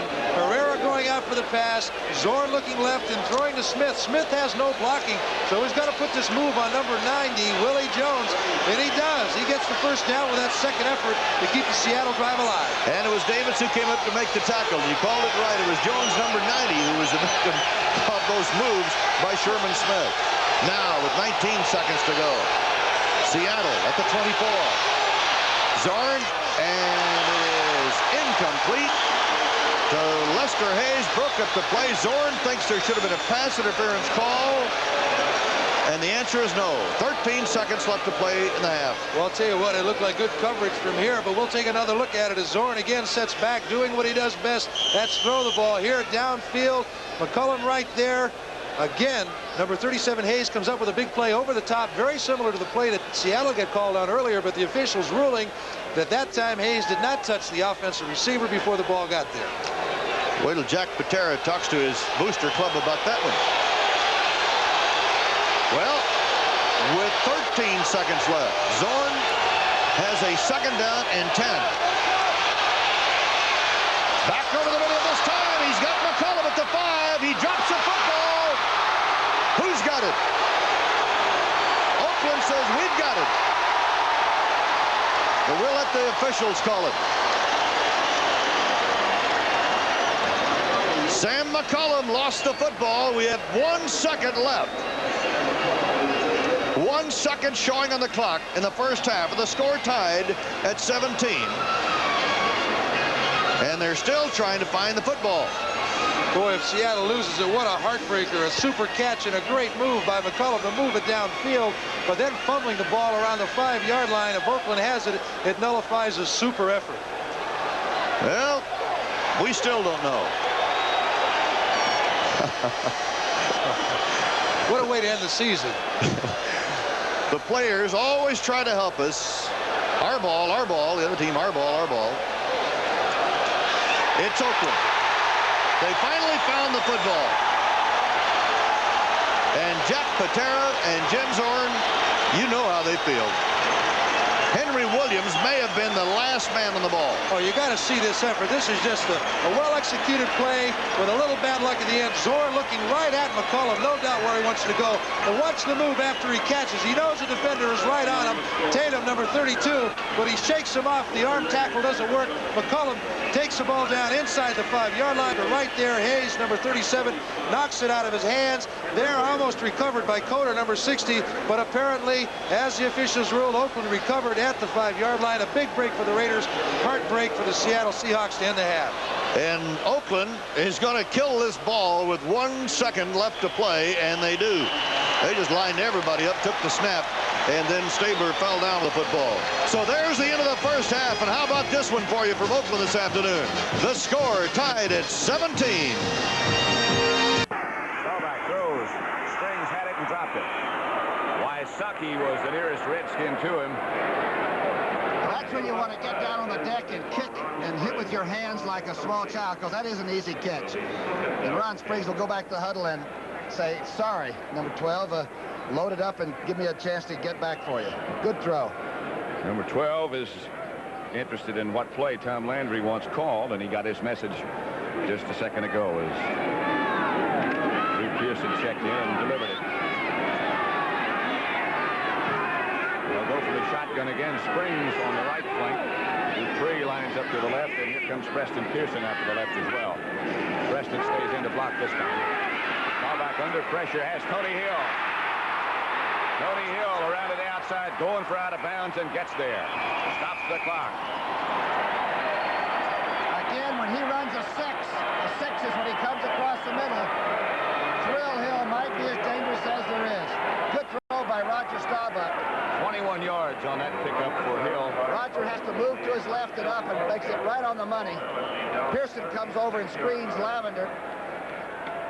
And Tony Hill does get out of bounds. Monty Coleman made sure that he stayed out. A minute 35 left to play in the first half. The Cowboys have all 3 of their timeouts remaining. Washington has 2.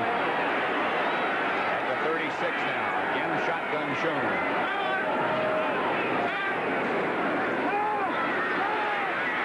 Staubach looking for a place to go. Cannot find it. It is Monty Coleman who ran him down. And I mean, he gained some ground quickly.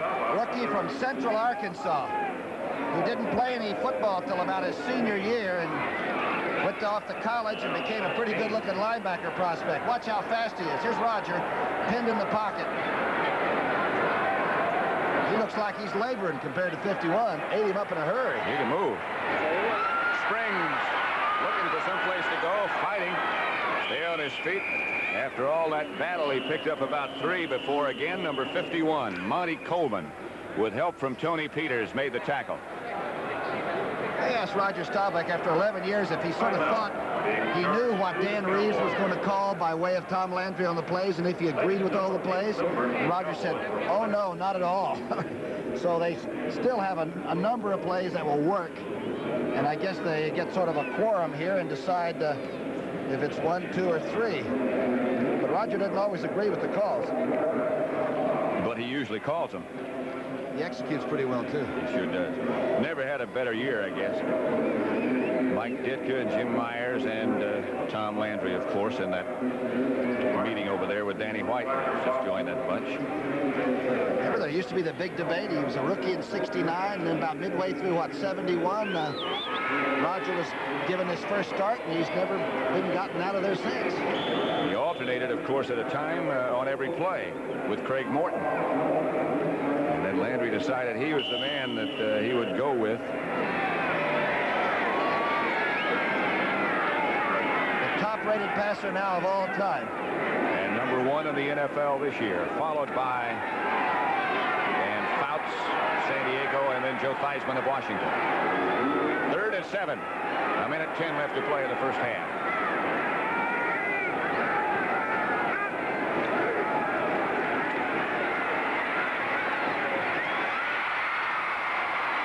Gets out of bounds and stops the clock. Lamar Parrish on the tackle. Good effort by Tony Hill.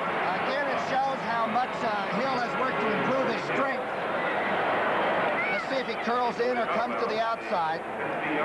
Now watch the strength here. The battle is to keep him from getting out, and Parrish can't do it. Hill has really worked on his strength, though, to build up the upper body strength. His legs are still swift and strong. Dallas first down at midfield. A minute 3 left to play in the first half. Redskins 17, Washington 7. Staubach again back in the shotgun, and now they'll readjust the offensive alignment. Redskins taking blitz, don't come. Here comes Coleman. Hill again. Another Dallas first down at the 36-yard line. Tony might have hurt himself, and he is asking for help. 13 yards, and that puts Tony Hill over 1,000 yards for the year. He and Drew Pearson have over 50 catches and over 1,000 yards apiece, and that's the first, right? That's the first in the NFC. It was done in the AFC a number of times. Here's Drew Pearson at the 15. Hit down by Mark Murphy. And Pearson is now slow getting up and limping off. 20 yards on that pass completion. Drew Pearson shaken up a little bit, and Dallas takes a timeout. They now have one left. Looked like the Redskins that time were a little disorganized as they ran a hurry-up play, and the secondary just dropped out of camera view.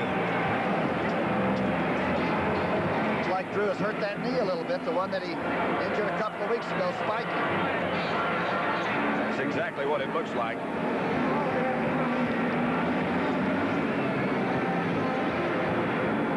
About the two wide receivers going over 1,000 yards. Did you mention that they have become the first team with 3,000-yard gainers? Tony Dorsett in the backfield rushing. And the two wide receivers, as I mentioned, have been done before the AFC, involving Don Maynard, names like Art Powell, Bill Groman, Lance Allworth, Lionel Taylor. Yeah, some great names. It'll be first down Dallas at about the Redskins 16, as Jay Saldi, it appears now, will be one of the wide receivers, and Butch Johnson will be the other. Obviously, the Cowboys aren't really thinking 3 until they can't get 7. Tony Hill is back, and he will be one of the wide receivers. Steve Wilson goes out wide to the right. Butch Johnson, I believe, is also in the game. Yes, split wide to the left, and Hill now comes and joins him on the left side. Saldi is flanked on the right side. Staubach has Pearson behind him. Here comes the all-out blitz, and here's the throw to Saldi. Just barely knocked away by Tony Peters, but a penalty marker down. A great play by number 23. Young man from Oklahoma in his 5th year in the place of Kenny Houston. Watch this move on the ball. You think you don't have nerve to make this play in the end zone? The sunlight might have been in Saldi's eyes, too. That bright sun has just joined us. 24 seconds. Clock is stopped. The walk-off is against Dallas. They have one timeout left. Washington has 2. Here's the call for Bob Frederick. Offensive holding, number 64. Still first down. Rafferty. It is still first down. The Cowboys have that one precious timeout left. Again, the shotgun formation with Landry looking on. Drew Pearson is back in the game now. It appeared he was shaken up, and Hill was shaken up earlier, but they have both reappeared. Here comes the blitz again. Here's the throw again to Tony Hill, and overthrown. 20 seconds now left on the clock. Lamar Parrish. There's Tony Dorsett. Suffered that bruised shoulder. There was at first thought to be a separation against Philadelphia last week, but he has not seen any action. The 2-minute drill, as Joe Walton told me, is just short patterns and trick plays. Of course, if they don't get the clock stopped on the next completion, they'll probably have to use a timeout and try to get a field goal up. Landry look a little worried, more worried today than normally, you think? I don't think so.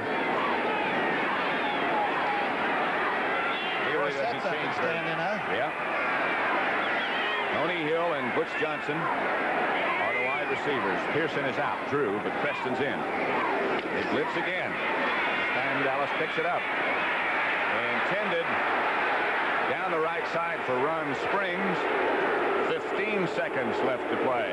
Young Ray Waddy made a real good play on pass defense. Got inside of Springs and just wouldn't let him get near the ball. Good coverage by the young man. Look at this. In fact, Springs may have pushed off a little bit, but he got away with it. I think they have time for one more play and then call the timeout as Butch Johnson comes in and tells him what Landry desires. 7 out of 9 on third down conversions for Dallas. 15 seconds left to play first half. 17-7 Washington. Tony Hill and Drew Pearson both in the game. Hill is to the right, Pearson to the left, joined by Dupree.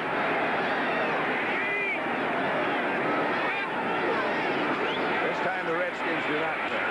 Staubach throws for Pearson. He got it. A diving catch by Preston Pearson.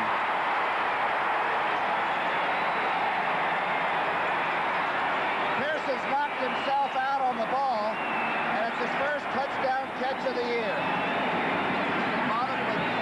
Small injuries, a lot of this season. That was a great catch, and the ball was laid right in there.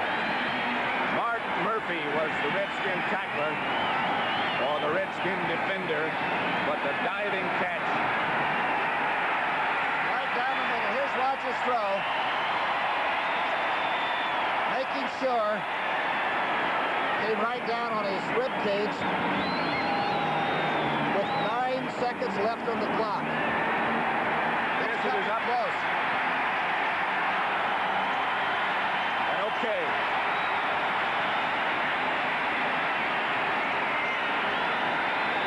New game. Boy, I'll say 17-13 now with 9 seconds left to play in the first half. Dallas used their last timeout on that injury to Pearson. Septien with Danny White holding, trying to make it a 3-point Redskin margin.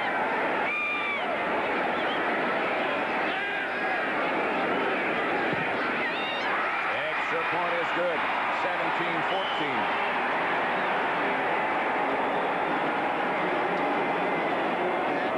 How little the officials have to do in a game like this. It was 17-0. Redskins. But the Cowboys have gotten 2 touchdowns and made this an entirely different football game for the second half. 9 seconds left to go, however, on the first half, and you can't let up now if you're Dallas. There's Preston Pearson over on the sideline. I think he just had the wind knocked out of it, don't you? He made sure of the catch. He gave himself up to make sure. Pulled his feet up. He didn't have to jump for it. The ball was right on. Bowl games on CBS. The first one next Saturday at El Paso, the Sun Bowl. We should go right there from here, but everything in due course, right? I suppose. Christmas Day, the Blue-Gray Football Classic, and the Peach Bowl, December the 31st, Clemson Baylor, Houston, Nebraska here in Dallas, and the Cotton Bowl New Year's Day. Septien will kick off. He might kick a bouncer. He does. They lose the handle, but Bobby Hammond picks it up. Hammond, looking for someplace to go, is taken down by Aaron Mitchell. First man to get there is number 34. 1 second to go, and the Redskins will just run it out. Penalty marker, however, is down. And Bob Frederick will discuss the situation with one of his mates. Situation is clipping, which you so often see on kickoffs now. Hardy's big problem will be to regroup. Not put anything X's and O's in the way of new stuff, but just get everybody back and start moving the football on offense when they get a chance in the second half. There will be a special report, by the way, at the half from CBS News on the Iranian situation. Personal foul.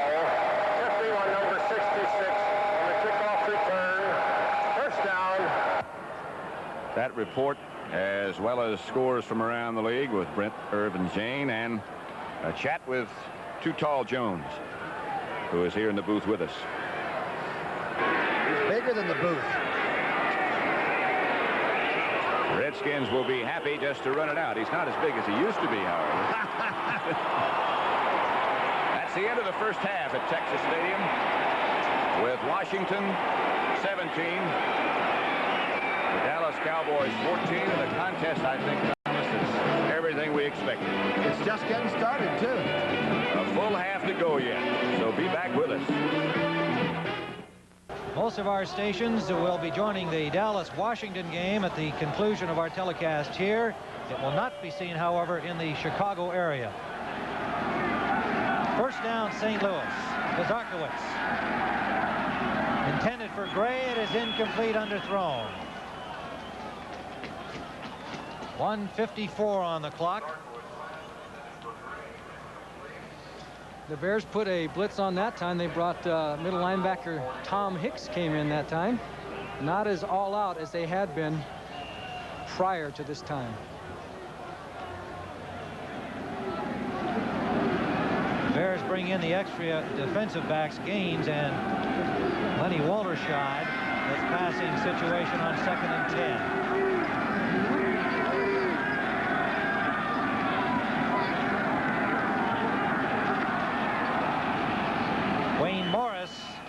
Draw play to the 50-yard line.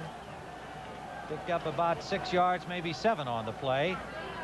And it would appear, with St. Louis having possession, that their great running back, the rookie Otis Anderson, will win the NFC rushing title.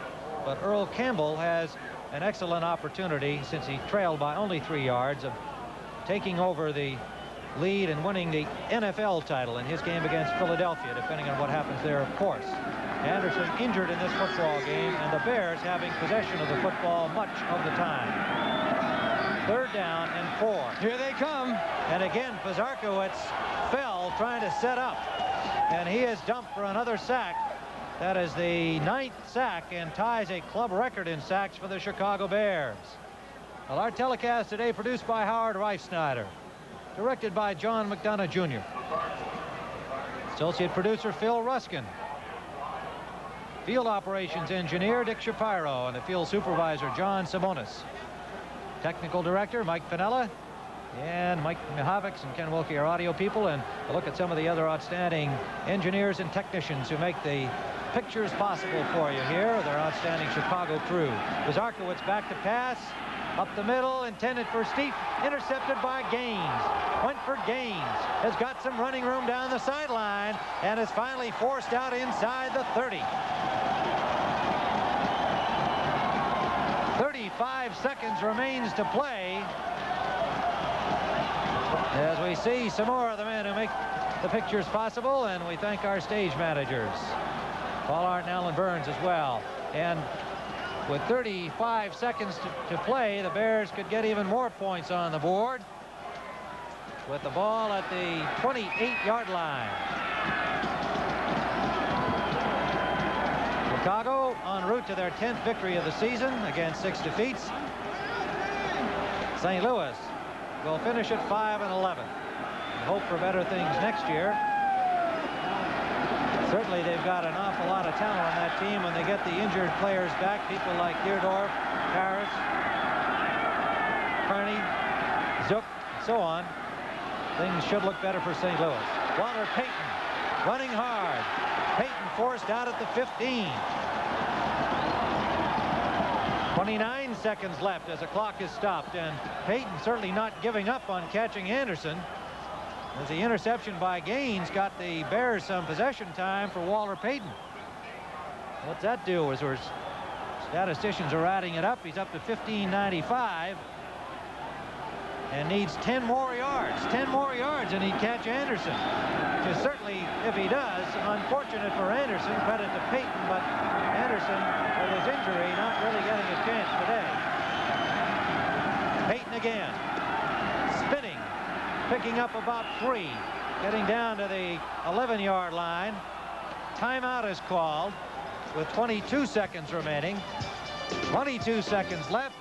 Walter Payton taking a rush at the NFC rushing title. The Bears lead it 42-6. Walter Payton needs 6 more yards to tie Anderson. And he's got Payton. There's no touchdown signal yet, but he has caught Anderson, and the Bears appear to know it. The ball is marked at the 1-foot line. 11 seconds on the clock. The Bears realize that Walter Payton has caught Otis Anderson for the NFC rushing title. And some great blocking up the middle by the middle of that Bear offensive line, and Payton puts his shoulder down, almost gets into the end zone, as these fans have gone wild. Well, you got to credit the Bears defense for shutting down the Cardinals today, their offense for keeping the ball, and of course sympathy to Anderson, who was hurt. But even had he been healthy, he may not have gotten the opportunity with the way Payton's been going today. 1,610 yards on the season for Walter Payton, and the ball is inside the 1-yard line. Well, not too many people gave him much of a shot going into this game. He was way down to Otis Anderson. And there's Noah Jackson, really sorry. They have to take credit, too, because that offensive line has done a job, and no running back gets that kind of yardage without some help. But if you're going to have somebody carry the ball, I wouldn't take anybody in the NFL but Walter Payton. I'm not trying to malign Otis Anderson. He's a great running back also, but Payton does it all. I would think Walter will be buying some steaks for those guys tonight. The Bears have done everything today. They've done everything. However, the Buccaneers did what they had to do. And that is what it comes down to with 11 seconds left. Washington is doing what they have to do against Dallas. Robin Earl going for the score. No touchdown signal. He was stopped short. These Cardinals are not about to lie down with 5 seconds left. 42-6. And the St. Louis Cardinals fighting to the last second here. And another timeout on the field with 5 seconds remaining. We'll be back at Soldier Field. There's the man, Walter Payton, number 34. Those of you outside the Chicago area, stay tuned for this one that just got a roar from the crowd. Dallas is back in it, 17-14. 9 seconds left in the first half. If Dallas can win that game, the Bears have got the point differential they need to get the wild card berth. So the afternoon is not over in the National Football League. We'll be going to that game everywhere on our network here, with the exception of the Chicago area. It is second and goal from the 1-foot line. 5 seconds to play. Earl is stopped again. Look at those Cardinals. Johnny, how about that? I mean, McClendon, the ball carrier, not Earl. That's the end of the game, but credit to those Cardinals, boy, they were not going to give up another one. That's right. There were 4 of them there, and they gang tackled just like it was the touchdown that meant the game. So you have to give them some credit. It's a down game for St. Louis, but they kept playing. But as far as the Bears were concerned, a big, big victory. All right, the Bears 42, St. Louis 6. It all now depends on what happens in Dallas between the Redskins and the Cowboys. Well, Houston came back 9-7 in the second quarter. Earl Campbell, 6-yard run for a touchdown. Well, let's see what the Saints do now with 13 seconds to the half. They have it 2nd and 9 on the Ram 10-yard line. Holmes and Strawn are the running backs. Owens is right. Chandler goes left. Childs is on the right side. Manning on a draw to Strawn. Touchdown. They ran a draw. The Rams changed their defense. They went from a 3-man line to a 4-man line. That was a great call against that defense. And Here for Mike Strawn, this is his 5th touchdown rushing of the year. We would call that a 24 draw. Wide open. The Rams rushing to the outside, big hole through the 4-hole. That play would not have been in there, would not have been open if they were in a 34 defense, because a linebacker would have been in the hole. So Garo Yefremian, who has kicked 1 today, tries for the other and gets it. And with 9 seconds to the half, New Orleans leading the Rams 14-7. Monday night on CBS starts with WKRP in Cincinnati at its new time 8, 7 Central, followed by the return of the Last Resort. And then there's more great comedy. That's all Monday night on CBS as Wilbert Montgomery fires forward. He does pick up the first down. They were just short of it a moment ago. The Eagles are not huddling. They're ready to go as the clock shows 1:34 left in this first half, and you can see it counting down. 9-7 Philadelphia. Jaworski, 2 timeouts remaining for the Eagles.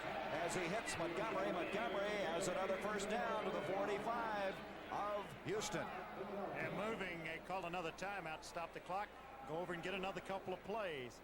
We see how many yards that Walter Payton has here. He has 130 yards in 30 carries today. All right, now he trailed Campbell by 113, so really, the way Campbell's playing today, there's no way that Payton or Montgomery would figure to catch Campbell. The big story is whether Anderson's able to add anything in that game, as he was the only man ahead of Earl Campbell. Campbell would be the 3rd man in the history of the NFL to lead in rushing the first 2 years. First guy to do it was a guy by the name of Jim Brown in 1957. So Jaworski with 1 timeout remaining. 1:18 left. At halftime, we'll be going to the NFL today with Brent, Jane, and Irv as they'll update us on this last weekend. I don't think anybody figured that the 16th week of the regular season would have so many undecided situations. And so many important games. You look at the one in Dallas right now. They're playing for the Eastern Division Championship. The Central Division Championship was decided in the NFC today. Tampa winning 3-0 on a field goal in a driving rainstorm, and John McKay waited 4 Sundays to get that accomplished. The AFC Central was decided today. There's next Sunday. Philadelphia has already clinched the home site for that wild card game if they do not win the division. Jaworski on a first down to Montgomery. Montgomery, look at this guy do it at the 40, 35, 30. He cuts it to the 25. Stringer made the stop. He thought for a moment he was going to try to get out of bounds to stop the clock, but he got additional yardage. The Eagles are trying to get another play called, and you see the time. Inside a minute to go. 21-yard pickup on the play. Jaworski's just going to kill the clock if he can get rid of the ball, and he does. He couldn't find anybody open, as on the near side Smith was covered very well by J.C. Wilson. That stops the clock with 46 seconds. Oh, he did a smart thing then. Take a look at this screen pass. This is a good play. Greg Bingham had played it well, but he couldn't quite. You see right there the cutback ability of Montgomery. Cut it back. Then he made a good run after this. I thought he was going to go out of bounds too. He saw a little more daylight, got a few more yards out of it. Boy, the quick feet of Montgomery. Yeah, that helped him escape Greg Bingham. Well, you know they're already in field goal range for Tony Franklin, but they're thinking 6 points now. Jaworski rifles it to Carmichael behind him. Boy, he hung that one out there, didn't he? That would have hurt you if he'd have called that one. That ball's in Dallas now. So that stops it with 42 seconds. Mike Reinfeldt with 12 interceptions had pretty good coverage that time. You know, his 12, of course, leads the NFL. He has tied the Oiler record held by Fred Glick, who's now an assistant coach with the football Cardinals. The record for the NFL was by a guy I imagine caused you some problems, Night Train Lane. Now, why would you say that? Well, you had a couple interceptions in your career, huh? I don't remember.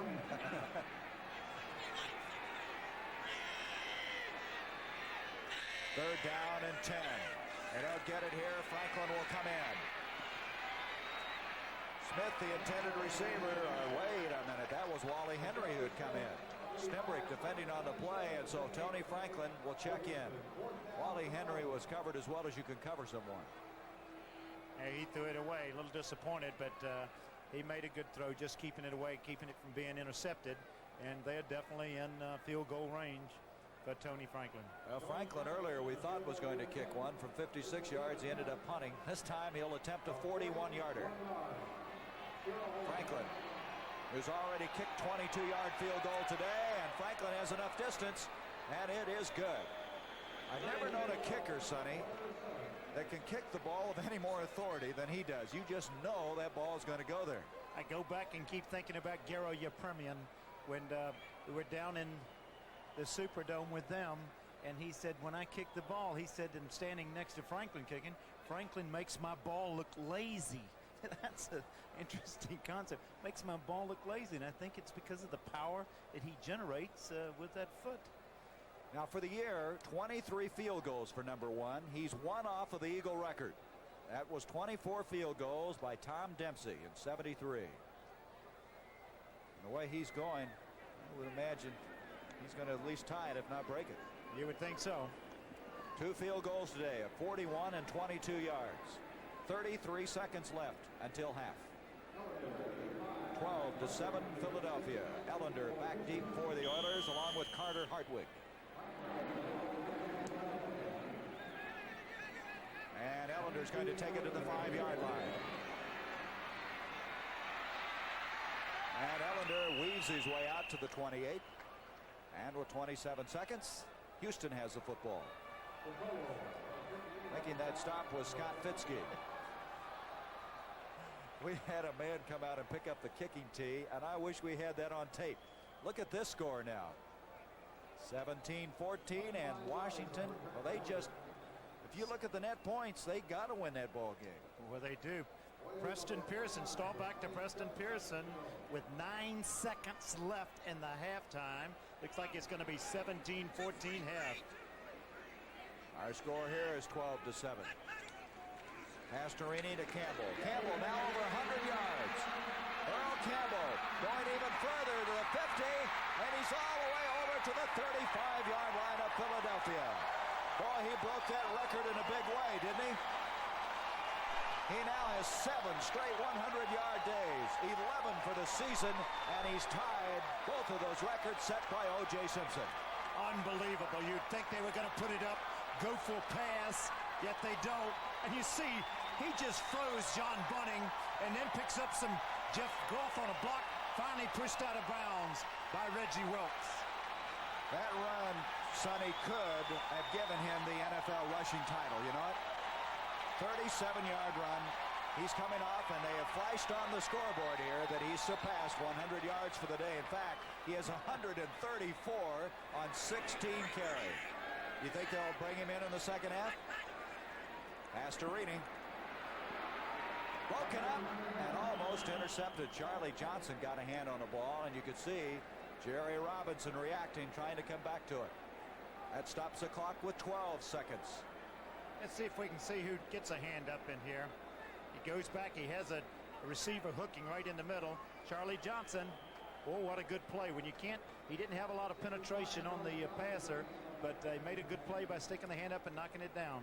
You know, the players, Sonny, as you know, vote on the Pro Bowl team, and they voted Charlie Johnson on there. I don't think a lot of people knew much about him, but boy, the players did, didn't they? Yes, they do. He plays that nose guard as well as anybody. It's an unusual technique of playing that, and you have to develop it, and he has done a good job at it. Pastorini in trouble. Gets it off to Wilson. Wilson to the 40 now. There's only 5 seconds. They're going to have to stop the clock, and they do with 4 seconds. And so Tony Frisch will come in. Ken Clark made the stop. Now Tony Frisch is having an outstanding year. He's hit 19 of 23 field goals. He's hit 21 in the last 25 and 19 field goals that he has kicked ties Roy Girella's record, so he can set a new Oiler field goal record if he would hit this one. They have all kinds of records here today. You have to have some kind of a record book with us the whole game. He's 2 for 2, over 50 yards. He had one of 51 yards here in the Astrodome earlier this year. And Tony, the Austrian, 5'7", 200 pounds. And you see Bum Phillips. There's Earl. 5'7", 200 pounds. Does he like the suds a little bit or what? Just has a healthy appetite. Oh, that's it. Okay, here he goes. Well, he doesn't kick with his stomach, does he? This will be a 44-yard field goal attempt. Gifford Nielsen to hold. He's got the same tailor I had for a uniform. Yeah, more hair than he does, though. Frisch has it up. And it's good. Tony Frisch.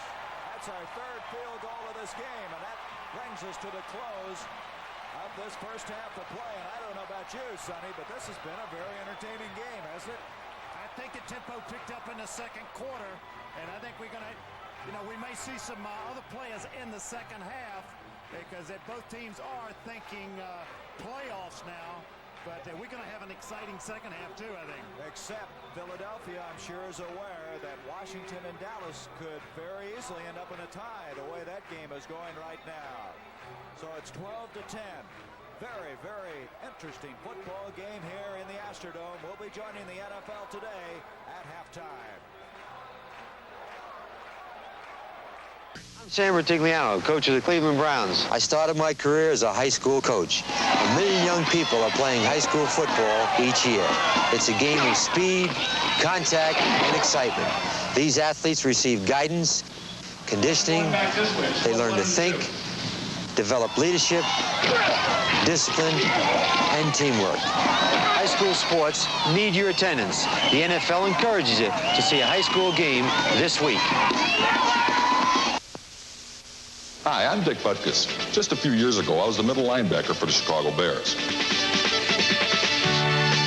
I love playing pro football, but my biggest thrill came with my election into the Pro Football Hall of Fame.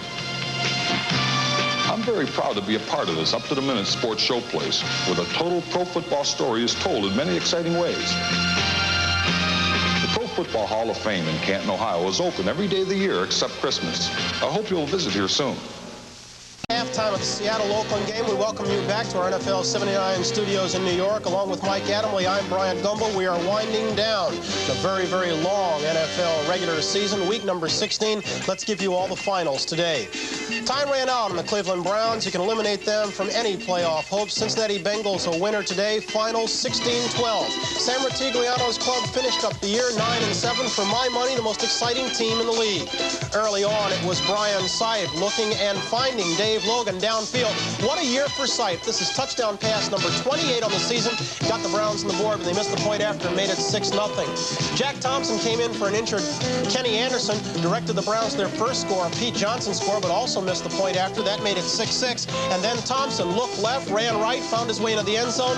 Bengals made it 13-6 with the point after. It was 16-12. As you see the final seconds in the Cleveland Browns season, Brian Sipe looking here, trying for a receiver that will try to extend the Browns season.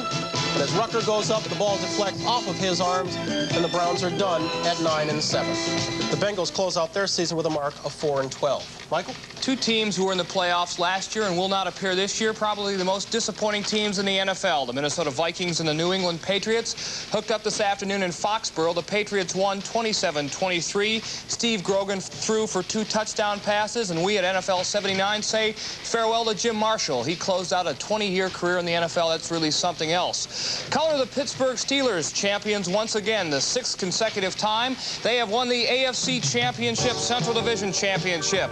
They did it over the Buffalo Bills in Three Rivers Stadium, 28-0. You can see the nasty gash that Terry Bradshaw sustained, but he did not leave the game. He did throw for 1 touchdown right here to Lynn Swann. Watch Swanee go up in the air to get it. He had 61 yards on the day. Pittsburgh led 7-0. It was 21-0 when big Sidney Thornton, the tank, rammed in from 8 yards to make it 21-zip. And then Franco Harris scored his 11th touchdown of the season. He on the day 100 yards. That's the 35th time in his career that he has done it. Pittsburgh wins big, 28-0. Tampa Bay finally snatched victory from the jaws of defeat. After 3 weeks, they finally won a game and won the NFC Central Division title. They'll be in the playoffs. It was done in a torrential downpour in Tampa Bay Stadium. Look at the cascading waterfall. 7 turnovers here. Here, Neil O'Donoghue picks up a fumbled snap, tries to pick up the first down himself, but can't do it. 1 of 7 turnovers by the Buccaneers. Here was another one. Jerry Eckwood gets the pitch out from Doug Williams. He looks like he's off to the races, but he drops the ball, and Kansas City stuffs out another rally. Finally, Neil O'Donoghue from 19 yards away. First time ever the Buccaneers are in the playoffs, and most certainly O'Donoghue will go into Buccaneer history. And Brian, I know you might be a little bit happy because you're fairly good friends with Tampa Bay coach John McKay. As much as anybody can be friends with John McKay, I think. Certainly I do congratulate him. I think he's a fantastic coach. I hope they're not in over their heads in the playoffs either. The way they've played the last month, you got to wonder about it. Baltimore against the Giants. The final here in the Meadowlands. Colts a winner, 31-7 in this ball game. Strange things going on early in this game. Bit of a mist falling out at the Meadowlands, and we saw some strange things happening. What kind of things? We'll try this one on for size. Sims throws one out in the flat. Bruce Laird picks it up, but on his way to glory, a spike and 6 points, he lost the football. The Colts lost a chance to score. If you thought that had Ted Marchibroda scratching his head, try this one on for size. Joe Washington, perhaps the most used man in the NFL this year. He's by the 20, by the 15, but the 10 makes a solo tackle. And then from the 3-yard line, Roosevelt Leaks goes in. Touchdown Baltimore. They had the count up to 10-0. Then Greg Landry, who's done a superb job, I think, in replacing Burt Jones, gets a touchdown strike here to Mike Siani. That made it 17-0. The only Giants score was this Phil Simms to Ernest Gray strike. That made it 17-7. Too little, too late, because Landry went up top. And if you don't know what pass interference is, take a picture of that one, because that's what it was. Colts got at the 1-yard line and scored. Final again, 31-7. And Atlanta beat San Francisco today. 2 other teams just playing out the string. Final 31-21. Of note in that ball game, Steve DeBerg completed 29 of 53. With those 29 completions, he completed 347 for the year, and that is a new NFL mark, breaking by 2, the record set by Fran Tarkenton just last season. Still to come tonight on NBC at 7 o'clock. It's Disney's Wonderful World, followed by Christmas, Lilies of the Field, followed by Primetime Sunday with Tom Snyder. You're caught up on the finals. For an update on the rest of the scores, let's go back to Oakland and rejoin Merle Harmon. Well, the fans here in Oakland this afternoon certainly haven't lacked for excitement as the Seattle Seahawks and the Oakland Raiders are deadlocked at 17 at the half. And it didn't take long for the excitement to start either, with Lester Hayes going 30 yards with a touchdown run on a pass interception. And George, were you looking for any kind of a blowout there? Well, not really. Seattle's had a habit of coming back at times when you really think they won't. It's hard to start a game with 52 seconds gone and you realize you're 7 points behind right off the bat. Okay, well, we have some other ball games other than those that you saw reports on a moment ago. Chicago defeated St. Louis 42-6. It did not help the Bear cause because Tampa Bay won and, of course, took the NFC Central. So it'll be Tampa Bay in the playoffs. Well, Dallas trying to come back against Washington. The Redskins are leading 17-14 at the half after Washington led at one time, I believe, 17-0. So the Redskins are keeping the heat on. Philadelphia putting the heat on Houston 12-7. Houston will be a wild card team, although Pittsburgh did win today. And Pittsburgh has won the AFC Central. New Orleans is leading Los Angeles 14-7. Of course, the Rams are already into the playoff picture, so there's no pressure there. These are later games that we have checked out, and we'll keep you posted on those during the second half of our game here. Now, George, back to this one this afternoon. Oakland, with tremendous pressure, has to win and then hope that San Diego can beat Denver tomorrow evening. Do you look for anything different here in the second half? I mean, what can you do in a game like this? Well, you can perform. Probably the pressure right now, as far as Oakland is concerned, the offense is moving. The pressure's got to come from the defensive front line, or to the defensive front line of the Oakland Raiders. 5 sacks in the first half of last week's game versus Sipe. Second half, the Sipe and the Cleveland Browns came back. Oakland got no sacks in the second half of that game. I think it's indicative of the fact that Oakland is going to have to put a little more pressure on Zorn defensively with that front line in order to keep the pressure up, because if he starts scrambling again, as we saw with the pass to Peace, he can hurt you. And of course, Seattle always comes up with the surprises, the fake field goals, which they came up with again just as we were nearing the end of the first half. And then the Seattle drive was stopped with 1 second left when McCollum coughed up the football. So I'll tell you, Seattle is really such an entertaining team. Oh, they really are. And Patera really opened up the offense after the first few weeks of the season, decided he was going to display the same kind of verve he did last year, and it's really paid off. They played better ball, more consistent. It's their style of play. Well, it's tied up at 17 here in Oakland, and we're looking forward to a great second half with plenty of excitement. So stay with us. We'll be back from Oakland with the Raiders 17, Seattle 17. This is a CBS News special report. Iran, day 43. From New York, here is Reed Collins. Good afternoon. Iran's Foreign Minister Ghotbzadeh has apparently ruled out freedom for the American hostages before Christmas. In one of several conflicting interviews, he said they must remain until an international grand jury's been convened. Correspondent Hal Walker has details in Tehran. The investigation into alleged American crimes against Iran over the past 25 years will begin sometime in the first week of January, according to Iran's foreign minister.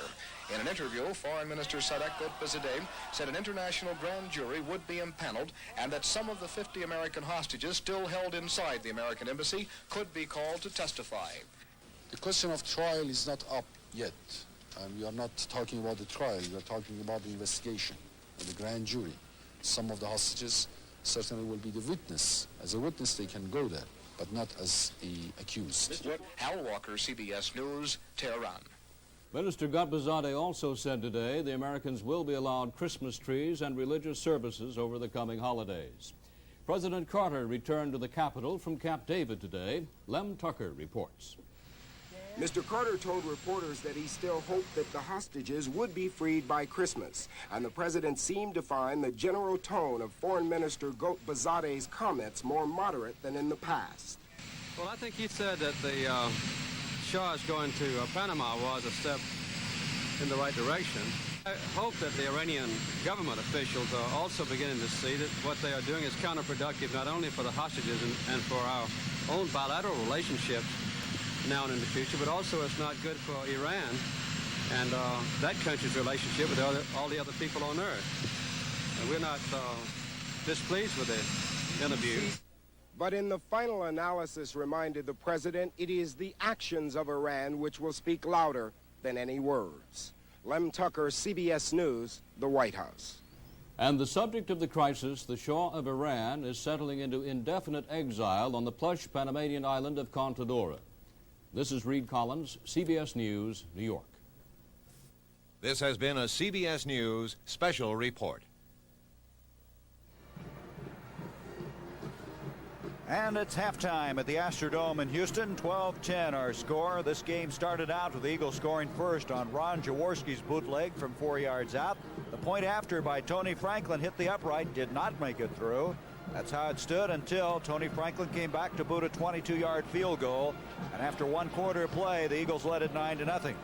But then Earl Campbell from 6 yards out scored at the 3:47 mark of the second quarter. The point after made it 9-7.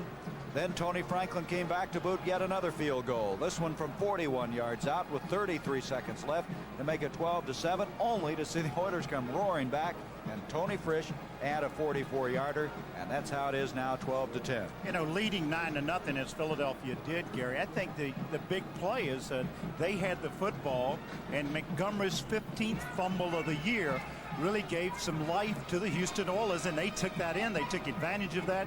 They went down and got a touchdown out of that fumble.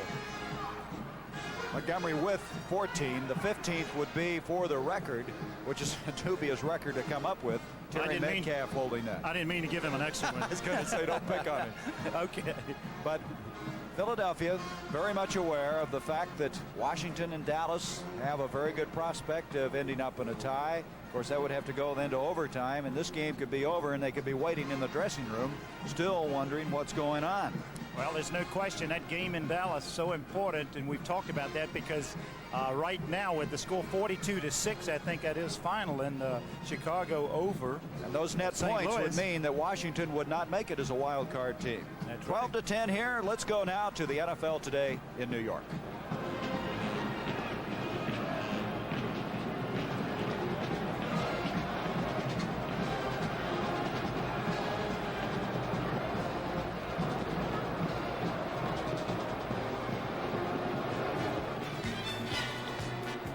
Back live in New York, I'm Brent Musburger with Jane Kennedy and Irv Cross. Simply put, the Washington Redskins, to get into the playoffs, must beat the Dallas Cowboys. Of course, they lead them at the half. The count there is 17-14. Why do they have to win? Because Chicago manhandled St. Louis. 42-6 was the final score there, so they would win a point shootout if the Redskins lose to the Cowboys. The Redskins have played very well, however, in the first half. Now, over in the AFC, the Pittsburgh Steelers may or may not have wrapped up the home field advantage simply because it is now in San Diego's corner. If the Chargers beat Denver tomorrow night, then the Chargers would have the home field edge the rest of the way, regardless of the fact that the Steelers beat out Houston for that advantage as far as the AFC Central is concerned. The Cleveland Browns have bowed out of the playoffs, and let's take you to the scoreboard and get you up to date on everything at this moment. In the third, Oakland needing a win, tied with tough Seattle at 17. It is remarkable the way the Seahawks are playing, even without the injured Steve Largent. The game there at the half, Washington 17 and the Dallas Cowboys, who have been slowly coming back, 14. And, of course, the contest you're watching, 12-10 at the half, Philadelphia over Houston and the great Earl Campbell. In the third quarter, the last assignment for the Rams in the Los Angeles Coliseum, 14-7, unless the Rams would wind up with a home field advantage for the NFC Championship, but that remains a long shot. And here it is, 42-6 as Walter Payton wraps up the NFC Rushing Championship. He carried 33 times for 157 yards and 3 touchdowns. O.J. Anderson injured after carrying 14 times for 39 yards. Tampa Bay, meanwhile, wins the NFC Central. In the rain and the slush, Tampa Bay 3-0 on a second-half field goal, a 19-yarder by O'Donohue. And the Cleveland Browns fall out of it as Cincinnati beats them 16-12. Mike Pruitt, though, did score again for the Browns. What a remarkable year he had after coming out from under the shadow of Greg Pruitt. Pittsburgh 28, Buffalo nothing. Franco Harris 21 carries, 100 yards. A cut, battered, and bleeding Terry Bradshaw returns and does it again for the Steelers. Baltimore wallops the Giants 31-7. The Giants started slowly, came on in midseason, then collapsed again. Landry goes 17 of 24, 176 yards and a touchdown. Atlanta beats San Francisco 31-21 and say goodbye to the great O.J. Simpson, who retires from football. And another remarkable player also retired. That would be Jim Marshall of the Minnesota Vikings. He played and started in every game that franchise played. Unfortunately, they lost the finale for him today to the New England Patriots. Another great veteran may or may not have closed out his career, depending upon what happens in the second half down in Dallas. It would be the last man to ever suit up for George Halas. Number 55, Doug Buffone, and he made a heck of a play in this game that we're going to show you here in a moment. Now, the pass from Pasarkowitz is picked off by Allen Ellis, who did a heck of a job coming in behind him. Ellis was injured earlier in the year, and he has come on strong, and Chicago could do no wrong. Watch now, the remarkable number 34, Walter Payton, one of his 3 touchdowns on the afternoon. Now, here comes the punt by Parsons, and Lee Wilson fields it deep and comes up behind an alley, and he's got daylight. And that old man, number 55, he can't catch him, can he? And wouldn't you know it, Dougie finally brings him down. But they go on in, Jim Hart takes over, and here he is going to Pat Tilley. Tilley's one of those guys without blazing speed, but he'll get open for you. And then it was Ricky Watts. After the injury to Golden Richards, the Bears said, well, where can we find a wide receiver? And they came up with this draft choice. And this young man added some spark to that attack for Chicago. And now they are just sitting on pins and needles in the Windy City, praying that America's team can come back and whomp on the Washington Redskins. Won't be easy, though. You know, it's pretty simple and cut and dried in the Western Division of the National Football Conference because the Rams are sitting here as division champions, but they trailed in the third quarter. The New Orleans Saints by a score of 14-7. That's Wendell Tyler carrying the ball to the 2-yard line, going over 1,000 yards. He gets the ball here on the next play, goes in for a touchdown, 7-0 L.A. But Archie Manning gets his club on the move as he rolls to his right and hits Tinker Owens, number 83, in the end zone to not to score. A few plays later, Manning comes back for the draw play to Mike Strawn. He goes in the third quarter, the New Orleans Saints have a commanding 14-7 lead over the Rams. Earl Campbell's first half stats, 17 carries, 134 yards. His total rushing for the year now, 1697, Payton 1610, Anderson 1605. Let's check in on the Washington-Dallas game. Redskins jumped all over the Cowboys in the early going. Joe Theismann was red hot. Here he is going to Danny Buggs, and this led to the Mark Mosley field goal. It was 3-0. Theismann, a good runner, got in from a yard out. D.D. Lewis got turned around on the play. And then this play, which certainly probed the Cowboy weakness. That injury-riddled secondary. Malone, 55-yard Redskin touchdown. And back they came. Ron Springs for 1. Then, from the shotgun, the man delayed half a count, and then Preston Pearson ran right for the goal and got in there. And now it is 17-14. We send you back to the Houston Astrodome for the second half of the Philadelphia Eagles and the Houston Oilers.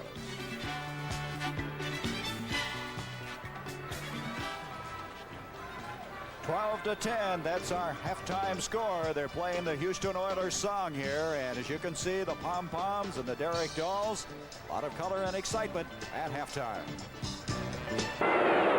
Good afternoon again. Pat Summerall with Tom Brookshire. What do you think of Too Tall? He's not too tall, but he's a nice person. I think he's in a tough world, that boxing world.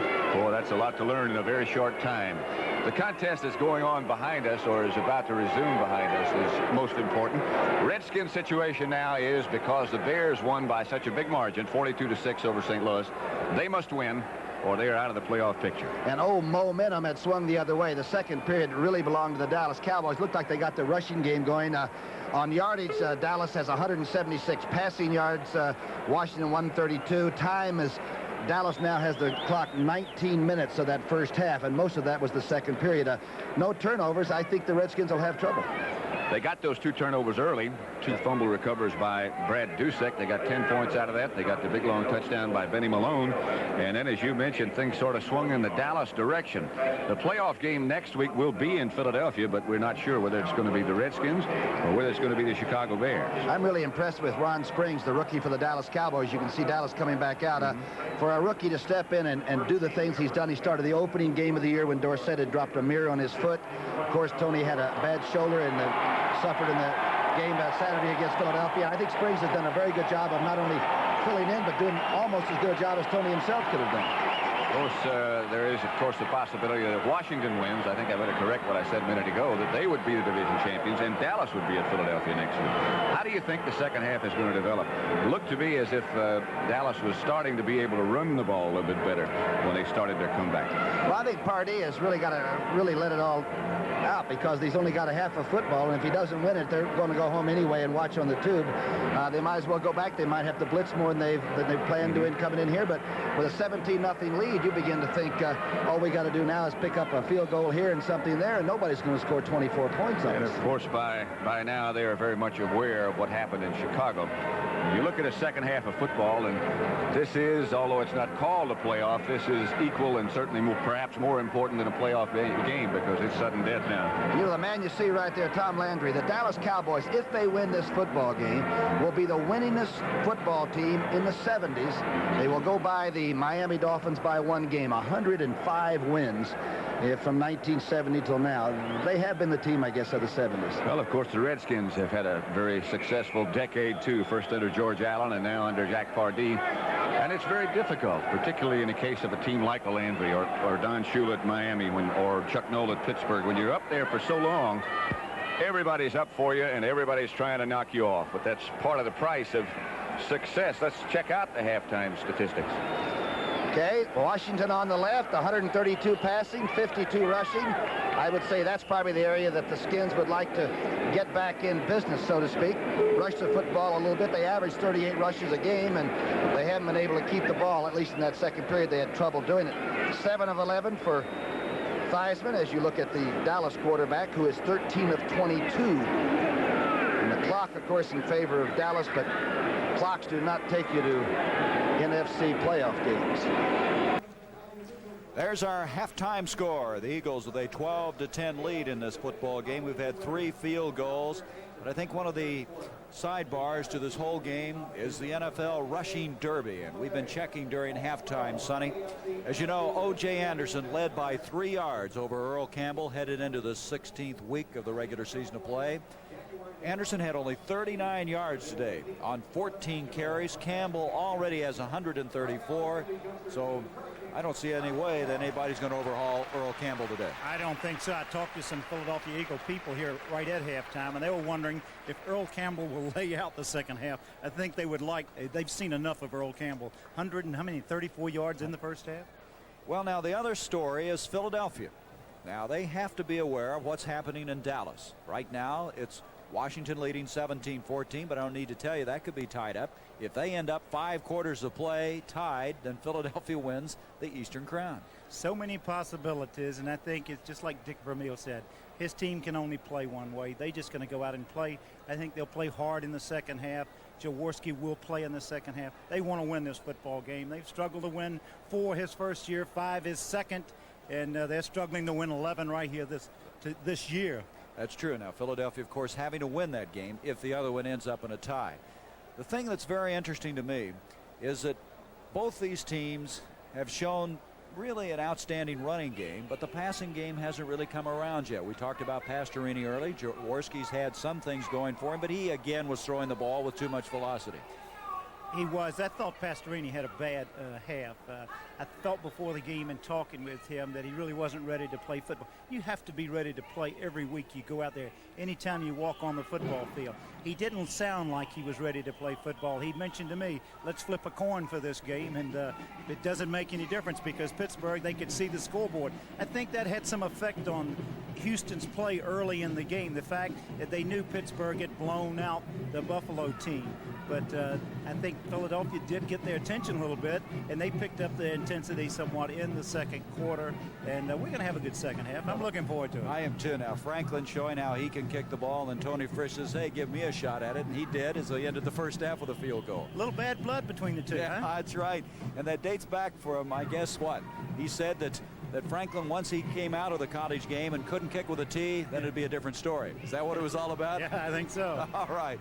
Well, we have quite a game shaping up here. Stay tuned as the NFL Today continues after this word from your local station. George Blanda. What a story. What a guy. He was ready to come back and kick some more this year when some teams were having problems with field goal kickers. He said, I can still do the job. You know what? I think he could. The preceding announcement was brought to you as a public service by the National Football League and NBC. Merle Herman and George Coons with you in Oakland. Efren Herrera will be kicking off for the Seahawks. Ira Matthews is back deep along with Arthur Whittington, number 43 and 42, for the return. And Matthews can be very, very dangerous. Herrera kicks it away to Matthews. And we talk about dangerous. Look at him go. Matthews brings the ball out to the 43-yard line. He almost broke it. Cornell Webster had to pull him down after a 21-yard return.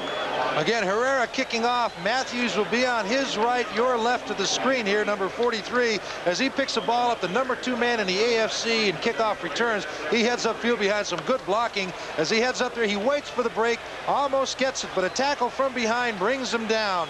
And as if it weren't for that, he could have gone quite farther upfield. Number 1, Efren Herrera, a good receiver, a good kicker, not a great tackler necessarily, may not have stopped it. Branch is split to the right. Stabler swings it out of the left flat to Whittington. And Whittington is wrestled out of bounds by number 22, Dave Brown, the right cornerback, after Whittington crosses the 45 and gets out to the 47. Here's what happened in the first half statistically. Any surprises?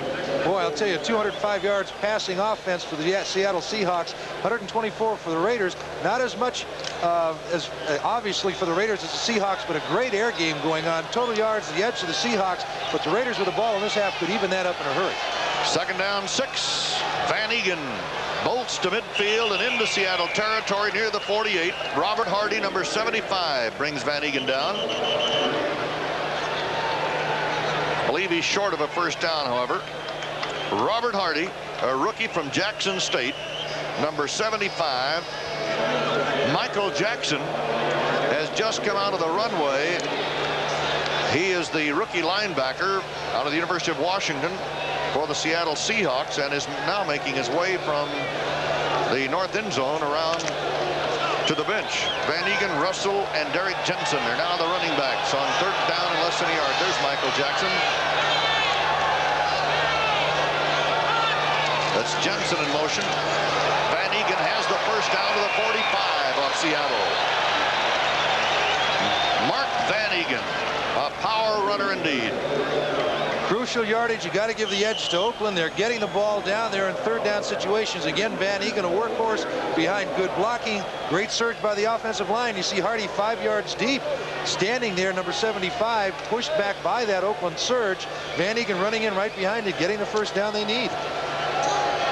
1st and 10 on the 45 as Branch goes wide to the left, and Stabler is up under the center, Dave Dalby.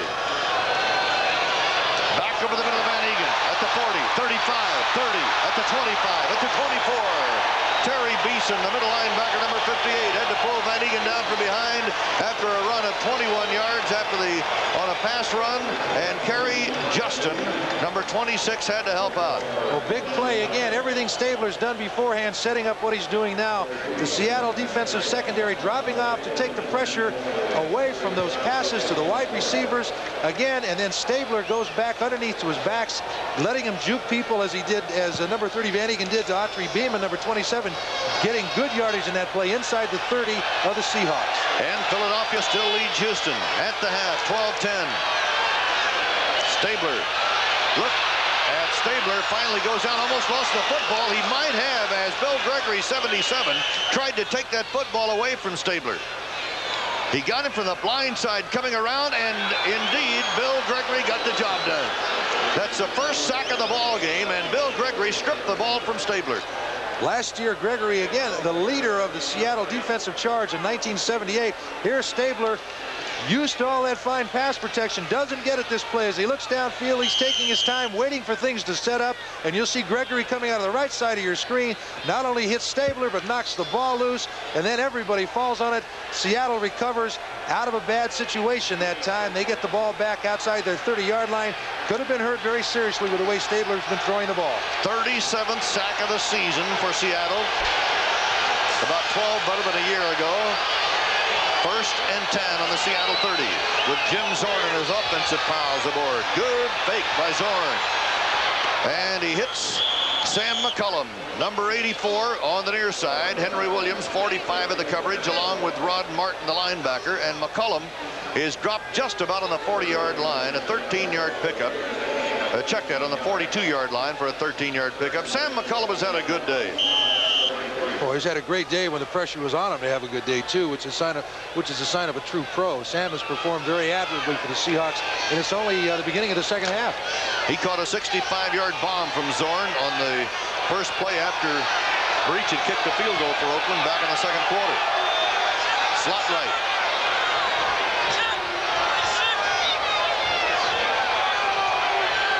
Zorn a long count, really long. Dan Dornick belts across the 45 to the 46. Pat Toomey 67, Dave Pear 74 are in on the tackle. Zorn with an end zone shot we'll see here. Villapiano will be at the top part of your screen, number 41, looking to try to get a hold of somebody. Number 74, David Pear spinning off. Finally, Pat Toomey making the tackle. What could have been a bigger play. The hole was there. Dornick just hit it a little bit late. It closed very soon. Good play by the Oakland defense. Let's see what Seattle does now. Second down 6 after a gain of 4.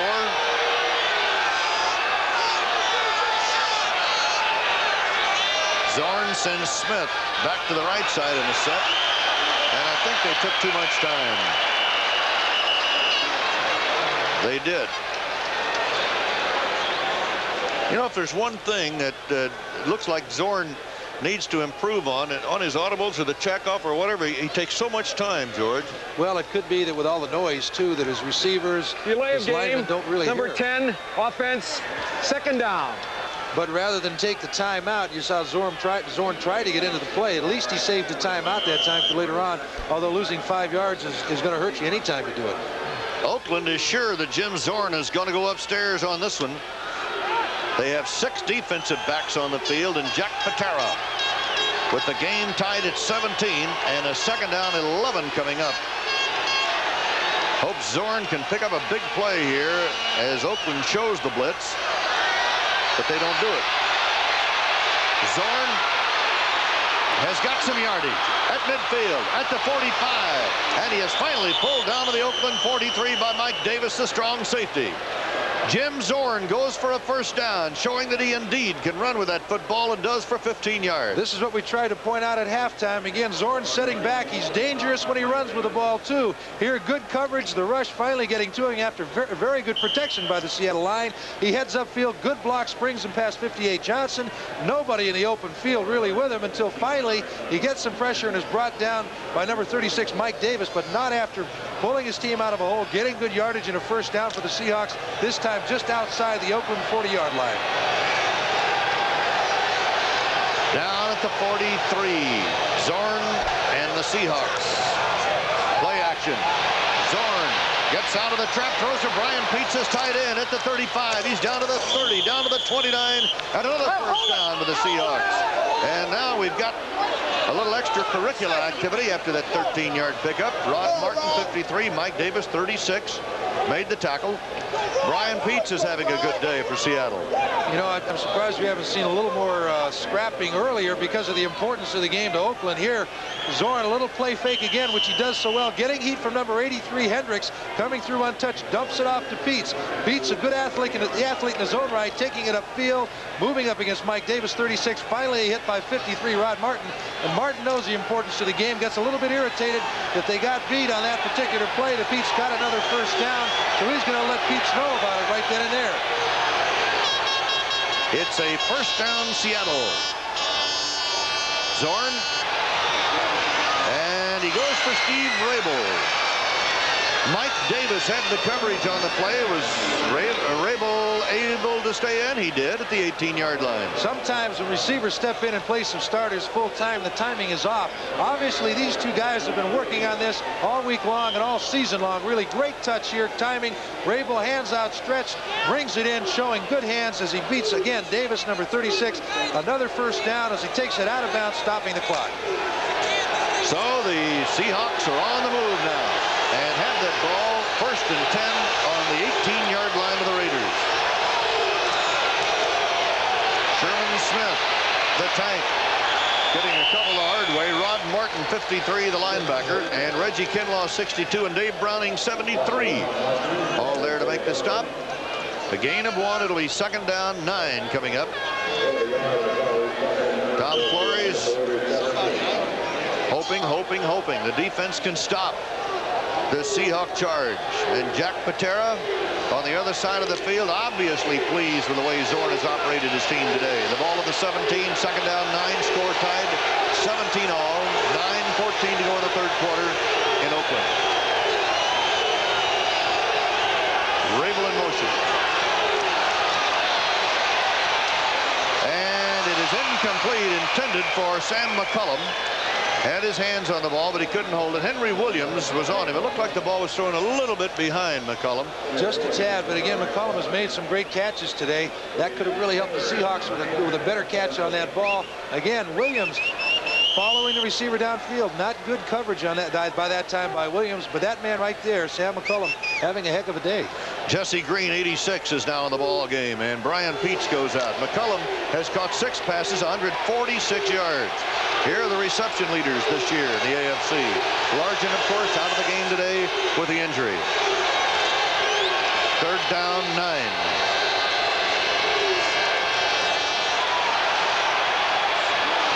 Zorn tries it again. This time he's got Dornick coming out of the backfield. And Dornick takes it all the way. Rod Martin was the man who had the coverage, and Dornick goes 19 yards rather, for the touchdown. And Dornick scores his 9th touchdown of the year and his 1st on a pass reception. How many times have you seen it with a linebacker isolated on an offensive back? A natural mismatch when you consider the speed that the backs have. Here, Dornick, who once caught 10 passes in a game this year, flares out. Martin, number 53, can't stay with him as Dornick turns it up. He shows a display of his emotions as he gets it into the end zone. Great play by Seattle, pulling him out of a hole. And Herrera adds the extra point. 8 minutes and 55 seconds remain to be played in the 3rd quarter as Herrera makes the score. Seattle 24 and the Oakland Raiders 17. It is 4th and 17. The line of scrimmage is the 18-yard line. The hold by Burns will be at the 25. A 35-yard field goal for Yepremian. He's 10 out of 14 this year. The kick is up, and the kick is good. They call it the city of brotherly love, but I like to think Philadelphia is a United Way city. How about you, Brooks? What does United Way mean to you? Learning to swim at the Y. How about you, Kim? It means the Girl Scouts, Dad. I'm John Bunning of the Philadelphia Eagles, and this is my family. You might say that we're a United Way family. We've all been helped by the United Way. But as volunteers, Renee and I have seen what United Way does for so many people, both in the city and in the suburbs. It helps people in distress. It helps the whole community. It helps people of all ages, all walks of life, rich, poor, every race and every creed. Because there are people who care. United Way works here in Philadelphia. It works in your town, too. Thanks to you, it works for all of us. The United Way. United Way.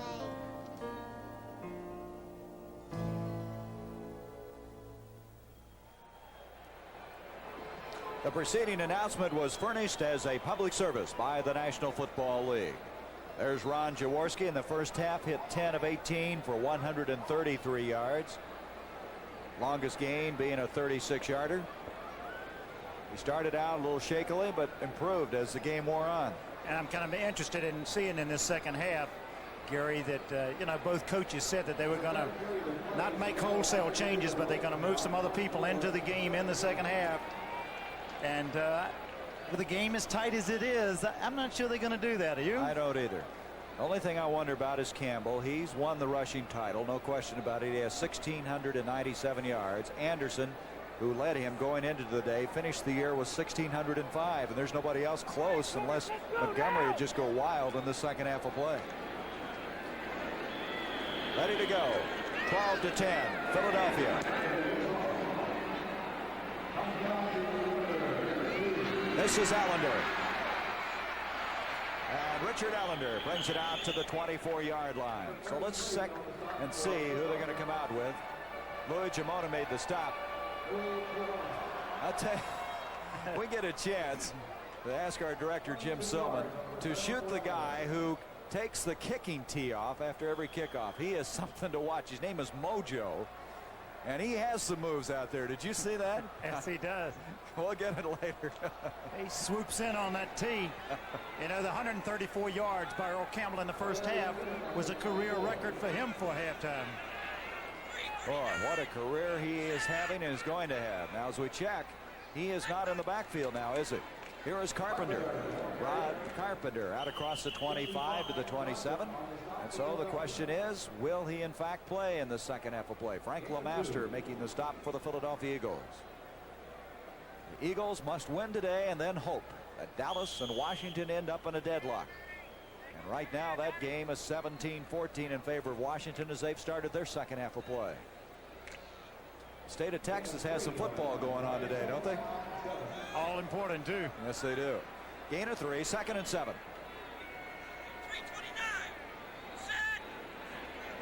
That's Jeff Groth in motion. This is Carpenter with a football to the 30 to about the 31-yard line, where it's going to bring up a third down and still some 4 yards to go. Well, they earn their keep in the trenches, don't they? Well, they do, and they do a good job here. Watch him coming off. Good block up front. Karl Mock making good block. George Vreener, he's coming back after an injury, the left guard for them.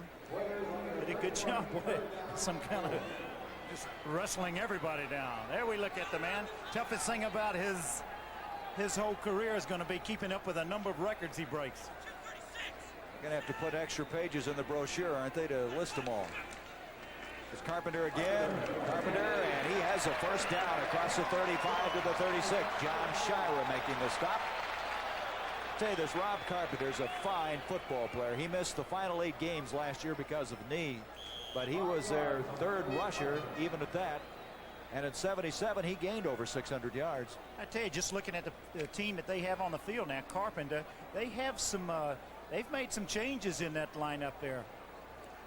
New Orleans, as I said, if they win that, they would end up at 8-8, first non-losing season in the history of their franchise.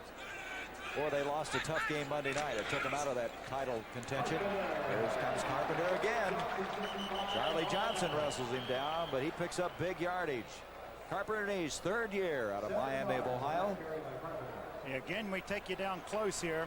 You take a look at, you see the job they're doing up front. Getting a little running room, breaking through. Charlie Johnson making the tackle, but a little bit downfield. Interesting story here. The bench on the sideline was checking to see if Earl Campbell's 19th touchdown run, where that stood. Well, it tied Jim Taylor. There's some talk that they might send Campbell in and let him score another touchdown and set an NFL record. He has 19 now, tying Taylor. Carpenter, and he doesn't get the first down. Pretty good opposition thrown up that time by Reggie Wilkes and Carl Hairston. The Philadelphia Eagles don't care how many records he sets, but they're interested in winning this football game. And there's the guy that's been the architect of this revival. I'm telling you, he's one of the hardest working human beings you'll ever see. Is he doing doodling there? He's drawing some plays now. Talked to him before the game. These cowboy boots, says the most comfortable boots or shoes he's ever had in his life. He said out in California they didn't wear cowboy boots. 3rd down and 2.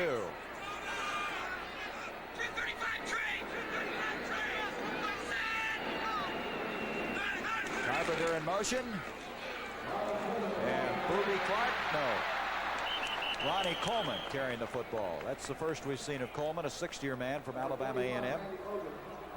He really bounced back on this one. You remember early in the first half you were talking about running wide. This is why, because there's a lot of pressure up that middle. Reggie Wilkes comes through. Johnson comes through. No place to run. Coleman's still trying to fight and find some running room. And then Randy Logan comes up, and he comes up short of the first down. Randy Logan, a big, strong guy, the strong safety. It's a kicking situation. Parsley to boot it. Back deep, Wally Henry for Philadelphia. 10:44 to go.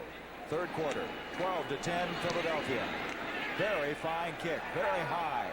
Henry's going to return it. And he's down at the 24-yard line. Parsley really got that ball up high. And That's been a difficult thing for the Oilers this year. They have not covered on the punts all that well, giving up 11 yards a return, but that time they were there. In particular, Steve Baumgartner. 12-10, the Eagles on top. And Ray Guy will come on for his first punt today. And come to think of it, we haven't seen Herman Weaver either. No punts. This is the first one.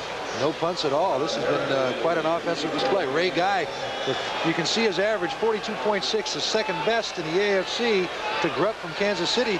Ray Guy, first time in many years he hasn't been to the Pro Bowl. So Guy will kick it away. And a bad snap back into the end zone and out of the end zone. And a safety. And 2 points for the Seattle Seahawks. Oh, boy. Tomfooleries. That's what makes coaches old.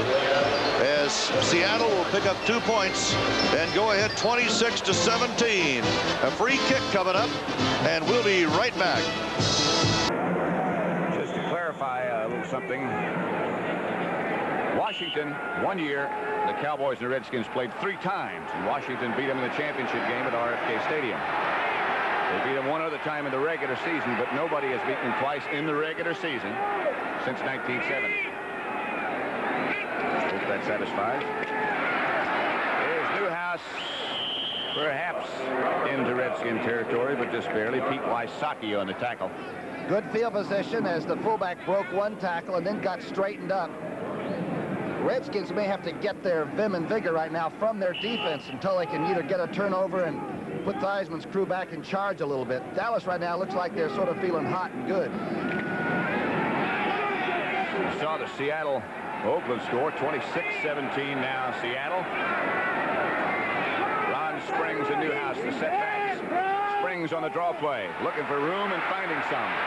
Springs carrying a couple of tacklers, and perhaps a Dallas first down. Monty Coleman led the Redskin tacklers, along with Dyron Talbert. The young back steps up, lets the hole go by. Watch it open up far to the left where he expected it, as Rafferty stayed with his block. Finally got it. For a young man, this fellow runs like Hugh McElhenney did, looking and always thinking. Here's the blocking on Dyron. Watch Dyron try to spin. So Rafferty goes ahead and takes him. Stays right with him. That's Scott, excuse me. First down, Dallas at the 41. Drew Pearson comes in motion to the right, and Springs will carry. This time, not much can develop, and he's thrown back by Coy Bacon and group.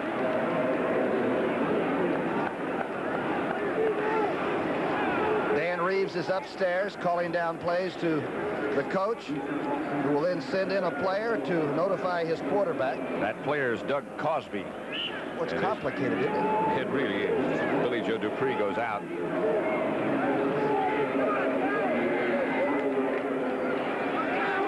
Tony Hill goes out wide to the right. Tight end Cosby tight on the left side.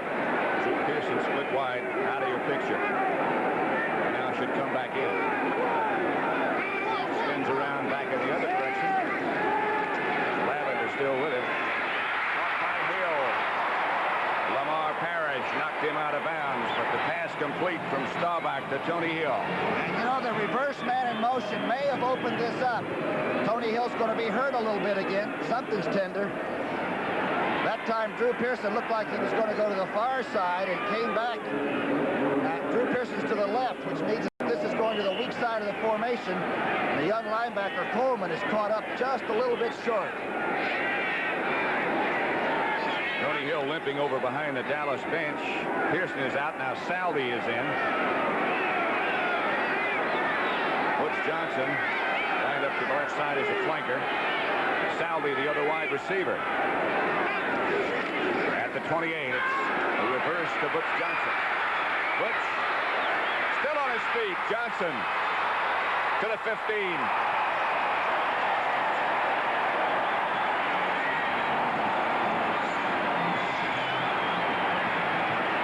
Week, Butch Johnson caught the double bubble for the big touchdown in beating Philadelphia. This time he makes a heck of a run. Here's the reverse. Back to Springs, inside, outside handoff, and watch Butch go inside. Here he's hit, gets away from Lorch, continues on for the first down.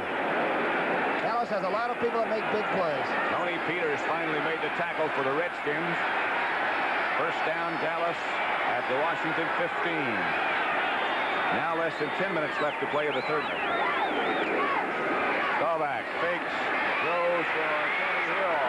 Overthrows Tony Hill. Lamar Parrish was fooled momentarily but got back quickly. Tony Hill looks like he is not running free and easily right now. He looked like he was sort of pulling a leg that time behind him.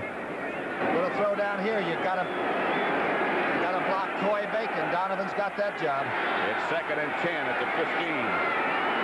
Springs and Newhouse to back. Hand off to Ron Springs. He cuts back inside to about the 10. A pickup of 5. Dyron Talbert made the tackle or led the Redskin group that brought him down. Good call. Good offensive play. Took Coy Bacon outside, and Scott took the defensive tackle inside. You're right behind the formation. Watch Scott straight ahead. 68. That's Dyron Talbot to spin out. Cosby is blocked on Coy Bacon, and Donovan went through on the linebacker. So it'll be 3rd and 6. Preston Pearson caught a touchdown pass in the first half. It is in the offensive setup for Dallas. Line up on the right side. Staubach looking for him and got him. Pearson to the 2. Mark Murphy on the coverage. Staubach looked nowhere else.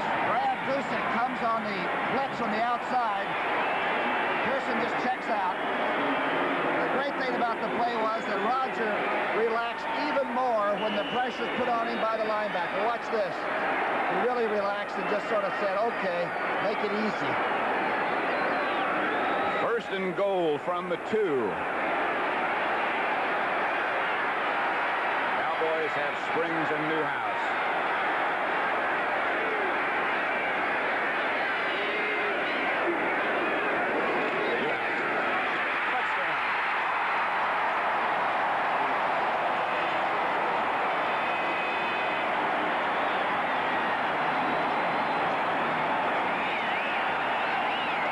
Lead for Dallas, and a heck of a drive. Here's the touchdown. This is not an easy team to score on inside. Boy, Fitzgerald gets a super block. There's a big hole for a goal line defense. Great block by Herbert Scott, too. There's Newhouse. Set the end with a very, very big extra point with Danny White holding.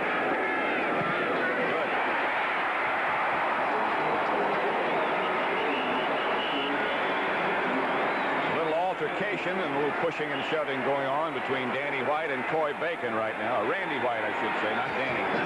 That's a little bit better match. Straight ahead football. Dallas has become more basic. Cut some of the frills off. Looks like it's working. 4th and 6 from the 7. And it'll be a field goal attempt from the 14. And a 24-yard field goal is good by Garo Yepremian. So it is all New Orleans capitalizing on Ram mistakes, and they're leading 20-7. The Chicago Bears rolled to a big win over the St. Louis Cardinals today, and Walter Payton wrestled the NFL rushing leadership away from Otis Anderson, 1,610 to 1,605 yards. Payton had 158 yards. Otis was held to 49. Stabler going for the bomb for Branch, and it's incomplete at the 19-yard line. Raymond Chester, who was out for one play, it looks like he's going to come back on the field. Kerry Justin had the coverage on that bomb attempt to Cliff Branch. So Chester apparently is okay, and he'll be back in there. Apparently on that great catch that Chester made, and we were wondering about his bad leg, but when the defender came across and went up over him and hurdled him, he may have hit him in the headgear and yanked that headgear around. Looked like he got something in his eyes. Stymied him for just a second, but again, Raymond coming back in, wanting to get back in and catch those passes for Kenny Stabler in crucial situations, playing with a little bit of a hurt. On 2nd and 10, Stabler Branch breaks a tackle, midfield, trying to get the first down. He'll be close. Autry Beeman, 27, the free safety, in there on the coverage. They're going to be short of a first down, however.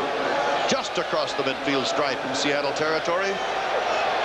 And it will be third down, about 1. Well, you can see what Stabler's doing when he's going to Branch. He'll send him deep, and then he'll try to fake sending him deep, bring him back for the curl hook or the out, putting a lot of pressure, one-on-one coverage on those corners. And again, Terry Justin is having a hard time keeping up with him along with the other defensive backs, but they're having a great effort collectively.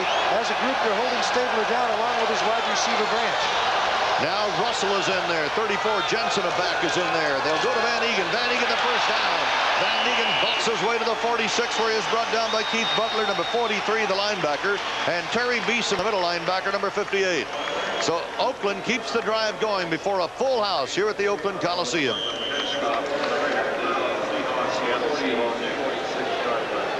Washington has finally gone behind in that game with Dallas, 21-17 in that one, as the Dallas Cowboys hang on. Philadelphia in the third quarter is a 12-10 lead over Houston. Philadelphia hoping.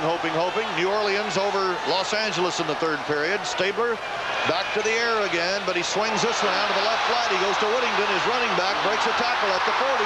He's down to the 35. He's out of bounds on the 33-yard line. Chased out by Dave Brown, number 22. And Dave Casper came up with a big block for him.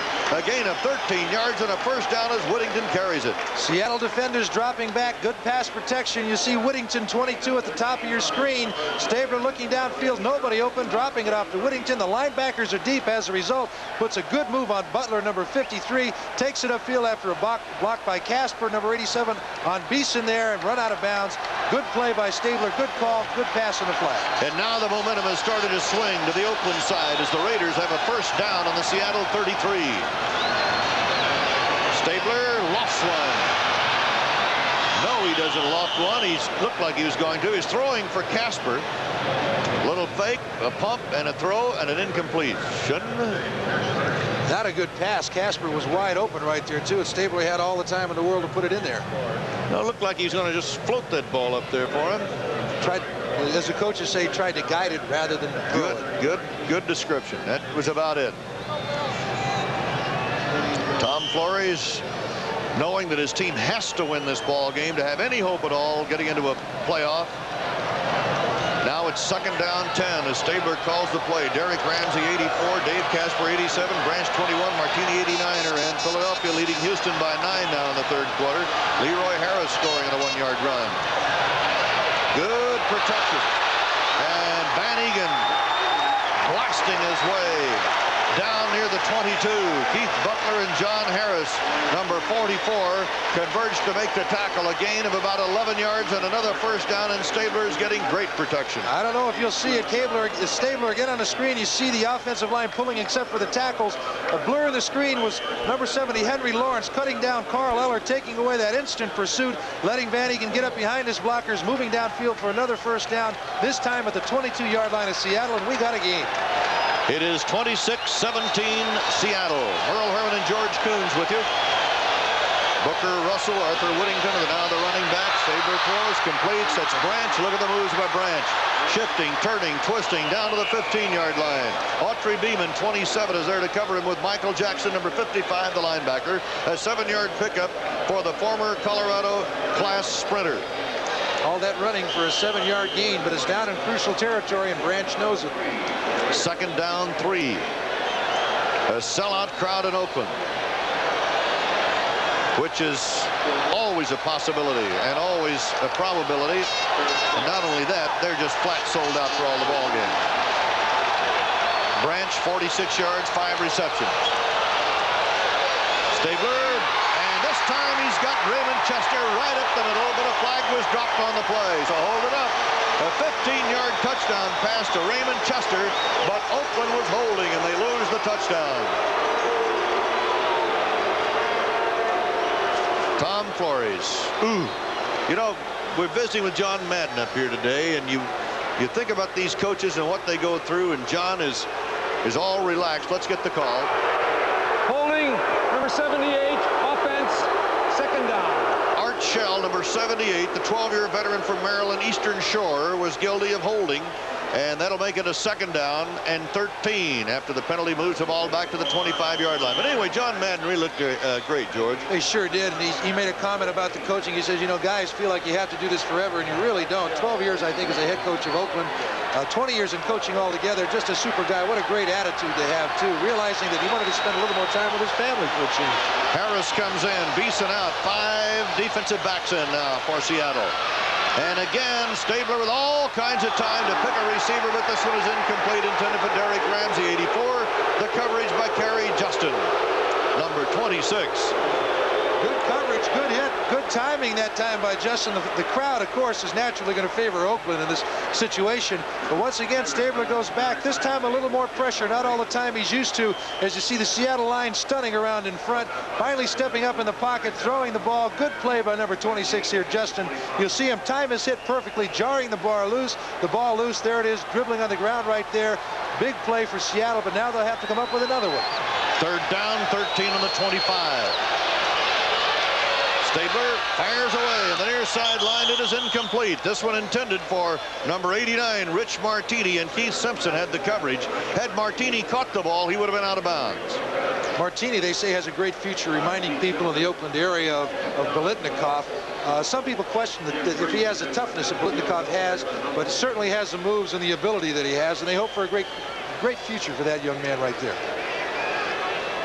Now with a 4th. The field goal unit is on. Jim Breach with Dave Hum holding will go from the 42-yard line, making it, or 32-yard line, making it a 42-yard effort.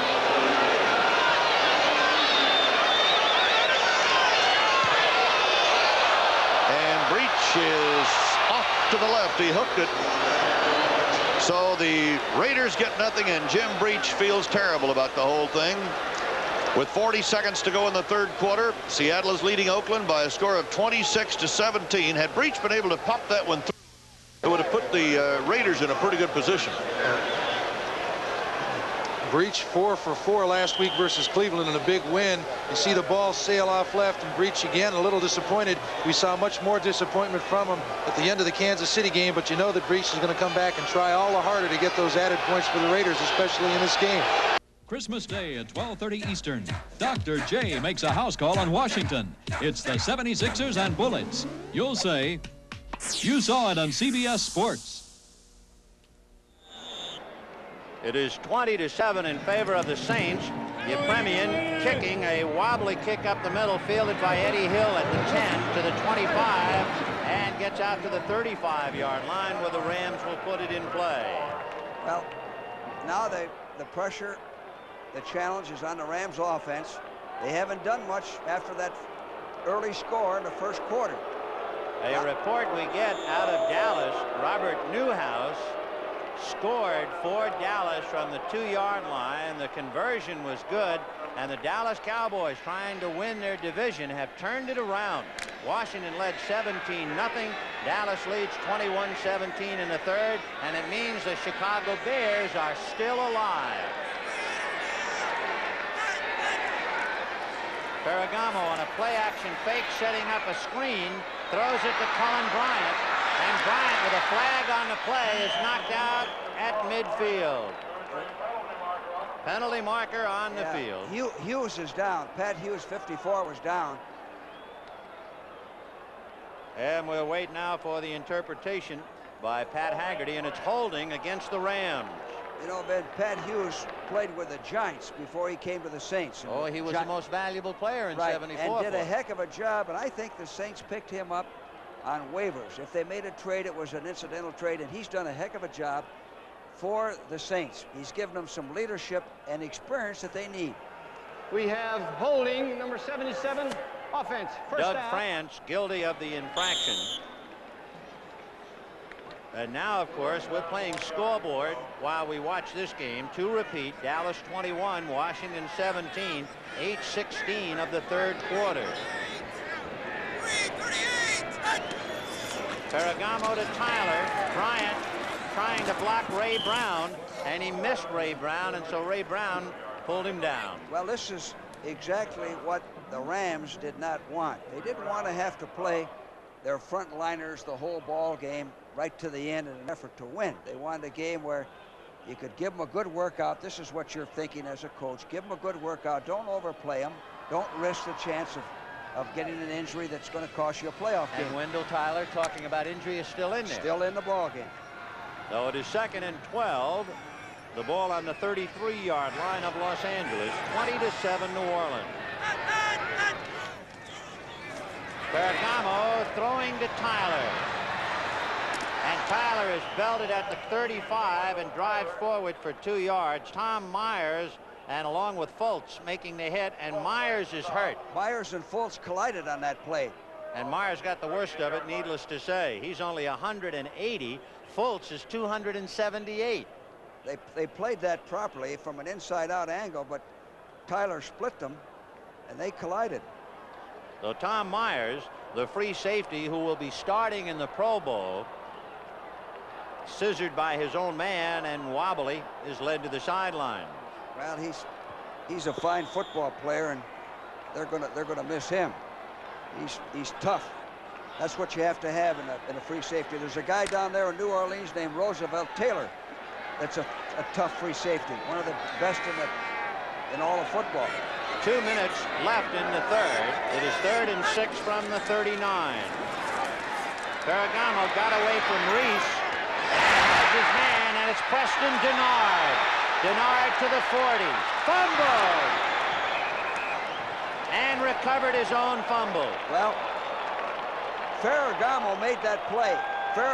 Watch Ferragamo avoid the rush right here. He's setting up the throw. Now right there, he avoided the rush, stepped up, threw a nice pass to Denard. Now Denard's carrying the ball a little bit loosely here. Watch Denard. Look how he's carrying the ball, waving it around, fumbled it, and recovered his own fumble. So 1st and 10 on the Saints 38, and the Rams trying to get back in the ball game. They're down 20-7. Ferragamo setting up to go deep, and he's throwing to Charlie Young, the tight end who is seldom used. Ray Brown defending, no good. The play action didn't fool anybody. Charlie Young is well covered. You can see that. 1 yard touchdown run by Leroy Harris. Eagles 19, Houston 10. The Eagles, of course, have long ago clinched their wild card spot. It's a question who they'll be playing. And boy, is that question up in the air now that Dallas has come from behind to lead Washington. The winner of the Washington-Dallas game will win the Eastern Conference and will host Los Angeles.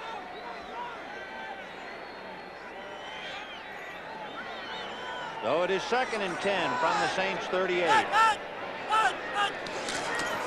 Wendell Tyler hit at the 35 by Ken Bordelon.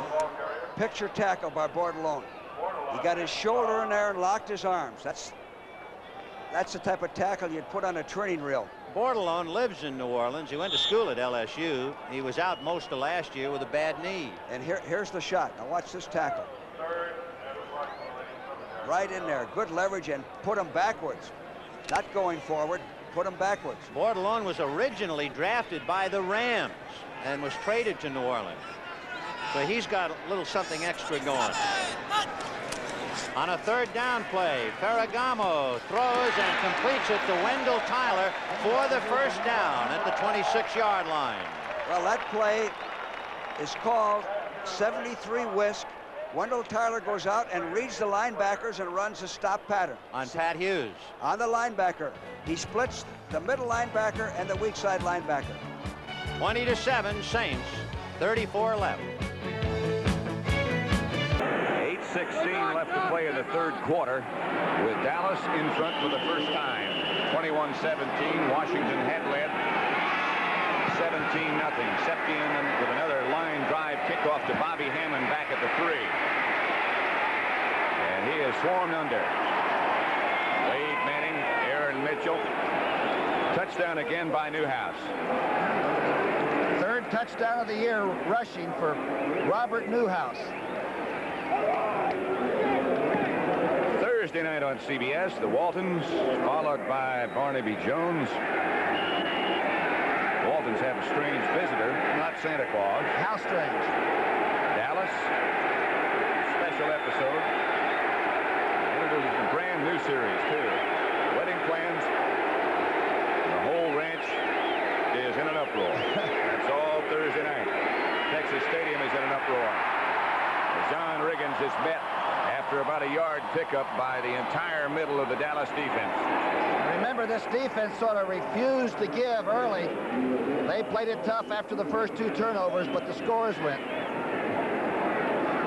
There's Newhouse, who looked like he was in severe pain last week in Philadelphia when he hurt his leg, a leg that he's been troubled with quite a bit. It's recovered now, huh?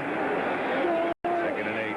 There's Harvey Martin. Had 23 sacks 1 year, 16 last season, and he's got 8 now. Clarence Harmon and John Riggins, the 2 running backs, and it's Harmon. And he's got some room. Harmon did not quite get the first down, but he got good yardage. D.D. Lewis and Cliff Harris, the 2 tacklers. Malone comes back now, and Harmon will come out in all likelihood. Watch your safety man, Cliff Harris, really make a good tackle. Here's Brunig, 53, trying to get over. Dennis Dermott can't handle the running back. And D.D. Lewis and Harris finally do it double team style. Third, it looks like about a yard is all. I don't know if Thomas campaigned or not yet. He wouldn't have to in Texas Stadium. A little less than 2 yards. John Riggins and Benny Malone. And it will be Malone. And he's got it. And more. Cliff Harris again on the tackle, but a Redskin first down. Good block by Riggins on the outside, and Malone really wanted that first down. And this is what Washington has to do, is really attack. Block to the top by Riggins. Now watch Malone. Carries Harris right on for the first down. Good effort. First down, Redskins at their own 37. It is cold in Dallas. Philadelphia beating Houston 19-10 in the 3rd quarter. Playoff game in Philadelphia next week.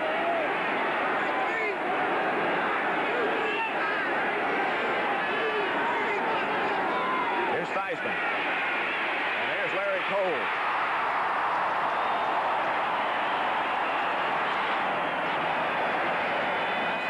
Sack of Joe Theismann. And Larry Cole, number 63, who doesn't like publicity, does like to play defensive left tackle and not defensive left end. What a move, huh? That's gotten to the left. Cole is top center and steaming in. Great effort. So it'll be 2nd down, and the Redskins now need 20 for a first down. Harmon and Riggins, the 2 setbacks behind Theismann. Clock running at 5:20 left to play 3rd quarter. Inside handoff, and Harvey Martin wrestles Riggins to the ground.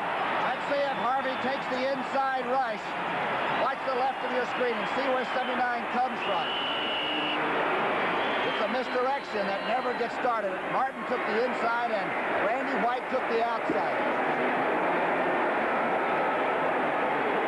Here now you can see it. The misdirection doesn't fool Harvey Martin at all. 3rd and 23. Here in Dallas, they still remember that field goal that Mark Mosley kicked up at RFK Stadium. Here's Benny Malone, and stopped after very, very few yards, led by Mike Heckman. Aaron Mitchell. There's the captain of the defense, Harvey Martin. And this stadium is turned on.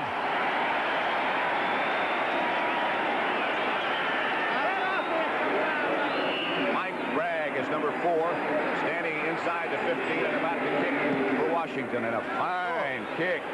Chases Steve Wilson back to the 25, 26.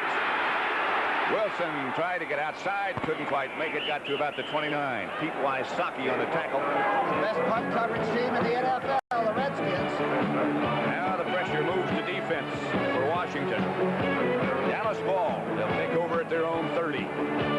We've reached the end of the 3rd period. The clock runs out, and the score at the end of 3, Seattle 26, Oakland 17.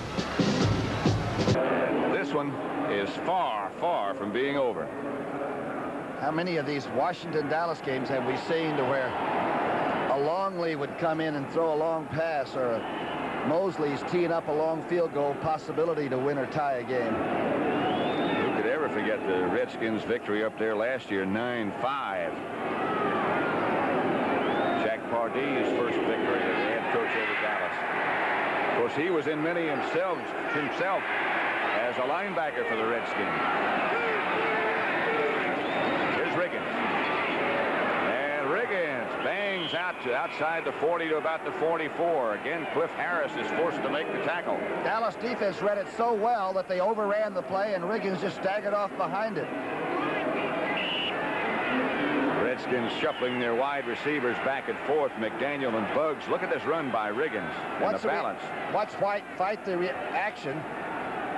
Larry Cole overruns it, does a Veronica, and doesn't make the tackle either. Riggins, 14 carries, 66 yards.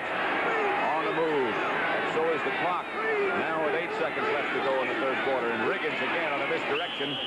Almost broke another one. Randy White tripped him up, however. Running straight at Harvey Martin, Randy White, which will also take the heat off Theismann perhaps when he passes. Just another football analyst doing his job. Doesn't know it's cold, I guess. 21-17. It is now a 4th down coming up for Seattle, 4th and 13, and Efren Herrera will come on for the field goal attempt. Maybe. Always qualify when Herrera comes on the field for Seattle. Folks, you don't know how tough it is to guess what they're going to try to do, especially when Herrera steps out there. He's been wide receiver. He claims he's been double covered on some of those pass attempts, too. But I guarantee the Seahawks will be exciting every time they come out in a kicking formation. This will be a 54-yard attempt. Nope. A punt. Now, how about that? Herrera has caught passes, punched the football, and gets it into the end zone. So Herrera, as a punter, kicked it 36 yards, and the touchback will bring the ball to the 20, where the Raiders will take over. 12:41 to go. Seattle ahead 26-17. 4 years ago, a giant American chemical company was told by one of its own engineers that it was slowly contaminating water wells adjoining the plant. Did the company do anything about it? Watch 60 Minutes tonight. For those in New Orleans, you'll be able to watch it immediately after football here on the West Coast at a regular scheduled time. Big play now. 4th and 1 from the 17. Wendell Tyler. And he got to the 15. Lost the ball, and New Orleans recovers Tyler's fumble. That could be it. You can't make mistakes in that area of the field. 5 turnovers for the Rams today. You know what we've always said on that? If you take the ball away 5 times, there's no way you can win. Defensively, that used to be our philosophy. He's got the first down. The Saints are pinching inside. Now he tries to cut back. Loses the ball. The ball's tackled loose by, let's see, 30. Let's see if we can see who tackled that ball and jarred it loose. Well, Ray Brown hit him first. Ray Brown. So Brown hit him, and the Saints have it. 1st and 10 on their own 16-yard line, and Jack Holmes is out across the 25 to the 29-yard line for a first down for New Orleans. About an hour ago, we were talking about Ray Brown, and I said I couldn't understand why Atlanta would trade a guy like Ray Brown. Benny, he's a heck of a strong safety. He's the type of guy that is a good force man, and that's what you want in a strong safety. He has done a heck of a job for the Saints this year. Out of West Texas State, Ray Brown. So Archie Manning has it 1st and 10 now on the Saints 30.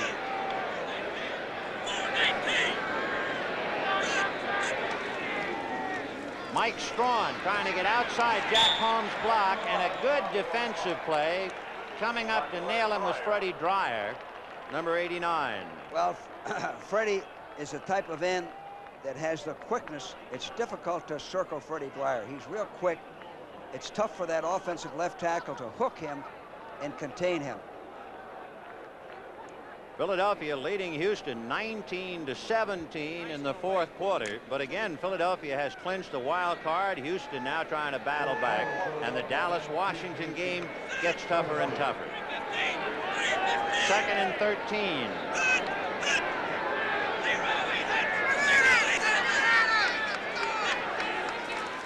Manning going to roll, setting up. No good. Well, intended for Tinker Owen. Now, let's give Manning credit. He did a good thing there. The Rams faked the dog. Manning called an audible to get away from the dog. Then Elmendorf, 42, called another audible and went to a coverage. So it's a cat and mouse game. Pastorini to Mike Renfro, 7 yards for a TD pass. 19-17 Eagles. So the Saints now have a 3rd and 13. The ball is on the New Orleans 27-yard line. New Orleans leading 20-7 with 12:44 left in the game. Chandler left, Owens right. Mike Strawn. And Strawn out across the 30 to the 32-yard line, but he had to get almost to the 40. Yeah. So New Orleans will have to give up the ball. Archie made the correct call there. They've got the game under control. Don't take a chance throwing that nickel defense. Get one picked off. Keep the clock running. Play good, sound football. Here is Rick Partridge, who spent part of this year working in his brother's sporting goods store in Southern California, and now punting for New Orleans. And he arrows a pretty good one to the Ram 30, and Eddie Brown goes out of bounds. That body then went hurtling by was Rich Morty, number 84, who usually leads the special teams in tackles. So the Rams will put it in play 1st and 10 on their 32, New Orleans leading. What upset the Oakland sidelines quite a bit. 18-yard pickup. Stabler going for the bomb for Branch, and it is intercepted. Picked out of the air by Dave Brown, number 22. Brown back to the 15, to the 20, and still on his feet. Brown to the 25, and is finally brought down at about the 27. A 22-yard return, a great interception by Dave Brown, his 5th of the year for the Seahawks. And Jack Patera liked that one. 11:43 to go in the game. We've got a timeout. It's Seattle ahead by 9. We'll be right back. We can take a look at that Dallas-Washington game with Dallas leading Washington 21-17 in the fourth period. And without getting too deeply into it, the Chicago Bears beat St. Louis, and they are still alive technically until the outcome of this game and the number of points and the difference in the score. 65 offense, 1st down. Robert Woods guilty of holding for New Orleans. So it'll be 1st and 20 from the 30-yard line.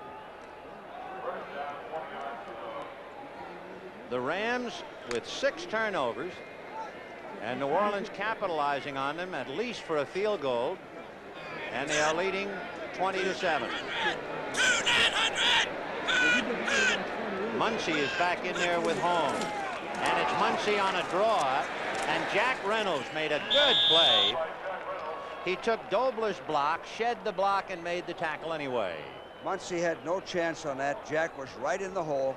He played it perfectly. I think they anticipated that. You know, the Rams had allowed only 2 100-yard rushing games this year, Tony Dorsett and Bubba Bean. Only one NFC team has allowed fewer. Tampa Bay allowed 100 yards to Billy Taylor. Well, Muncy is right at the edge now. He has rushed for 98 yards. Manning throwing under heat and completes it to Tinker Owens. He's to the 11-yard line. Cromwell knocked him. He had to get to the 10 for the 1st down. Archie Manning deserves a lot of credit. There's a blitz. There's a dog coming. He gets rid of the ball and takes a delivery sack. Tinker Owens had to catch the ball looking into the sun. Got away from Pat Thomas. Got away from Pat Thomas and made a nice gain. Not enough for the 1st down, however. So it is 3rd and 1. Remember, it was 2nd and 20. And the ball is on the Ram 11-yard line. So Tinker Owens, who is playing for the injured Ike Harris, has scored 1 touchdown, and he has just made a big reception. 3rd and 1 on the Ram 11. Strawn and Holmes are behind Manning. And it's Strawn. And he has the first down and then some. So Mike Strawn will have it 1st and goal for New Orleans. Interesting thing we have from Maurice here, that Strong made 800 yards as a rookie, which is outstanding, and he runs a 4.7. So he's a pretty good back. He's got some size and speed and toughness. We might also reiterate, Maurice, of course, is Maurice Spencer, the cornerback for the Saints for 5 years out of North Carolina Central. Lives in Winston-Salem. Hurt his neck in 1977. On an injured list now, but he's up here in the booth with it. 1st and goal from the 7. And it's Jack Holmes to the 5, and then is driven forward by Robert Woods, who stacked in to push him for another yard or so. And then Conrad Dobler isn't in there. They've taken him out.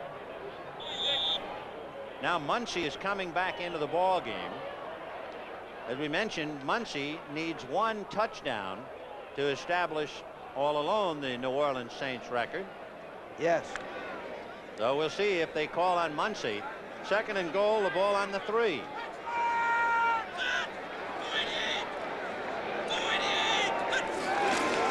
Play action fake with Holmes trying to block, and Manning goes inside the 1-yard line. Did not quite get to the plane of the goal line. Good call for a quarterback of Manning's ability. He fakes the off tackle. He has both backs as blockers. They forced him deep, or he would have scored. Now he gives it everything he has and dives for the flag, but hit it. You got to get inside of it to score. So it is a 3rd and goal, and the ball is inside the 1-yard line. Well, the Saints trying to put the ball game away with 8 minutes and 11 seconds left, and they would snap a Ram 4-game winning streak. Strawn is back in there, and Brooks Williams is on a wing, and Williams in motion. They go to Strawn, and touchdown. Mike Strawn breaking the plane of the goal line, barely, but he did it. Didn't look like he had it. Nope. Let's and see. The Saints lead 26-7. From that angle, of course, you can't really see the plane of the goal line. I didn't think he scored. They used motion to change the strength. So it is 26-7 Saints, and your Premian will try and make it 27. The head linesman called it right away, so he's closer than we are. So the New Orleans Saints beat the Rams in Los Angeles last year for the first time in their 13 years, and it looks like they're going to do it again today as your Premian boots it true, and it is 27-7 New Orleans. And it means that the Saints will finish up with their best record ever, an 8-8 record. 27-7 New Orleans. Pat Summerall, the town Brookshire at Texas Stadium, where the Redskins have marched up to their own 48-yard line, all done on the ground, mostly by Riggin.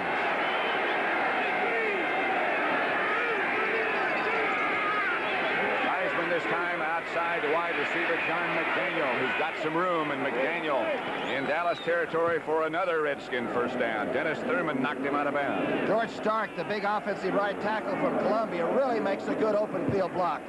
It's a quick screen to the right side. The fake to Riggins sort of got pressure off the inside of the formation. Watch 74 now. On Benny Barnes, driving straight back. Dennis Thurman knocked him out of bounds. Thurman played in place of the injured Granny Hughes. At the 42, another first down for the Redskins. Opening seconds of quarter number 4. Dallas leading 21-17. Under pressure, throwing deep, and going to overthrow his intended receiver, tight end Don Warren. A lot of pressure that time on the quarterback, but to give Theismann the benefit of the doubt, he looked over 3 different receivers and then threw a hot ball because he was being rushed, but not badly handled. Look, he's looking left. Now he looks back right. Now he feels that pressure and says, all right, I'll go ahead and airmail special this baby where nobody can get it. E.D. Lewis made a blitzing move and caused Theismann to step up in the pocket. He's the only quarterback quarterback to start every game for Washington since Jurgensen did it in 1970. They've always been with different quarterbacks, haven't they? What a year he's had, the best ever by far. He gives to Ike Forte, and Forte fumble. Washington got it back. Ricky Thompson came in and made the recovery. Redskins getting close to the range of Mark Mosley. Randy White on the pursuit over there. This is the way the Skins played a lot this year. They, like I said, the average rushes 38 times, which is a lot. Not a high average, but they pick up first downs with third and short. They're tough to stop when they get it rolling like this. Riggins moves out, and the two running backs this time for the Redskins will be Clarence Harmon and Ike Forte. Dallas has had the ball, you can see, 26-10. Washington 18-50 so far. Here's Theismann. He'll have the first down, and does at the 30. Cliff Harris made the tackle. How long's it been since you've seen the split T quarterback option? This was a mistake. If there's any quarterback around that you would want to do this, I guess Theismann's the fella. Quick on his feet, good athlete, and knew when to get down. Joe Theismann, who spent some time in Canada, was drafted originally by Miami. 30 years old. Runner-up in the Heisman Trophy competition. 1972, Jim Plunkett. Riggins and Malone now in the backfield. He fakes to Riggins. Got a blocker out in front. Has a receiver open. And he manages to keep feet in bounds and make it a complete pass. Ricky Thompson with the toe dance on the sideline. We'll try to take a look and see if he gets away with it. It's a naked left side rollout. Here's Randy White putting heat on. This ball is really thrown. Did he get 2 feet down? Yes, he did. That's a good effort. That is some effort by Ricky Thompson. I can't believe he did this to these Texans. He's from Waco. That was Terry Hermeling who came out in front of Theismann to offer some protection. And the Redskins come right back. 13-12 left to play in the football game. It's 21-17 Dallas. There's Malone. Inside the 15 to about the 13-yard line before he is taken down by Dennis Thurman. Malone runs just like his older brother, doesn't it? He's going in all different directions. That would be Art Malone, who is about as quick off the ball as I think anybody I've ever seen. Jack Pardee looking on. Another Texan. Played 6-man football in high school. Cristobal. Well, there are 12 Texans on the Washington team and only 3 on the Dallas team. Is that true? That's true. John McDaniel and Ricky Thompson. Both split wide to the left. Riggins breaking tackles, penalty markers down. It looked like somebody on the Redskins might have moved. Perhaps Benny Malone didn't get set.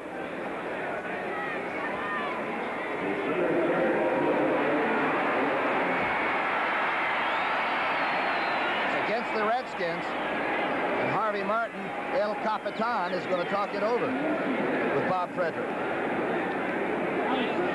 Word from the Redskins is that their regular offensive center, Bob Kuziel, has a fractured hand and will probably not be back.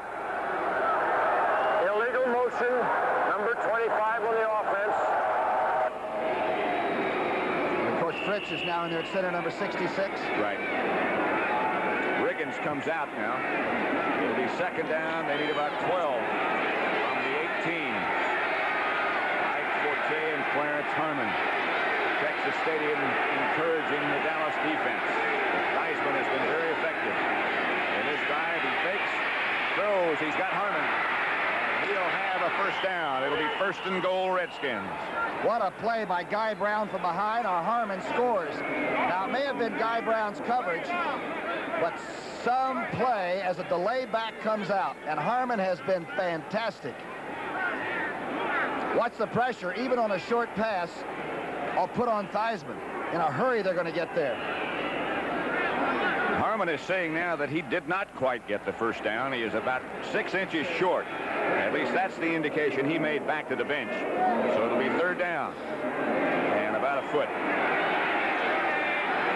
Some play by quarterback for Mississippi State, who just gets better every year when he comes to the Skins. And bigger, it seems. He's in the game now with Riggins and Malone. Heisman is going for the punch, and he's got Harmon open. It'll be 4th down.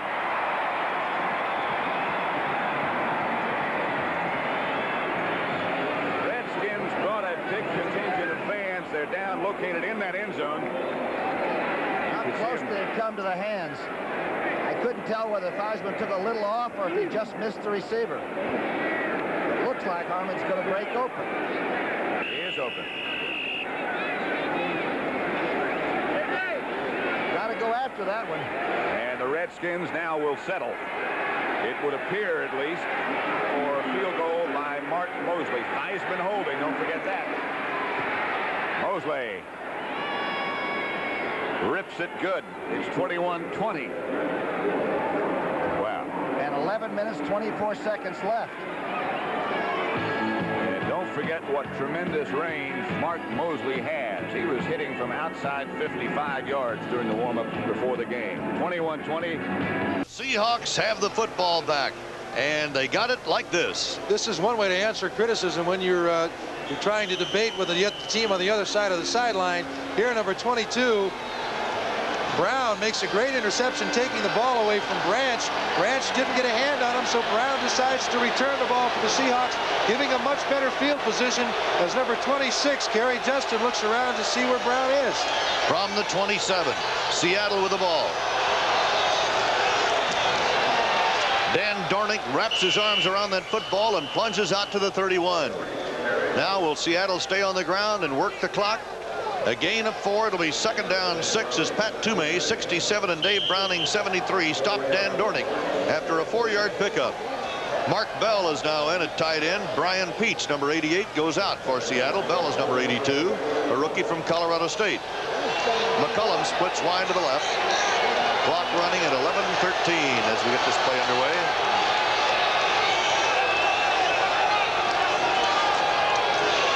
Zorn to the second man. Sherman Smith brought down by Rod Martin, 53. Dave Pear, 74. And it's 3rd down and 4 after a gain of 3. And Sherman Smith is stepping a little gingerly there.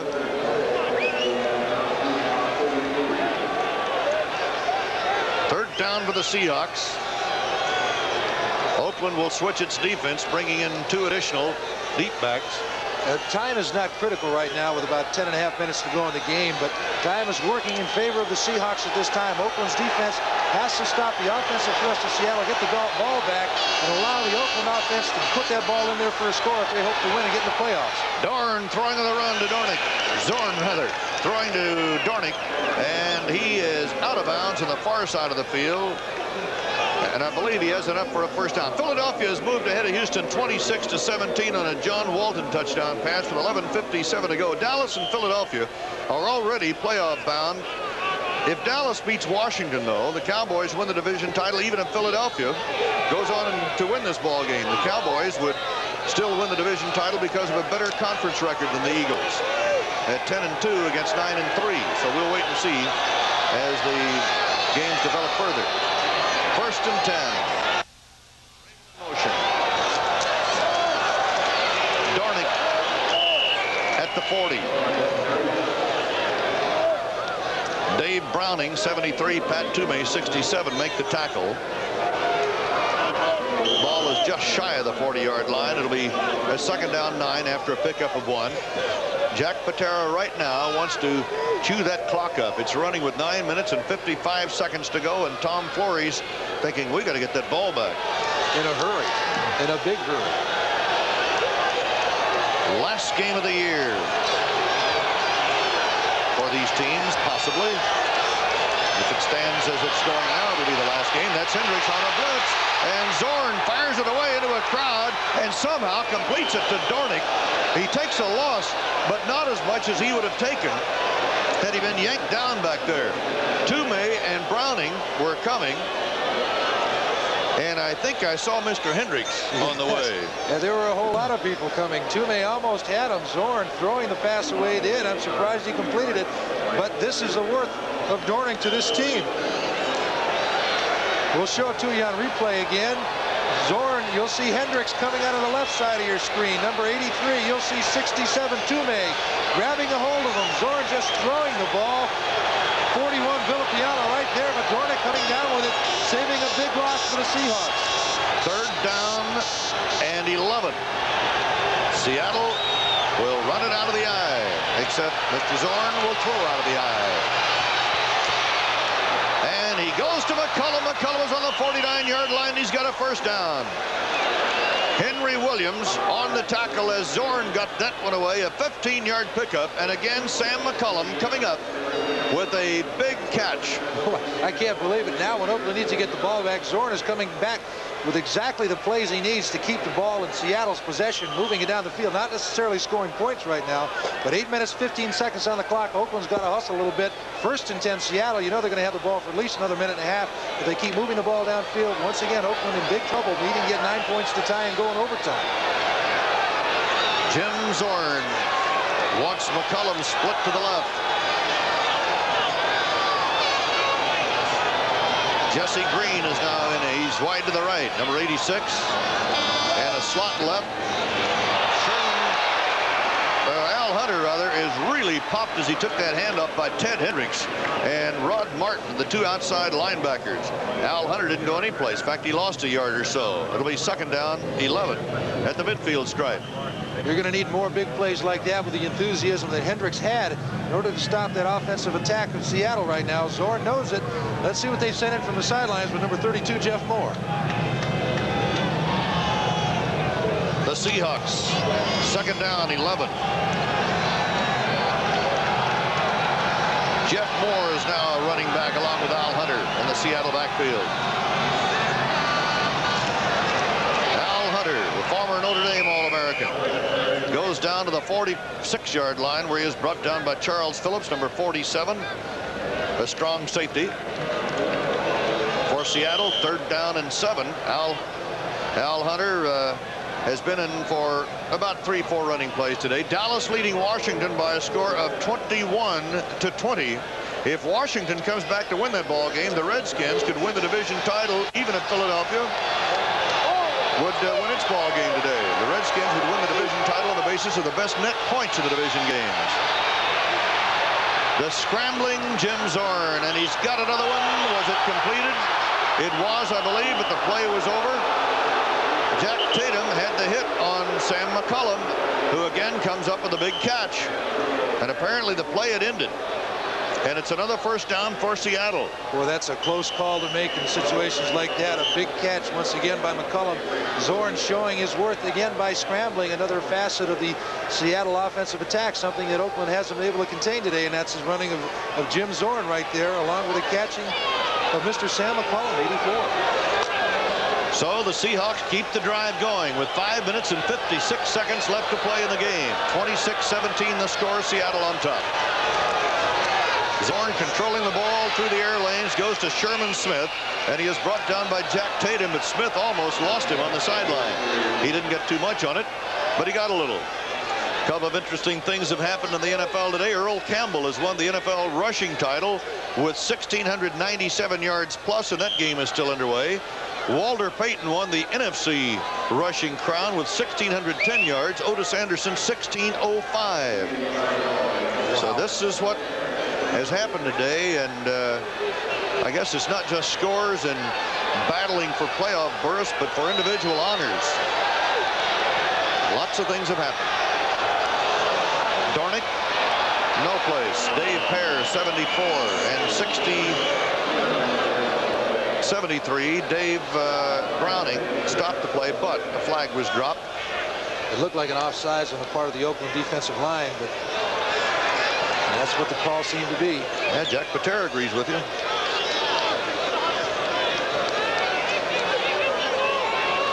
Jack has been the only head coach the Seahawks have had, and if he wins this ball game today, he'll have the identical record that he had last year. Offside, 72, defense, second down. John Matuzak, number 72, was offside. 5:43 remaining in the game.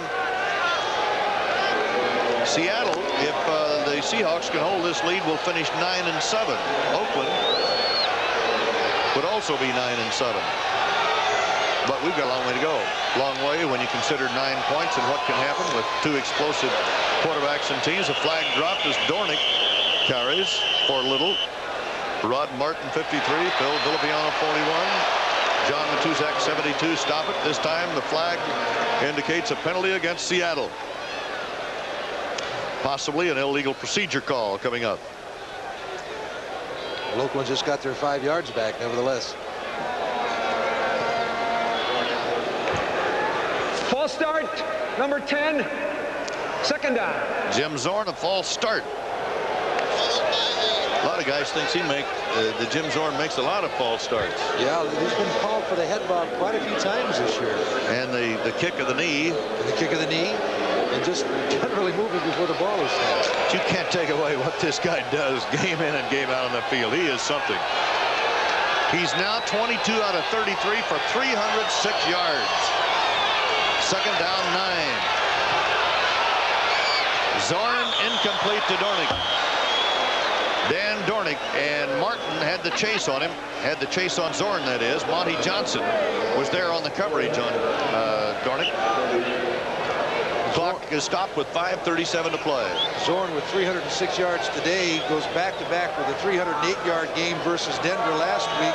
His third 300-yard-plus game this year in the 4th of his career. Not a bad day for Jim Zorn. Not a bad year for him either. No. He's going to be over 3,700 yards in passing before the day is over in all probability. Green is splitting wide to the left at the top. Coming to the near side, Steve Rabel. And in the slot, Sam McCullum. 3rd and 9. Good block for Zorn, and this time he completes it to Dornick, who heads for the yard marker, but I don't think he made it. Jack Tatum belted him out of bounds. Dornick knew where that yard marker was as he went for the first down, and so did Jack Tatum. And then came the collision. And it looks like he is short by less than a yard. Dornick showing his worth again. Zorn, as he does so well, rolls out, getting away from most of the rush. As you see Browning, number 73, cut down. A little pass to Dornick right there as Tatum tries to take him out and does so successfully. Out of bounds, short of the first down. Now 4th and 1. Steve August came up with that big block there for Zorn. Efren Herrera is 5 out of 6 from this range. This will be from the 32, making it a 42-yard effort. Apparently. Yes, apparently. Always apparently with Seattle. Kicks her right through the middle. So Herrera edged the field goal, and Seattle adds 3 points with 5:27 to go in the game. Seattle now leads Oakland 29-17. Monday night on CBS, a great lineup. WKRP in Cincinnati, The Last Resort, MASH, House Calls, and Lou Grant. Make it a date to be with us. Garo Yepremian has made it 27-7. In favor of New Orleans as he kicks it to Eddie Hill. He fumbles it, picks it up in the end zone, and will run it out to the 15 to the 17-yard line. Kovac finally brought him down. The last we heard, a bulletin, Washington had the ball down around the Dallas 7-yard line, and it was 4th down, with Dallas still leading Washington 21-17 late in the 4th quarter. Dallas held as far as giving up a touchdown, but Washington settled for the field goal. So it is Dallas 21, Washington 20 in the 4th. I wonder how much time left. And again, remember, not only the winner of that game is important, but the differential in the score is important as far as the wild card and the Chicago Bears concerned. And there's 11 minutes left in that game in Dallas. The Rams had to take a timeout. They only had 10 men on the field. Eddie Hill's coming in. That's their second timeout they've used this half. They have 1 left. One timeout they used for Ferragamo to come over to the sidelines to talk to his coach. This one with only 10 men on the field. They're having a bad day all around. And there it says, goodbye, Rams. Adios. And they are heading for Anaheim next year. For Ray Malavasi, a frustrating, bitter, disappointing day. With a 4-game winning streak, he has seen his Rams fall on their numbers today. Embarrassingly so on the final game ever to be played here. He wanted to go into the playoffs under the impetus of a victory. Instead, they're backing in and staggering in. The reason Eddie Hill dropped that kickoff return that corner, that far corner of the end zone, the sun was directly in his eyes. Rise and shine in El Paso. And Juarez, too. New Orleans 27. The Los Angeles Rams 7. Fourth quarter, Roger Staubach is still the quarterback. Ron Springs has gained more yards rushing today than Dorsett ever gained against Washington. There's Harmon. Harmon seems like he might have been shaken up a little bit on that kickoff coverage, and now he looks like he's all right. Dallas has got to chop away at that clock for about 5 or 6 minutes worth. Keep possession right here. 11:14 left on the game clock. The NFC's Eastern Division Championship riding on the outcome of this. Staubach looks to the outside, and down he goes. Going to try to throw it out to the right side to Billy Joe Dupree. I believe Dave Butts got there before he could do anything with it. And Lamar Parrish was right waiting for the ball. Watch Roger look up. Pose like he's a statue, right? Like he is the Heisman or the Maxwell, and then eat it because Parrish was just dying to get interception number 10. They were trying to screen, but there was nobody out there. Rayfield Wright. He's not legal. And so it'll be second down, Cowboys. And 11, a yard loss by Staubach. The clock ticking away, 10:45 left in the fourth quarter. Ron Springs and Robert Newhouse the backs. Staubach was going to throw again. Drew Pearson was the intended receiver. Joe Lavender on the coverage, and Pearson saw it bounce in front of him. And this is typical Redskin defensive pressure. Love to get you with third and long. Like Drew Pearson is limping on that bad leg again. Newhouse also going out, and the regular pass receiving core comes in for the Cowboys, the Redskins. Harry Brooks is in there. Joe Jones, pass rushing group, is on the line of scrimmage. And they've got the squeeze on right now. Staubach in the shotgun. Protection holds up. Pass is picked off by Mark Murphy. Murphy slips down, gets back up. A pass that saw nobody from the Cowboys anywhere close to it. I believe it was intended for Jay Salvi, but Staubach ripped it in the hands of Murphy. Interception number 3 for the 6'4" safety man from Colgate. But a big job of preparing the right defense for the right situation. Roger never looked to another receiver. You seldom see him just stare one receiver in the back like that. He is talking to Saldi over on the sideline. It looked like he might have broken the pattern to the outside, and Staubach anticipated an inside move. In any case, the ball belongs to Washington. With 4:52 left in our game. First down, Saints. The ball on the 27. Wayne Wilson. He fumbled, and the Rams have recovered the ball. Down on it was George Andrews, number 52. He fell on the loose ball. Well, this is what happens when you're fighting for extra yardage like Wilson is. The ball was knocked loose. Number 52, Andrews, recovered the ball. Al Conway, the umpire, was almost caught in a squeeze. 10 minutes, 27 seconds left to play. Dallas leads by 1 point, 21-20. Redskins are going to hang together rather than hang separately, right? They're staying together pretty tough. That's what they've done all year. Thompson swings in motion to the left. Heisman fakes and throws deep for Thompson. Knocked away in the end zone, but a penalty marker is down. Cliff Harris was the defender. It'll be first and goal as Harris, Captain Crash, got his left arm around Ricky Thompson's neck. I think the ball may have stayed up too long. Let's all look at it together. First down, Theismann really stays cool. It's Harvey Martin putting the heat on. In the end zone, number 43. First down on the 1-yard line. Ooh, that's close. That is close. The right arm may have run around the throat, but the left arm or the hand made contact with the ball. It's 1st and goal at the 1 for Washington. 24 yards. That pass interference cost Dallas. Redskins bounce right back. Riggin. Touchdown. Still standing. Never did get him down. And look at the Washington bench on the sidelines. They are going completely bonkers. Look at Pardee. You're right, Coach. Everybody maintained their cool. Riggins touchdown. A power run. Malone leading the way. Blast Dennis Thurman right out of the hole.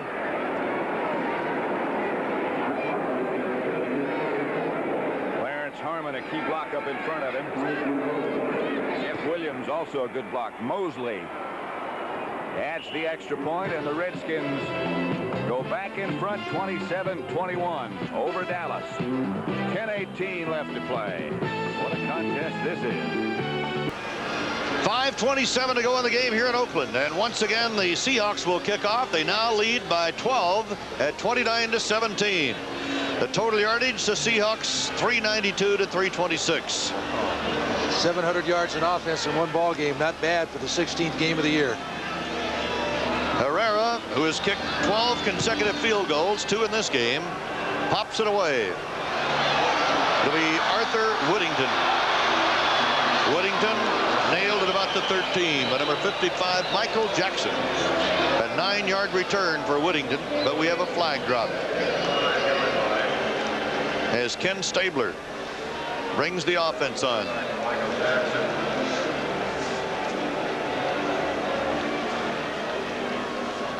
Clipping is the call.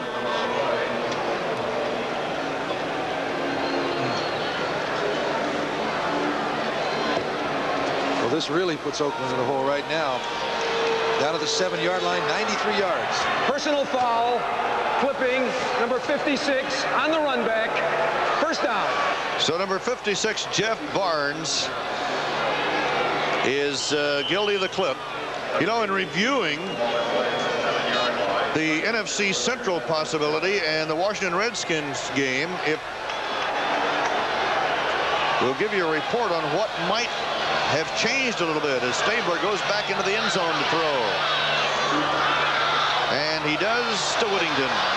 And Whittington gets out across the 15 to the 16-yard line. Dennis Boyd, 68, is there on the tackle. Washington is leading Dallas now, 27-21. So Washington has to win. If we have this correct now, Washington has to win in order to beat the Chicago Bears out, who rolled to a big win today. And if Washington loses, Chicago could get in on the number of points they scored. Stabler to the tight end, Dave Casper. Casper across the 20 to the 22, and Terry Beeson makes the tackle, number 58. Well, I'll tell you, you've got to have a calculator to figure out who is going to go to the playoffs, but that's what's made this day so exciting for everybody. And I think you're doing a fine job of handling it for us, Merle. I'm glad I'm not right thanks now. a lot. It's one of those things when it's all over, you sit down and say, now, wait a minute. 1st and 10. Stabler back over the middle, but incomplete. He was going to his tight end, Raymond Chester, and Terry Beeson had the coverage, number 58, the linebacker.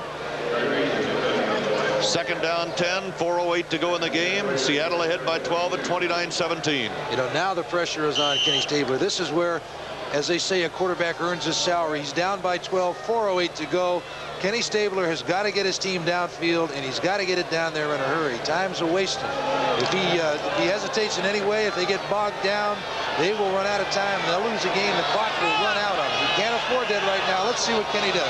2nd down 10. Stabler wheels one to Branch, and Branch is down on the 34, and he's got the first down. It's right near the 35-yard line. He was covered by Dave Brown, number 22, and Joe Norman, number 52, a linebacker, is now in. A gain of 13 yards and a first down, and the Raiders have got to move it in a hurry, in a big hurry now, as we're inside the 4-minute mark. Excellent protection once again. To Casper, but incomplete. 58, Terry Beeson had him. Keith Butler, 53, was over there.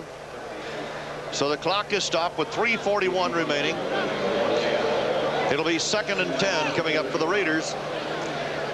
The Raiders have got to have a miracle finish now, and then a San Diego win over Denver, or the Raiders are out of it. This will be it. They pack up the bags. Branch split to the left side.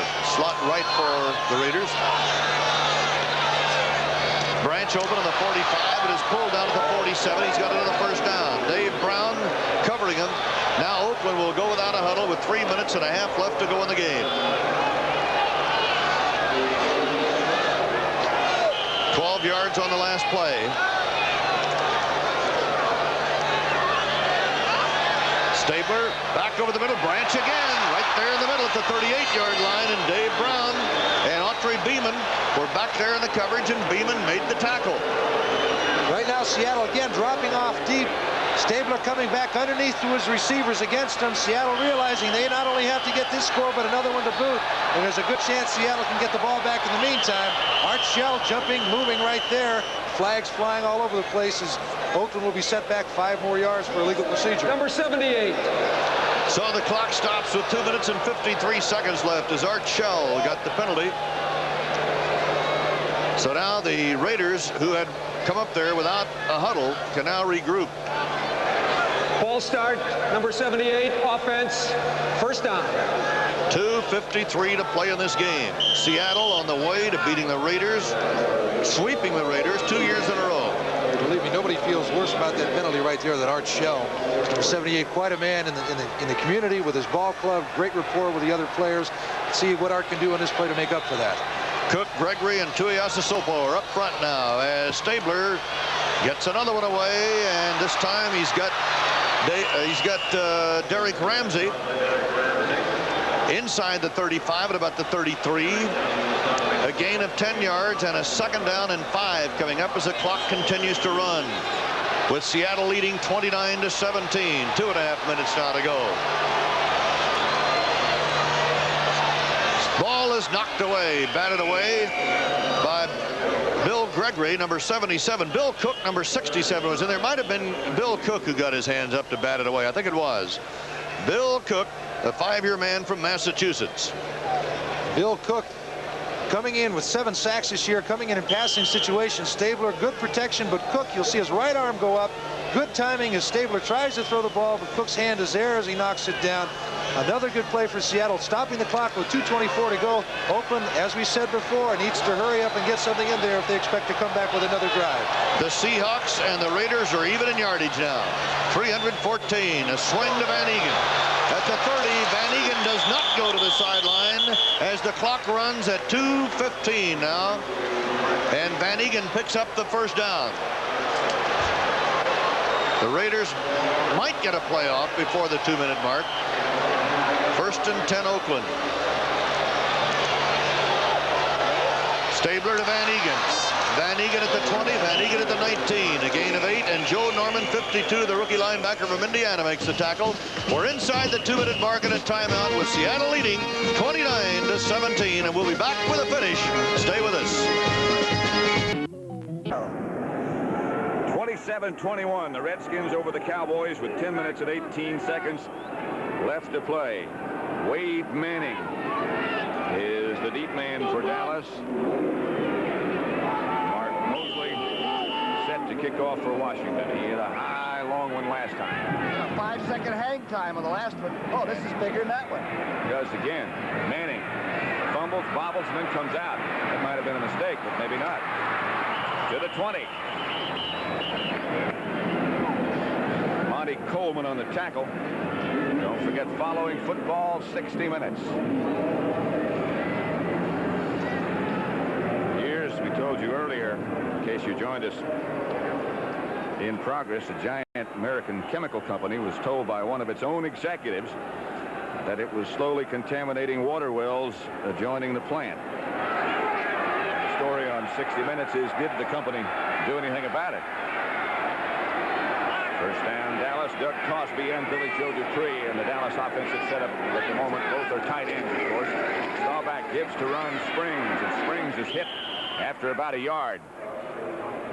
Olkowitz on the tackle. Olkowitz. Seattle 29-17 over Oakland. Another big tackle by that young linebacker.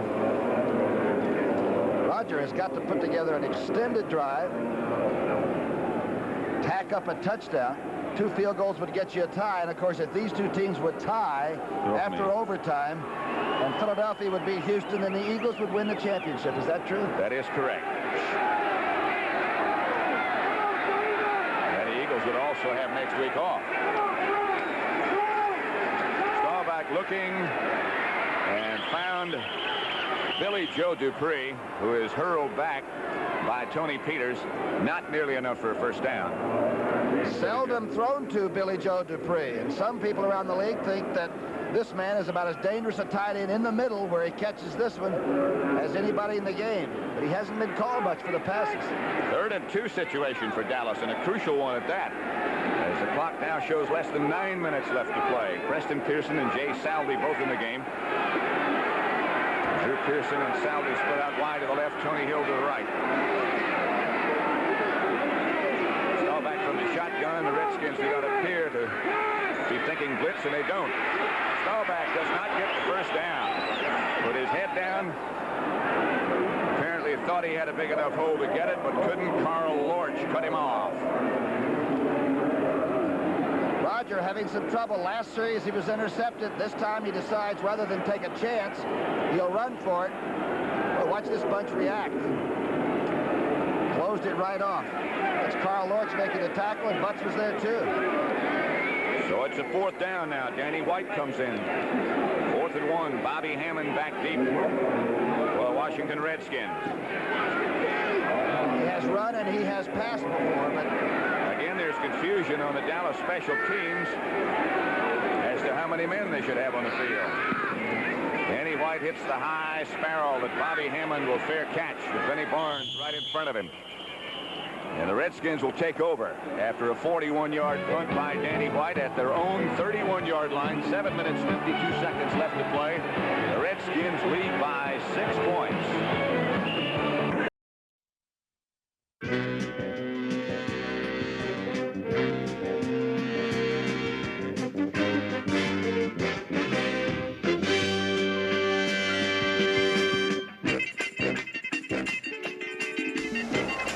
This is what's happened in interconference play this year. The AFC has won at 36 out of 51 in the final game being played today with Houston and Philadelphia. Going back to that Chicago-Washington story, if Washington and Chicago finish with identical records of 10-6, the tie would be broken on the basis of the best net points of all games, since both teams would have identical 8-4 conference records.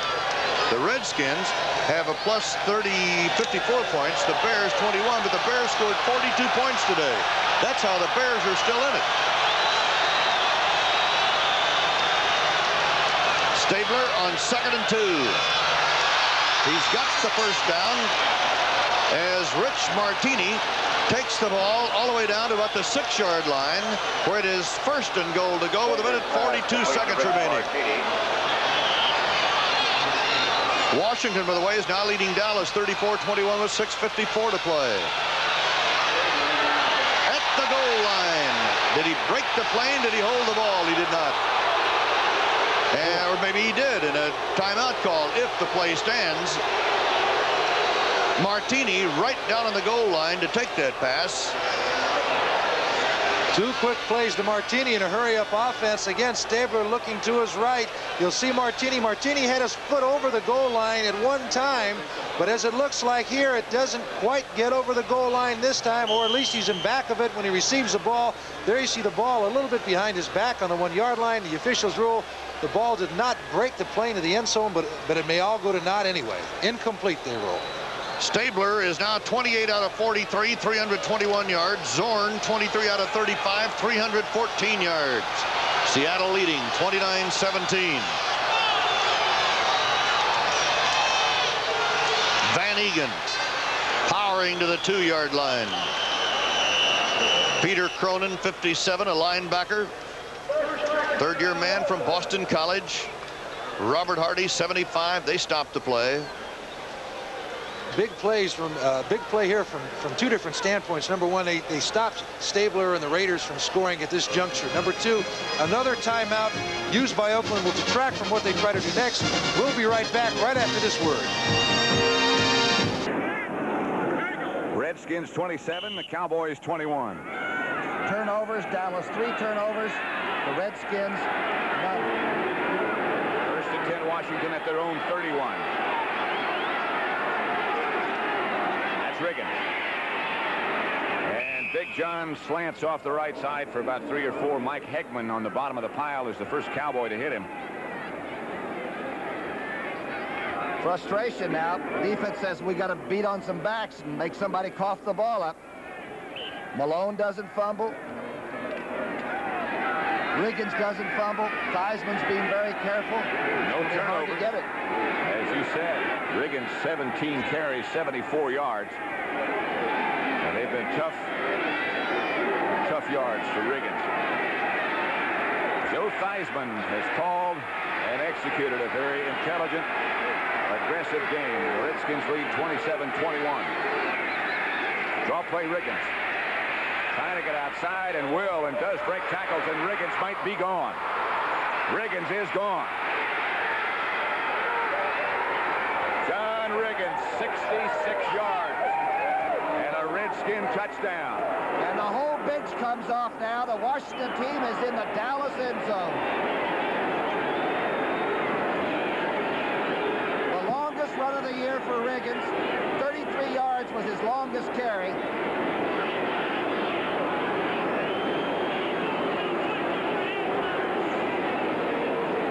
Riggins run again. Off the right side. Let's see what happens. Williams blocks on Dutton. Hegman's caught inside. Right there, Cliff Harris did not make the tackle. He's made a million in his time. He missed that one. And Thurman really makes it a run. Shows you how fast that 225-pounder is. Riggins kept his balance, and there he is, carrying that football. Good block by Benny Malone as Mosley hits. Riggins now has 140 yards and 18 carries, and look at Joe Theismann. Think he's not happy about this situation. Washington 34, Dallas 21.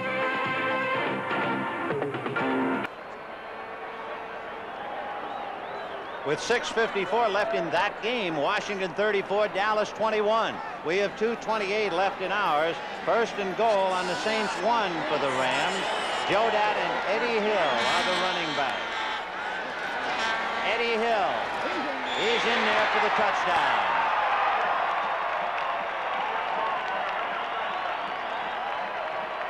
Well, I formation, fullback leads the play, straight handoff, M blocking, good sound play, touchdown, Eddie Hill. Eddie Hill's first touchdown of the year. He hadn't played very much.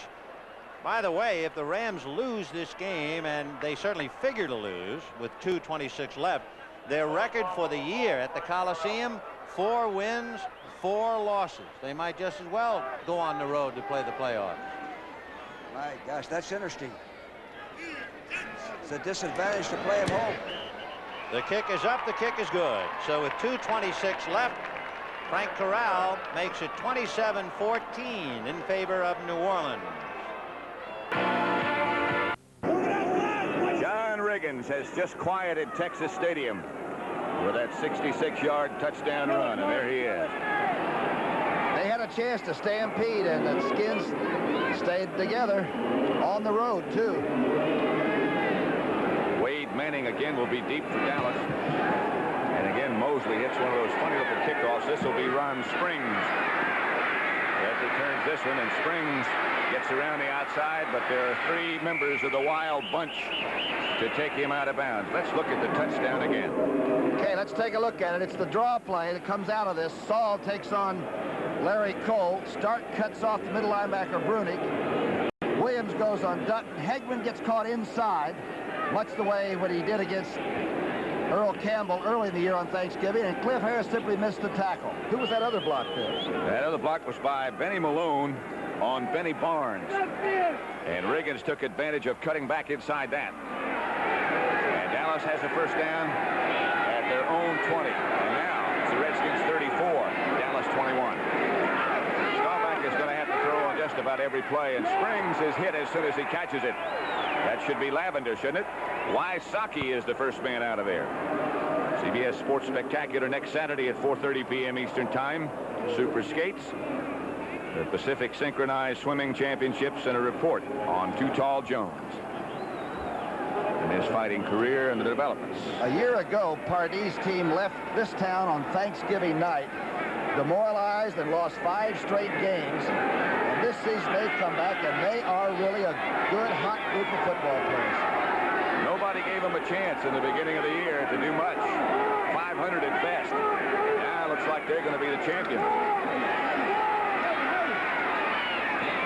Tony Hill, and it's almost picked off by Lavender. Lavender, the good, tight, close coverage on Tony Hills. New Orleans and Los Angeles. The Saints 27-14 over the Rams in the fourth quarter. 5:54. That's not a lot of time when you're looking at a 34-21 deficit. And Dallas had a very physical game in Philadelphia a week ago Saturday. Roger Staubach is just 4 out of 10. 26-20 on the Essendon. Philadelphia still leading Houston. A big third down facing Dallas now. And the shotgun, Staubach comes out. Tucks under one tackler. It's Joe Jones that chases him. And the Redskins are looking better all the time. Third sack on Staubach today. And the 7th one by Joe Jones, and he just goes in on passing situations. There's Dyron Talbot. There's Jones. Redskins won 34-20 up at RFK Stadium. They're winning 34-21 at Texas Stadium. About to accomplish something that no other team has done in regular season in the 70s. Andy White roots it out of the end zone. It'll be Bobby Hammond fair catching at the 48 in Dallas territory. 39-yard kick by White. And the Washington offensive unit now comes on with a lot of confidence. 5:21 left to play in the game. Redskins leading the Cowboys by 13. That's the time, and Seattle leads by 12 at 29-17 over the Oakland Raiders. The Raiders have the ball on the 2 with a third down coming up. For those of you watching on the West Coast, stay with us for the NFL Budweiser Report. After this ball game is over, we'll take a look at the highlights and scores of today's game in the playoff picture. Stabler, touchdown to Van Egan. And a minute 18 seconds left to play. Michael Jackson had the coverage. Stabler hit Van Egan. And it's now 29-23. Down inside the 5-yard line, a play fake to number 34, Booker Russell. They give the ball to in short yardage situations. There's Van Egan. Too little too late as the Seattle defender goes by him. Touchdown. That was Michael Jackson, 55, trying to defend against it. Touchdown Raiders. Now going for the extra point is Jim Breach. So Breach with Hum holding. And he's got it. A minute 18 seconds left of the ball game. It is Seattle 29 and Oakland 24, and we don't have to tell you what Oakland will be doing on the kickoff. Ken Stabler has had an outstanding year, and he just threw for that touchdown pass. He had 25 going into the ball game. It was 25 going into the ball game. I think it's the 150th of his career, which puts him up there with people like Bob Greasy at 186, Jim Hart 176. Morton and Roger Staubach are tied with Stabler at 150 TD passes. He's in good company because the only people that are in the immediate area are Bradshaw with 146 and Kenny Anderson with 125. But it doesn't matter a darn right now if he can't come back and throw his 151st touchdown for the Oakland Raiders as their playoff hopes come down to a minute 18 in the fourth quarter of the 16th game of the season. You can hear the crowd. We don't have to say anything else. They want the playoffs, so do the Raiders, and I'm sure everybody knows it's going to be an onside kick, so let's watch Jim Breach. Now Seattle gets lined up. They know what's coming. Oakland knows what they're going to do. The crowd knows what they're going to do. And as George said, all we have to do is sit back and watch and see if the Raiders can pull it off. Al Hunter is back deep all alone for Seattle. But he's not going to be running any kickoff back, that's for sure. Now, will they try to dump it over the forwards? Or will he just try to roll that ball 10 yards and see what they can do with it? On the ground. And it's covered quickly by the Seattle Seahawks. Number 22, Dave Brown, the quarterback, who's up there. So Seattle has the football, a minute 16 seconds left to play, and a 29-24 lead over the Oakland Raiders, and the ball will be put on the 49-yard line. Well, they practiced this. One of the tips that was going to be outside was that Breach was kicking and not Ray Guy. As you see, number 22, Dave Brown, covering the ball. His people trying to get around him and keep the Oakland Raiders from trying to jar it loose from Brown. And they give again to Riggins. And again, Riggins slants off the right side and picks up good yardage. Bob Bruning was the first Dallas Cowboy to make contact with Riggins, but he still got about 5. In that third period, there was one series where the defensive line of scrimmage was sort of gobbled up by the Redskins, and they changed all that momentum. And it sort of carried over to the offense, and of course, this man sees his team facing an uphill battle of all time for him. And perhaps a rematch in Philadelphia next week with the Eagles. Seattle 29, Oakland 24. Raiders not dead yet. Clock running at Texas Stadium with the Redskins leading Dallas 34-21.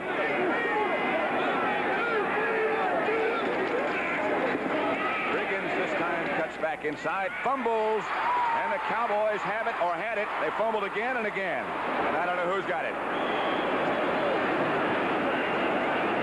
Cowboys had it at least once, but the Skins may have gotten it back. Looked like Brunig had a chance, and they stood him on his head, and the ball came loose again, and we shall see. Redskins got it back.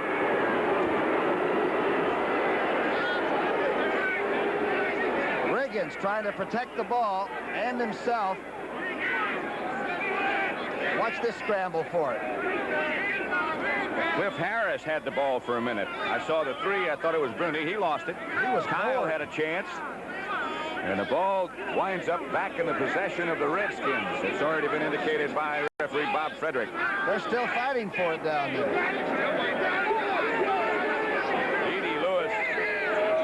Ron Saul made the recovery. Edie Lewis still on his back. And now up. And the clock again begins to tick. 4:15 for now 4:15. Theismann will take as long as he possibly can in a huddle. That ball hits the ground. The Redskins think it's theirs. So far, that has been a true story. 8 seconds left on the 30 seconds clock. Clarence Harmon, Mike Forte. And this is Harmon. Fumble again. This time Dallas does have it. And the clock, of course, will stop on that change of possession. With 3:49 left to play, Randy White made the recovery. Not over yet. I think Randy White may have made the contact. Let's see where it is. Looking right down the line, double team. Randy White gets knocked on the ground, and the ball comes home. Guy Brown, I believe, is the man who hit it and knocked it loose. Staubach, the offensive unit, quickly out of the huddle for Dallas. Preston Pearson and Jay Salvey both in the game as they operate from the shotgun. Both teams with all of their timeout contingent remaining. Staubach throws, complete. It'll be a first down at the Redskin 45. Butch Johnson made the reception. Redskins a little confused that time and may have had the wrong personnel on the field. Didn't get burned too badly. Here's the play.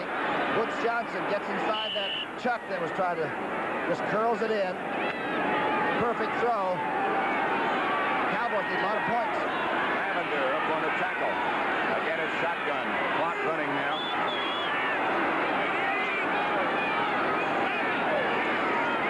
Here's the blitz. Staubach stays in. Tony Hill. A double juke didn't work. Again, it's Lavender on the coverage, but it'll be another Dallas first down at the 26-yard line of Washington. 18 yards on that pass completion. Roger Staubach's got pretty cool nerves. He stayed right in there against the blitz and threw a perfect strike that time.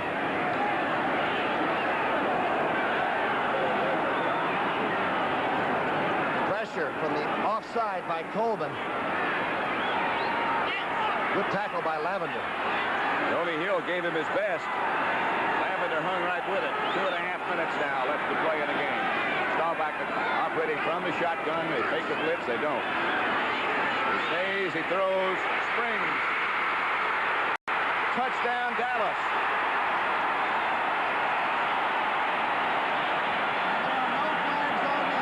On the deck.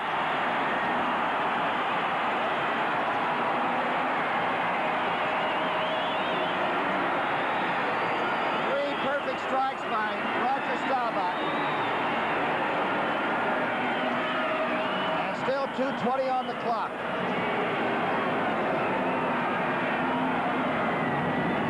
Springs. What an effort. Hit by Waddy. And leg strength exhibited by Ron Springs. You think this is not a big extra point? Rafael Septien. But good, and it's 34-28. 2 minutes, 20 seconds left to play. From the shotgun. Perfect throw. Boy, you're right. Leg drive. Finally, Oakland does not get the ball. Seattle has it on the 49-yard line of the Raiders, and it does not look good for the playoff hopes of Oakland. Jeff Seavey is down in the ball game at left tackle for the Seattle Seahawks. Sherman Smith, 47. Dan Dornick, 33, with the running backs. And Jim Zorn wants a timeout. Jim Zorn goes to the sideline.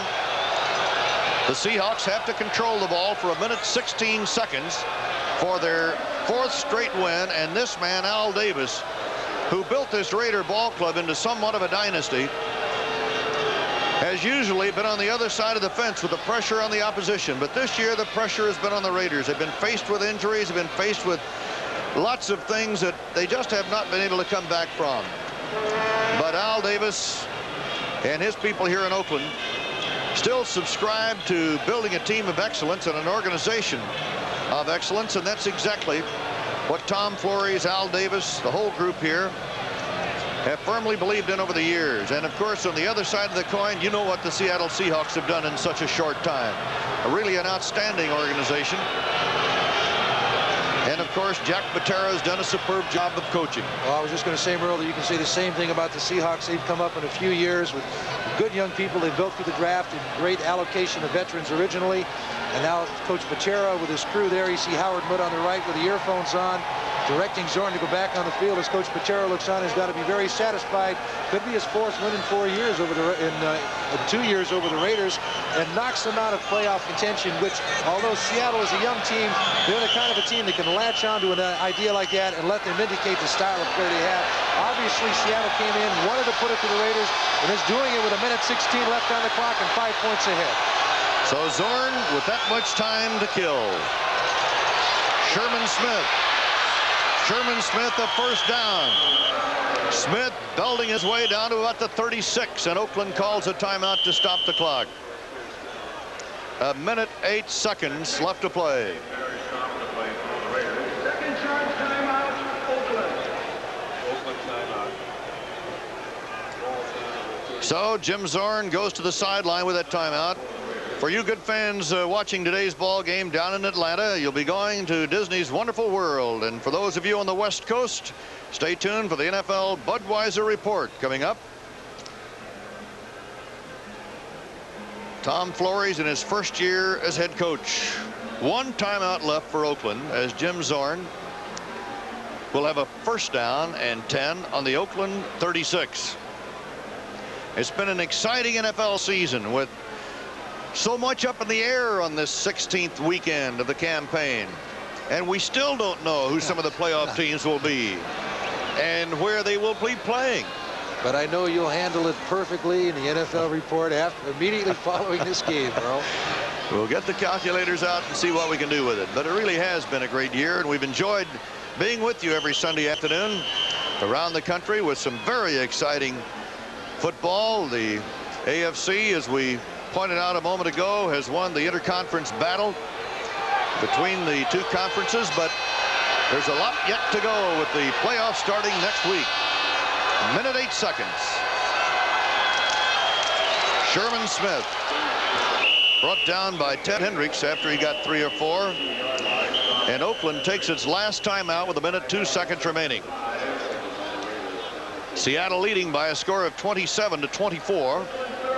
Score was tied at the half at 17-all. Seattle led at the end of the first quarter 10-7, although Oakland jumped into an early lead when Lester Hayes intercepted a pass from Jim Zorn, went 30 yards down the sideline for a touchdown with less than a minute gone. Now we're going to pause briefly for station identification. This is the NBC Television Network. This is KING-TV, Seattle. Merle Harmon and George Coons with you. Seattle with this lead and a minute 2 seconds to hold on to the football. And Seattle will have wrapped up the season with a record of 9-7, and Oakland's record will be identical unless Oakland can pull out a miracle. And they've done it before, remember, Heidi? They sure have done it before. I remember 3 touchdowns in 21 seconds one year for Oakland. Now Zorn will just fall on the ball. Oakland has no timeouts. Oakland stacks in there. There's just not much they can do unless Zorn, for one reason or another, might drop the football. So the clock runs. And now the Oakland fans, who have really supported this team over the years and came out here charged today, hoping that the Raiders could win this game and stay alive in the playoff system, and they're sticking around. 54,000 here today, another sellout for the Raiders. But unless something happens in 30 seconds, and it doesn't look like it will. No, sir. They're going to pack the bags. This will be the last play unless we have a penalty. And now Seattle will let the clock run, and that'll do it. So the Seattle Seahawks have come back to have another fine season under Jack Patera, finishing the year with a 9-7 record, and the Oakland Raiders will go out with a 9-7 mark also. Jack Patera accepting the congratulations of his staff and his players. And there's the final score, as the Seattle Seahawks sweep the Raiders in 2 last year and 2 again this year, and a dejected Tom Flores takes his team to the dressing room. For you on the West Coast, stay tuned for the Budweiser NFL Report.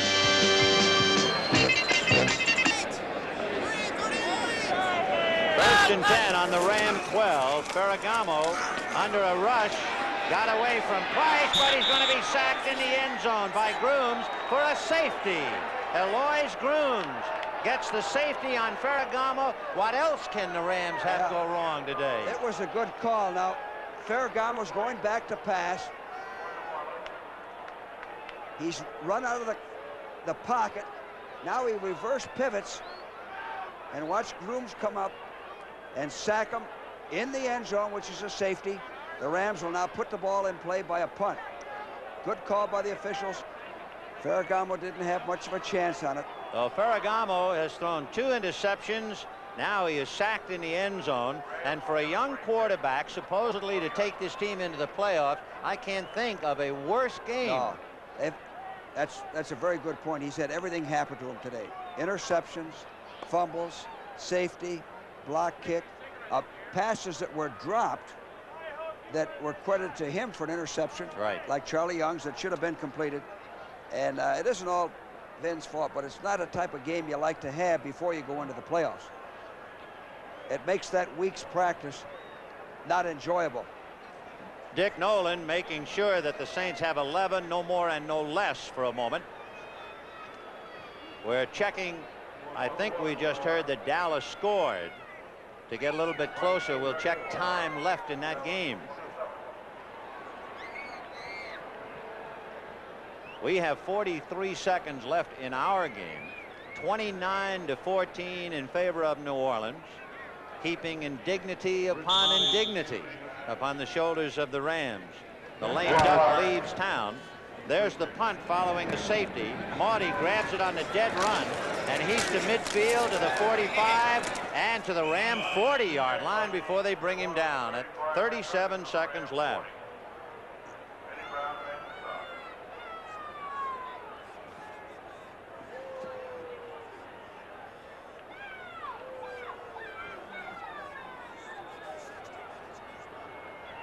I think Eddie Brown missed by 1 today of tying the NFL record on punt returns. A reminder tonight on CBS 60 Minutes, all of you good folks in the New Orleans area will see it immediately after football, and of course at the usual time on the West Coast. 37 seconds left. Washington 34, Dallas 28. Ron Springs scored in that game, and we'll double check and see how much time is left in that game. We get 2 minutes and 20 seconds left in the Washington-Dallas game. Washington not only trying to win the division, but also knock the Chicago Bears out of any playoff hopes. They have 2 long minutes left, however.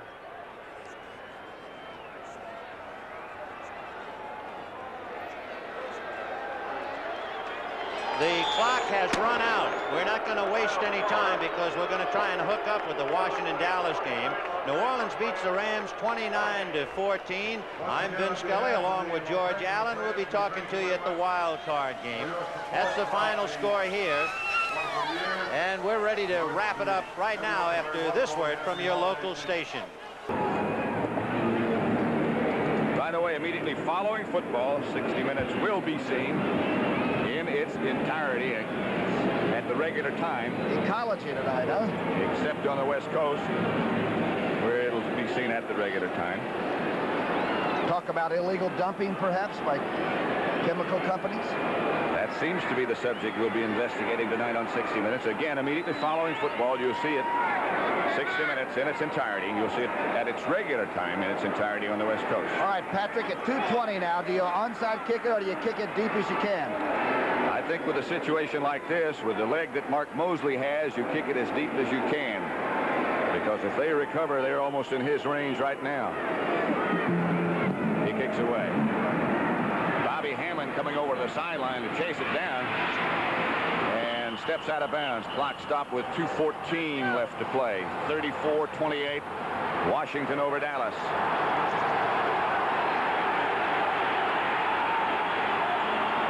Very cold in Dallas, and a lot of the fans had departed, but those who have stayed have come alive.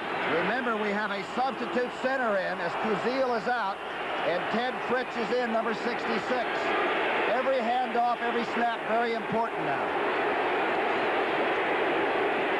Crowd chanting defense now. That's the final score. The Saints 29, Los Angeles 14.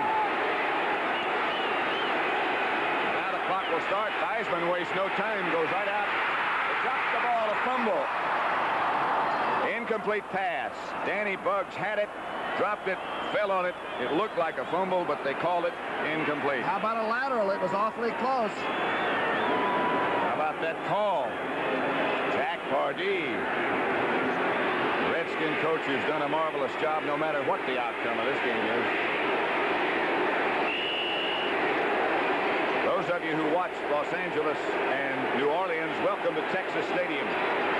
The score here is the Washington Redskins 34, the Cowboys 28. Washington led at 1.17-0. Dallas took the lead 21-17. The Redskins came back. They led 30 34-21, and now it's 34-28. Theismann gives to Riggins. Riggins bowls out for about 8 yards. Randy White came and hit him.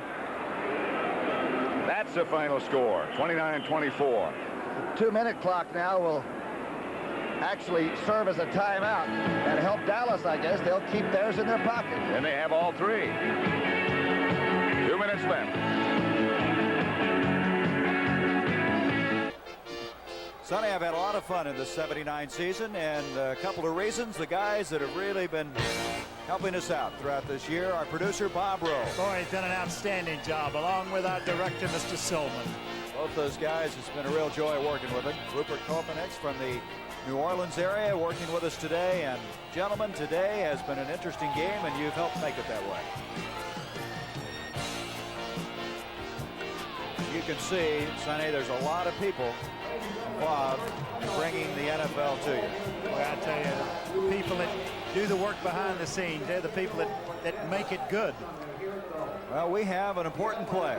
3rd down and 2 at the 43 of Houston. 2 minutes left in the game. Eagles don't get it here. Well, would they kick it or go on a 4th down? John Walton has Scott Pitzke in motion. Pitzke's still waiting. Now he gives to Jamona. Jamona has a 1st down, but there's a flag on the play. Louis Jamona really sticking it in there that time to the 40-yard line, but what's the penalty all about? Boy, if we're going to get a holding call, what a time for a mistake.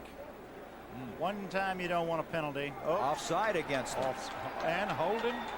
Oh. Well, you know they'll take the holding penalty. 10 yards. Huh. Well, I could have been a big play for Philadelphia. Now they got to come back and do it again. There's a final. New Orleans, their first non-losing season. They finished 8-8. The Rams, well, they'd won 4 in a row. Well, that game that they played against San Diego really hurt them, didn't it? The offense is offsides. That penalty is declined.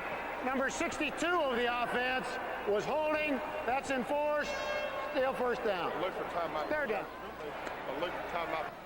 There's a final. Seattle, well, Oakland's last-ditch efforts to make the playoffs come to a grinding halt. Yep. 29-24. At the 46.5-yard line now, it's 3rd down, 12. And I don't know what you do in this situation. That 29-24 was the score I was giving you. Boy, you're awful. You know that. McRae, Fitzke, the wide receivers.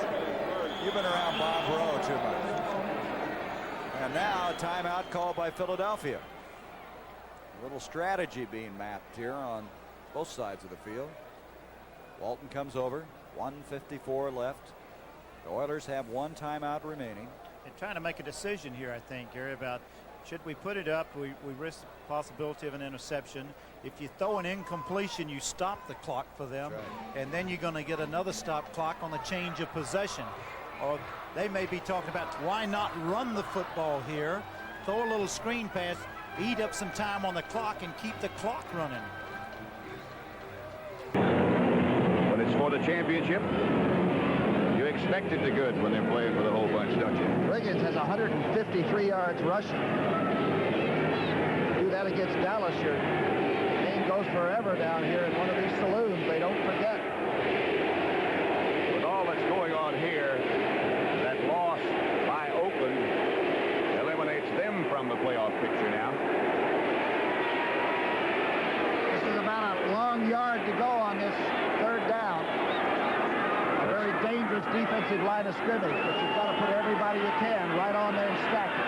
The scoreboard says 3rd and 2. It doesn't look like they quite need 2 to get a 1st down. Theismann, don't forget, many times in situations like this, has utilized his own athletic ability and kept it on the rollout. He has Riggins. Looked like Malone might have been in motion, but he just took off the ball and they stopped Riggins. Larry Cole. What a play. What a tackle by number 63.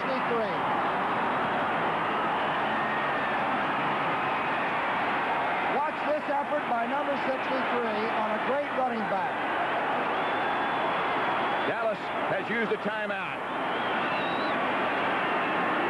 Here's Cole. Fritz tried to cut him off the offensive center, and the old man came to play. And what a play. Not over yet.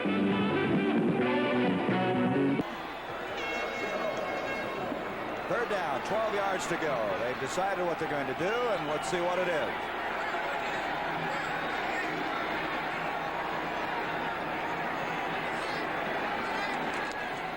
Walton's going to throw it, but he's going to play it very safe. As he didn't see anything developing on that, he tossed it away. Jamona was the closest man to the football, but as you said, that stopped the clock. Well, it did stop the clock. Robert Brazil had played that perfectly. He had to throw the ball away because that could have been intercepted if he'd have tried to complete it. Just got word on that Dallas game, and Dallas has the ball on its own 45-yard line with 1:18 to play. You see Walton going back right here and making sure that he throws the ball out of bounds, because you see 52, Robert Brazil was right on the play. Runninger to kick.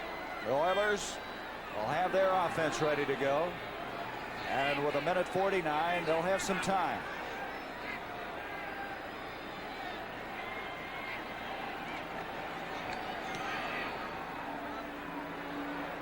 Ellender out for 12.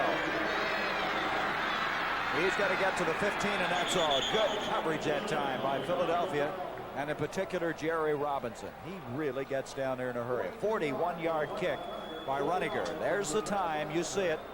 Upper right-hand portion of your screen. A 15-yard line and 1:37 to get down to the other end. Short passes and trick plays. If you've got a certain play that will get you about 20 and get you out of bounds, you're going to see it in this drive. You will see everything they have, I am sure, in this drive here. An option pass, perhaps. We'll look for anything, right? They operate, first of all, from the shotgun on 1st and 10. Staubach asking for quiet as he lines up deep. Watch that pass protection. Steps up inside, goes outside. Tony Hill, what a play. Still running. The ball was deflected. Hill came back and got it.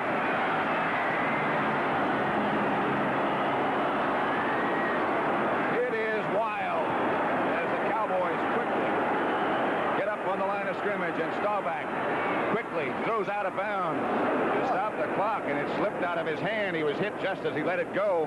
Joe Lavender on the coverage, and if he had been looking, it might have been an interception. You're supposed to waste that pitch. Look at the look that Tom Landry's given his quarterback. Here it is. This is the one they'll let you have. The Zebras will let you throw the ball out of bounds. They allow the quarterback to do that and stop it. But this one is low and behind Bird Lavender at the corner. Looked like it slipped out of the hand of Staubach. Again, I remind you that 60 Minutes will be seen after this game is over in its entirety. It'll be seen at its regular time, of course, in its entirety on the West Coast.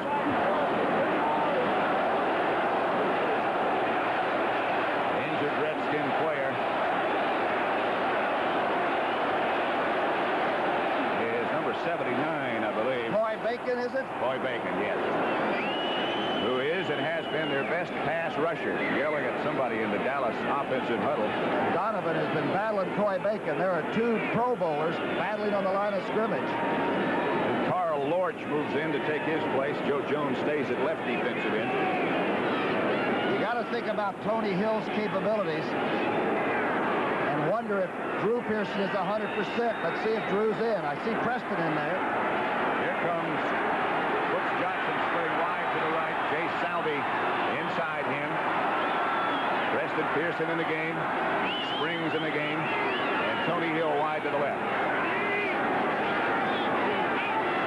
Redskins again with a four-man rush, and the pressure is on Staubach. He ducks under it. Throws for Preston Pearson. He has it at the 33. They had Staubach and couldn't take him down. I think it surprised him as much as anybody else. 22 yards, a Dallas timeout. I think it's Perry Brooks, number 69. Let's see where the pressure comes from. Under it is Brooks. Now a move to the left. Roger throwing strikes now and having to run to get it off. We have Preston Pearson in single.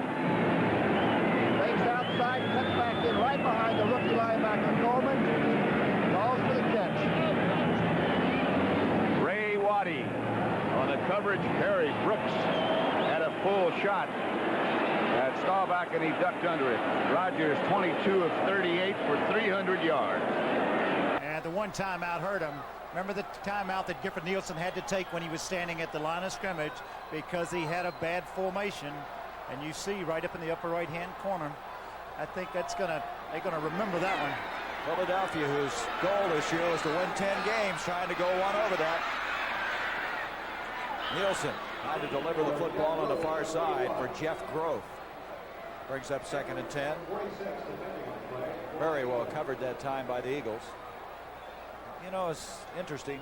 About 4 or 5 weeks ago, Vermeil said we'll have to win 10 games to get into the playoff. He was exactly right. At that time, everybody thought 9 would. And he said after they won their 10th game, that was their goal. Last year, they won 9. Now they have a chance to win 11. Nielsen back again on 2nd and 10. Wide open is Groth. I don't know what happened. He didn't locate the football. Interesting how wide open Groth was on that play. He ran a corner pattern, but the ball was delivered before he went back on his break. And when you do that, when you make that type of throw, you're trying to guess at what angle the man is going to come out of his break. And you see he's back. He wants to throw the ball a long way because they need a big play right now. He gets it away, has a lot on the football. Could have laid it up just a little bit. He may have, Groth may have been able to make a play on it. Henry Monroe now checks in at a cornerback for Philadelphia. John Sanders coming off. On a 3rd down. Catch by Castor, and he has a first down. Castor with a lunging catch for the first down. Henry Monroe ran him out of bounds, and the Oilers are still alive with 1:20 left in this game. Not only a first down and an excellent catch and throw, but he gets the first down and stops the clock. You take a look. Philadelphia playing very loose this time. Protecting against the bomb. Castor comes across underneath the linebackers. You see how deep the linebackers are, about 20 yards deep. Castor gets the first down. As you said, is still alive. They got 1:20 left. 12-yard pickup on the play. Nielsen delivering again. Merkins. Blackmore defending on that play. They had Sanders in there that time. Blackmore, Herman Edwards. Anybody that can play defensive back, they're going to have him in now. Again, they're trying to go to that type of pattern. It's a long pattern, but you're throwing it outside. They're throwing it before the break. If he catches it, he stops the clock. He's out of bounds. But they're having trouble connecting on it. And with 1:07 left, still needs a touchdown. Field goal won't do any good. Wild card game next week, next Sunday. Pre-game at 12 noon in Philadelphia. Some vote being taken right here on the sidelines. I'll tell you. First down, Dallas. They're at the Redskin 33. 1:07 left to play. Washington leads by 6. A long time. At 1:07, you can take your time now in any pattern you want. A crossing pattern all the way across. One timeout left for Dallas. Shotgun formation. Low snap. Staubach scooped it up. Protection good. It's for Tony Hill. It's over his head. Ray Waddy and Joe Lavender back on the coverage. And it'll be 2nd and 10. Still over a minute left to play. 1:01. Defense, you're really checking the clock. You don't have any choice on offense. You need a touchdown and an extra point. Really is unimportant, but Washington used a timeout earlier. So they only have 2 left. Dallas has one. Got to be careful about interference. That would be a caution if you're going in that secondary. Don't climb on anybody's back. Careful almost everywhere out there now as the 30-second clock now becomes a factor. Down to 5 seconds. They'll snap it soon. They just beat the clock. Staubach throwing. Pearson has it. Inside the 5 to the 7. Ray Waddy. Timeout's been called by the coach. Roger Staubach has never thrown any better strikes than he has in this fourth period. Pass protection, pretty good. Great catch by Preston Pearson. Unbelievable. Unbelievable. There's the time left. Well, it hasn't been easy for Philadelphia or Houston this year. They've had a lot of close games. Oilers winning 2 of them in overtime as you look at Phillips along with Pastorini. And it's come down to the last game of the year, and they're fighting and scratching. Nielsen to Merkins. He almost had it. That would have been a great catch. Randy Logan defending. Just couldn't quite get up high enough. I tell you, he had Rich Castor wide open that time. He has Castor wide open. You see him going back. Those are post pattern this time. A little change up from the pattern they threw before. He does take something off of this ball. He lays it up. If it goes over, it's almost intercepted. You see standing right behind it, Edwards standing there waiting for the interception. 3rd down, 10. Minute 9 left in the game. Nielsen to Merkins again, intercepted this time. Picked off by Chesley. His 2nd interception of the year. And I like this guy out of Pittsburgh. The rookie who had an interception earlier in Veterans Stadium comes up with one here, and with 59 seconds left, the Eagles have survived. The Oilers attempt to come from behind. I'll tell you what, that game, and you take a look at this interception, and then I'll tell you what's happening across state. The linebackers deep. Anytime you're throwing against linebackers this deep and you see him jump, tips the ball with one hand, comes down and makes the interception. Great play by Chesley. Dallas has the ball on the Washington's 8-yard line with 45 seconds to play. How close are you winning the division or being eliminated from the playoffs? That's right. Your whole season goes down to 45 seconds. That's right. Philadelphia, of course, winning here, but they had to have a tie in that game in order to win the division. Larry Barnes. Houston has 1 timeout left. Are they going to use it? Clock still winding down, and now they will use the timeout. Houston has no timeouts remaining. Well, I have to say this about Philadelphia. I have been so impressed with them this year, but I'm also impressed with that team that's wearing the Columbia blue and red. A lot of character on both of these teams.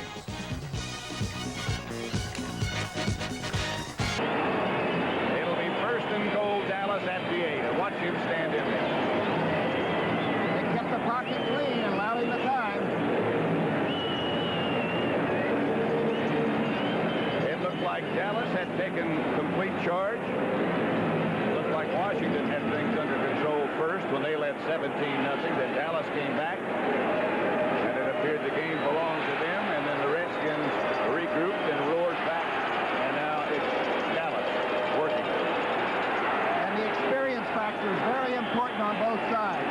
Pearson's been with what? 3 different teams that have been in the Super Bowl. Baltimore, Pittsburgh, and Dallas. He is the oldest running back in the NFL. Preston Pearson scored 1 touchdown. He's made a couple of clutch catches in addition to that. Long way to go, though. That's not easy down there. Dallas is going to take, it appears, full advantage of that entire timeout. Bob Frederick now says starting. Pearson's out and Ron Springs is in. Jack Pardee. Wow. Talk about pressure.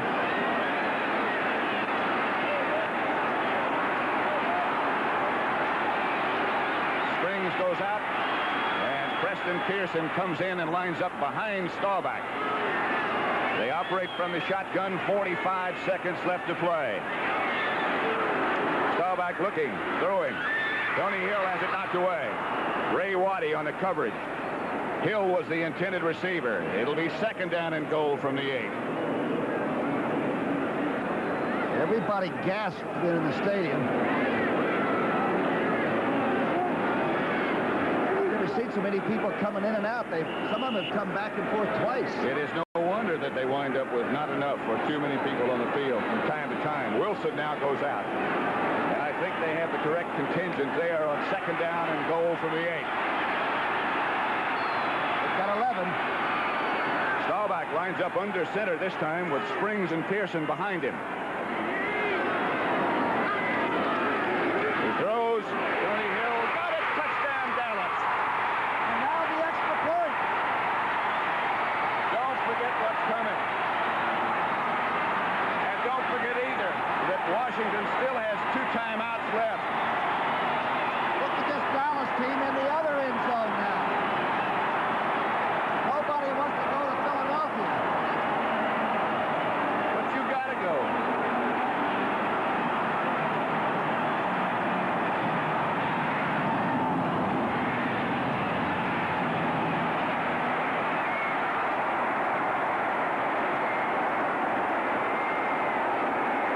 Septien has missed 5 extra points this year. It will be Danny White holding Raphael Septien with an extra point that could gain the championship. I saw Tampa Bay lose a game like this earlier in the year. Septien is good.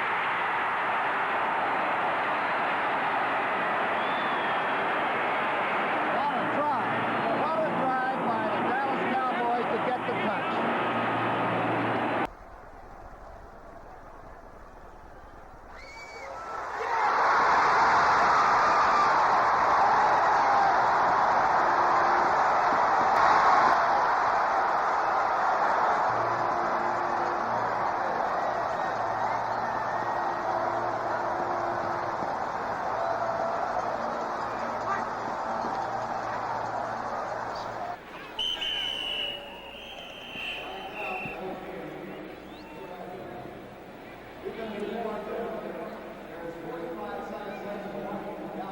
"60 minutes following football as the Houston Oilers have just used their last timeout, and we had an offside against Houston."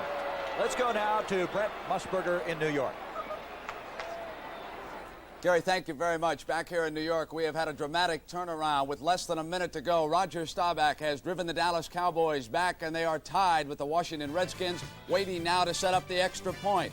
This is the pass that established it for the Cowboys. He hit Preston Pearson, then he ran Tony Hill into the corner with 42 seconds, lobbed it up over the head, and the kick is good now down in Dallas. So as a result of these 7 points, the Cowboys lead the Redskins 35-34. What a game. Back now to Gary Bender in Houston. Thank you, Brent. And so if that stays as it is, Washington will not be in the playoffs. That incredible, Sonny. Incredible that it comes down to the last 45 seconds. I see the Philadelphia bench right now. They're looking at the clock. They see the tie score. They have the wrong score on the scoreboard. They think they're going into overtime in Dallas, and they would have a chance to win the division. Somebody ought to alert them down there. That's got to be agony for those players on the sideline, and the coaches. Look at them. They're looking around. Now they put it out. Dallas. Now that's interesting the way they reacted to that, isn't it? It really is. Why would they feel that one way or another? Maybe that's who they want to play in the playoffs. Well, they will play Chicago. I guess that's what, really you understand that now. That is it. And that is it. So the final score, 26-20, Philadelphia picking up their 11th win. They'll be in the wild card against Chicago if that Dallas and Washington game stays the same. This is Gary Bender for Sonny Jurgensen saying so long from the Houston Astrodome. Let's go now to Irving, Texas for the conclusion of that Dallas-Washington game. What a drive. What a drive by the Dallas Cowboys to get the touch.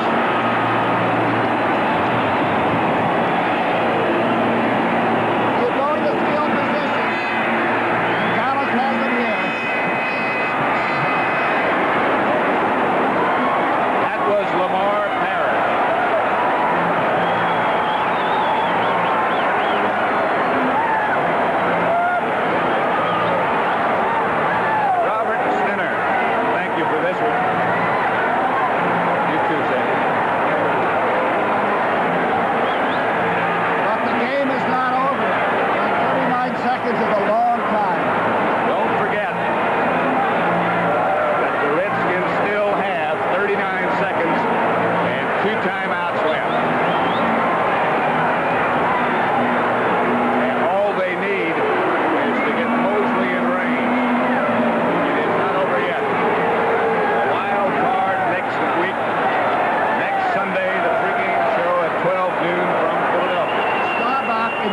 period threw the football as well as he's ever thrown it in his life. And also, give credit, Tom, to that Dallas offensive line. He had time to throw.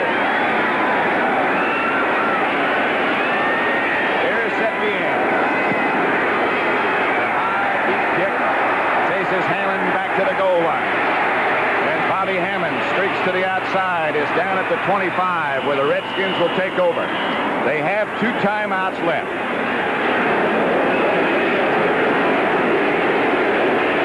It looked as if the game was in the bag for Washington. You look at that frantic bench at the moment. Heisman will, of course, be the quarterback. What a job. What a job the Skins have done with this team. Mark Mosley, loosening up behind the bench, knows what might be facing him. Redskin kicker can hit from 50 yards. Those of you who watch Philadelphia beat Houston, welcome to a wild one at Texas Stadium. Outside is Harmon. Penalty marker goes down. Harmon does not quite get back to the line of scrimmage, I don't believe. Would it be offensive holding? Mike Hegman made the tackle. I started to say before that play began, those of you who watched the Eagles defeat the Houston Oilers, Texas Stadium has seen some scene this afternoon. Tom Brookshire and Pat Summerall here. Dallas trailed 34-21. It looked like the Redskins had it wrapped up. They have roared back with 2 touchdowns, and they lead by 1 now. Offensive holding, number 73, first down. Jeff Williams. I have never seen a game shift back and forth as swiftly as this contest. I don't think I have either. Washington still has their 2 timeouts left. John McDaniel out wide to the left. Harvey Martin chases Theismann and knocks him down and causes him to underthrow. 22 seconds left on the clock. A big outside rush. Let's see where it comes from. Randy White stunning up the middle. Harvey Martin comes back behind it and reaches around and gets him by the shoulder pads.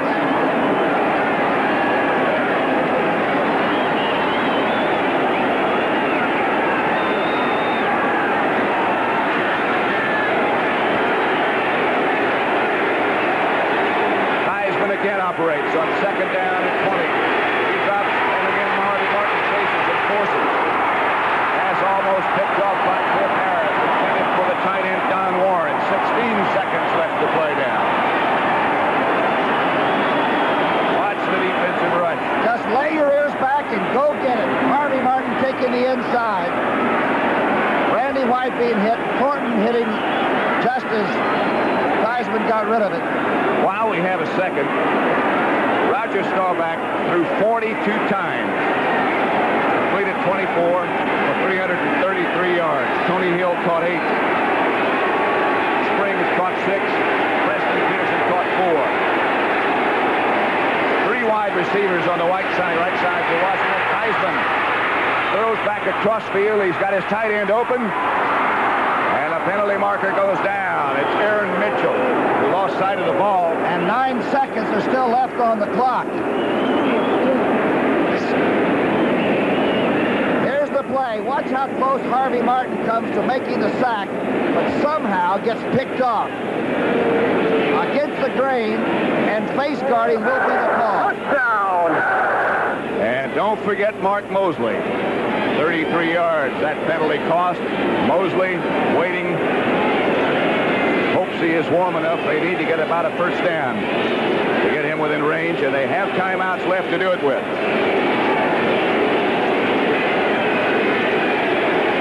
Maybe I'm not cut out for this. I can't take a lot of this. I don't think they take a chance on a running play. Maybe it's a draw and a quick timeout. Gotta throw it. Gotta throw, I think. Theismann on a sprint out. Does throw. Overthrows. Even Mosley can't get it there from here, but that stops the clock with 5 seconds. Good coverage by Guy Brown, the big linebacker. The Dallas people are still taking notes on the sidelines. Has Theismann been cool? 35-34 Dallas. The intended receiver was John McDaniel on that last play. Mark Mosley with his wild bunch towel tucked into his pants. Theismann is his holder. Theismann is his leader, and he's the quarterback at the moment. Mosley has made a field goal from the 53-yard line. That's his longest of this year. Theismann throws. He's got at the 41. Game is over. Game is over. They use the 5 seconds. The game is over. A completed pass. Wait a minute. The scoreboard clock says the game is over. It may not be. They may have 1 second left to play. There are a lot of people down walking around on the field that are not players. The argument still goes on. The scoreboard clock showed that the game was over, and it is. Dallas 35. Washington 34. The pass was complete. The Redskin tight end Don Warren down at the 40. It would have been an almost impossible effort for Mosley, but they could have tried it. I'm sure they would have. Here's the clock again. Let's see. Theismann throws. Pass is complete. He is down. Clarence Herman is asking for timeout, but that's not his responsibility, is it? I think the Redskins got an argument. Clock ran out. Landry. That expression is still never changed, and Dallas is the NFC's Eastern Division champion. A stirring comeback, 35-34 over the Washington Redskins. So from an out-of-breath and wild Texas Stadium, Fort Town, Brookshire, this is Pat Summerall saying goodnight. The NFL on CBS is a presentation of CBS Sports.